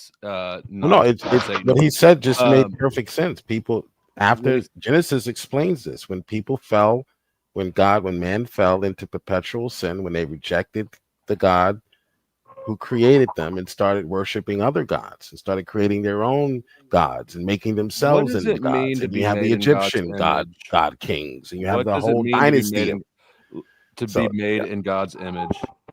So God's jealous for a reason. What does it mean? Well, it means many made things. in God's image. Yes, it means many things. It means we're creative. It means we're creative. I would agree with that. I think that it probably means more than we got that God has two hands as well, right? I would suggest it seems logically consistent to me that if God created man in his image, that would mean that we have some similar properties. And so I actually could see how the New Age thing that Mr. Mister just described actually makes a lot of sense. But the catch is that we don't get to be the God, because if it applies to one of us, it applies to all of us. So that would make other people have that same divine potential or whatever. That was actually the first sin in the book. Yeah. So if we were all gods, we'd go back to to polytheism. We'd have gods fighting with each other, which is, yeah, right. So there's one God, and we can't understand him. We're made in his image. But if we're all gods, we're going to fight. I'm going to go, Mister, I'm God. You're going to go, I'm God. Flo's going to go, I'm God. That's what good will come but from we that. also have to recognize that if we're God, others are gods too, and we create our reality together. Now, is there a big G God and a little G God? Yes, there's a big G God. There's a big G God. I mean, I don't know. I don't have strong fixed beliefs. Oh, in this, my phone died. But you're still here. Oh, this goes But, all. This deception goes all the way back to Genesis 3, when the serpent tells Eve, "The day you eat, God knows the day you eat, you'll be just like him. That's why he doesn't want you to eat." It's the same trick. Didn't Jesus say you'll do greater things than this? It's the same trick. No, greater things in what sense? Not that you will be like God, knowing good and Then evil. what? Oh man! All right. You know But- what, Jill? You're a liar. Every not. question I bring up, you just say that word doesn't mean that. How many times are you going to play that fucking card? Okay. When Really? Like, Satan how many times are you says gonna play that? when Satan says to Eve, I'm "The talking day about you eat-" Jesus. Jesus Okay. said that. Jesus said what? Jesus said, "You will do You greater will- things than this." Right. What did he mean by that contextually? That's what I'm that's asking. what what Okay. he's asking. In quantity, not quality. Quantity. So no human is going to die for the sins of all of humanity. No, that's So- not possible. You're going to do more things than this? Yeah, I'm reaching more people than Jesus ever could. Do you in have the any 3 idea years. what you're talking about, or are you just saying words? I'm reaching more people than Jesus ever could in the 3 years of his ministry on earth. Absolutely not. On the internet, yes. You have the internet. You can reach more people than Jesus did in his earthly sojourn. Okay, so God was talking about the reach that your YouTube channel would have. Okay, that makes sense. He's talking his about audience. earthly His sojourn. audience at the time surely understood it that way as well. I would think. Yes, they did, because he was leaving. He was So leaving I got the another earth. question for you. Would God want you to lie for him? Would Is want God me the to author of lie? confusion? No, he's not the author. Okay, so this is some confusing shit, and it seems like you're It's making up confusing and you. redefining words. That Well, it's seems like some confusing. devil shit, doesn't it? It's confusing to you. I haven't redefined any words, but words have different Well, meanings. depending you're on the right. You haven't context in which added they're additional definitions. You've just undone the colloquial ones. used. Because words are not univocal. They have more than one meaning. The context determines what the meaning of the word is, not you or your dictionary in the 21st century. So, which dictionary are we using? Like, what's the reference The point? context in which the word is used. That's the Okay. dictionary. That's the I'll look first at- dictionary, and then you can go to lexicons if you'd like. But the first dictionary is the context. He is a dog. Well, what does that mean? Because he keeps cheating on me. Okay, well, now we know what dog means because the context defines the dog. So we're not talking about an animal here. We're talking about someone who is promiscuous or cheating on his girlfriend. Okay, context is king. In John 14:12, Jesus makes an amazing statement. Very truly, I tell you, whoever believes in me will do the works I have been doing, and they will do even greater things than these because I am going to the Father. Jesus performed many amazing miracles and wonderful works, raising How can it be true? So, I mean, that's pretty fucking on the nose. Don't you think? Yeah, because I'm going to the Father. So Jesus performed many works. He raised the dead.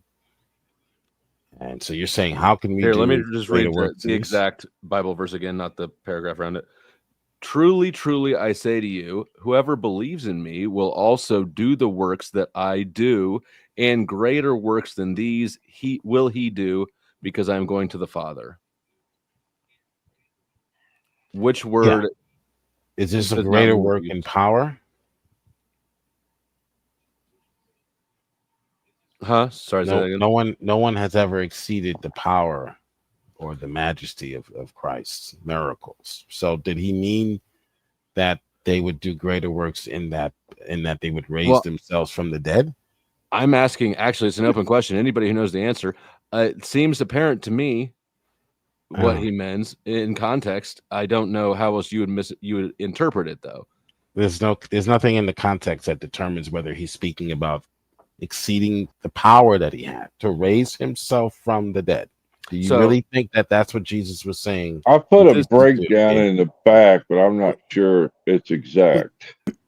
But Jill, you literally just admitted that you were doing greater works than Jesus because you're reaching more people than Jesus ever did. So by your own logic, you've done something greater. Did you hear what I said? I'm ruling out the impossible, okay, and then I'm settling for what is probable. It's impossible to say that I will do greater in power because Jesus is God. He raised himself from the dead. So he must have been talking about it's just process. Well, I think he's talking to the disciples, right? He's talking to the disciples. So he's saying that the disciples will do greater works than he does. Right. So he's not saying everybody who believes in him. Not quality. Just logically speaking, he cannot be talking about quality here because he rose himself from the dead. No human being can do that. No mere human being can do that. Well, then, so you need to figure out your own paradigm because you're calling Jesus a liar. No, just using logic and reason. Super chat. It's just you're using logic to maintain a paradigm in which the things that Jesus said don't mean what they obviously mean. The text doesn't tell you. Maybe your understanding is wrong. Okay, listen to my argument. Hold on, I got to do the super chat. Citizen, thank you for the $20. I value myself. I celebrate today because it's my birthday. Happy birthday. I value myself and give others gifts on my birthday. Enjoy my birthday flow. Happy birthday to you. Happy birthday. Thank you for the contribution. And I do actually very much believe that generosity begets generosity. And so as tacky as this and grifty as this sounds, like I do actually believe that generosity comes back to you. Thank you for the super chat.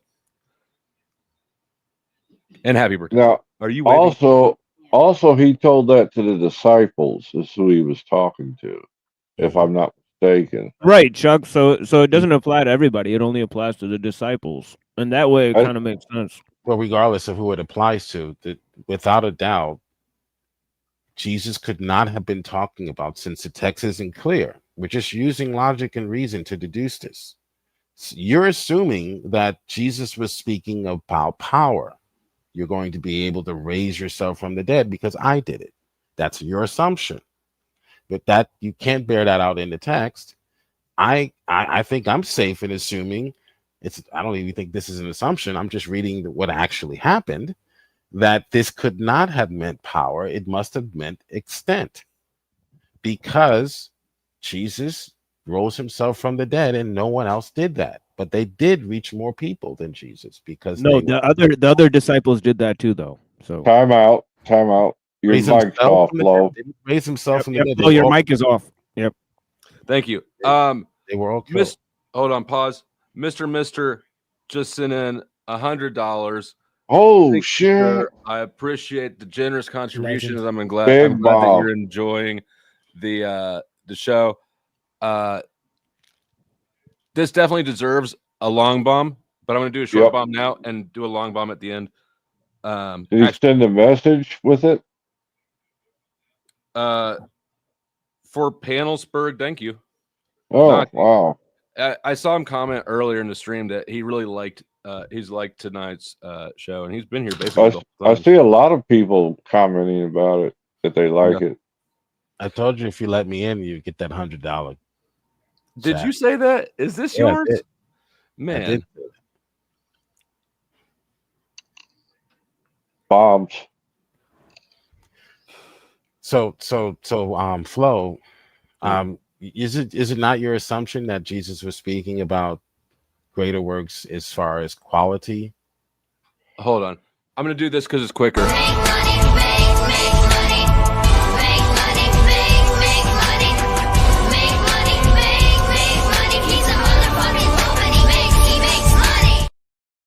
And I do have long bombs coming a little later. Praise Pause the God. conversation for 2 minutes. It's my understanding that Jesus's claims were both big and also humble. Actually, basically exactly what I said earlier. Like he's saying, I'm a god, and so are you. If you just step into that shit. That's how I interpret the message. I interpret it that the disciples are supposed to go out there and continue to spread the word. If the creator of the universe, right? Obviously, this is an expansive force. It created us in his image, presumably to be expansive as well. Then it would make sense to me that Satan, or whatever you want to call it, the negative force would be one that is undermining and disempowering. What is Lucifer. it? The devil has no power except for what you give it, or there's some trope like that. You have to invite the devil in, right? There's all these Lies has got a lot of knowledge. He might be able to answer this. Oh, yeah, Let me try it this way. What was the question? What was Jesus about you will do greater works than me? What was I think I mean Jesus is Lord. I think he's talking about the disciples in Acts. They they raise people from the dead. They do all of the things that I didn't say that. Okay, let's do it this way, because you guys are ignoring my argument and you're straw manning, bringing in something I never said. No, I get what you're saying, but I just think you don't. what I'm saying is more I true. said he raised himself from the dead. I didn't say he raised other people from the dead. So you're straw manning my argument. But what was Jesus's greatest miracle? I just answered you. He raised himself from the dead. That was his greatest work. Do you see anyone doing any greater works than that? Right. So you're saying he's wrong, right? So he must not people won't do greater works than him. Let me land the plane. So therefore, I'm doing what's called a logical deduction. Reason, use it. You can use it when you're reading the Bible if it doesn't say, it's not clear as to what Jesus was talking about. Okay, use reason and logic. Logically speaking, he could not have been speaking about power. He must have been talking about some other greater quality, like extent. He could not have been speaking about power because no human being can do the work of raising themselves from the dead as he did. Just using deduction, because the Bible doesn't say whether or not he was talking about greater in extent or greater in power. It doesn't say. So how come the other disciples raised people from the dead? He's doing it again. Is that the greatest work that Jesus did? No. The greatest work. So what works is he talking about? Then? Rising himself from the dead. Right, but you just said rising himself. Himself, right? Yes, Jesus rose himself from the dead. Right, as but well that as still raised fits other the category of raising He people also from the rose dead. other. No, it's not. No, raising yourself from the dead is only something God can do. You can but people raise come back from the dead all the time. You have the power to. Where does it say that? Where does it say only God can raise himself from the dead? It's an act that only God does. Who says that? That's Bible. not in the Bible. Yes, it is. Yeah, Jesus but where? says, if you destroy this body, I will raise it up again in 3 days. And then he said he's the only one who could do that? People come back from the dead all the time. We see this in hospitals where people are dead for like 3 minutes. They didn't rise and then they themselves from the come dead. back. But where does he say that nobody else can do that? Only Jesus has that prerogative. I know, but where does it say? Does it say that in the Bible that only Jesus has that power? Yes. Where? Yes. I mean, he has the power over death and life. Right. Only So God- what's the verse? What's the verse where he says it? Right. Let me look that up for you. Only Right. God has the power over death and life. Okay. So if you are raised from the dead, it's not you doing it. Oh, okay. Oh, okay. I see. Okay. Okay, I see what you mean. No, right. I get what you're saying now. Yeah, I get what you're saying. Yeah. Jesus says he has the authority to raise not only you, but himself. So it's no one else doing it but him. You can't say that. If you get risen from the dead, it's because either someone else rose you or someone prayed to God and God rose you. Or you just had Right. coma. Okay, so raising people from the dead is disqualified. So what other works do you think Jesus was talking about in that particular verse in John, where he's saying that that maybe he's talking to the disciples, maybe he's talking to everyone in general, that he says that they'll do greater works than him? I think he's talking about extent, meaning I would reach more people because I have Spreading the word. Yeah. right. They would go out to more places. They would go out to places that Jesus never visited and heal people in places and bring people to God in places that Jesus never did. So I think logically we have to deduce that's the case. We can't suggest that he's talking about sheer power, because that would mean a human would be God, being able to raise himself from the dead, not needing any help from anyone. Well, do you think Jesus is all powerful? Of course, during his earthly sojourn, he limits his powers, but of course, Right. So he's limited in his power when he's Yeah. saying that. Who limited his power? He Jesus did or God did? Well, Jesus is God, so he did, yes. He lowered himself and became human, Paul says.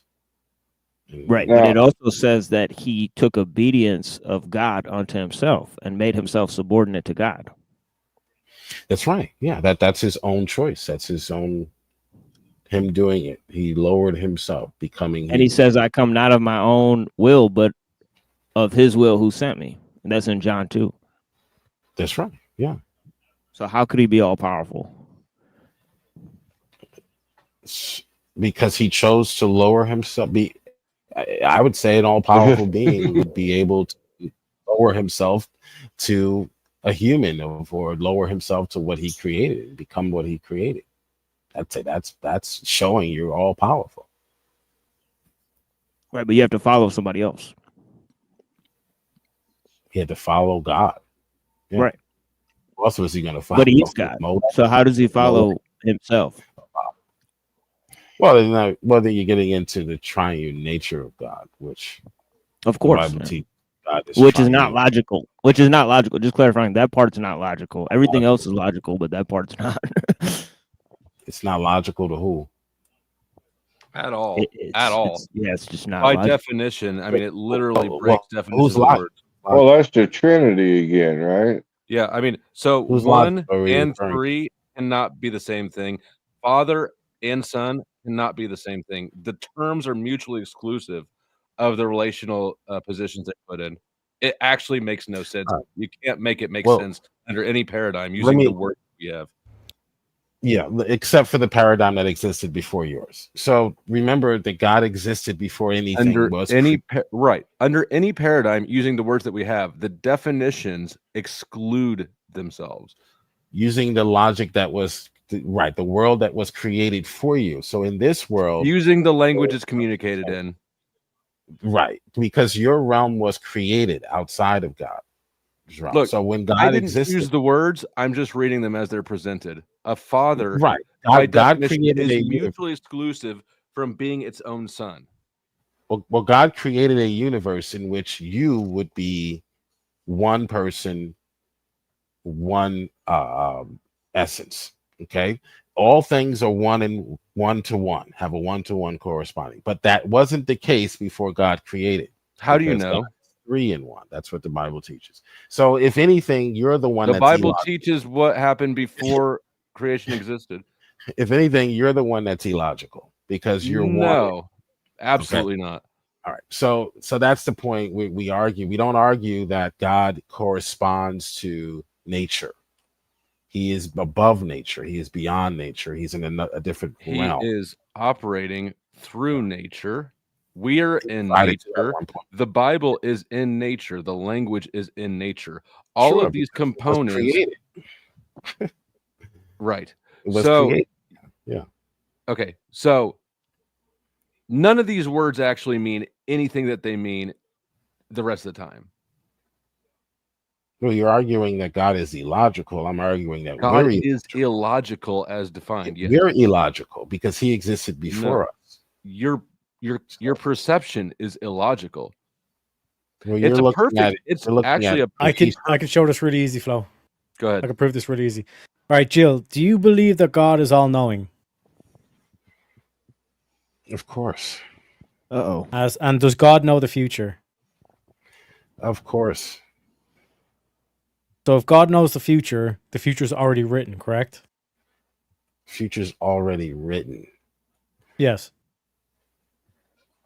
Not sure from whose perspective. From our perspective, no, but from his, yes. Okay, so explain that. Explain how that makes logical sense. Well, you can be the creator of a video game.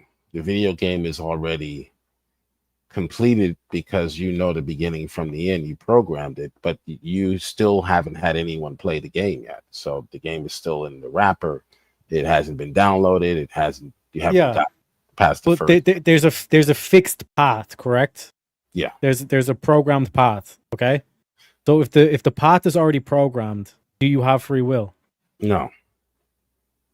So you don't believe you have free will? Only God has free will. No. The Bible doesn't teach you have Awesome. In fact, science doesn't even teach you have free will. So I don't know why you guys love. Okay, so the Bible. what about the Heisenberg uncertainty principle? I'm not familiar with that Okay, terminology. the Heisenberg the argument. the Heisenberg uncertainty principle means that like the in the quantum level, get the word, but basically there's uncertainty, that there's randomness in the universe. Okay. On that level, yeah. Yeah, which means that we like this whole kind of case for free will means that like the future's not destined. Seems that way, sure, but we don't know what the underlying mechanism is for quarks or anything beyond that, beyond the quantum realm. So just because we keep unlayering or we keep digging and finding different layers doesn't mean ultimately we don't have God. So wait a sec, but you believe that there's no free will, correct? Not in. There's a freedom to choose what God has already willed. So you can go to the grocery store. There's a choice of cereals and many choices. We didn't have as many choices as they do today, right? But yeah. So if but someone goes out and commits murder, that's just God's will. God did create knowing that would be one of the contingencies. Yes. Okay, so why would we then punish God's will? Well, I'm a compatibilist, so I believe both are true. That God is, we do have a choice, and we're responsible in our choices. But God is the first uncaused cause of everything. So yeah, because you said one of the contingencies, which was interesting. So if he didn't want you to choose to eat Frosted Flakes, he would have never created this universe in the first place, or kill someone, or rape someone. Yeah, so why are we punishing God's will? Because you still but you'd be against judicial systems. Well, you but still it's destined to happen anyway. But you still made a choice within God's will. God has a will, and I do believe that there are factors involved. There are secondary causes, primary causes.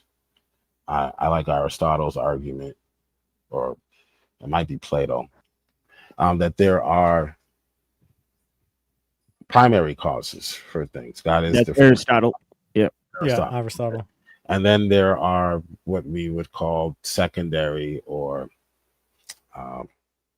efficient causes that don't necessarily make God a moral God for creating.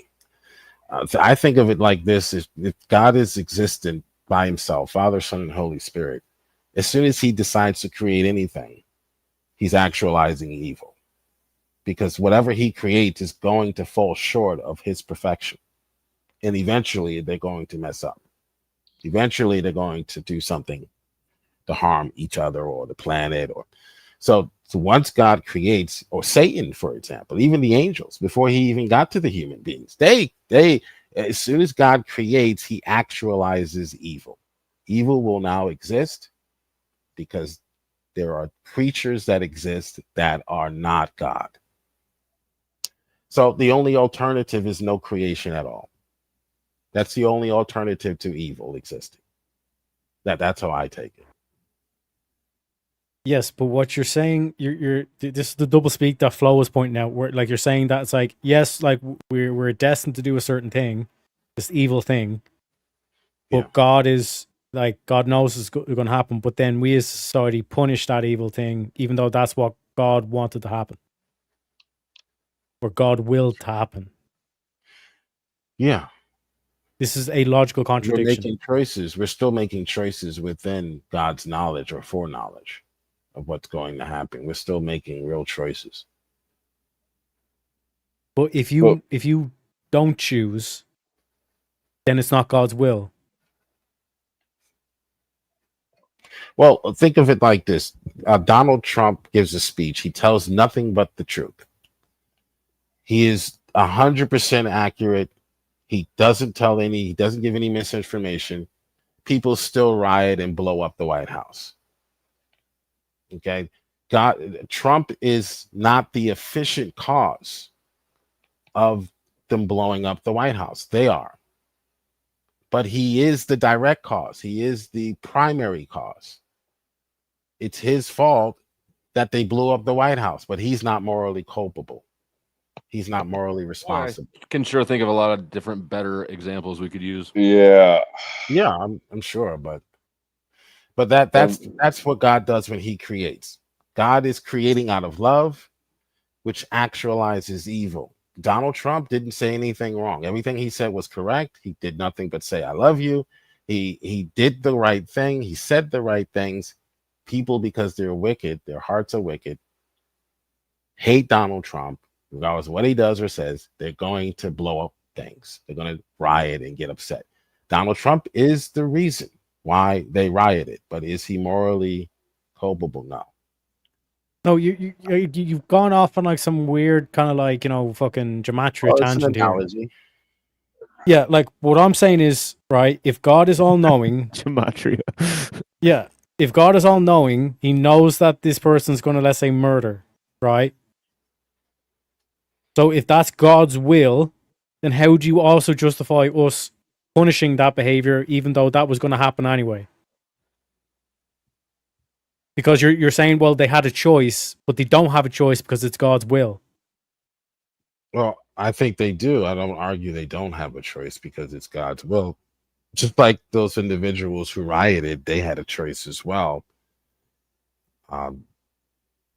Even though Trump is responsible for Now we're what they back did. to Let's scrap the Trump analogy. I'll give you a direct analogy. When Jesus told Peter, "You will deny me 3 times," could Peter have not denied him 3 times? Could Peter have not denied him 3 times? When Jesus is speaking, he is speaking from the perspective of God. In that sense. Yes. And okay. So Peter is still making a choice in time and space.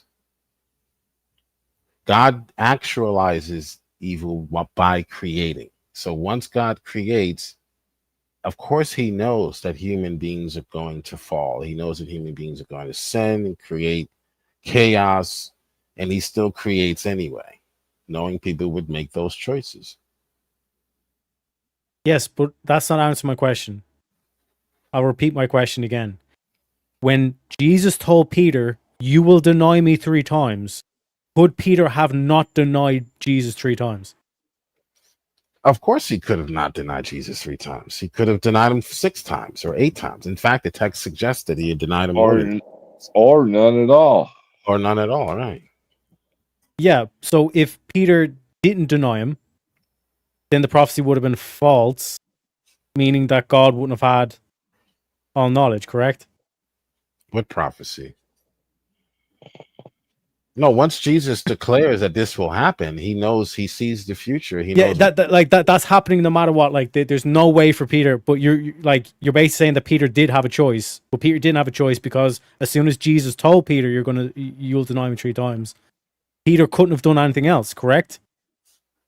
No, Peter was going to do, whether Jesus told him he was going to do it or not, Peter was going to deny Jesus 3, 4, 5 times, however he chose to. So it's still his choice. So we believe both are true, that God is sovereign. Compatibilism is the idea that God is sovereign. Holy shit. we still have freedom to choose. But you're saying that we have free will, but we don't have free will. Like that's basically what you're saying. Well, free will and determinism are compatible. People can be morally responsible even if their actions are determined. It's a soft type of determinism. It's basically a cop out because the determinism leads you down the path that judicial systems are inherently immoral. That we shouldn't have judicial systems because we don't have choices. Like, how can you hold someone morally responsible if they don't have a moral choice? Well, so what they do is they say, well, compatibilism, so then we can still justify moral responsibility. Because in determinism, you have no moral responsibility. You don't have no free will. You cannot choose otherwise. Hard determinism, yeah. But compatibilism holds that human actions are caused by prior conditions.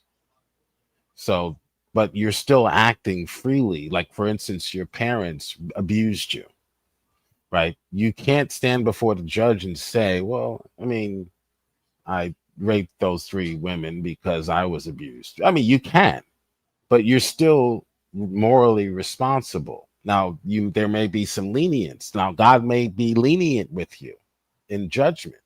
He may say, I understand what you went through, so your judgment's not going to be as harsh as someone who was just out there willy-nilly committing these acts and didn't have those prior conditions. So compatibilism holds that these actions are caused by prior conditions, but people are still acting freely, and therefore they're still morally responsible. Yeah, but you're just saying, like, you're not justifying the fact that we're more responsible. You're saying it's like, yeah, like we're the factor of previous decisions of these previous causes, but then we also have free will. Well, answer to my question. Then it wasn't a question, but let me put it in a form of a question: is someone who rapes and kills 3 women, and they said that they had a history of rape, they were raped as a child, and they were traumatized in that sense, are they morally responsible for what they did? Yes. Yeah, I think you got to say grape because of the TOS restrictions. So that's the same thing with that. That's People the same start doing thing. this when they're not looking good, and like, this is your first time on YouTube? Who, Jill? JIL? Like me or who? Yes. Please No. try to choose your words in a way that's conducive with not wanting to get my stream demonetized or taken down. I'd appreciate that. What word did I use? I'm sorry, I didn't put it. You can put it in the private chat. I'm not You sure. got to say grape instead of the R word. Oh my goodness. For So committing sorry. sexual acts. Yeah. You know what I'm saying? Yeah. I apologize. I forgot you were even on YouTube.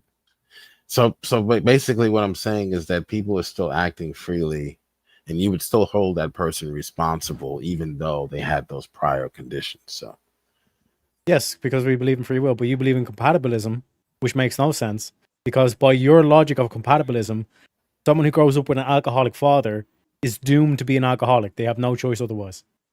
no, not necessarily. They can act free and morally responsible to reject that. And some do, some don't. Because they have free will.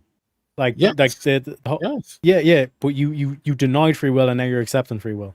I don't use the term free will because I think it's misleading. I use freedom of choice because I believe only God has free will. Only he can will things into existence that aren't. As Romans 4 teaches. We can't will our way out of any situation. We can't even keep our credit scores up. There's certain factors, for example, like gravity that holds us to the earth, so we can't just like fly off, all this kind of stuff. But like this is like an absurd kind of like definition that you want to put onto free will. Free will is just the ability to have done something different in the same circumstances. Well, so this whole thing of like compatibilism, like using free will, differently than you are. Yeah, but all compatibilism is just to say, well, they grew up with an alcoholic father, so that's why you're trying to presuppose the logic. It's like, oh, they had an alcoholic father, or like there's some sort of reason why they done this. Yeah, there is.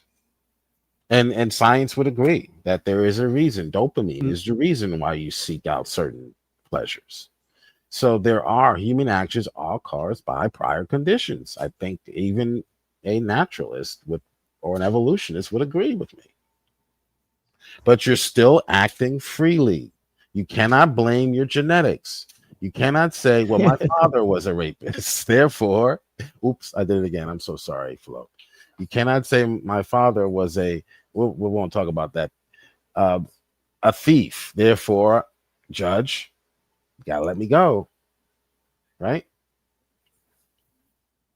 So which variable, like what is the variable that would actually transfer responsibility for our actions onto us, the individuals, and off of the creator of us and our circumstances? Well, God says, the Bible says, the Bible doesn't really answer that.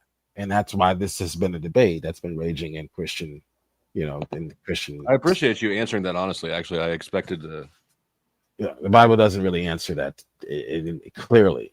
So that's why you have a debate and you're allowed to be on both sides and still be a Christian. So right. Yeah. We don't know. We don't know how that works. Yeah, we clearly do, because if I break into the Flo's house and hold him hostage and say, you're going to rob this bank or I'm going to wipe out your whole family and all this kind of shit. I'll be like there's not. You work there. I got you. Exactly. So there's not a jury that would convict Flo. They would convict me because I basically influenced his will. I coerced him into committing this robbery. Yeah, that would be a proper judgment, I would say. Yes, your because actions were caused by prior conditions. However, you're not morally responsible in that case. No, your actions were caused by him. He forced you. He blackmailed you. Yeah, my will. What's the word? I coerced Flo. He had no will in this. He had to protect his family. Well, he did.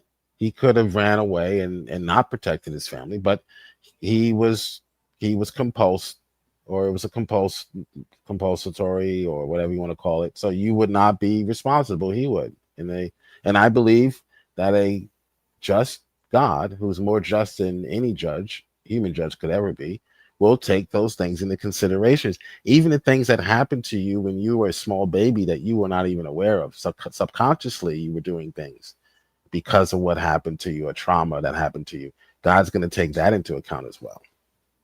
He's a perfect judge.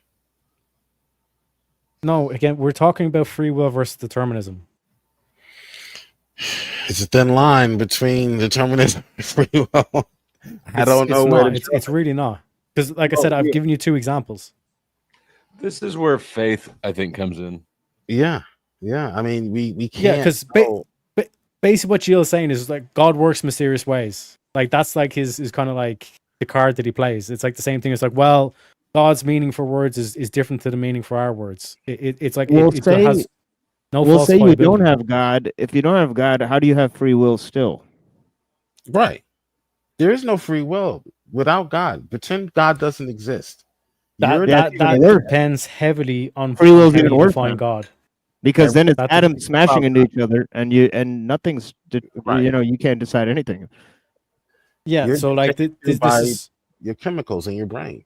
That's right. Yeah. So that question itself, DML, depends heavily on what you define as God. Forget about God. God doesn't exist. There's no God. Yeah, how would you have free will? We're all naturalists. We're all naturalists. Do you have free will? Yes, that's not the only worldview. Because when I say God, I'm talking about a universal mind. Right, but there's a lot of problems with that one too. We got into it during the debate, because then it's natural law, right? Because God is subject to natural law. So if God can only influence through the immaterial, right, then he's still extremely limited, right? And that wouldn't do anything for free will. No, because the immaterial can influence the material.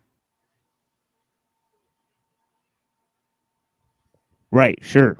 But it's still influenced by the already existing material, right? It's limited by what already exists, right?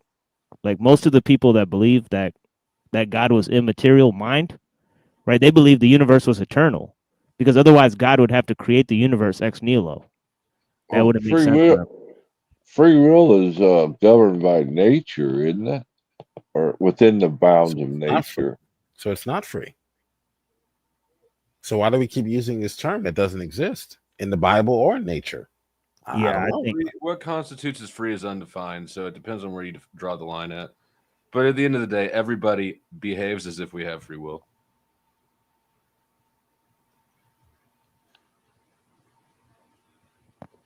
Like, this is what I'm saying. Like, this absurd kind of like absurd kind of definition of free will. It's like, well, I can just break the rules of physics if I had free will and all this shit. Because in terms of like free will, the way I define it is that in the exact same circumstances, you could have done differently. Yeah, how do you make that determination after you've done it? It's like, this is Monday morning quarterback. Well, he should have thrown to that receiver. Well, you would have to actually come to that during the time you're coming to, which is impossible. It's like time is moving forward. You're not able to stop time and say, well, did I make this decision because of my nature? Yeah, and it gets into more questions because if there is other possibilities, where do those possibilities exist? In some other realm. Yeah, I mean, right. Because most people who then come to the conclusion, then they posit multiverses, which is total fabrication, right?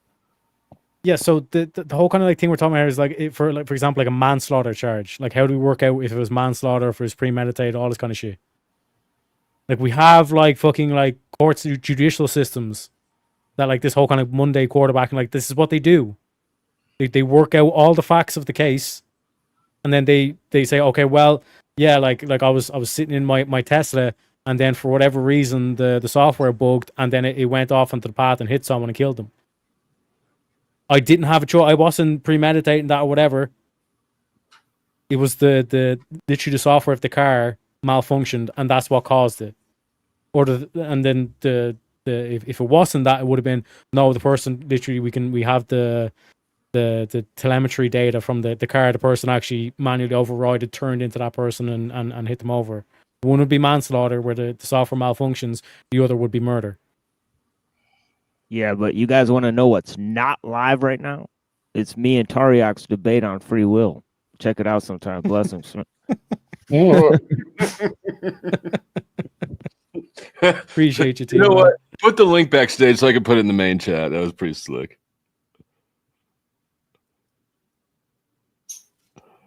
This free will discussion is almost like the jealous word discussion. Yeah, at some point you just kind of get to. You either have to break apart the paradigm, right, and say, well, this needs to be reconstructed almost from the foundation, or you have to go, you know what, I'm going to keep my cake and I'm going to eat it. Well, the term free will is not in the Bible. It's something we. Oh yeah, no, I think the free will debate is a little bit. It's not my favorite. Well, it literally is. It seems frivolous to me. But it's like the whole kind of like concept of like in the garden. Like, did Eve choose to eat the apple, or was it God's plan all along? I get why it's significant, because that's always the reason given why we're responsible for our own sins. But I just don't even think that you need to get there, because it doesn't even compute that God can be all powerful, create everything, and that things are happening that God doesn't want to happen. Mm-hmm. Oh no, he wanted it all to happen, else he would have created. Well, apparently, but that's why I think your answer is like probably the most badass answer to it. It's like the whole free will versus determinism. It's like, well, we act as though we have free will anyway. And if you really just want to kind of like swing it back to determinists, it's like, okay, if we live in a determinist world, then by what the logic you're entailing is these judicial systems are immoral, that like we shouldn't have judicial systems. Well, the best it's all just predetermined anyway. Well, God is the ultimate judge, so he knows the heart. So you may be looking at, evidence on the surface, or what the fingerprints and those types of things, but he knows why you're doing what you're doing, because he knows everything about you.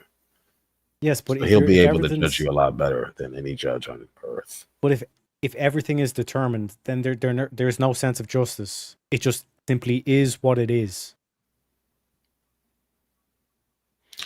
Well, when you say your choices are determined, but they're still your choices.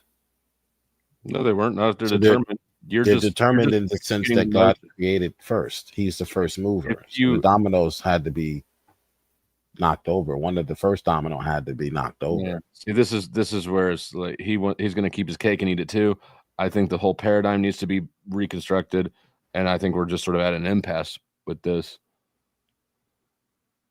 Well, yeah, that's compatibilists believe that people are free to choose only between the options that their nature requires. Like a bird cannot choose to do something, that a pig does, or vice versa. Pigs can't So, fly. I think one of the paradigms that is problematic is that it's impossible to separate responsibility and power in a way that Christianity tries to separate responsibility and power. And that it tries to give all the responsibility to man and all the power to God. But these are two sides of actually describing the same thing. Yeah, I would agree with it. That paradigm is not exactly clear as to where you draw the line. But I know we, even in our own jurisprudence, we don't make those types of exceptions for people. We still put them in prison, even if they could show us, even if we could find in your DNA that you have the gene for whatever proclivity, you will still spend time in jail. Because the idea You're is muted. we You're muted, don't. Flo. Morgan, I don't know what in the fuck is going on here, but how about you just did my internet go? Am I here? No, he's still here. Yes. Yeah. Morgan, you need to learn timeout for Morgan, Jesus.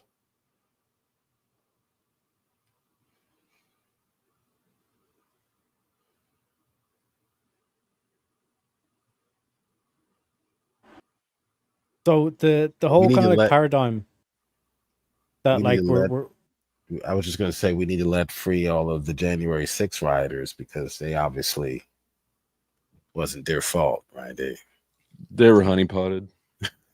There are some, but there are some others who were literally just there and they were beating the shit out of police officers, all this kind of shit. So you can't paint in a broad stroke. Let's just arrest Donald Trump because he's the reason. They didn't choose to go down there. It was that speech that determined them to go down to. Well, they had the free will whether to go or not. Because there were plenty of people. Because like this is the thing, like where it's like you have twins. They grow up with an alcoholic father. One ends up an alcoholic, the other doesn't. Isn't that strange how that happens? Yeah. Yeah, one is a Christian, the other isn't. Oh, yeah. No, what I'm saying is that like we see this crop up multiple times, which like contradicts this whole determinism. Pay attention, bitch. Determinism also teaches that God can change your nature, but he only changes our nature, the believer. He doesn't change the non-believer's nature. So that we make y'all right notice choices. we've got renowned author Glenn Lawrence on panel now. Welcome, Glenn. Whoa. It took you a long ass time. Yeah, sorry guys. Over here at Thor's house, I've been helping him for the past almost a month now. It's all right. We're done talking about you. We're on the Bible now, but we're off of gay sex. So wait, whose house? Thor's, RP Thor's. Oh, I thought you said somebody else real quick. I was like, whoa. I did too. That's what I thought he said too. I was like, oh no, he's going down the dark path. Yeah, no. He has a brain cancer, so bummer. Yeah. Sorry to hear. Yeah, so we are heading to a difficult point in the prognosis. So been there, done that. You had brain cancer. No, but I took care of 4 people that did. Hold on a second, real quick. I got to do a little. Morgan, I don't know what in the fuck you're thinking. You're on stage.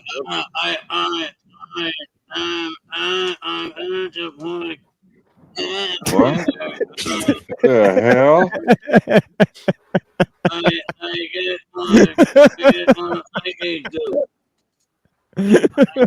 What the hell's the matter with you, Morgan? Okay. Are you going to make a coherent sentence? It says at the beginning of the Bible the exact opposite. God goes, I'm sorry I made man. I'm sorry I made man, because they're fuck ups. And everything they do is fucked up. Every single thought of their heart is fucking evil from the first heartbeat that they have. And I'm sorry I made them. I just wanted to see the demons in your eyes. I love you guys. I don't hate you. Where does it say that? Too. I'm not perfect either, but I do know what this book fucking says, you pieces of fucking shit. Fuck you all. Not all of you, but all you little niggers. Holy crap. You pieces of shit. The very first fucking chapter says what you got there going, well, it doesn't say. It doesn't fucking say. Okay? That's what all you fucking goose do. Every single one of you pieces I don't of think shit, fuck is in the Bible. Speak about his fucking word. If God goes right in here, you're a fucking mistake, you little piece of shit, and nothing you can do is you little rapist fucking scum. Everyone better watch themselves around you, little fucking piece of shit, because your flesh is hungry. You'll fuck a 3-year-old girl if you fucking get hungry, you piece of shit. Why? They're not watching for it. You never would. You're fucking perfect. You're a fucking God motherfucker. Instead of what you know you fucking are, but just a mistake, and your father's sorry he fucking ever had you. Wow. I bet you won't do anything about it but complain on the internet. Let me guess, you voted for Kamala. Where was that at in the Bible? I don't remember that many fucks being in there. Legion, I mean, Morgan, you're timed out for 24 hours. Was thank you. That was actually fascinating. who was that aimed at? I don't even really know. I'm not gonna let him back up on panel to explain anymore though, because I'm confused. What happened? I went to go get water. You missed all that, Teriyaki? You gotta be look at kidding. YouTube and back it up like 2 minutes. All right, be right back. Yeah, it's crazy. Wow. That's wild. That's strange. I don't know how else to put it. Flabbergasted. Yeah,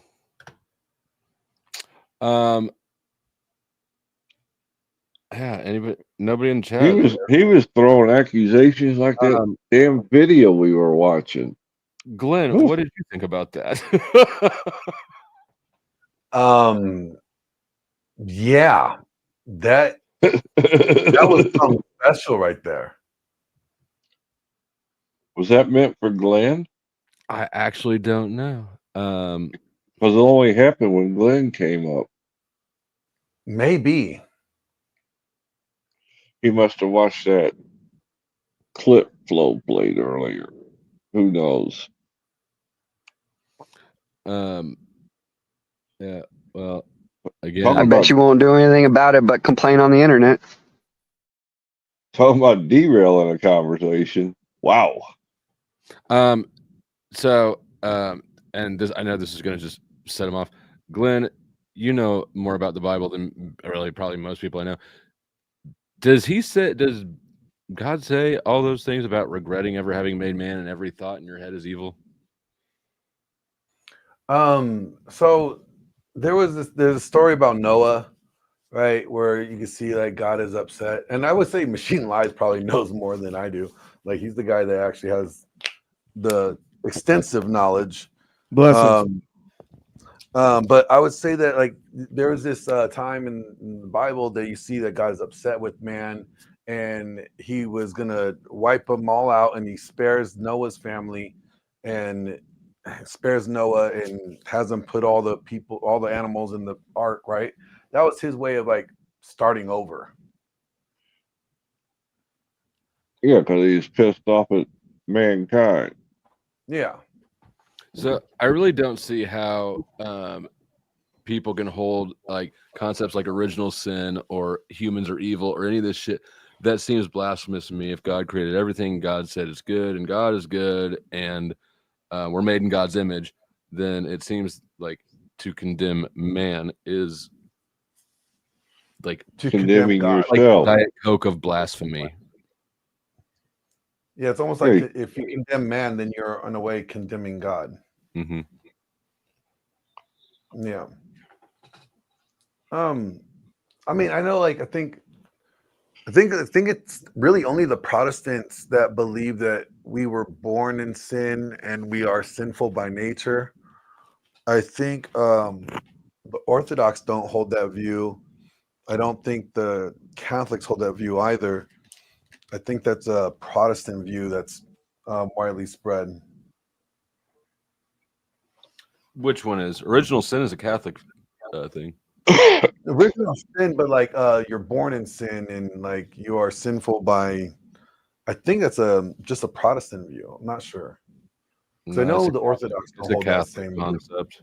Well, if you go into, I guess the writings of Martin Luther, he talked about the bondage of will. So he wrote a work called The Bondage of Will, where he rejects free will. So it kind of gets into the me and Tariaq discussion. But it's all about, you know, when you get to Calvinism, they have a radical view about original sin, you know, where they interpret, you know, Romans 5 is a thing, because it says in Romans 5 that God created Jesus as a second Adam to wipe away the sins of man, because humanity was sinful because of the first Adam's actions, right? So that's where the sort of concept comes from, but then it's sort of negated by other passages where it says you could also do good works and gain salvation that way, right? So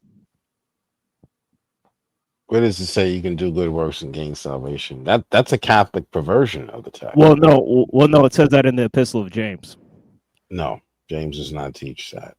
James teaches that. Yeah, he says without faith works. Without works, faith is dead. Exactly. He says faith without works is dead. Faith without Like, works is so, dead. yeah. But if you read the context, he's referring to your faith as it appears to other humans, not your faith as before God. So if I were to punch Flo in the face, my faith is dead. I'm going to appear as though I'm not really. Shut up, nerd! Right. So I'm going to appear to, you're going to say, see, I told you those Christians didn't really have faith in God. That's what James is referring to. And you guys do that all the time. You say, you tell us our faith is dead all the time. And you see preachers stealing money from old women and doing, and you know, sleeping their way through the church. That faith is dead. That's what James is referring to. Well, are you a Calvinist? I do lean more towards the Reformed theology, only because it answers more questions than I think. Okay. Yeah, there's no problem with that. No, I don't lean either way. I'm a Muslim, so it's just, I mean, yeah. So I don't actually have a denomination in terms of Christianity. And you know what? In next week's, somewhere I've got a Book of Mormon, and somewhere I've got a Quran that I plan to have on deck for next week's An Atheist Reading the Bible. Okay. Since if you're a Muslim, can I ask him a question about Islam? I know it's all top. Yeah, of course. Yeah. When is it okay to beat your wife? It's a funny one to ask me because yeah, I think you know, if she's disobedient to you, you know, I'm glad you're honest. Under the Islamic law, it's you know, it's fine, but you're not. You're the first one that actually was honest. Yeah, but you're supposed to not harm your wife. That means you're not supposed to injure your wife. All right, Okay, so just hit her in a way that doesn't injure her. Yeah, exactly. Just So this backhand instead of the forehand. yeah, just give her a smack. Man, well, it says you could essentially just use like like something that doesn't hurt that Phone much, books. like a pillow or something. A pillow. Yeah, you could use a pillow. Oh, Yeah. that's a pillow fight. That's not There's really going to phone teach you. books. Yeah, it's the whole point is to restrain and to have your wife obey you. Essentially, the point is that A, wives should be obedient to husbands, and B, it doesn't really work the other way around. Like if a woman is abusive to a man, it's obviously the man who has more power in that situation. I mean, so it's telling the one who has power, look, be careful of how you use your power, because you could actually injure somebody. So don't injure somebody because you have power over this person, right? So treat it accordingly, right? So it's saying yes, you have the power to make your wife obey you, but don't injure her, which is fine, I think. Does the text say don't injure her? Oh yeah, it sure does. Does it say beat her lightly, or is that the interpretation? Oh yeah, exactly. Yeah, exactly. That's in the Oh, yeah. Hadith, right? That's not in the Quran. That's an interpretation, right? No, that's in there. It's in the Quran to beat her lightly. It's saying not to be aggressive. Be Exactly. aggressive. Exactly. Yeah. It says, there's lots of passages that say that women are important, that women have the same spiritual value as a man. Actually, in Arab society, women were treated quite poorly before the Quran. You should look it up. I'm sure they weren't. Oh yeah, definitely. Actually, they were committing female infanticide. Yeah, I I'm mean, sure they weren't as many beatings. Oh yeah, of course. So women had lots of better treatment, because of the Quran. Right? So in now Arab society, you're getting the passage that I'm referring to in Surah 34, right? Well, let me ask you a question. Are you Is- allowed to beat your wife in Christianity? Hell no. Why not? What the heck? It says because the Bible says that your wife's body belongs to you. so. Where does it forbid beating your wife? So why would you harm your own body? Well, where does it forbid beating your wife? Well, it forbids you can't beat anyone in Scripture. Well, how come it was allowed by Christian societies? Here's the verse, Surah disobedient. Al-Nisa, verse 35. Men are the protectors and maintainers of women because God has given one more strength than the other, and because they support them from their means. Therefore, the righteous women are those who are obedient and guard in the husband's absence of what God would have them guard. As to those women who on whose part you fear disloyal and ill conduct, admonish them first, next refuse to share their beds, and lastly beat them lightly. But if they return to obedience, There you beat go. It not says lightly. against them. It literally because of says that in words. there. So that answers your question in there. It literally says that. It says So- beat them lightly in the Yes. Yep. Arabic. Yes. In Yes, my Arabic friend. it says beat them lightly. Well, Okay. you're stipulating on classical Arabic now.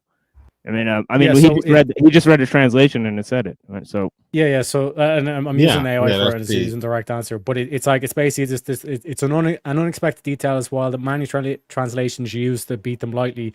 Some scholars argue with the Arabic word darb could mean separate or be symbolic, not physical, leading to debates about domestic violence. Traditionally, interpretations often see it as a last resort, not promoting harm. that's another point I wanted to make, is that it's important to look and say that it says it as a last resort. Now I want to ask you, was it allowed in Christian societies to beat your wife? And the answer is Was yes. it allowed?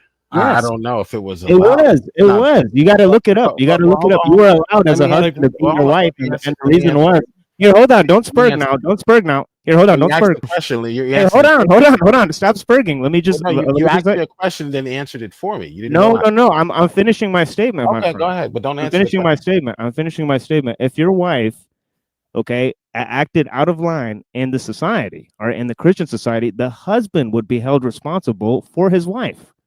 Okay, so Christianity does not prescribe any man beating his woman.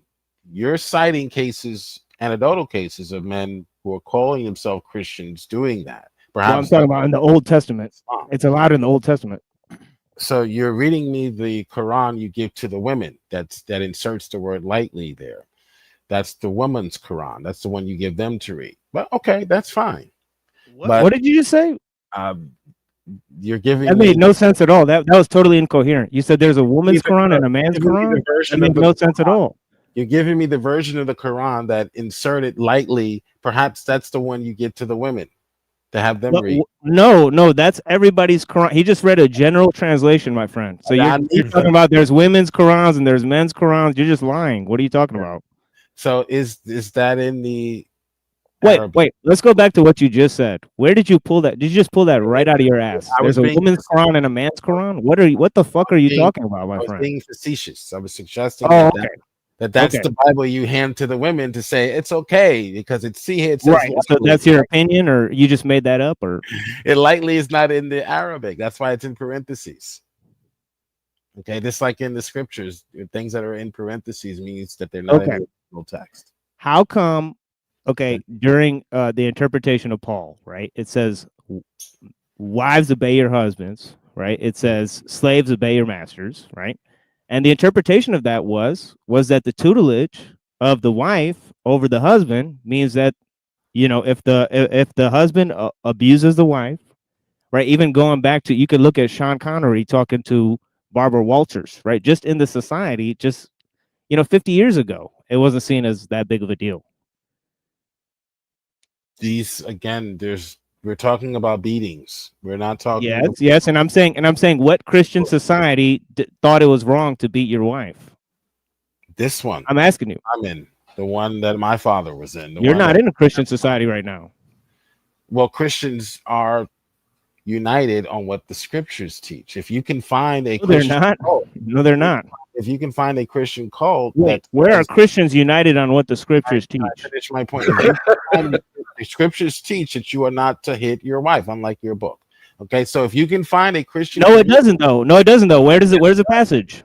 You're not allowed to beat or harm anyone or do or Where does it say that? Where does it say that? You just said it says that in the scriptures, and you said all the Christians agree about the scripture. Where does it say that? It says do not oppress anyone. That's not telling you not to beat your wife. That's not saying that. That's not saying that. You know, when God compares Israel, to his maiden, he talks about beating his wife. So it's seen as okay. It's interpreted. Do not beat your wife, or it not to condone beating wives, because your book says you are allowed to beat wives. Now you need to find a Bible verse that says do not do what your book allows. Yes. Yeah. Sorry, sir. No. Why did your Christian society allow it for centuries, and now you're saying this is a Christian society, and you're saying all Christians agree on it? So let's go back to your ludicrous statements that you just made just 5 seconds ago. Now you're going back to I'm going back to what you just said. That was fucking ridiculous, dude. You just said all Christians have the same doctrine. What the fuck are you talking about? Yes, do not abuse your wife. That is a Christian. Where is that a universal Christian doctrine? I just where Exodus 21. And also using Exodus power. 21. Yes, Exodus 21. Using your power to oppress others is condemned in Ecclesiastes. That has nothing to do with beating your wife. Yes, it does. That is oppression. You may not think it's oppression because your prophet said it's okay to do it, but the Bible says you're not allowed to do that. No, it doesn't. To anyone, you are not allowed to abuse or oppress anyone. I mean, it actually doesn't say that. It actually doesn't say that, dude. I don't know. You're just kind of making that up. You just pulled it out of your ass. Ecclesiastes 4, Exodus 21. I can name several passages. Proverbs 22. Ephesians 5:28 and 29. Are you claiming that Christians love your wives? All the Abrahamic love your wives come as out of Christ. patriarchal. It says, I saw some Catholics online advocating that husbands can punish their wives physically based off moral theology manuals of St. Thomas. Here's the relevant passage. The wife can be corrected for her sin of fornication, not only by this punishment, but also by words and blows. Wherefore, if she be ready to be corrected otherwise, her husband is not bound to have recourse to the aforesaid punishment in order to correct her. So he just said it's okay. Right? What book? Slow down.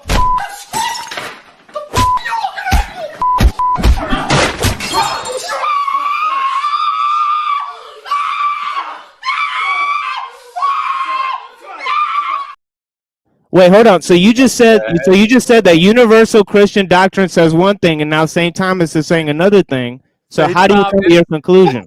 So you see how he has to go to other books and other religions. Oh, okay. So another Instead of religion, dealing with Catholicism is a Bible. different religion than you, but you have the universal Christian teaching.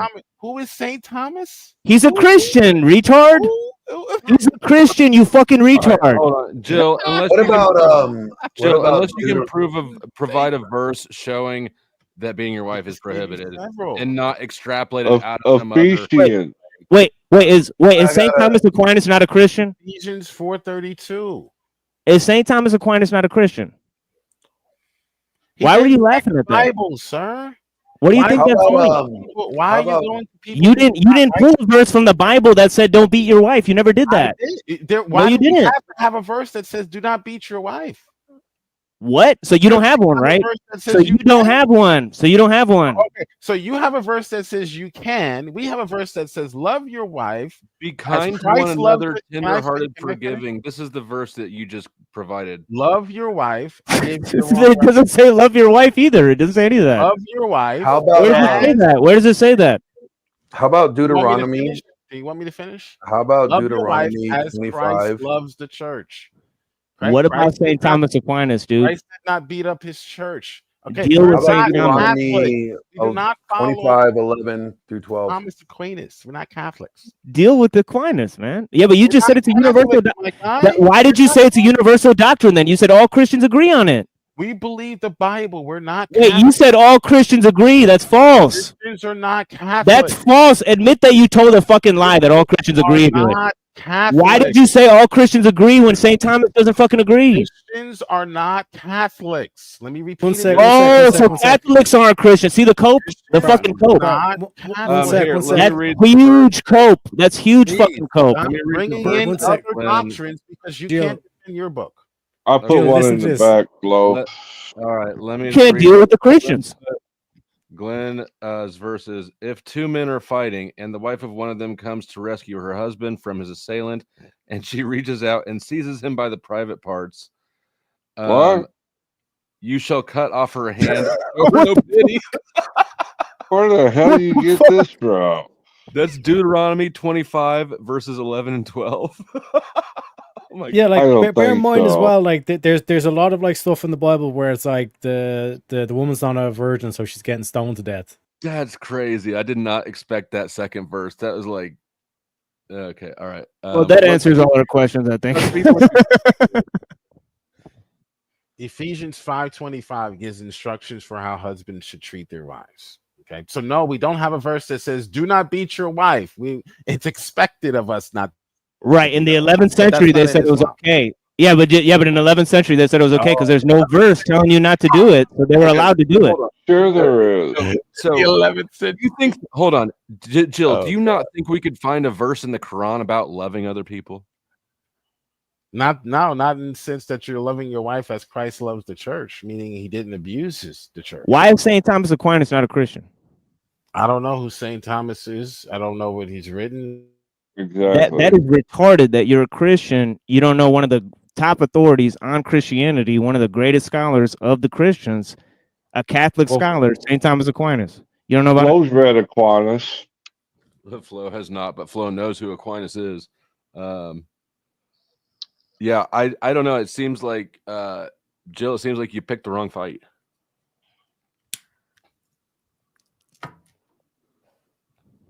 I just can't. I just can't surmise how somebody can have such cope and say St. Thomas Aquinas is not a Christian. Well, you get to pick who's a Christian then.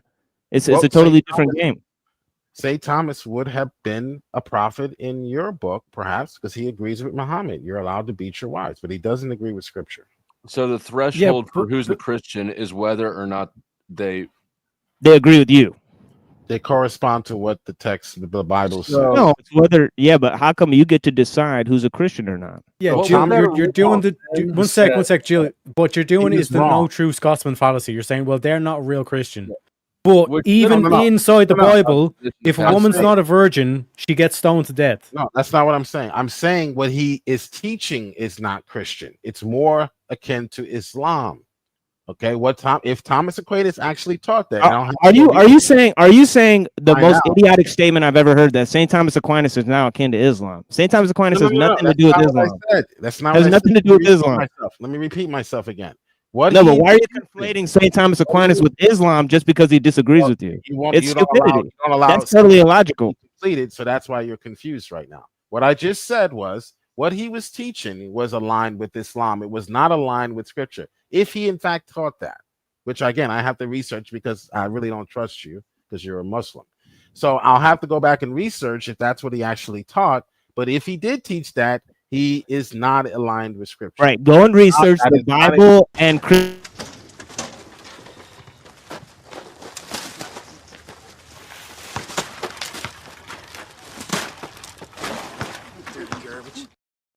yeah, maybe you should go figure out what the authorities of the church say on this matter. I mean, honestly. It's crazy how much, I don't know. It surprises me every time. Who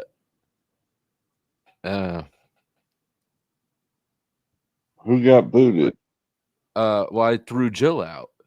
Oh, okay.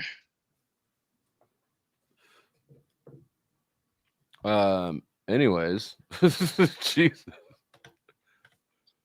You know, we're back to double speak must have to deal again. with this shit a lot. Because I've seen it a handful of times, and I don't know.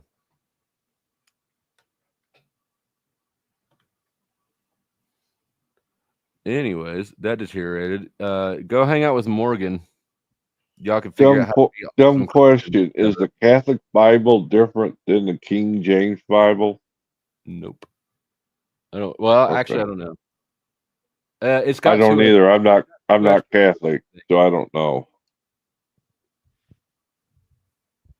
Somebody jump in. I think it has 2 extra books.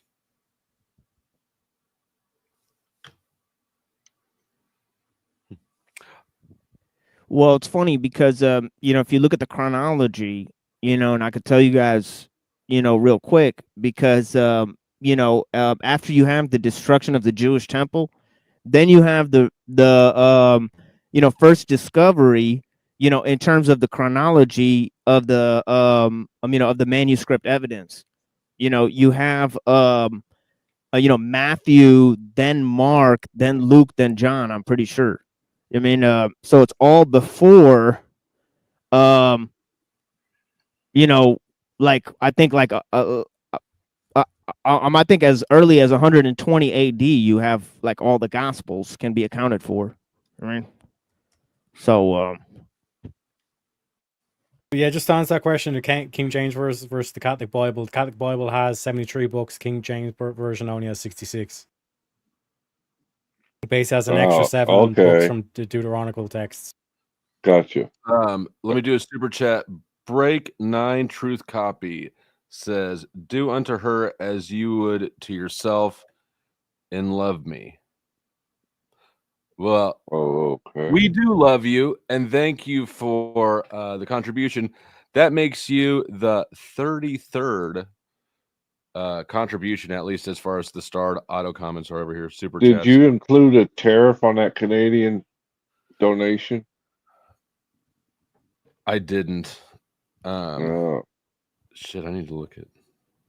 I think it's 25% tariff now with Canada. So, God damn, it's blowing hard here. Anyways, go ahead, guys.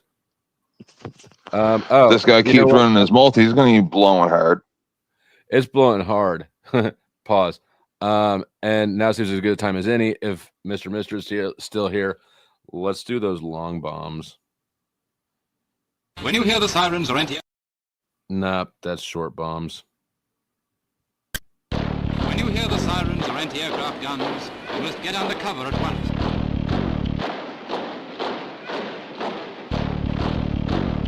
Take cover at once, but there's no need to rush. If you take things quietly, you will prevent panic in others. You must not stand staring up at the sky. That's the most dangerous thing to do.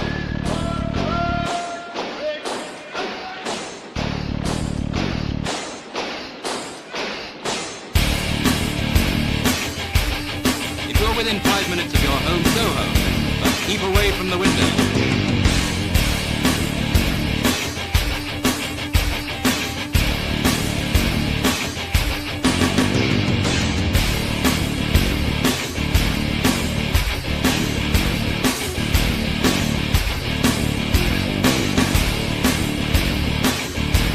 You're in a car, get off the main road, leave it clear for the defense services.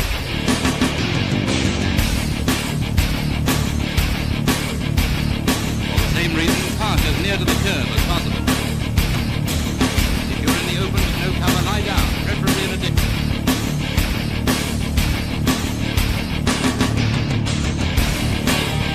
Never forget to carry your gas mask. Always remember to see that your blackout is as black as soot.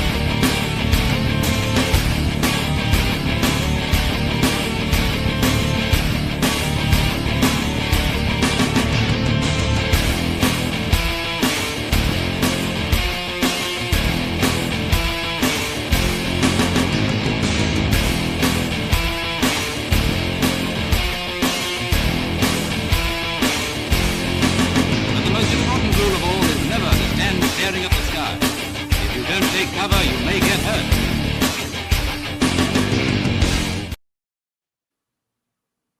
Also, just to call out that the Exodus 21 thing I was talking about, that was a scenario if a master strikes a male or a female servant to the point where it causes permanent injury, specifically the loss of an eye or a tooth. This is not a thing of just like, oh, you shouldn't hit anybody. This is basically talking about if you severely injure a slave, then you should let the slave go free.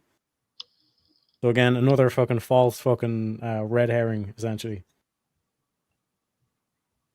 Like, the fucked up thing is that, like, I'm not even Christian, but I can make a better Christian argument than him. Like, that was the most annoying thing. Yeah. If I gotta get to the argument stage, I'm wrong then. In my position. If you gotta No, you got kicked for being a disingenuous douchebag. If you had a conversation normally, you'd still be here, but you couldn't. And you started making personal attacks just based off of religion alone. So if you can't extend to other people the courtesy that's been extended to you by people who don't share your religious views, I don't know what to tell you. This ain't the place for you. Yeah, I mean, prove me right or prove me wrong, but I mean, I haven't seen proof either way that anyone is better than the other. Well, let me just say, I'm better than all of you. Yeah, let me just say that that I think that people should respect other Christians who do believe in Aquinas, and obviously Christians and Muslims. We have intelligent discussions with Christians all the time. So in terms of him saying that the Quran should be burned or whatever, that kind of shows a real kind of demonic hatred. I mean, that the person has. I mean, instead of just having a good discussion, that's a little bit of a different vibe. Yeah. Yeah. Hate never leads nowhere. And well, it's not even founded on any like Christianity and Islam are both coming out of the same patriarchal cultures. There actually is no prohibition from beating your wife in Christianity. And the Torah as well. He doesn't have buttoned up himself. It's dishonest. It's desperate. And am I making excuses for? I couldn't find anything that for beating your wife. I guess Chuck is talking now. Sorry. Oh, sorry. Talking. Got a delay. My bad. Jill, do I defend wife beating? I would beat you like you were my wife. Just whoop the fuck out of you. Not the first time you tell her, but eventually. Like you dropped a dish. Have a Is it good night. 24-hour timeout. Is it the first time she dropped a dish?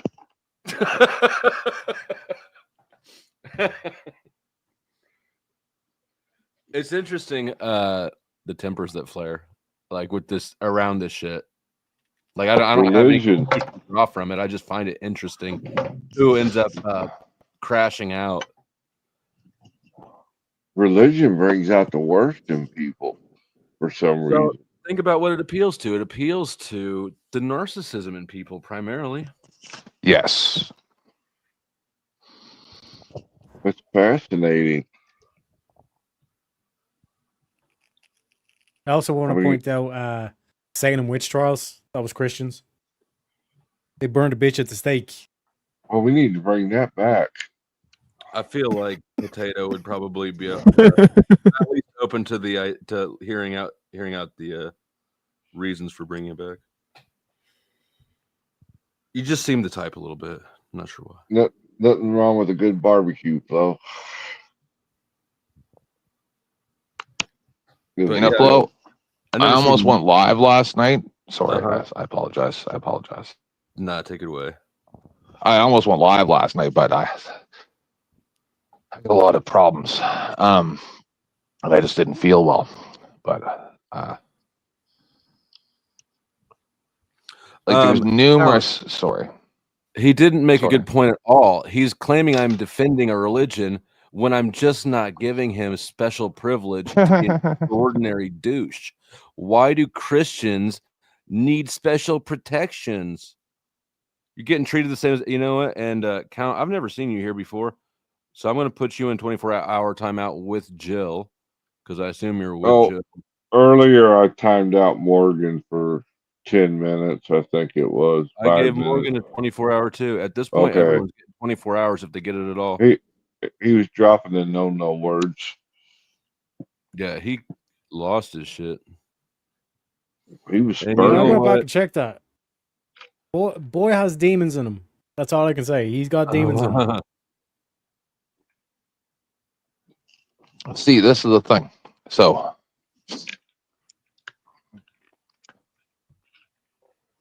like I said, I was going to go live, and I have an anxiety disorder. So in my brain, I go, do you do 3 or 4 shows and just cut it out and don't have any guests? Do you, because it's all, so I'll just tell you about the main reason, and then there's the Trump stuff and the tariffs and stuff like that. I really would like to give some people some perspective, because I watched some people doing streams about stuff, and they're like, I don't even really understand why they don't like their leader. And I'm like, oh my friends, like, 70,000 views, and I'm sitting here going, man, oh man, we're your neighbor. Like, we're literally your neighbor, and you guys don't know this stuff. But the main reason I was going to go live, which is nothing about any of this, but it kind of is, if you let me explain. So when I very first came to YouTube, I was a news guy, right? And I did a story about, in the city that I lived in, I live close to there now, but not there, St. John, New Brunswick in Canada. There was a cop who, between the mid 60s approximately till I think it was 1992, had essayed approximately 250, 260 children. Even after all the accusations for decades, nothing was done. Then finally he was convicted of it, and too bad, so sad for the victims. Right up until 1992, and then I think he passed in 99 or something like that. I've done a few shows about it.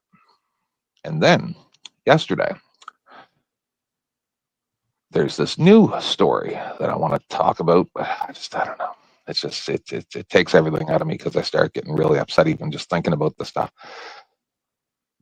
2 gentlemen who were in their 50s just spent 21 years, I think it was, in prison for unaliving somebody in the public park, Rockwood Park it's called, in 1984, I believe it was. And they were wrongly convicted. Just got released a couple weeks ago. Wrongly convicted by the same police station that this cop worked at from the mid 60s until 1992. Same police department. So the guy who was unalived in the park was 32 at the time, I believe they said. So he would have been young in the time when this all began. So who's to say that the cop or the cops weren't the ones who did it because he had been done in by this guy? Like, do you see where I'm going with this? And then, No, I'm 9.5 hours into my stream. I quit tracking. I'm. way long I ago. lost the trail. same police station, same cops in the first town in North America, St. John, New Brunswick, very first city, first colonized city, right?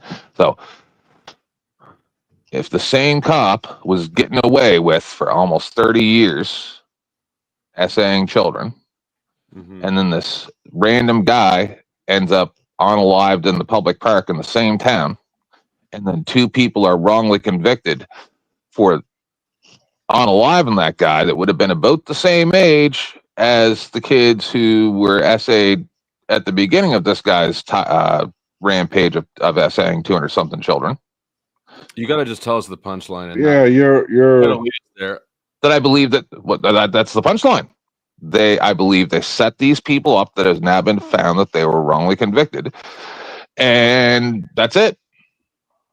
So the reason why I'm even bringing that up is all these people sat around for the last 40 years. These people spent 40 years in jail, right? Arguing about religion or whatever nonsense. Like I went and slept while you were doing this.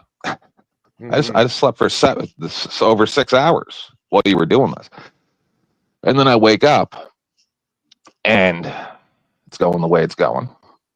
And I'm sitting here going, and this was probably all the exact same arguments that they were having. Well, these men spent 40 years in prison wrongly convicted by the same police force that protected this guy that essayed 260 something children.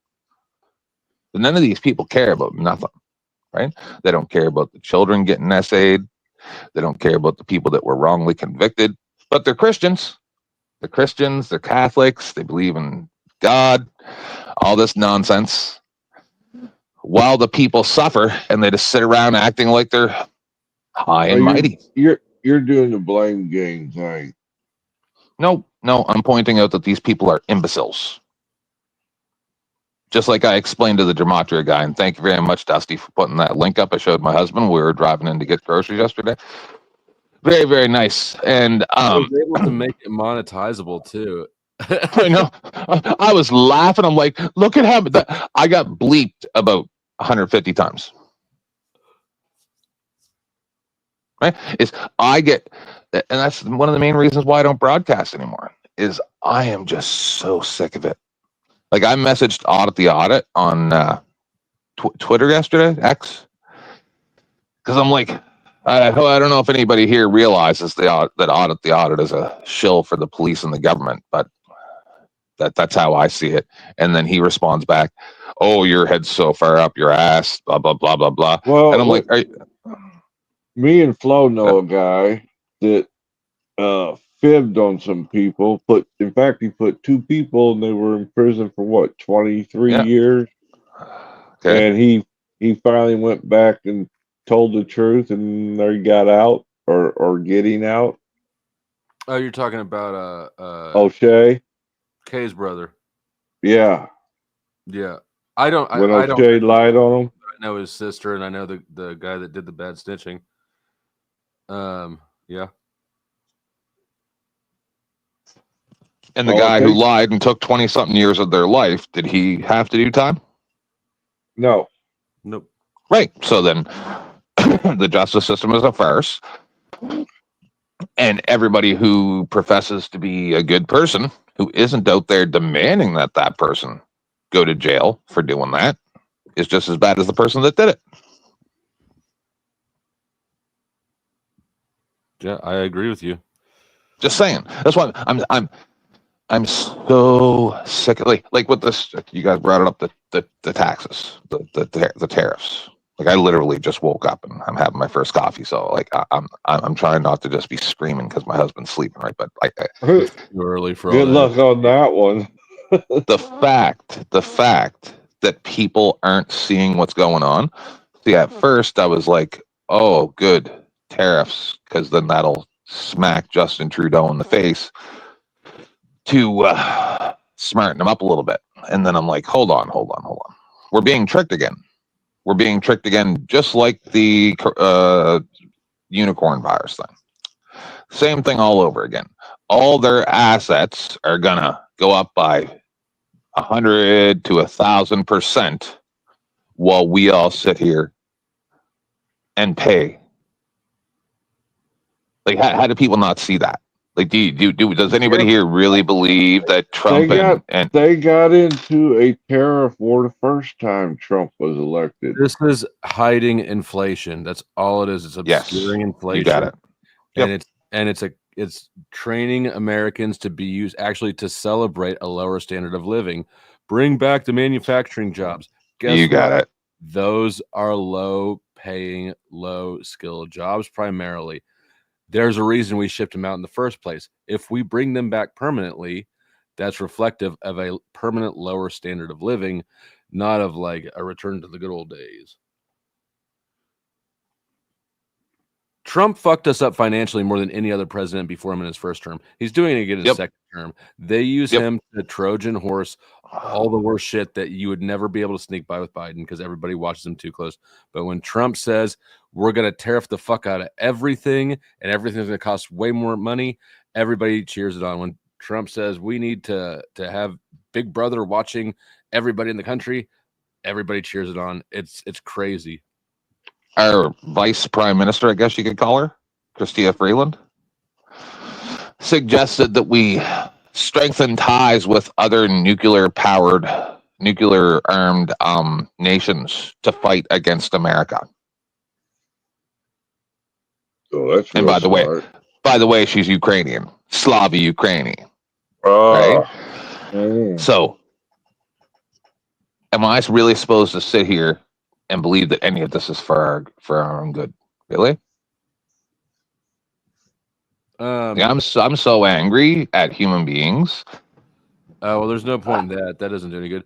And Jill, just so you know, at this point, I'm just blocking all of your troll or your sock accounts.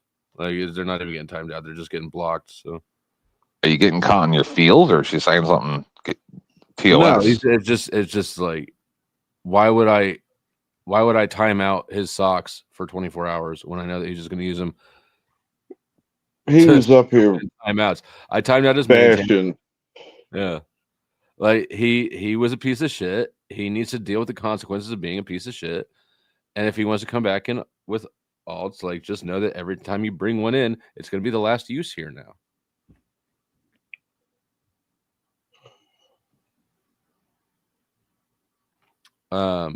But yeah, there's no point in getting all worked up about things if you can't do anything with it. You're just going to give yourself a stroke. Yeah, I'd be happy to have a moderated debate with him on any topic. We could arrange that. So, blessings. With Jill? I don't know how you'd have one. Well, the moderation is key. You'll need a better moderator than me. Somebody with a trigger finger for sure. I mean, he can't have a moderated debate. He doesn't actually have any stronger position.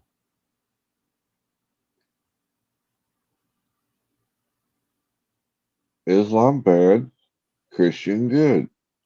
Is that what he was saying? Yeah, that's what he's saying.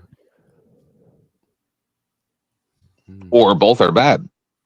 Well, because he's coming from the Calvinist perspective, so he doesn't accept St. Thomas Aquinas as an authority. So that was a specific hump that we were trying to get over. There goes another alt. Well, earlier he kept double speaking. He'd say one thing and then turn around and contradict what he said first time before you got here. And Joe, I don't even know who you are or what you're spurring at about, but I just don't want to deal with you for 24 hours either.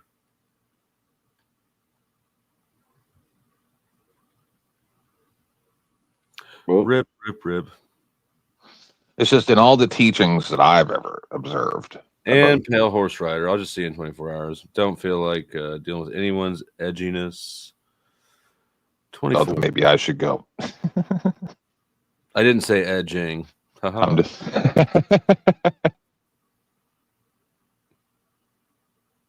Have you, like, so Dusty? Have you ever gotten to a point in your brain where you just can't figure out what the right words are to be able to explain what you're trying to say? A Like point a- in my what? Like, I mean, have I had that? I've had that feeling. It's yeah. Some things don't have the right words, and so then I just don't really say them. So that's the problem, is I say them, but it's usually really, really mean. Well, and then people cry.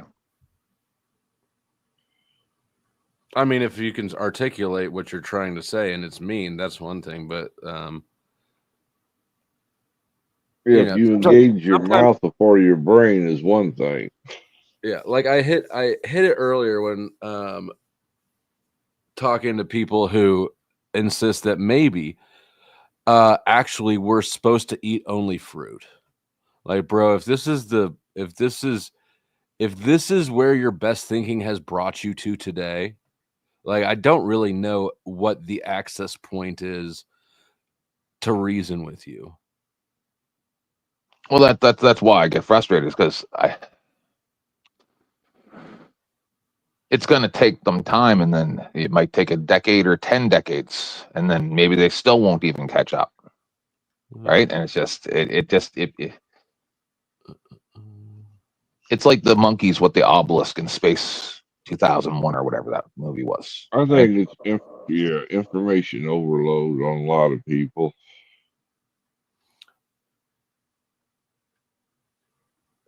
Do you remember Space Odyssey 2001 or whatever it was, when the black obelisk came down? Okay, you probably should, because it's a very good representation of what we're seeing in society right now. That's for sure. Idiocracy? No, this black obelisk comes down. It's like an alien technology or whatever. And I think it teaches people like how to use technology, and it's just a bunch of monkeys. And then the monkeys find it, and then they start throwing rocks at it and stuff, and then they start worshiping it, and then it goes on to, in the future, couple million years later. And then that's pretty much Space Odyssey. Yeah, it is. I thought Space Odyssey was the one with Hal the computer. Same Yeah, thing. that's at the end of the movie. Yep. Oh, okay. Beginning and the end. Beginning and the end. Okay. I've also never seen a Red Dune, which I'm told I should. What is it? Red Dune or Red Dawn? No, Dune, the series. I haven't heard of that one. The movie Dune? That Isn't series? there- I think it's a book series primarily, but Yeah. I've seen all the movies.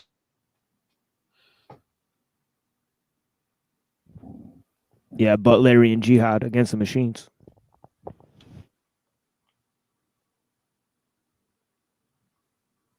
you know what? This is a good. I can't believe I haven't played this.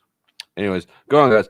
I'm pretty brain fried. I'm just kind of coasting out at this point. Yeah. Well, you've been going almost 10 hours? Did you make any money? 8 hours ago. Did you make any money? I did. That's the question. I had a pretty good night. Had a pretty good night. Definitely. I hear music. 10 out Who of put the 10 music on? And it will do again. I don't know. Someone's got music. Did you put the music on, Flo? Yeah. So you okay?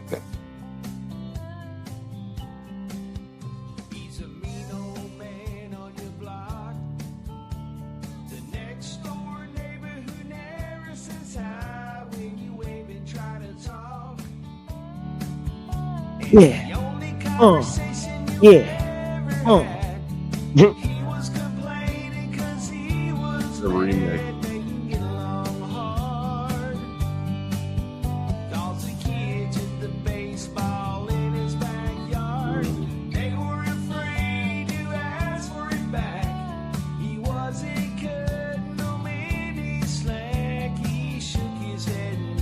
Who's on? No, it's not question. Maybe it's time to shove off. Oh shit, 5 feet here is really nice. Well.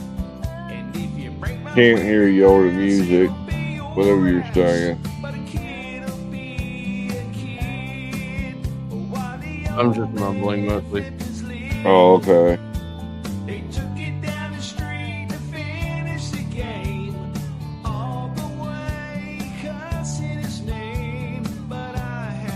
Yeah, Noelle has a boyfriend, but she wants to have a threesome with Margot and me, so never mind. I need to cook it out. Jesus loves you, but everyone else thinks you're an asshole.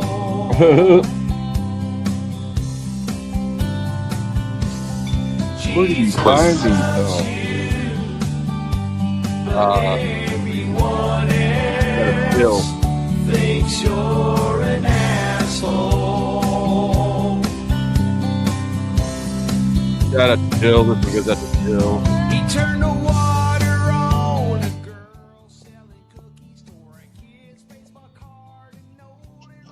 See, and then I get so frustrated. I go to open up Chrome to fucking start up a stream, possibly. And then it's like, your pop-up blockers are no longer supported by Chrome. And I'm just like, oh, just never mind. Just never mind. You gotta meditate, man. That's what you need. I do. No, you don't. Yes, I do. Ain't no way to stay that high strung when you're meditating. Flow. You act like we never met. This is me calm. I'm just saying, like, it's pretty exhausting. Do you take angry Oh. naps? Did you say meds? Angry naps. You know what I'm talking about. No. I have started to because I'm getting worse as I get old. How old are you? Almost 50. Oh, Jesus Christ. You a young buck. They say that. Yeah, I just give less fucks as I get older. It's not like Exactly. I have a whole ton of them to begin with. Life's too short to get that enthralled. Yeah. Yeah. Because stress will age you faster than anything I can think of. We have a girl. Yay. Where? Oh, okay. I hear her now. Hi, Don't Lindsay. mind the Adam's apple. No, I take it I down. wasn't talking about Jill, even though the name and the behavior fit. So I got a question for you, Flo, that well, I'll try not to ask you too much because you're tired. That poll you gave us on jealousy, you said, do you agree that jealousy either comes from fear? And what was the second thing? And where did that question come from? Jealousy only comes from fear or... And hurt. She is always the result of fear of loss. And it came up because it seems an unlikely emotion for the all-powerful creator of everything to really ever need to feel. Absolutely. Yeah, I agree.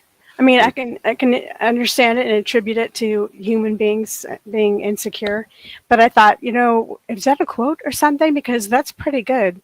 Because I was trying to think of examples that in situations which I was jealous or in which people are usually jealous, and they all involved fear or pain, fear or pain of loss or threat of loss. And then I wondered to the panel, is there any reason you can think of, or any instance you can think of that people are jealous that don't have to do with those two things? You gotta be careful too, because people get envy confused with jealousy too. Yeah, I thought that too. I mean, they're fairly synonymous. I can't think of many instances where they're not almost interchangeable. Yeah, that's true. It's like Well, like- morals and ethics. Like, okay, But maybe that- envy doesn't involve any envy's not sexual. hurt. Yeah, Right. That's not nobody's true gonna either. get hurt. Well, what's wrong with it? What's wrong with jealousy? Well, jealousy is, like I said, jealousy is always the result of a fear of loss, and Right.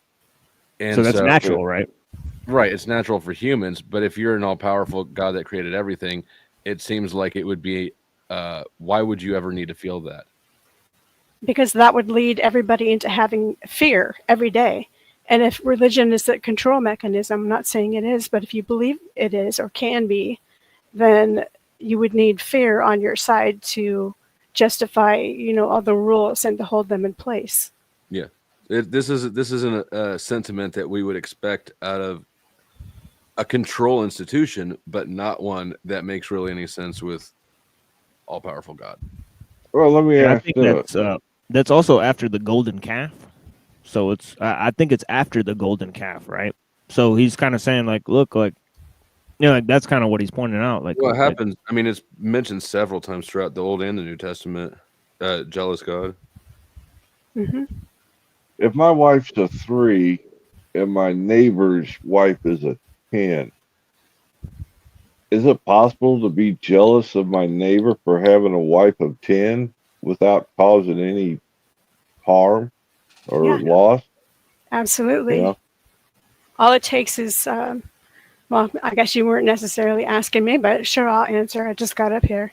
It takes, kind of checking yourself and noticing why you have these feelings and being able to practice immediacy in the here and now and say, why am I feeling this way right now? Okay, what do I don't want to acknowledge?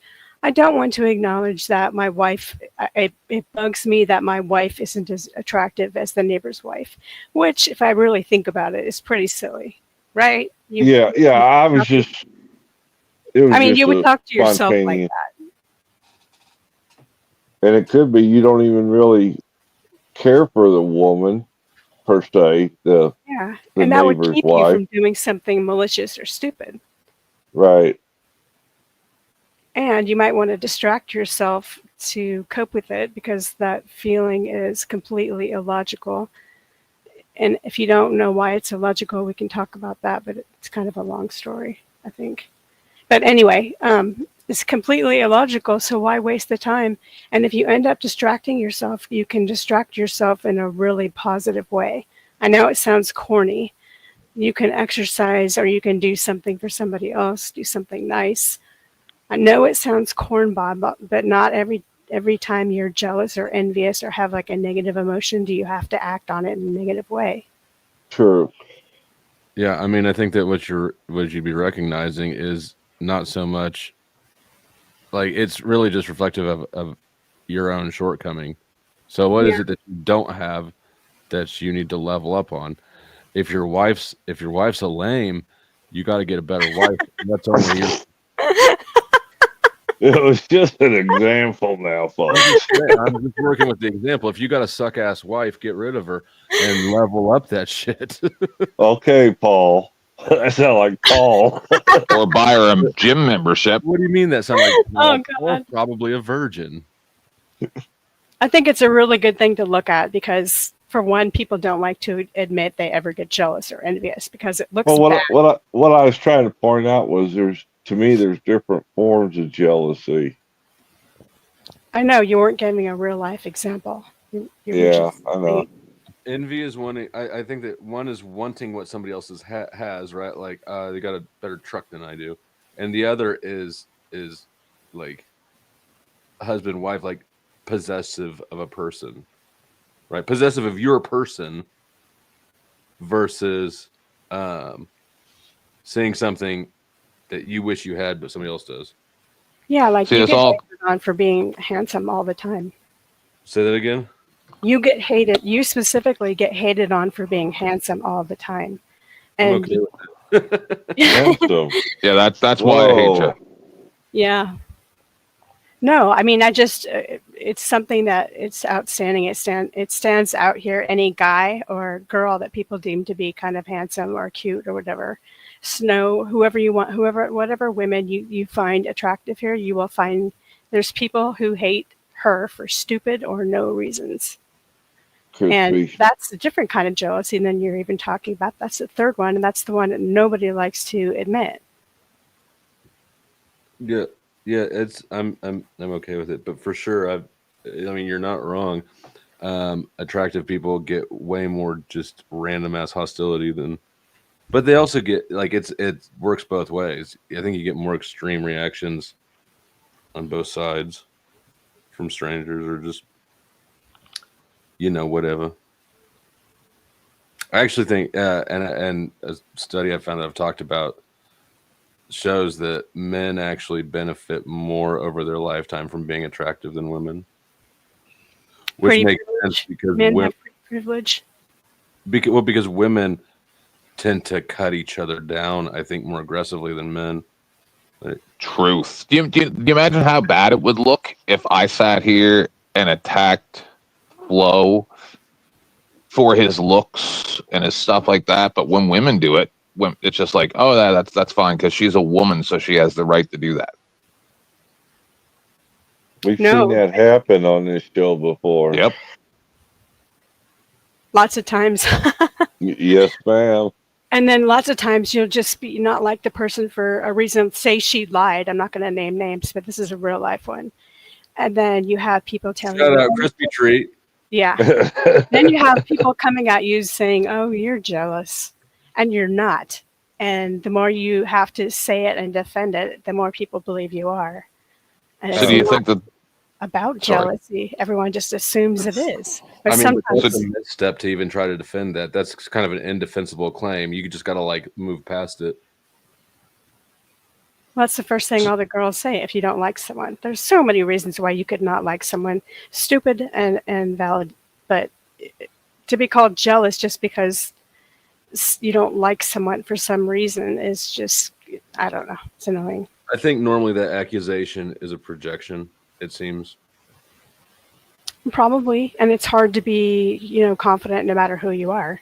And I think it's the challenge for women is probably especially difficult because we're more, I don't know why, but we're more competitive, I guess, with looks. Looks seem to matter the most. But you can see a woman going, oh my God, look at her butt, just like that song. Or look, she has zits on her face. Oh my God, so gross. But if I heard you and 10th Man saying that about each other, it would be weird, It would just be Let's weird. do it, Dusty. Let's do it. You guys go. Speed date. You do have a nice ass. I'll say that about you. I don't really find anything else about you attractive at all, but you do have a nice ass. You've been out here showing your ass all night. You should see. Oh, not this guy. 5-speed. Is it 5-speed? Sorry, Yeah. Dusty. Go ahead. It's 5 fingers. What's wrong with 5 fingers? All right, it's It getting only gay. takes 3. Yeah, enough of that. That's just because 5-speed came up here. Yeah, probably. I was just interested in what the jealousy topic and analyzing it. Oop. Hold on. God damn, that was hard. Pause. I just want to sit here for a second because it was feeling gay. Gay? You ain't hiding your 5 fingers, are you? Everybody else on this panel is gay, but us.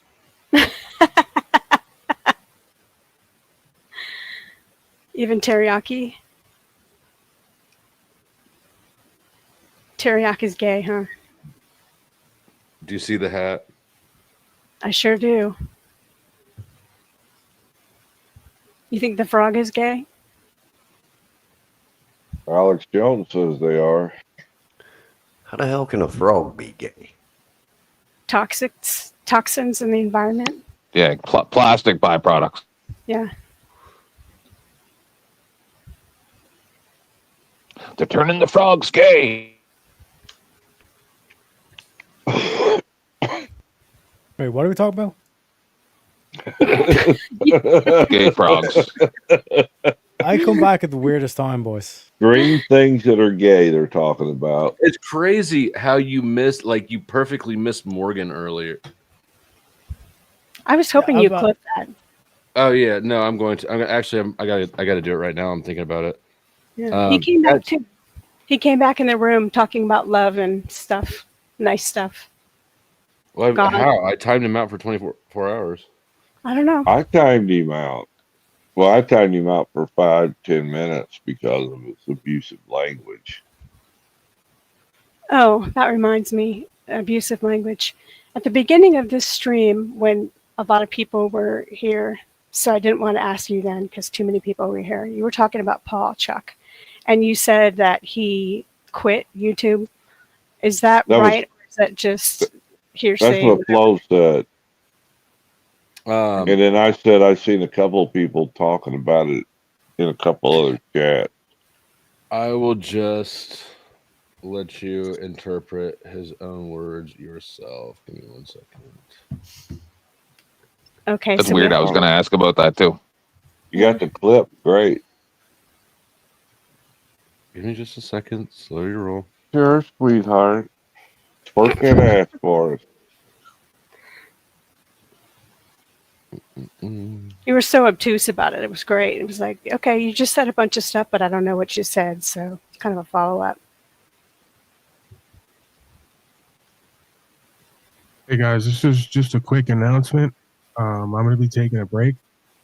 I don't know when I'm going to be doing the next broadcast, but you can join the Telegram. It's Paul Enslaved is the name.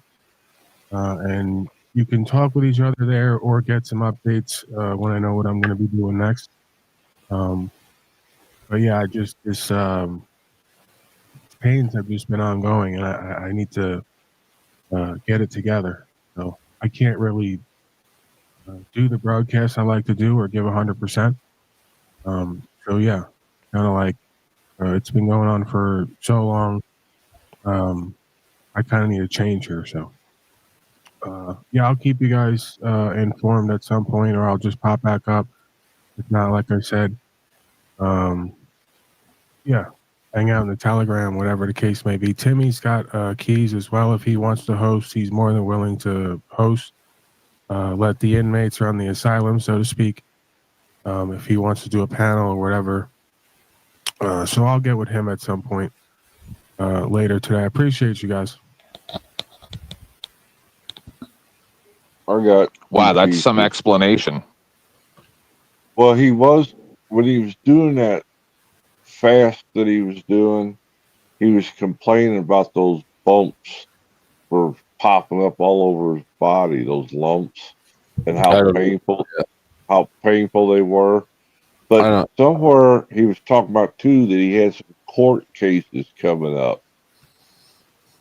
So I'm not sure. This is purely speculation. I think that he tapped out. Burnout? Well, I think that he lost. In that court, do you mean, or on YouTube? On YouTube. Oh my gosh. I mean, when I met him, he was doing marathon streams every day, panels always with waiting lines. 14 hours easy a lot of time. Yeah. 150 viewers constantly, just average. He was moving around, and since then he's just slid and slid and slid and slid. Did his view count on videos go down? Let's see. 645, 536, 484, 1,000, 952, 573, 2,000. Yeah, not great. And this is but he's streaming vertically too. So that's really not good. No. I thought he just kind of alienated his audience by calling them stupid and freaks and losers. I mean, They all want to try to be 10th man, but see, you have to be endearing while you're doing it. Nobody understands the formula like I do. He turned on everybody. Was it 10th man or the frog?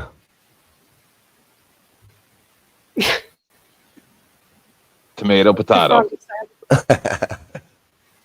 But I mean, Okay, just wondering. But even as down as he sounded on that was strange. that was great. Is that what you said? Well, I mean, True, he yeah. sound like his ass was whooped. It did Yeah, well, actually sound like he was drained. I think that the final straw is when he lost his pull on OTW. Oh, and OTW wouldn't give it back.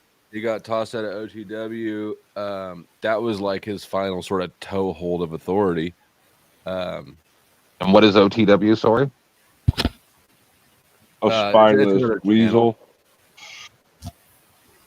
Yeah, I mean, OTW's busting out. You're toast, dude. I don't understand the context. Go ahead. What's OTW? So it's this experimental bath salt. Are you joking? It turns frogs gay. It does. That it does. That's actually Good what thing it's I designed haven't for. used Its it. only use is to turn amphibians gay. So if you've got any salamanders, geckos, frogs, and you're tired of them having straight sex, you know, I know a guy who knows a guy. It's another channel. What do you just a little Allegedly. factoid. What do you think is the most poisonous animal in this entire world? Low state. A woman. Well, I was going to say the Oh, same thing. jeez. No, a dart frog. It won't kill you. Just with the So poison. will a woman. Like those seeds. So I had this. Okay, that's true. But you can't strap a woman to a drone. Well, it would be kind of difficult. So I had this idea.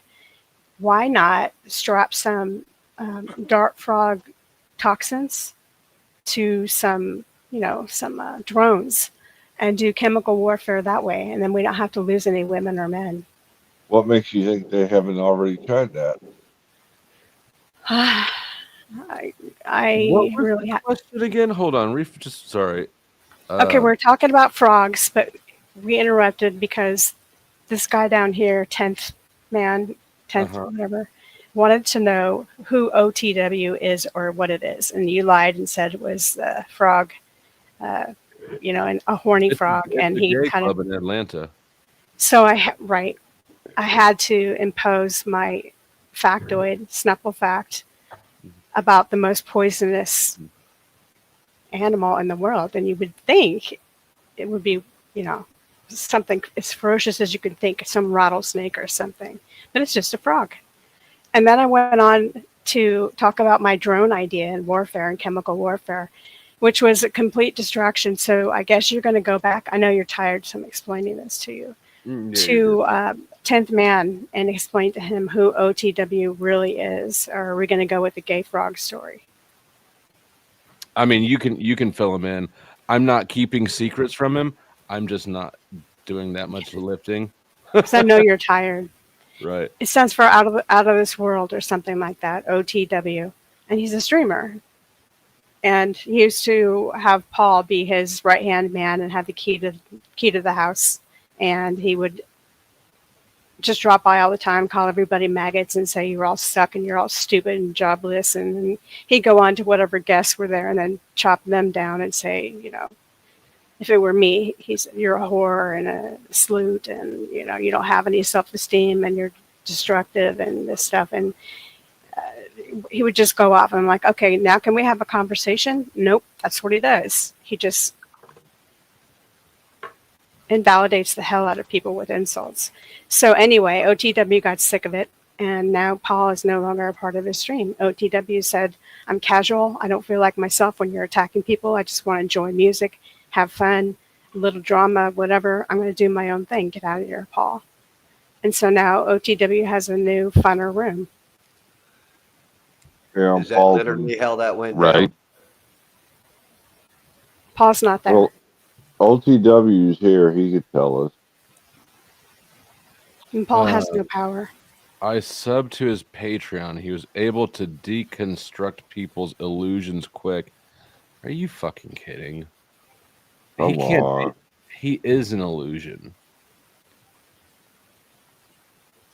You think? Remember, we were watching him the other morning, Flo, and I was like, he literally looks and sounds like a Muppet.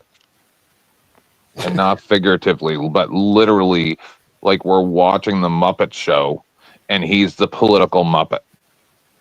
He's got that wide mouth. You know what I mean? Like it's phenomenal to me that anybody would even watch that. He doesn't have. I remember just like the last thing I saw by him was him saying, "Yeah, and this stuff's working. So if we all just did this, then we could beat the system." Blah blah blah. And then now he quit. Yes. Wasn't nothing working? Yeah. It was all illusion. Yeah. Yeah. Well, he used to claim he was the second coming. Oh, I know. I remember when he first came. I know. It's kind of a good example of the carpenter's house is never built. You know, the idea being that the carpenter never has time to build his own house because he's always busy building everyone else's. And this guy's always busy trying to deconstruct everybody and invalidate them and dismiss and diminish them so much that he can never just simply sit there and look at himself and realize that he's the same thing that he's calling everybody else. He's the carpenter. I think it was yesterday or the day before I was scrolling YouTube and saw Gen X Jeff doing something about Mardi Gras, and he showed a video of some of his past Mardi Gras, and I swear to God, one of them guys in there looked just like Paul. Oh, really? Yeah, maybe you got to go rich. He might get you a clip out of there. You're stuck on his looks. I mean, what kind of guy do you have to be when you supposedly give out brilliant advice and mark everybody? Speaking of gay. Damn it. What? Throw me in the back until somebody drops down. Keep it at 6. Oh. Go ahead, Leslie. I'm I was sorry. muted. Y'all are just giving him way too much credit. He wasn't a carpenter.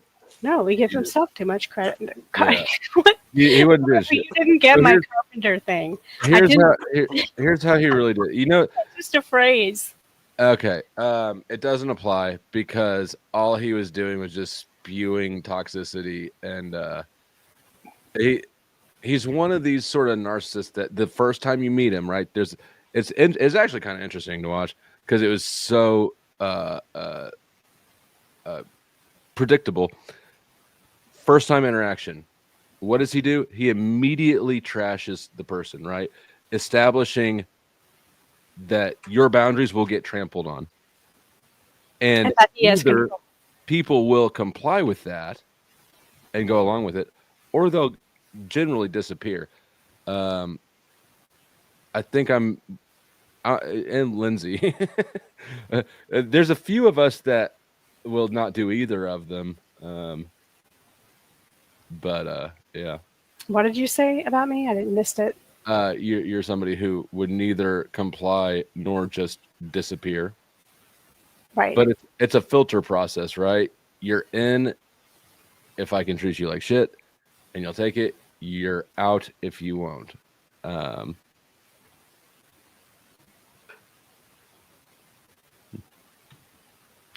Maybe I didn't express myself well because I think that carpenter's house is never built phrase fits him perfectly. The so busy working on everyone else's homes that he has no place that is built for himself. He has no home. Likewise, he's picking on everybody so much that he doesn't have time to sit down and self-analyze himself or acknowledge the fact that he is what he's projecting on other people. He is all those things and more. Or could it be that he abuses other people because he knows that if he's just left to his own device, he'd just be abusing himself? I don't know. He brought a very jail yard mindset to YouTube. Actually, the first time I ever heard of him is because one of the panels that I would go to sometimes, when I showed up there, they were all in a tizzy about something, right? He had been stream sniping and mocking them for a while, actually, and he effectively chased him off of YouTube for quite a while. But that's the sort of mindset he brought to YouTube. It's a losing strategy. Eventually, yeah, it'll fail. And I But told, he thinks it's more like, go Are you ahead. talking about Ian? Yep. I told Joe Cool and I told Katie like over a year ago. I said he's gonna play ball nicely or he's going to leave YouTube. I mean, Do you think he actually believed the things he was saying, or was it just a shtick? I think he believed it. I think he's got away with big words and all of that shit, but think he's at the going end to of the day, for the simple folk, isn't he nothing more than a bully? Yep. Playground bully. Waiting Am I for a bully, somebody to 5-speed? knock the shit out of him. Am I a bully? It used to be. Stop I it. don't know. Speak of the devil, 10th man, meet OTW. He's in the room. Where? He's in the room chatting. That is correct, Oh. OTW. I'm talking about We're Awake TV. Yeah, that's the first time I ever heard of him. You know what? Not to derail the show flow, but I think you might find this interesting. You know, there was only one banking commissioner in the United Oh States my God, of I America don't. I don't up at all. until 1983. I do not find that interesting. Okay. In fact, I find that Once- dreadful. I see I see the sinkhole you're trying to drag us down into. Not going. No. I know I saw 5-speed. your stream the other day talking about finances and all that shit and how it all operates. It's just something that I run across. The last one was killed in 83. Nobody else was ever in that position. Then it went to the OCC, Office of the Comptroller of the Currency. I don't give a fuck. I can already tell you that now, but go ahead. But I don't give a fuck about shit tonight. Like, let that be known. But go ahead and say it. We're just keeping it kind of light, not edgy and not attackish and aggressive. This Or is almost conspiratorial. got to be level. I come for the religious conflict. Blow cured that. Your children will be taught combat skills early as age 5 in order to crush the competition when they fully mature. Little Deborah and Jesse need to fire a pistol with precision accuracy while drowning out the screams of the non-believers. Good job. Tarek is down there. Tarek, I can't remember what the deal was. Did I win $25 for beating Lou or what? How did I don't remember what you said yesterday? I think I was supposed to get some money out of that. Oh. Who, me? No, I'm talking to Tarek in the chat. But anyone's welcome to give me $25. Have Did you you guys get heard the- me busting on Tarek any or anything? Did you get the $30 for the foie gras? Oh yeah, I've got that. Nice. Yeah, he got that $100 earlier. It was remember? even. It was even. Yeah, it was even. You guys It say was even. yeah, it broke 50-50. guys are fucking- We're no, going to first- need another debate for a tiebreaker. That's not even true. I The swear to God panelists- it is. I the swear to God it panelists is. Disagree. No, pull it up. I I don't won. think Lou knew what he was talking about. I was there. Yeah. Okay. What was the vote? The vote was 2-0. What are you talking about? In the poll that I did with the chat, it was 50-50. Oh, you did a chat poll and a panel vote? Yeah. But the chat voted like it was 50-50 in chat. But the panel vote, Hates Flo. you might have won. I was like tending to want to lean towards like you as the winner for some I reason. obviously was the winner. What were you debating? Legal lawful. Legal waffle. Well, you know what? Since I'm just now finding out about it, I would like to cast my vote, and so now I win the chat too. He adds in the last vote. Yeah, you tried to sneak that shit without me, Josh. You might as well be up here. So now that I'm aware of it, my vote is for me. Well, since I'm not allowed voting, I'll vote anyway, and I'll vote for you too, because it's the logical thing to do. I mean, pretty much. Well, actually, in the beginning, I could tell you one thing: Lou was ahead, right? Lou was actually winning, but over time, you won over the audience, and then you were in the lead at one point, right? And No, I just straight up won it. Like, let's be real. I'm talking about the poll here. I'm talking about the poll. Oh yeah, I don't care about the poll. Oh, you debated Lou. Motherfuckers like Jeeps Girl and Godhead douchebags down there. I'm surprised I got 50-50 on the poll. You were in the lead for the second portion of the debate for a while until for some reason it just evened out. I wonder why. But in all fairness, what Tarek actually said at the beginning was he would give Lou $25 if he could beat me. He said he'd give you both $25. He said $50 split between the two. Well, then pay it. Flo won, but the vote said 50-50. But damn, Flo, it'd take you a year to get that money from Tarek. You know what? As long It as was Tarek's idea in the first place. He's the one who offered out the challenge. Said, "Let's see Flow State debate." Tarek's been fun. Don't you think Tarek's been fun lately? Yeah, I've been having fun with Tarek. Yeah, I agree. And actually, Tarek's on the rise. Who else? It was a Blue good Bass is idea. on the rise too.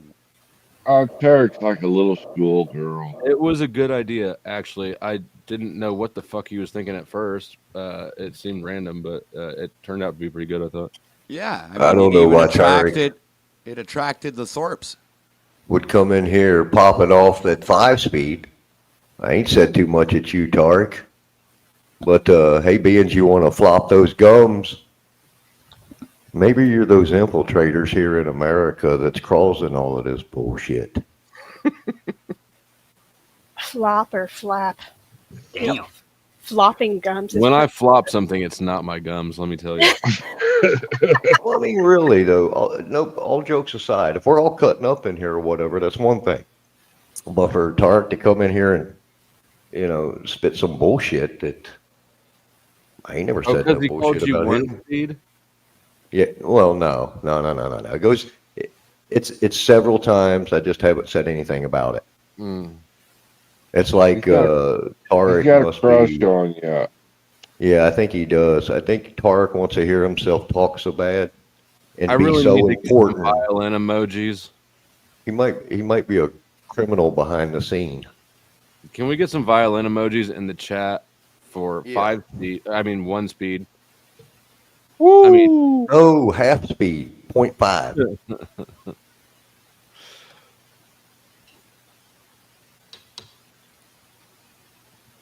As far as Paul goes, I could make you. I'm willing. Okay, to bet really low, $5 bet to Flo. It goes to you if he doesn't come back within. I don't know. What do you say? You got to give me a number, and $5 to me if he does come back within 30 What are you days. talking about? What about Paul? I get $5 from Flo. Paul comes back within a month. If he doesn't, then I owe Flo $5. And by coming back, I mean anyone She's doing a spotting pool. She's doing a pool. Yeah, I don't care. Sure. You'll just have to remind me. What's your thoughts, OTW, on the poll? I don't. No comment really. I don't know, man. I So, have no hold idea. on. I'm not. I haven't Sanctuary followed. Seeker. The only thing I know is Okay, go ahead. For some OTW. reason. Keep flapping your flappers. Oh, suck my dick. Okay. Sanctuary Seeker, are you there? Yes, can you hear me? I can hear you. Good. New channel. Just do a little due diligence. We get porn bombers over here sometimes. You're not porn bomber. No, I'm not, but I'm used to this when I go to new channels. You put up a banner, it's all good. I get it. Well, welcome. How'd you find the channel? What do you think? Well, here's the thing. I am a man of faith, and you ended up in my algorithm. I'm assuming. I don't know if it's because of my faith. I don't know if it was trying to give me a different perspective. But I guess it's fair to say this is an atheist channel. Oh boy. So Okay. No. This is good. I like this. Okay, thanks, OTW. I consider myself an agnostic. I put atheist because it's a clickbaitier title, but I'm not religious. I don't believe in any of the institutionalized religions. I'm also not a materialist, so I'm an atheist and a Christian nationalist all at the same time. This community's got like a lot of weird stuff. It just doesn't, on its face value, doesn't make a lot of sense. But it works. I've got a pretty big. I got a question to ask all of you. Yeah. Sure. Okay. Have any of you watched near-death experience videos? Just not one of them, but like let's say 2-3 dozen of them. Yes. Interesting question. So there's a website called nderef.org that basically it just chronicles people's near-death experiences. When I was in jail, my mom, for whatever reason, she was on a kick of those, and so she printed out a ton of them and would mail them into me. And so yeah, for a few months, like I read tons of them. I didn't watch the videos because I was in jail, but yeah. So what did you think of everybody's story? How they all correlate. All these people talk about going to a higher dimension, which they pretty much explain it as heaven or a dimension similar to that. What do you think of that? I think that's a good thing to hear. I don't know what to make of it. I thought it was noteworthy that and on the website I was talking about, it's got some standardized questions for people, and it seemed that people would see the religious figure if they saw a religious figure, it was the one from the religion they already were. Meaning Christians saw Jesus or Muslims saw Muhammad or whatever. So it seemed that it's expectation, or like you sort of determine it yourself as far as the detail. But yeah, no. Do you know the reason for that, Flow State? It's because when you die, the brain releases massive amounts of DMT. I mean, I just don't know that sounds like a real thing either. One of the things I read it's supposed to be true by scientific stuff. Yeah. So one of the books that I read was by a brain surgeon, a neurosurgeon, who actually had his own near-death experience and then wrote a book about it after. I still got it somewhere over here, but he goes through all the reasons that this was not possible. Well, here's a reverse question for you. Ecclesiastes, I believe it would be like 9:5, something like that. If the dead know nothing, then why would NDEs be like of any interest to a Christian?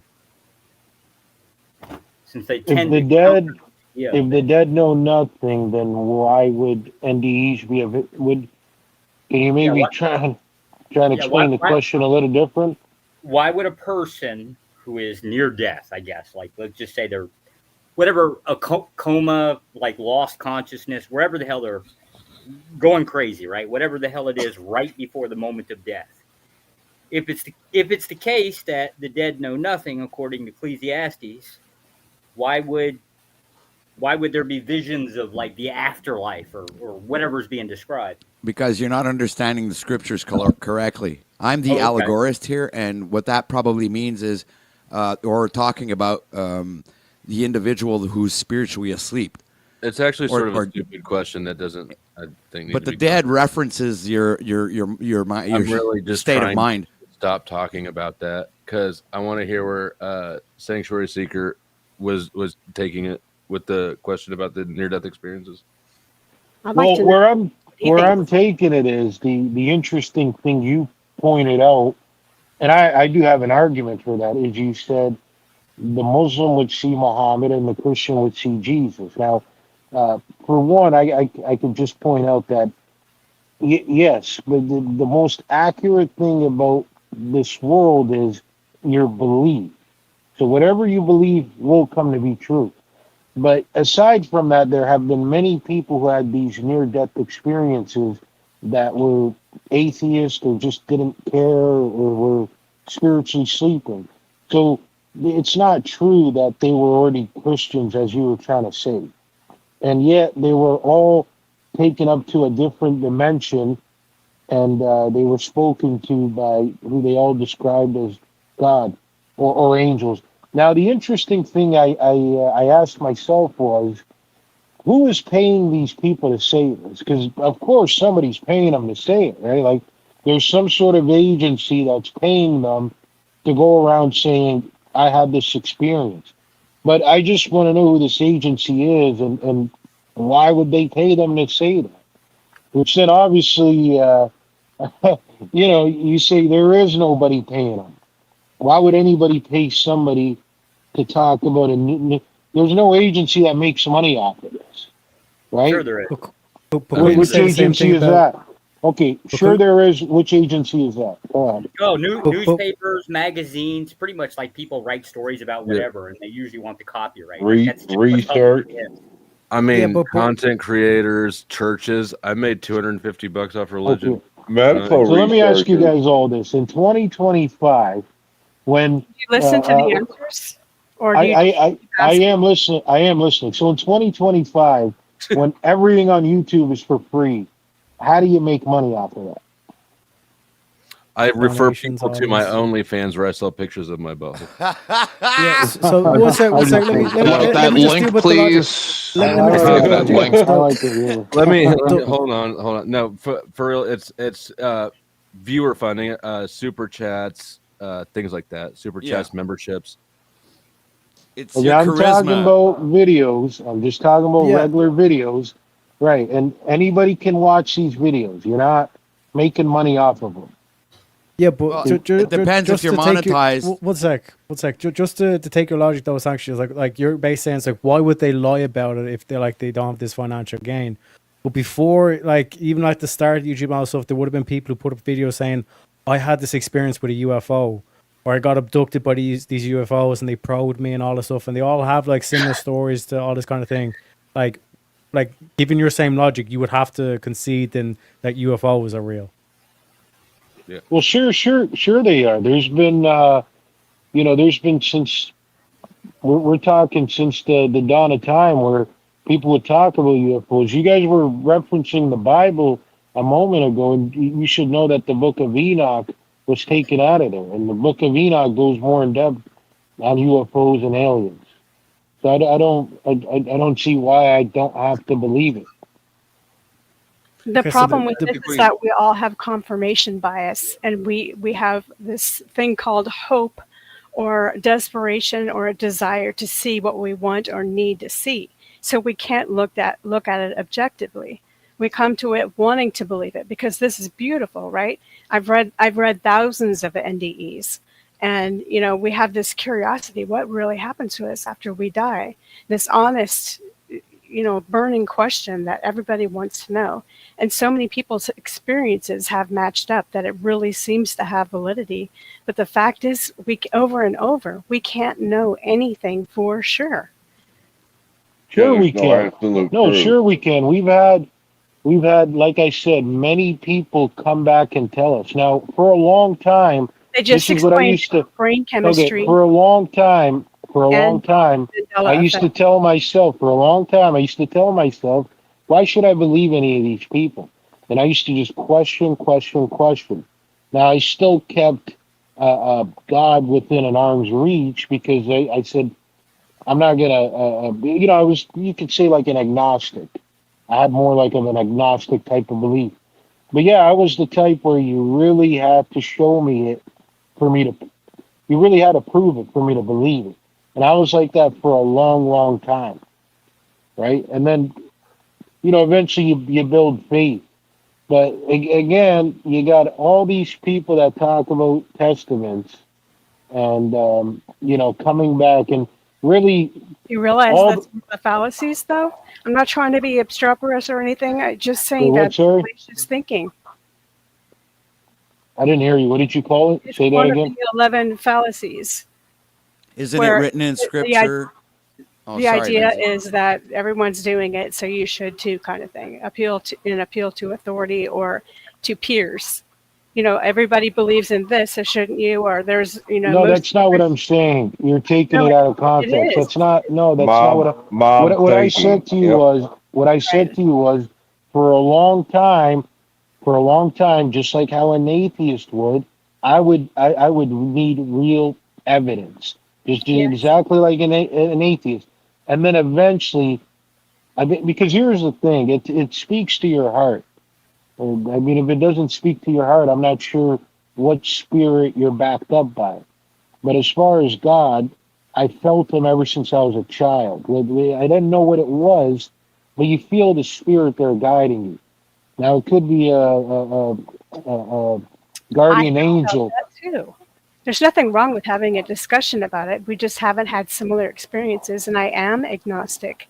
That's neither right or wrong. I have no idea, but you have Well, you're an different. agnostic for a reason. See, you're an agnostic. You're not an atheist. You're an agnostic Okay, well, this for a isn't reason. about me, so I'll just listen. Go on. Well, you just said it. You just said you're an Well, you agnostic. So said you're probably agnostic. I affirm that. Excuse me. You said I'm talking a lot. Go on. I'm agnostic because I try to be intellectually honest with myself, and it's the only intellectually honest position to take. okay, so let me ask you this, right? I'm actually with Flo on that one because Let me- it comes down to believing fairy tales or not. Okay, forget about the fairy tales, for instance. Now, when we go back to you have the creation. Forget about the fallacy in his argument too. Okay, because I'm trying to ask you a question, Yes, the right? bandwagon policy. I'm trying to ask you a question. So when you go back to the 7-day creation versus the Big Bang Theory,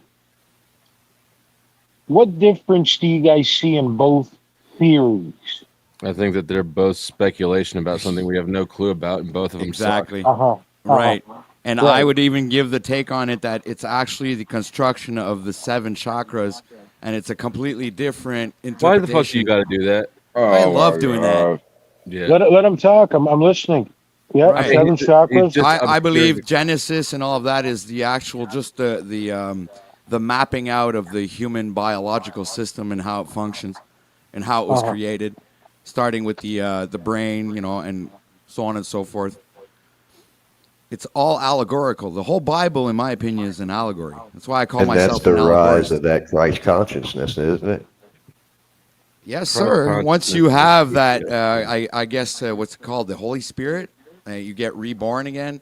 Then you're That the frog veil is is also- lifted, and you're able to actually. Well, the Holy Spirit gives you the power to actually read the Bible the way it was meant to be read. Yeah, And which is who's the from a authority on spiritual, that?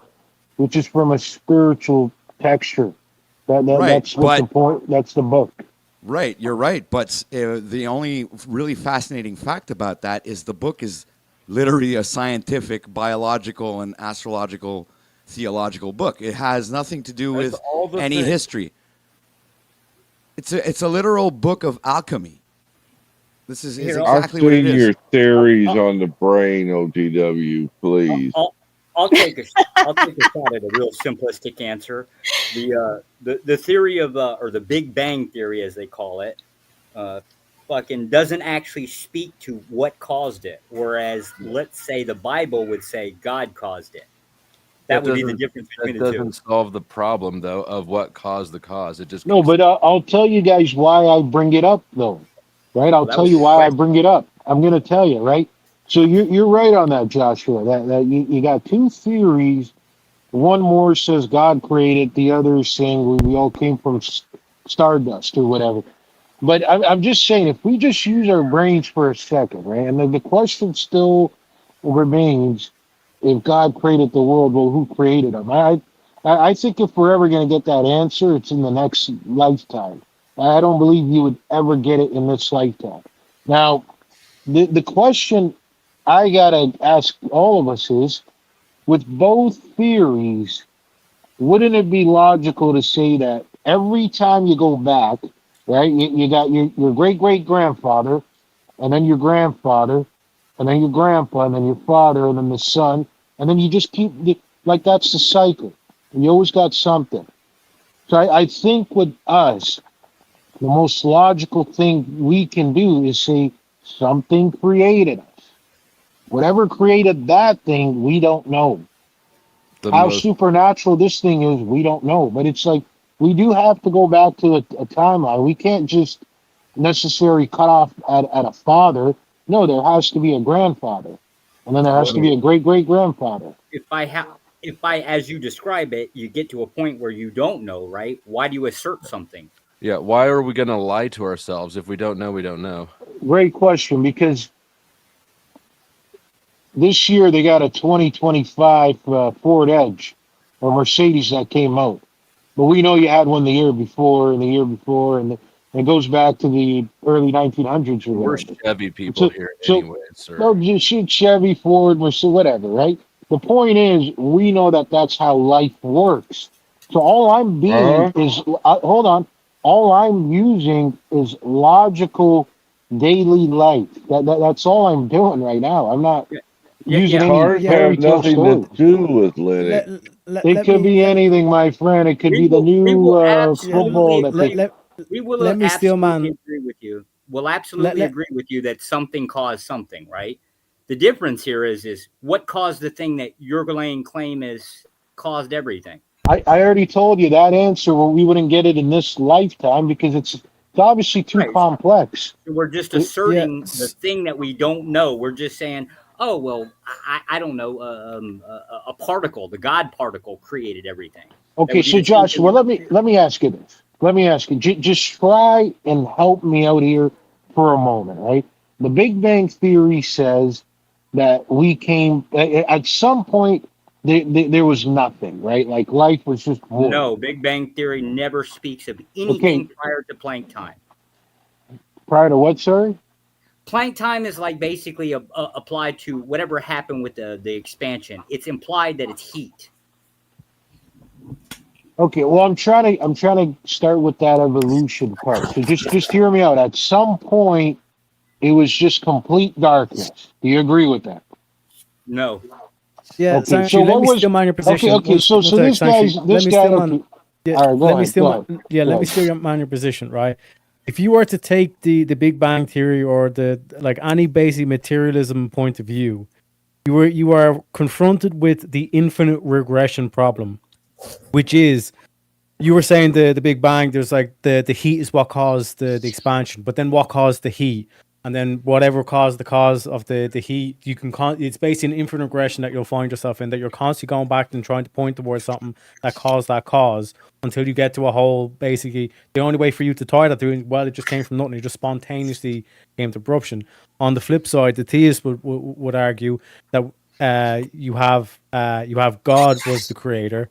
Because God, and this is not even like Christians or Jews or Muslims, like even like the ancient Greek philosophers like Aristotle and Plato would have argued this. Aristotle would have said the unmoved mover.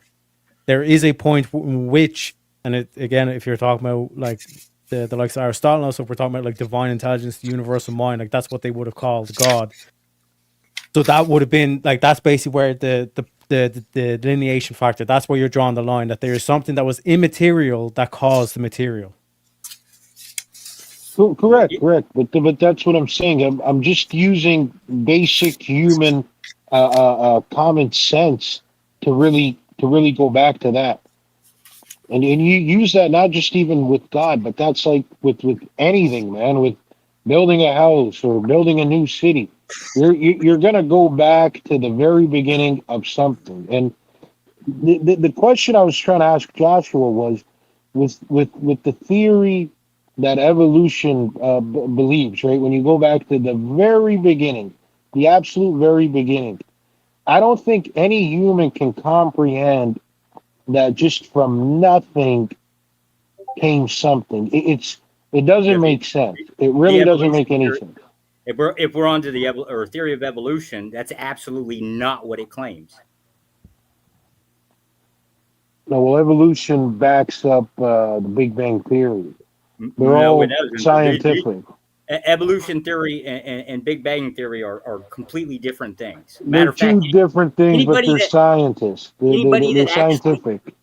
Here's how we know something. Yeah, but one If doesn't it is negate the case other, that though. somebody describes something as the Big Bang theory, right? You instantly know they never read the thing because that's actually not the title of it. Okay, well, what's the title? Oh no, I don't get. Yeah, those the Big things Bang away. Theory was a TV show.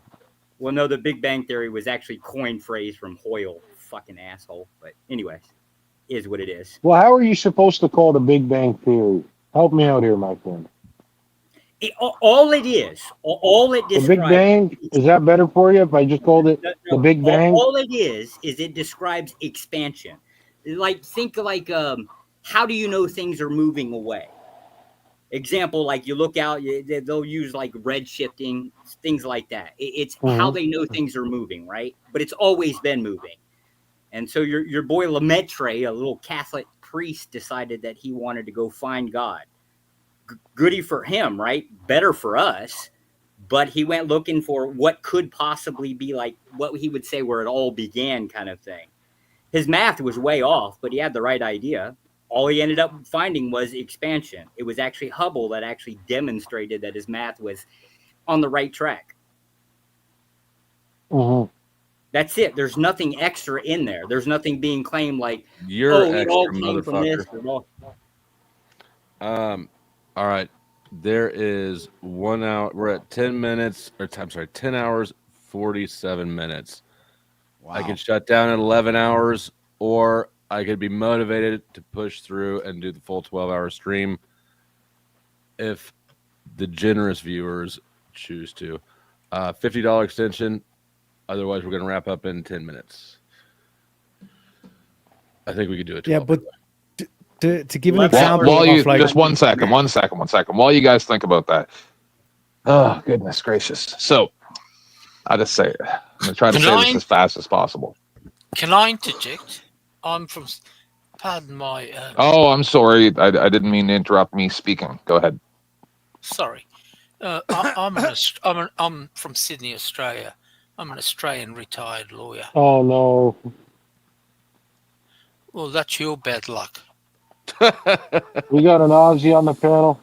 I'm just trolling you. It's all good. Well, you don't know my curriculum vitae, sir, with full respect.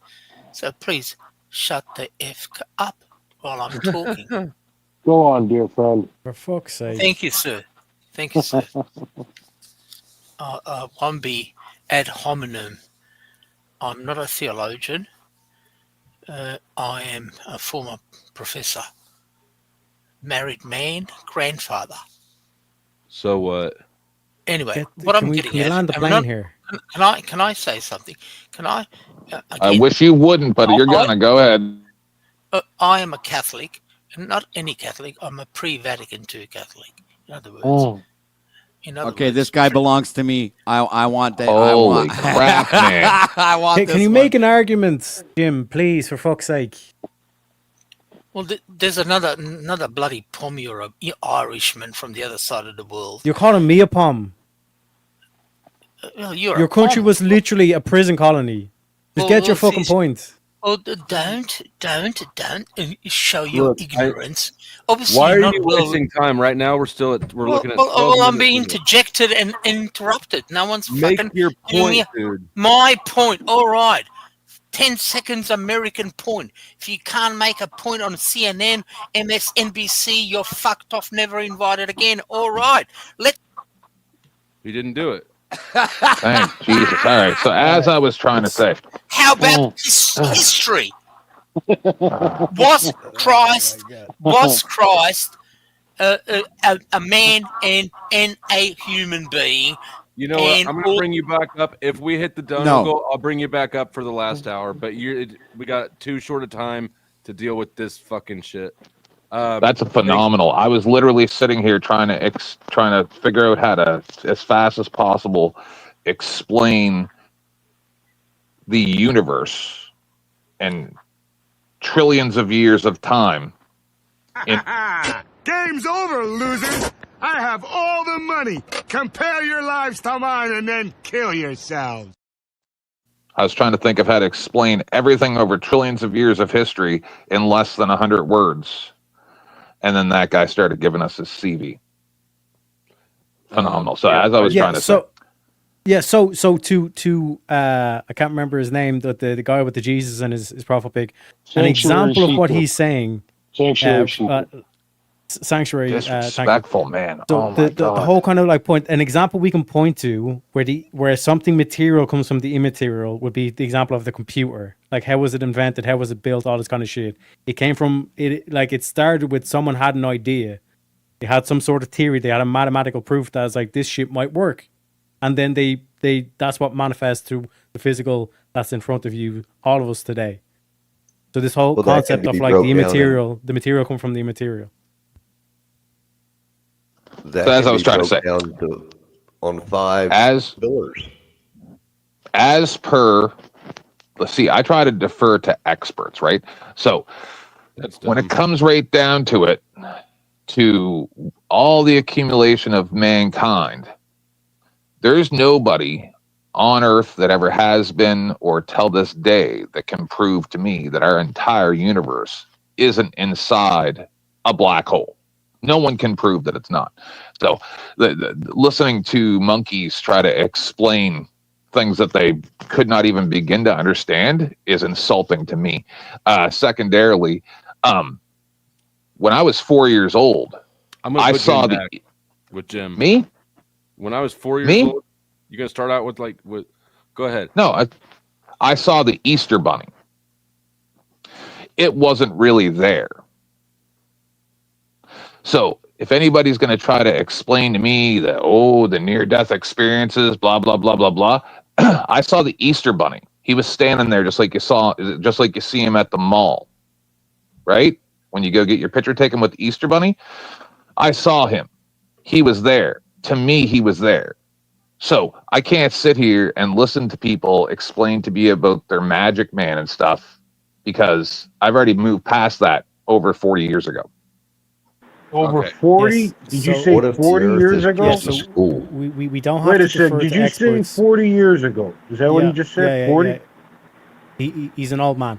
So this He is didn't the sound whole that kind of like old. point of the argument is that we can actually use logic. We don't have to defer to experts. Okay, we can use I logic, agree. and I we agree can point to examples of stuff that gets that manifests in reality, that material things that come from immaterial. An idea, like something that's invented or built, comes from something, and that's immaterial. An idea. Okay, so let me ask you this. What came first? The thought, right? Because I agree with you. Everything's a thought, right? Any creation was once a thought in somebody's mind, right? So what came first? The thought or the creation? The thought. We don't know that everything's a creation. Well, he just talked about the laptop. How's the laptop not a creation? You're talking about all of existence. So the example doesn't actually fit there. Like, we got to acknowledge where the limits of it. We don't know where shit came from. It's just been here as far as we know. Mm-hmm. No idea. I think that Right, but we're referring to more material things, cars, computers, all of that, right? But he's saying it's a thought that started that, right? So that's what I'm asking. What started first, the thought, or just any matter? Well, the thought always comes first if you're doing it right. Okay, and who had that thought? I don't know. It was okay. That was layered. That was layered perversion. There you go, man. There you go. So a thought a thought was created, like a thought was generated, and that thought created matter, space, matter, time. It's not the other way around. It wasn't space, matter, time created a thought Yeah. or generated a thought. Aside from God, can you point to one example aside from God that exists? That what exists? That an immaterial thing creates material. Yes, that's why I gave the computer analogy. Man, could you do me a favor and put some urgency into the audience? We're down to 5 minutes here. All right. So I don't know why you people like to steal our time and not just give a couple dollars, like $1 or $2. Just give $1 or $2. Then I don't have to go live because eventually I'm just going to shut mine down that's been sitting there for over an hour and not even bother going live because if these are the people that I'm talking to, I just can't be bothered. So please save 10th Man from wasting his time going live and give this guy just like $2-3 just for just $3 a day. You can Tim, save would you 10th tell the Man's time. people to pay me and extend it so that you can have your chance to shine and tell us all about being a Catholic lawyer Australian. Jim? Sorry, it is a bit late here in Sydney. It's 11 o'clock p.m. Could you please Shit. We need $20 more. We're over halfway there. You're welcome. All right. What do you want me to do? I'm the oldest here. I'm grandfather. Yeah, Flo, put me So- full screen. I'll get them. I'll get them told in. Swap them So, out. If you don't donate, you're gay. Oh well. And 10th Man's going to get you.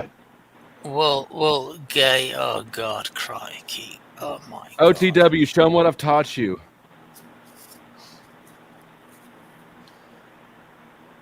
Nothing. Absolutely nothing. Newcomer, tell the people Yes. that we need $20 more.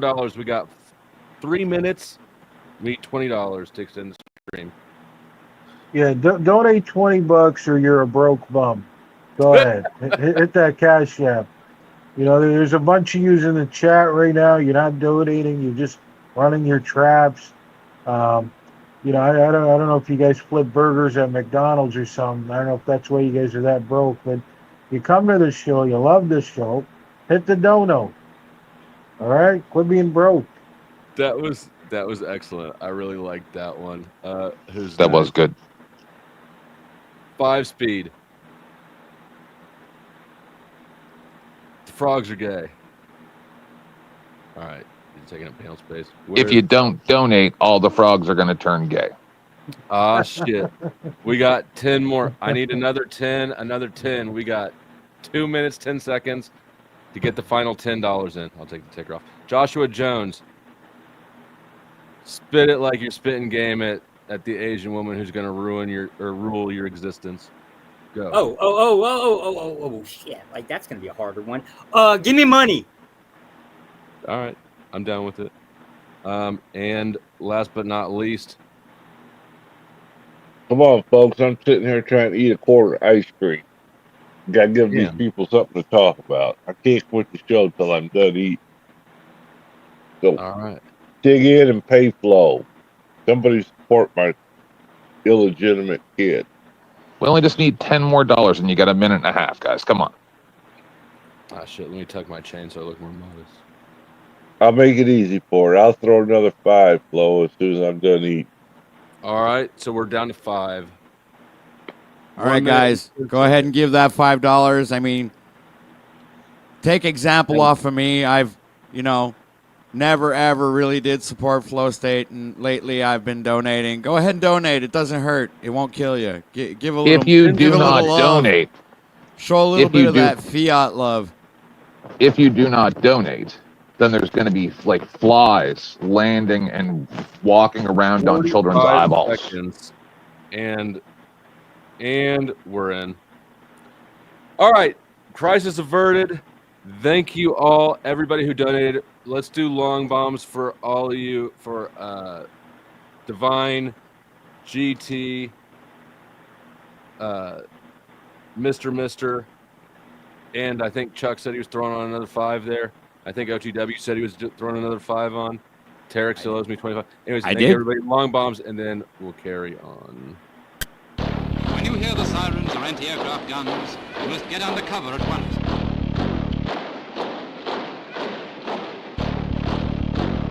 Take cover at once, but there's no need to rush. If you take things quietly, you will prevent panic in others. You must not stand staring up at the sky. That's the most dangerous thing to do.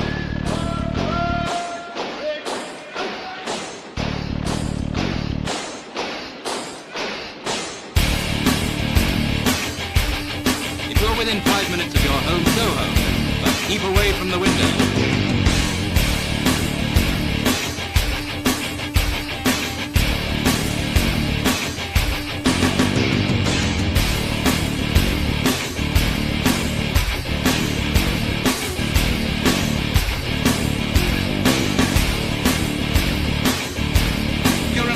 Get off the main road and leave it clear for the defense services.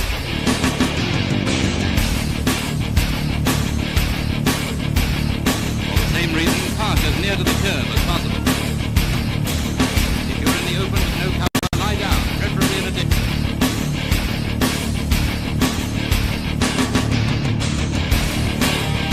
Never forget to carry your gas mask. Always remember to see that your blackout is as black as soot.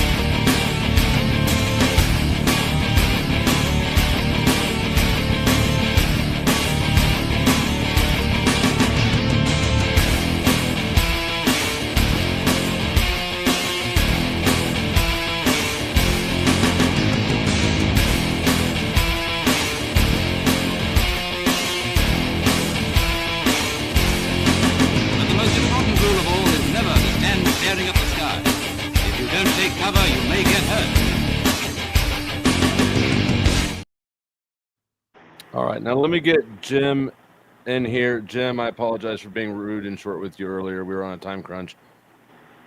Jump in with what you're saying. I'm actually writing so I can give you some shekels. Please. Anyway, look, you'll get the people in the stream. I profusely apologize. What I'm saying is, in any arguments, existence and non-existence of God, I think should be approached. And I'm not a theologian by any stretch of imagination. I'm a simple, silly, old fart from Sydney, Australia. But it's got to be from a historical point of view. Essential of the question is, does God exist or doesn't exist? Let's keep it simple and stupid. We're not all, theologians. Some of you probably are. I am not. I do not profess to be. Well, none of us are, and we don't need to be. Well, anyway, what I'm getting at is from historicism. Has JC, whatever you want to call it, atheist, believer, non-believer, Protestant, Catholic, traditional Catholic, Calathumpian, has he existed? I think that's the starting point. We're talking, the finer points of Saint Augustine. How many angels can fit on a pin of a needle? That's sort of meticulous philosophical / theological arguments which have been covered by Christian godfathers. So what I'm getting at, documents that Christ existed. Is it a man that existed or a consciousness? Josephus and all this. I've read those, and again, I mean, I've got to, what I'm getting at, I'm just listening. I'm not being, sort of attacking all of you Yanks. I know most of the Yanks are fucking stupid, but that's beside the point. That's your bad luck. Does this plane have wheels? Oh, now I touched the third rail. No, you're good. I'm actually starting to like you now. Oh God, don't! You're making a mistake. I'm not trolling or anything. What I'm saying is, I sort of stepped in about 10 minutes ago into the conversation. Can I say something? If we want to talk about theology, God, existence or non-existence of Jesus, JC, the starting point is the crucifixion. 33 AD, thereon or thereabouts and onwards. Was there a man, a person, whether he was a transcendental God, the Son? No, the there was Trinity or not? no. I disagree. We gotta I look. completely Well, no, disagree. yeah, all right. There was All right, no. all right. As a lawyer, what is your fantastic? What is your argument? And Yeah. you got to. My argument is there is no first-hand Oh. account of his existence. Oh my! Flo, let the That's brother my bring first point that I'll make. There is no don't- first-hand account of You, his you don't, existence. you don't have to go there. You can even So- grant him his argument. so- You can even grant him his argument and say, yes, Jesus did exist, but how do you prove that Jesus was God? Just because he existed doesn't mean he was God. Well, if you read Josephus, for example. Yeah, but I would push it even further as to argue the relevance of the Have you read the Roman? I would argue Tertullian, the relevance contemporary, or contemporary the fact that the historian. Bible is not a historical. No. I'm not referring to the Bible. I'm talking about anti-Christian people, contemporary of the Palestine. Which It's the called Bible Judea. states that the Christians are essentially that. Excuse me. Bible was written after Jesus' death. I'm talking about New Testament. And it's about 80 years after his so-called death. We all sort of accepted it's 33 AD. So what I'm arguing, what I'm putting forward is a historical. I'm not arguing theology. I'm arguing for first point of call, as I see it. There please were correct Roman me. writers that wrote about him. Exactly. And Right. Josephus is But a it's Jew. still hearsay. They wrote Tertullian. about him because they heard of something about him. No, there are No, mate.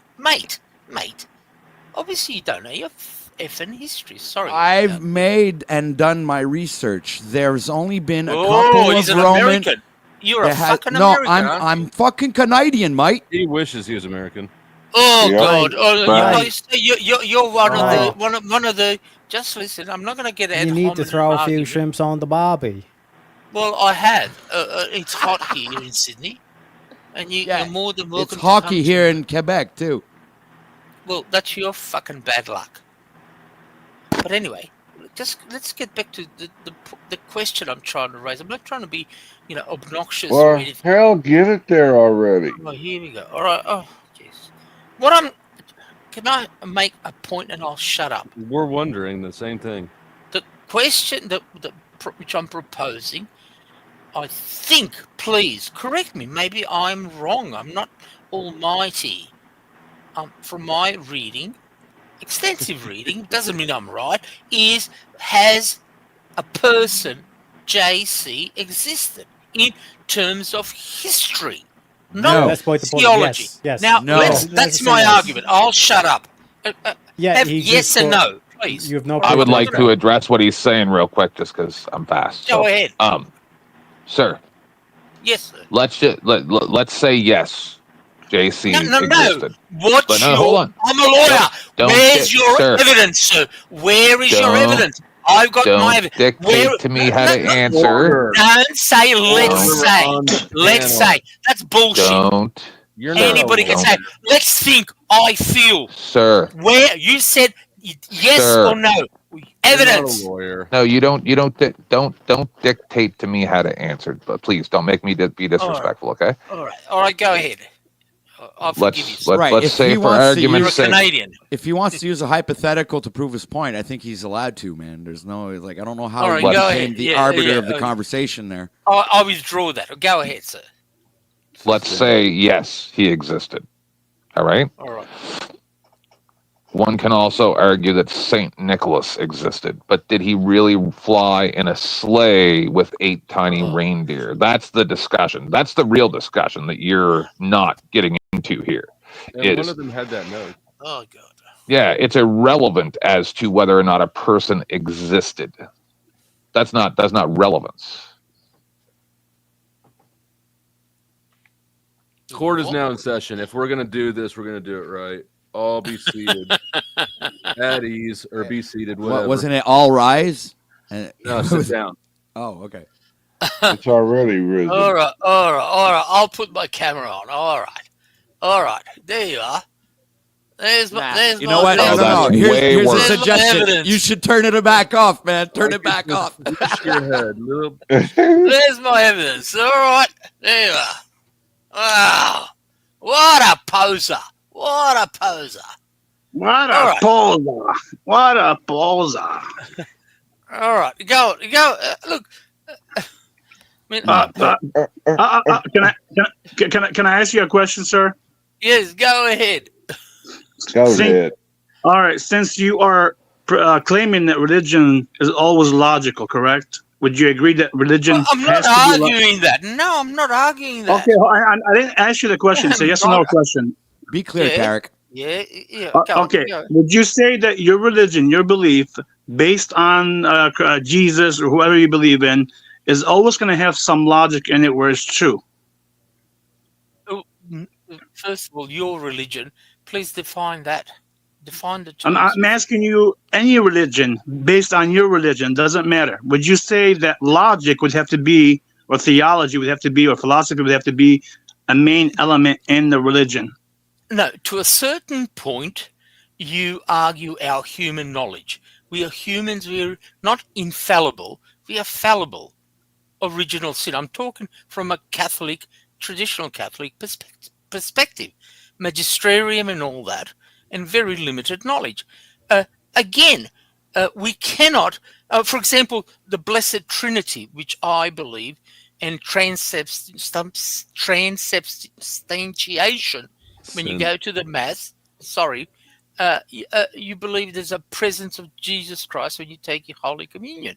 Now, Did that this is guy a ever get theological to the argument. point? That is a theological argument. But getting back to you, Yeah. we are limited as human beings what we can Okay. understand. But based on the limited, based on your limited human being logic, whatever, knowledge, right? Would you agree, though? Would you agree, based on your authority from the Catholic Church, that you have to have logic in your reasoning to define at least the Trinity, for example? And I rely on the Church Fathers, the 2,000 years of magisterium of the Catholic Church. Sir, why can't you answer the question directly? I'm sorry to interrupt you. You're I'm not asking- listening. You're Go not ahead. listening to what I'm saying. I'm answering your question. I'm relying on. You're providing a fallacy. Oh, That's exactly oh, what shut I up. was going What's to the point out. fallacy? What's the fallacy? The 2,000 Argument years from of what you authority. believe is historical fact. That's the fallacy. You're pointing to church authority and saying, well, they wouldn't lie, Well, basically. well, can you wait, and I'll bring Oxford University. Go ahead. We're waiting. Book. I mean, I could have. Yeah, we'll wait. Dusty, do you have a man bun? Do you have a man bun, Dusty? Oh no, that's your hat. Never mind. I thought you had a man Go bun. I'm ahead, like, sir. oh Please, no. please stay on point, and we're all here to hear you. Go ahead. A claim. We are making a claim. We are making Yes. a claim. As you know, since the crucifixion of our Lord, and those who are Christians, I don't know how many Christians are there. Well, you got the Pope right there in the middle, so we're good. I know, Chuck. Let him please finish. He's taking forever to land this point. Make your claim, because you have a claim. You have to justify it logically. Please go ahead. Yeah, what I'm relying, and I'll keep it simple and stupid so you Americans can all understand You that. just didn't need to say any of that shit. You're filibustering. All right. contempt of court. The answer is I'm relying on my 2,000 years Latin magisterium. Yes, If you and don't that's know an the- appeal to authority fallacy. No, it's not an authority. It's historical. Judaism is document. older. You Judaism said wins. it's an appeal to authority. That's I'm the not fallacy. So you can't appeal it to an authority if the authority is legitimate. They're Well, if your argument, if your Is that whole what you're argument is saying? appealing to an authority, that is a fallacious argument. Okay, let's just say. Hold on, K-Rack. Let's grant his argument. Let's just say you're appealing to authority. Your authority states that you have to use logic to prove that Trinity and the Father and the Son and the Holy Spirit are all in one, but separate. Correct? Yeah. God, please prove that logic for me. All right. I'll go to the 3rd century Alexandria called St. Augustine. The book is called City of God, and he But do grappled you with that. swear to tell the whole truth, nothing but the truth on this? Good one, Flo. Anyway, but sir, I'm sorry. I've got sorry, to one Bob. question. All right, go ahead. I apologize. One question before you prove your logical point of view. Could you at least define logic so we can understand we're on the same playing view here? We are limited. My point. No. What is logic? Define logic to me. What is logic exactly? What are the three? What are the laws of logic? How's that? Well, logic. You got to know your Greek and Roman philosophy to know logic. I mean, I don't know. You want to go into? No, sir. I'm asking you, what are the three laws of logic? Stay on topic, please, and answer the question directly. One of them is logic. If keep it very simple. If 1 + 1 is 2. That's math, sir.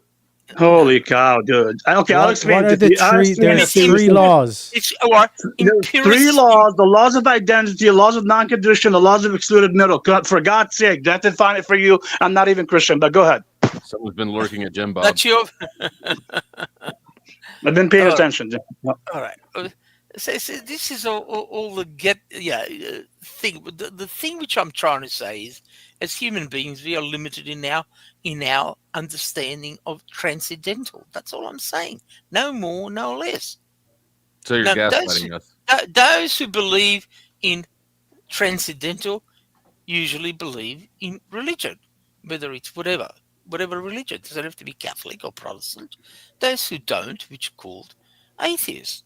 And that's your prerogative. What about Muslims?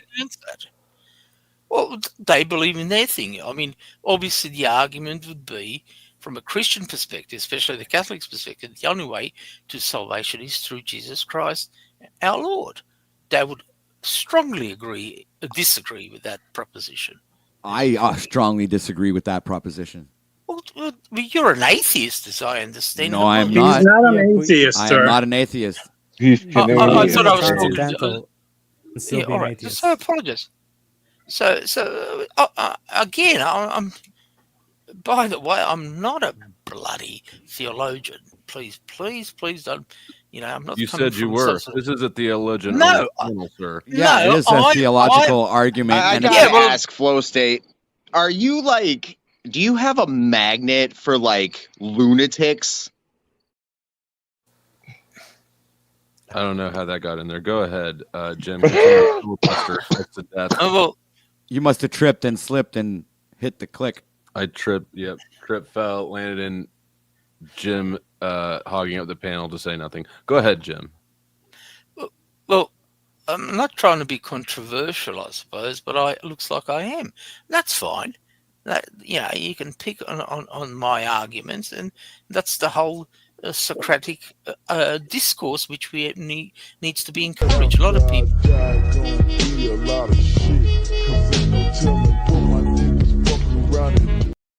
Okay, Jim, because I know you don't know this. What is the Socratic method? I don't That's know. what I'm having said. Oh, no. Jim, I just want to say this real All quick. right, yeah. You're lucky we're not on a one-on-one, just you and I. Socratic method. He would be having sex with you asked me a question. I would be ripping you a new asshole, my friend. I'm all right, go ahead. All right, you asked me a question. No, I'm not going to do this here. I'm going to let you rant. You asked me a question, and I try to answer. You interject. Yeah, are you going to talk? Or let me fucking please talk. Answer. No, please answer. I was trying to hold on to getting high. For crying out loud. All right, please answer. We all love you. Please answer. That's a fuck. Ooh, wait. Jim, how did you say you're 66 years old? Is that what you said? I'm a grandfather. Yeah, that's right. Yeah, how that's the right. fuck did you make it this late into life and not learn how to land a plane? Yeah, exactly my point. And he's a lawyer.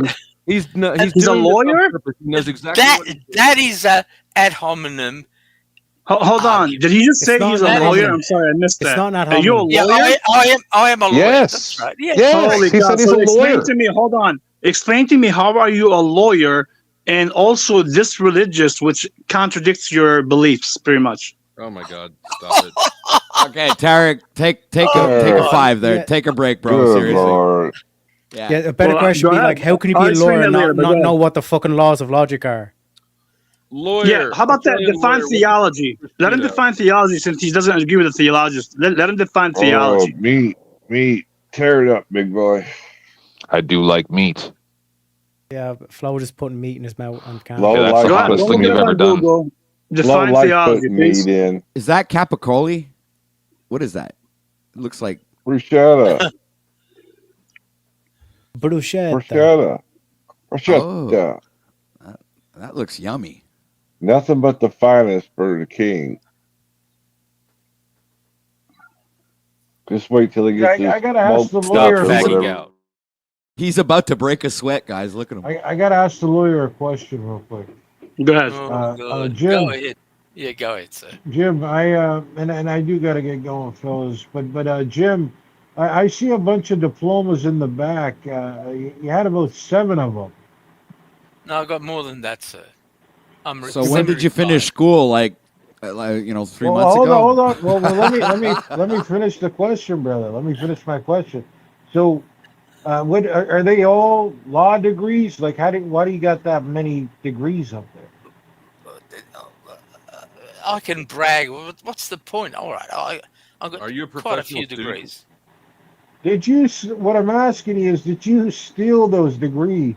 Yeah, I No. have, No, yes. he just printed them off the printer. Yeah. No, what he did is he got them from the 3 laws of logic that he doesn't know. But go ahead. Yeah. I'll sell you Right. some more degrees for a bargain. Or the jab cards. Those were lucrative. Right. The Jab last card. piece of prosciutto. Where did you need those at, Flo? I didn't need them because I didn't need them, but lots of people did need them, particularly active duty military. Oh, in St. Louis, we didn't need them.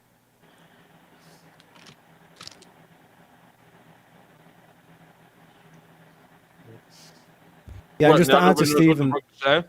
Yeah, just to answer Everybody's- Stephen in the chat as Look, well. Jim, this you is what's- sucked all the air out of the room. I apologize. No, you don't. Don't lie to me. But yeah, the big deal with the laws of logic is that if you don't know the laws, you don't know when you're breaking them, Oh which means, my like, God. by Is this definition, guy- if you break a law of is logic, this guy- you are illogical. Are you, mate? Are you for real or what? No, No, he's he's for real. actually- Off your fucking he's an imagination. artificial You're intelligence. actually, you're having hallucination, Jim. This is all going on in your head. None of this is real.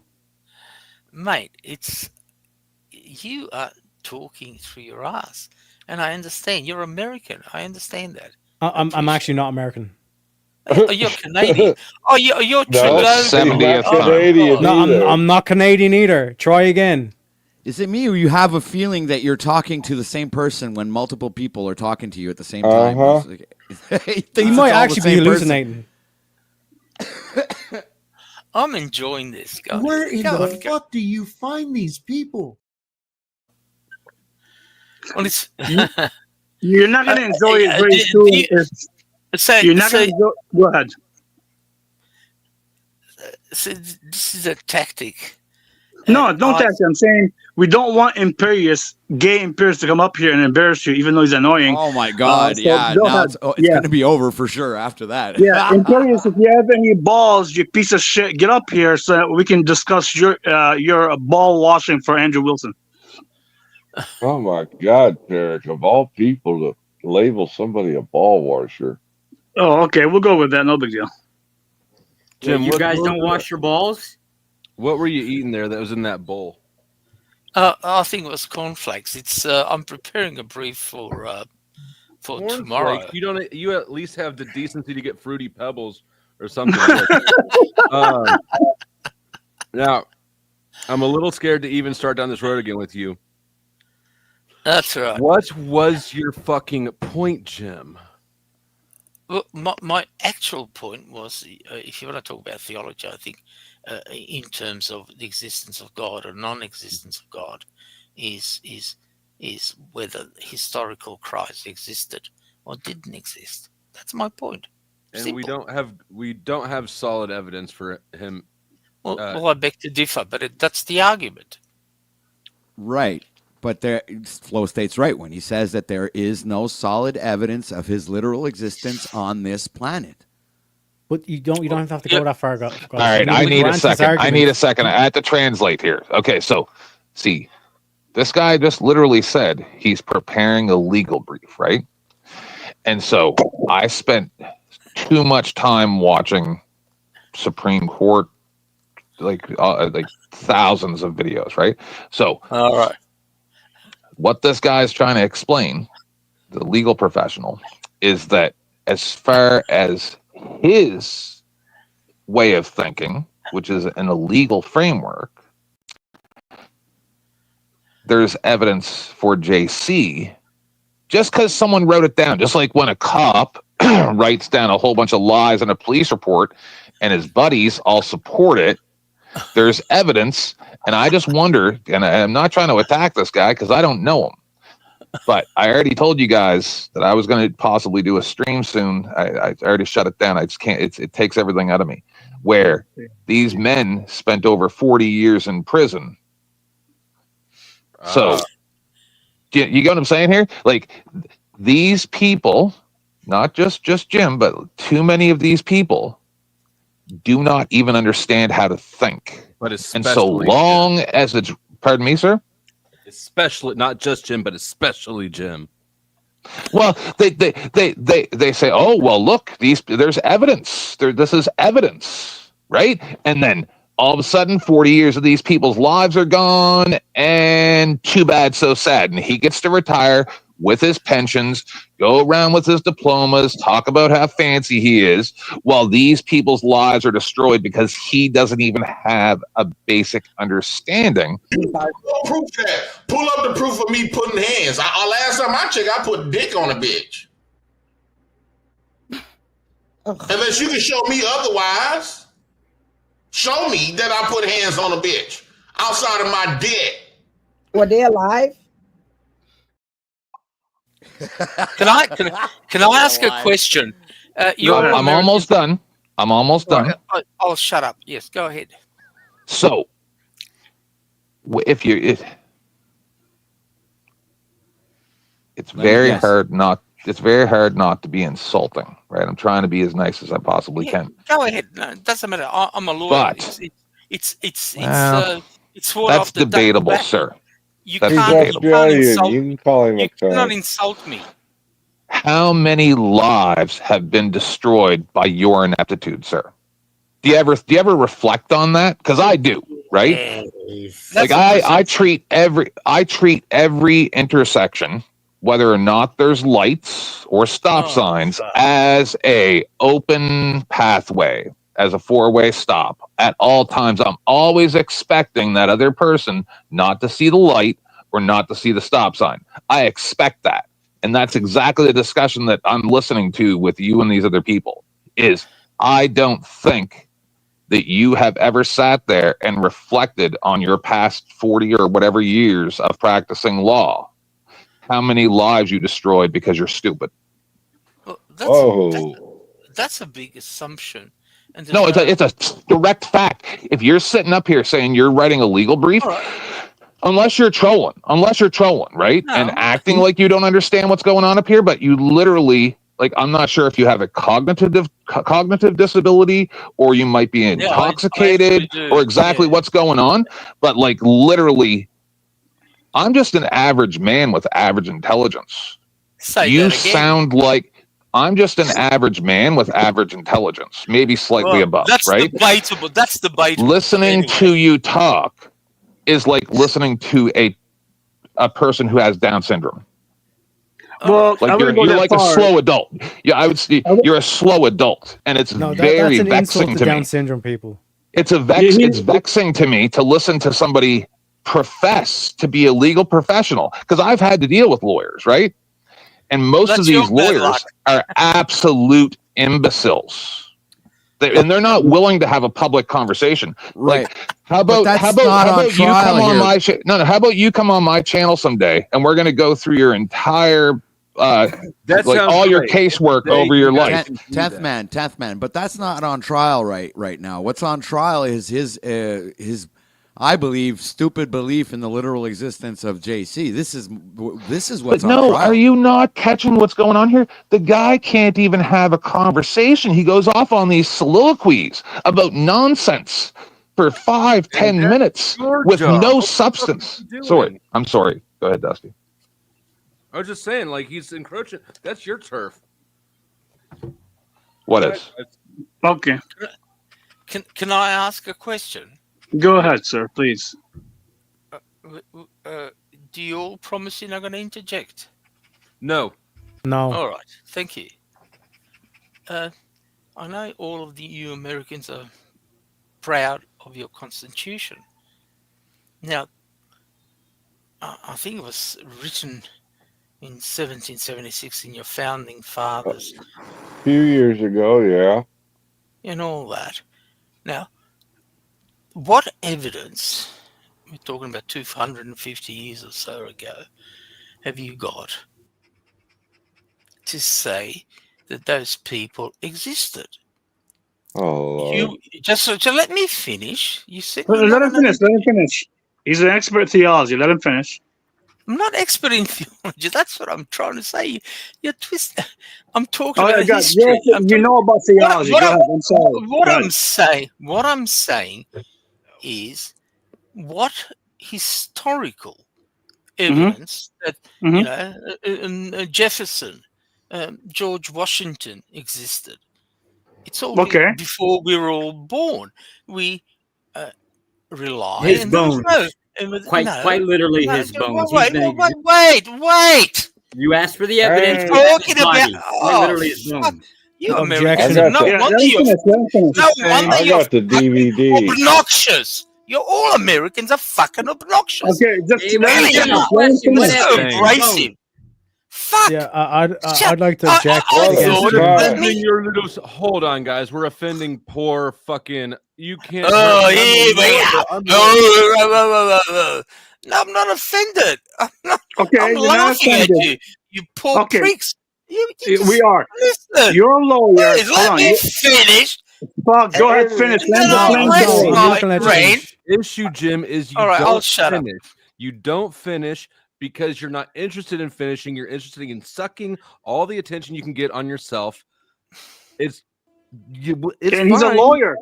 He's It's a fine. lawyer. Look, we're all narcissists and psychopaths on this panel here. You're not special in that regard. You have to share the attention some, Jim. What I'm asking is what evidence? Forget about theology, Jesus Christ in history. What?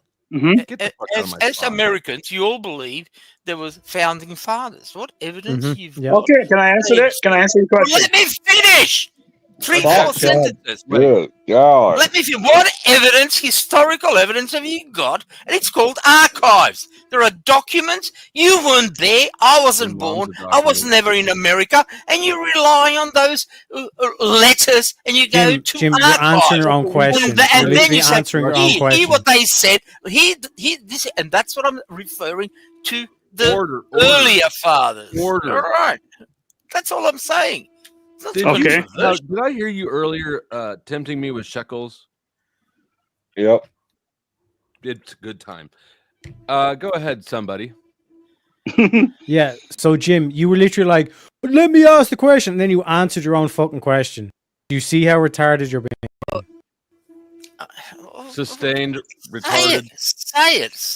Explain. Okay, hold on. You're just Terry, making a statement. Okay, you're making a statement. We get it. I can make you look more stupid, right? You said that. What evidence do you have about Lincoln and all that? It's the same question I'm going to ask you. What evidence? Oh, okay, I get it. What evidence do you have about Jesus, for example, existing and all that? Don't you rely on theology? No. Don't you rely on theology? I'm talking about Josephus. Tertullius. Have you ever heard of those contemporary Roman anti-Christian historians?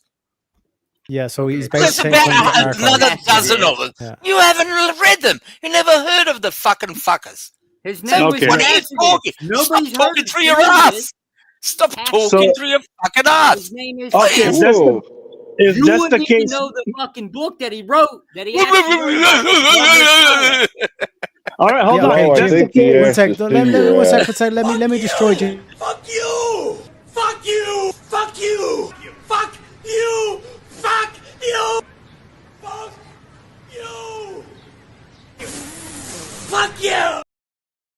Look, Yeah, so I let me drove destroy- the order in my court. Fuck you. All right. Liar. So let me destroy his argument real quick. So whose stream Jim, is this? yeah. Is that yeah, your Jim, stream? yeah, Just yeah. look at that in private chat, please. Yeah, Jim, real quick, right? So you're Yeah, saying go that ahead. just because people wrote about Jesus, there's accounts of Jesus, that means Jesus existed, correct? That's your logic? Absolutely. Yes or no? Yes. Other Yeah, okay. contemporary So people wrote about UFOs. Do UFOs exist? Say that again. blow. I say Well, no, it's called. Just hold on. It's not all evidence is reliable evidence. You got to That's have true.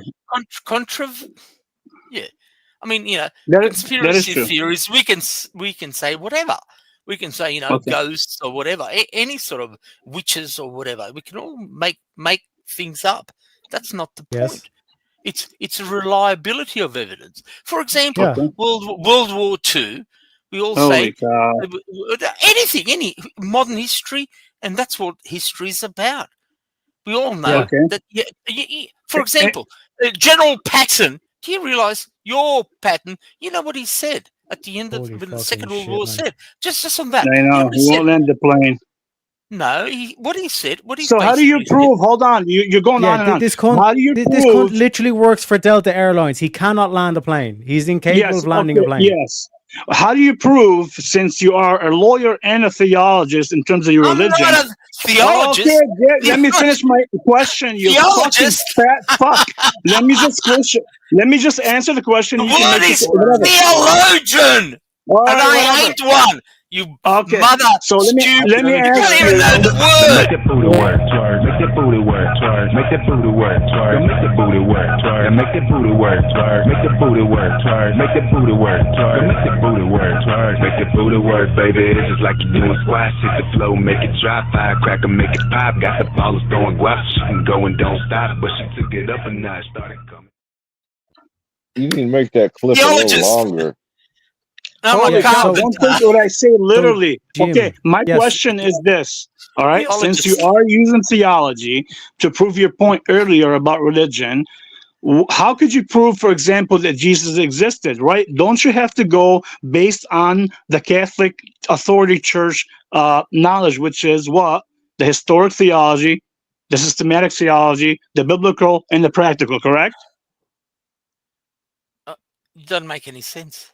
What are the four laws of what are the four laws of theology? There's four laws of theology, sir, and you're fucking a Catholic church. That's what they preach. Ladies and gentlemen, I present you Timu Jim Bob. Well, I mean, So I'm attacking his point based on him being a lawyer and knowing his Catholic religion. So, based on that, how could you prove through theology that the historic, the practical, the biblical, and the systematic, and you do it through what? You're using big words which don't make sense. Keep it simple. You're a lawyer. I'm a fucking dummy. So, okay, the guy just said earlier. You're arguing something that's not what you're talking about. You've made no sense. The four laws of in any theology are language. not what you think they are. They're not like the four laws of logic, which like create a paradigm of how to like analyze theology. You're talking about like eternal law, natural law, human law, and divine law. Those are the four If principles. I may, for one moment, I'd like to appeal to the judge, Mr. Frackwitz, sir. I would like to give this as an example right now, this discussion that we're having right now, as why my theory that 80+% of persons who've been convicted and are incarcerated over the past 100 to 150, maybe 200 years in North America, if not westernized culture, are innocent. Most people are guilty. We are continuously on a regular basis. Most criminals that I know will admit to the crimes that they did, but No, they most won't. Yes, they will. No, To they me, won't. do. Even in prison, because dude, then they No. they won't Stop it. admit to Look. it because then the Have you been to prosecutor- prison, sir? Sir, I've represented people that are there. Yes. Have you been to prison? He's a drunk lawyer. No, hold just on, to let hold you on. know. Yeah, hold on. Great. The Great. fact is fagging out. Going to admit Have that you what they been did to because, prison? sir, no, I have not been to Right. prison. I've never So been when you arrested. go to prison, Yeah, I know, 97% sir. of the time, you have to show your paperwork to people. No, sir, they have Okay. the guys have your paperwork before you get there, dumbass. I understand. Okay. No, the issue is this. No, dude, you don't understand what you're Why are talking you about. interrupting? Because you're babbling nonsense. Yeah. Look, No, I'm when you telling go you to the when way you that go to this prison, is. you don't admit what you did because everyone there is a rat that will go and tell the freaking guards that, hey, I heard him say this, give me a deal. No, Are you I'm not dumb? talking about. To me, they'll admit it. No, they won't. Yes, they will. No, Dude, they you don't won't, know who dude. I You're am. not like their psychotherapist, dude. You're not their priest. Yeah, I actually am. So Yeah, this how is do the you know, problem. Imperial? I'm How telling do you you right fucking now. know? Because he's not. This- Because obviously he's not a priest. He's not designated in This the is a Catholic Church. He's not a perfect priest. example as to. So I'm appealing to the judge. Do you? What is your ruling as to this discussion that we're having right now with two lawyers, right? That 80+% of the people that have been convicted in the past are guilty decades No. are actually innocent, and that they've No. been set up or they just had You're bad wrong. representation. I'm asking the judge. I'm not the judge. You're asking someone who's been to prison. All right. Look. Not really a bias, like.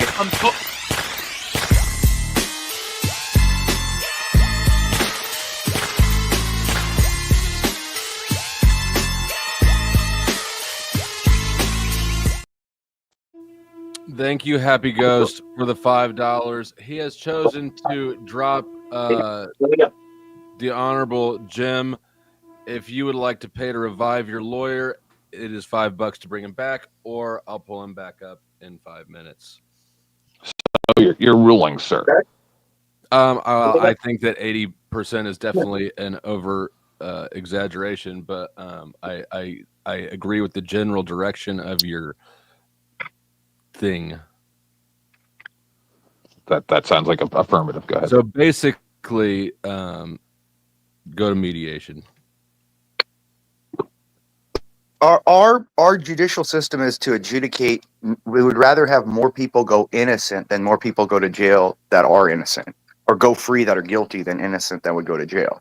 So to say that the vast majority are innocent is hard to reconcile. The numbers aren't there, yeah. Yeah, The it's hard to numbers reconcile aren't. that because 80% is too much, but 80% of the people are guilty. Like 20, I'd say maybe 20% might be innocent. Sure, I could give you that. The way that it really works is if you live a lifestyle where you break laws, at some point they're going to decide you, and then they're just going to throw shit at you as much as they can even halfway pretend. Yeah, I get, but that's because And you've they're been a just gonna be jackass done and they're with you. tired of it. Right. That's sort of how it works. So Yeah, I mean, I get it. I'd say most of the people, what they're actually in prison for, at least was there's Something they've done off along there the for way. sure, but that's just sort What of I'm saying is, it's what they're in jail for is something along the way. Half the people in jail, I would say, are in jail for things that are less than what they've actually been caught for. Like most of the dudes in there, if they've been caught with freaking like drugs, they probably didn't get caught with the guns. You get what I'm I got saying? caught with both. Well, I'm just, you get what I'm saying though, that there's things that they've done that they just haven't been caught for. And so like the things that they actually get caught for is oftentimes a smaller thing that they just caught in something, or were raided during a different, crime, and the cops got them along with other people, and then they found they had warrants outstanding or some shit. You know what I mean? And that's usually how it goes. It's not that 80%. The What ones is that it? Like, get away with the crimes of the cops. yeah, or people that, well, you get the justice you can afford. That's the rule. And I mean, it's kind of fair when you think about it too. Yeah, maybe not to like the rich born like aristocrat people, but if you think about it, if you're like a billionaire and you've helped the society be able to stand on its legs, including the court system, you should get a little bit of additional deference. I ain't mad at it. Yeah, I'm not. I mean, look, dude, like, well, think about this. I mean, so so let me put it this way. It worked in my favor. Because I had more assets Sorry, I'm yelling at my disposal dog. than most of the people I was in jail with.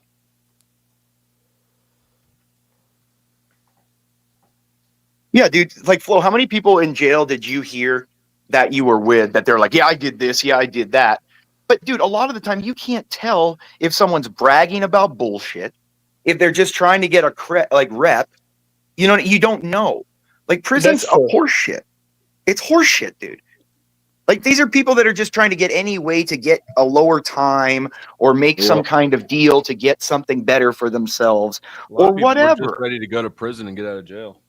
Yeah, I mean, all right, then let me adjust my comment. Then let's say 80 to 90% of the people that profess to be innocent, because I'm sitting here thinking, I'm like, okay, yeah, you're kind of right, because but I'm saying, I used to go to county jail. I used to go to low security prison, a rehab prison, and a maximum security prison. And out of all them places, I never once heard someone say, I'm innocent. That was a lot of sex you were going through, huh? Yeah. Well, he's passing the boys around. But no, they don't go around. Like, a lot of them will say they're innocent just because, dude, they have their appeals. So they have to keep saying they're innocent. Yeah. Like, you get that. Like, during their appeal process take 5-6 years sometimes. So, dude, like, they might be sitting in prison 5-6 and go, I'm innocent. I've never done this. I didn't do that. What are you talking? Of course they have to say that, because if they say they're guilty, that's going to be admitted to court. Certainly in jail, I never said that shit. Yeah, dude. Like, that's what I mean. You get what I'm saying, Flo? I'm sorry. I mean, I've never been to prison, but I've represented people that are in there. I know, I've done. Super chat. You'd love it. 5 Little Stones. Thank you for the dono. I put Morgan in 24-hour timeout, and I don't really have a way of undoing that. I'd have to go find. Who's Morgan? Morgan. Oh, he's Schmiegel. If you don't know him, you don't know him. I mean. Oh, okay. Well, I don't know a lot of people in this whole thing. You had to teach me about that crazy woman earlier. Anyways, yeah. So Morgan will wear off in 24 hours. I can't. Yeah. Talk about crazy, Imperius. You're crazy and a psychopath. But go ahead. Oh, for sure. I just more of a sociopath than a psychopath. The poll says, which panelist is virtue signaling most effectively? 37% said Pope Pius State. 25% said 10th man. 20% said Jim, and 16% said OTW. I got second place. That's I win. Well, you might be the next Pope here in a few days, poor guy. I mean, he don't look like he's gonna make it the next. You know what I mean? I didn't even get ranked. I got. Fuck you, yeah, asshole. but see, we are not men. I timed him out hours ago. Like his comments are long since gone. I'm starting to miss Jim. Jim, here we go. How long has it been? I think it's probably about time for Jim to come back up. Give him my slot. Yeah. As long as Imperius talks, I'm sure. No, I'm just. I mean, Flo, like the prisons. Hey, Brian! Hey, man! Hey, you gotta wake up, man! Hey, seriously! Come on! Hey! You gotta wake up, man! We gotta get in there right now! Come on, Jim! What's taking you so long? Jim, do you have shake weights in Australia? I do. Oh my God! Swallowed spit. He's dying. You ever swallowed spit the wrong way, Flo, when you were talking? God damn. It's not like you got semen stuck in your throat. Jesus. Man, I didn't know you could shoot with such accuracy, Flo. Oh, shit. We've only got 12 minutes left. Holy fuck, that last hour went quick. Wow. We got one question out. Yeah, and it was Jim's fucking question about the history of Jesus. What's there a guy on the internet named Jim, like this, like Mr. Medicare, I think his name was, or something like that? Wasn't there a guy named Jim like that? So Imperius, Tarek, what's going on between you two guys before we run out of Dude, time? Tarek's a ball boy, dude. That's the It's problem. gay love. Oh, No, Teriak is like obsessed with Not the fact Teriak. that You keep confusing this. This is how drunk this fucking loser lawyer is, right? He keeps comparing me to Teriak. Tarek. I don't even know who you are. I know who you are. You don't know because you're always drunk on panel. Well, that's possible, but Hey, and just before we go, I want to say to Imperius, you're invited over to OTW Live because I actually hello, enjoy. sir. Thank you. I enjoy when you filibuster and go on your diatribes. You're so entertaining, dude. I try, again, like it's that whole thing. You remember law school, dude. Your professors gave you a bunch of bullshit and some truth, and you got to pick it out. So pick it out like seeds and stems. Yeah, you got to be able to pick out the parcels that are the diamonds in the sand, dude. Parcels. Like the parcels. But yeah, no, I mean, Flo. Never I'm kind of upset though. I mean, you didn't read my super chat though earlier. My $2 that I wrote. Nobody $2. cares. Yeah. Limmy up to yell at Teriyaki and jerk. Oh God. Watch it. I was hoping you'd read it without reading it. Yeah, and that invitation I also and you throw can't at get mad Mr. because I didn't say it. That was a super chat, so you can't. And even the super chat allowed it, so it's not TOS. Mr. Aussie Jim Bob, whatever your name is. This is not a democracy. You don't have Shut rights up, here. nerd. Shut up, nerd. That's the best one, dude. What is I that? love Is that that from like clip, 90210 or something, dude?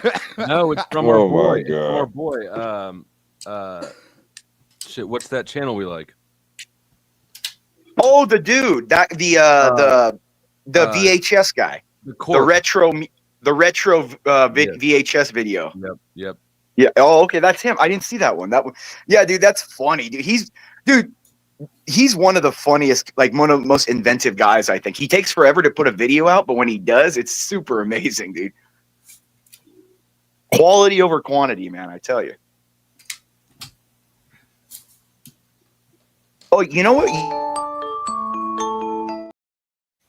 You should do that video. You ever seen that video, the public one about like the mean words one, where it's like a public service announcement for like all the things about being gay or whatever, like and the kids are walking by through the locker room going, ass, gay, queer. You know what I mean? Like the different kids. Have you seen that one, Flo? Yeah. That's the one you should put on as like a thing. You know what I mean? Hey, Imperius, have you ever like been in court, like a lawyer, like actually took a case or no? Yes, of course. You have Okay, to. so- the only thing he's taking is a cock up the ass. That's the only thing. Okay, there you go. I'm sure he I took did more set than that. myself up for that one. Yeah, he got thanked by the judge and the clerk and everybody else and their mother. But Imperius, real quick, since you've been a lawyer, have you ever been like what's the reason you're not a lawyer? Did you violate any laws or anything or no? That I'm not one or I am one? Are you still one or no? Why wouldn't I be one? What are you talking about? You I'm understand how just hard it asking, is are to you lose still your an license? active lawyer? Are you still an active viewer? It's a yes or no question. Damn, I'm a Jared, get your dick I'm a out your mouth. practicing attorney at law, dude. What are you talking about? Okay, the question was, are you still an active lawyer? Yes or no?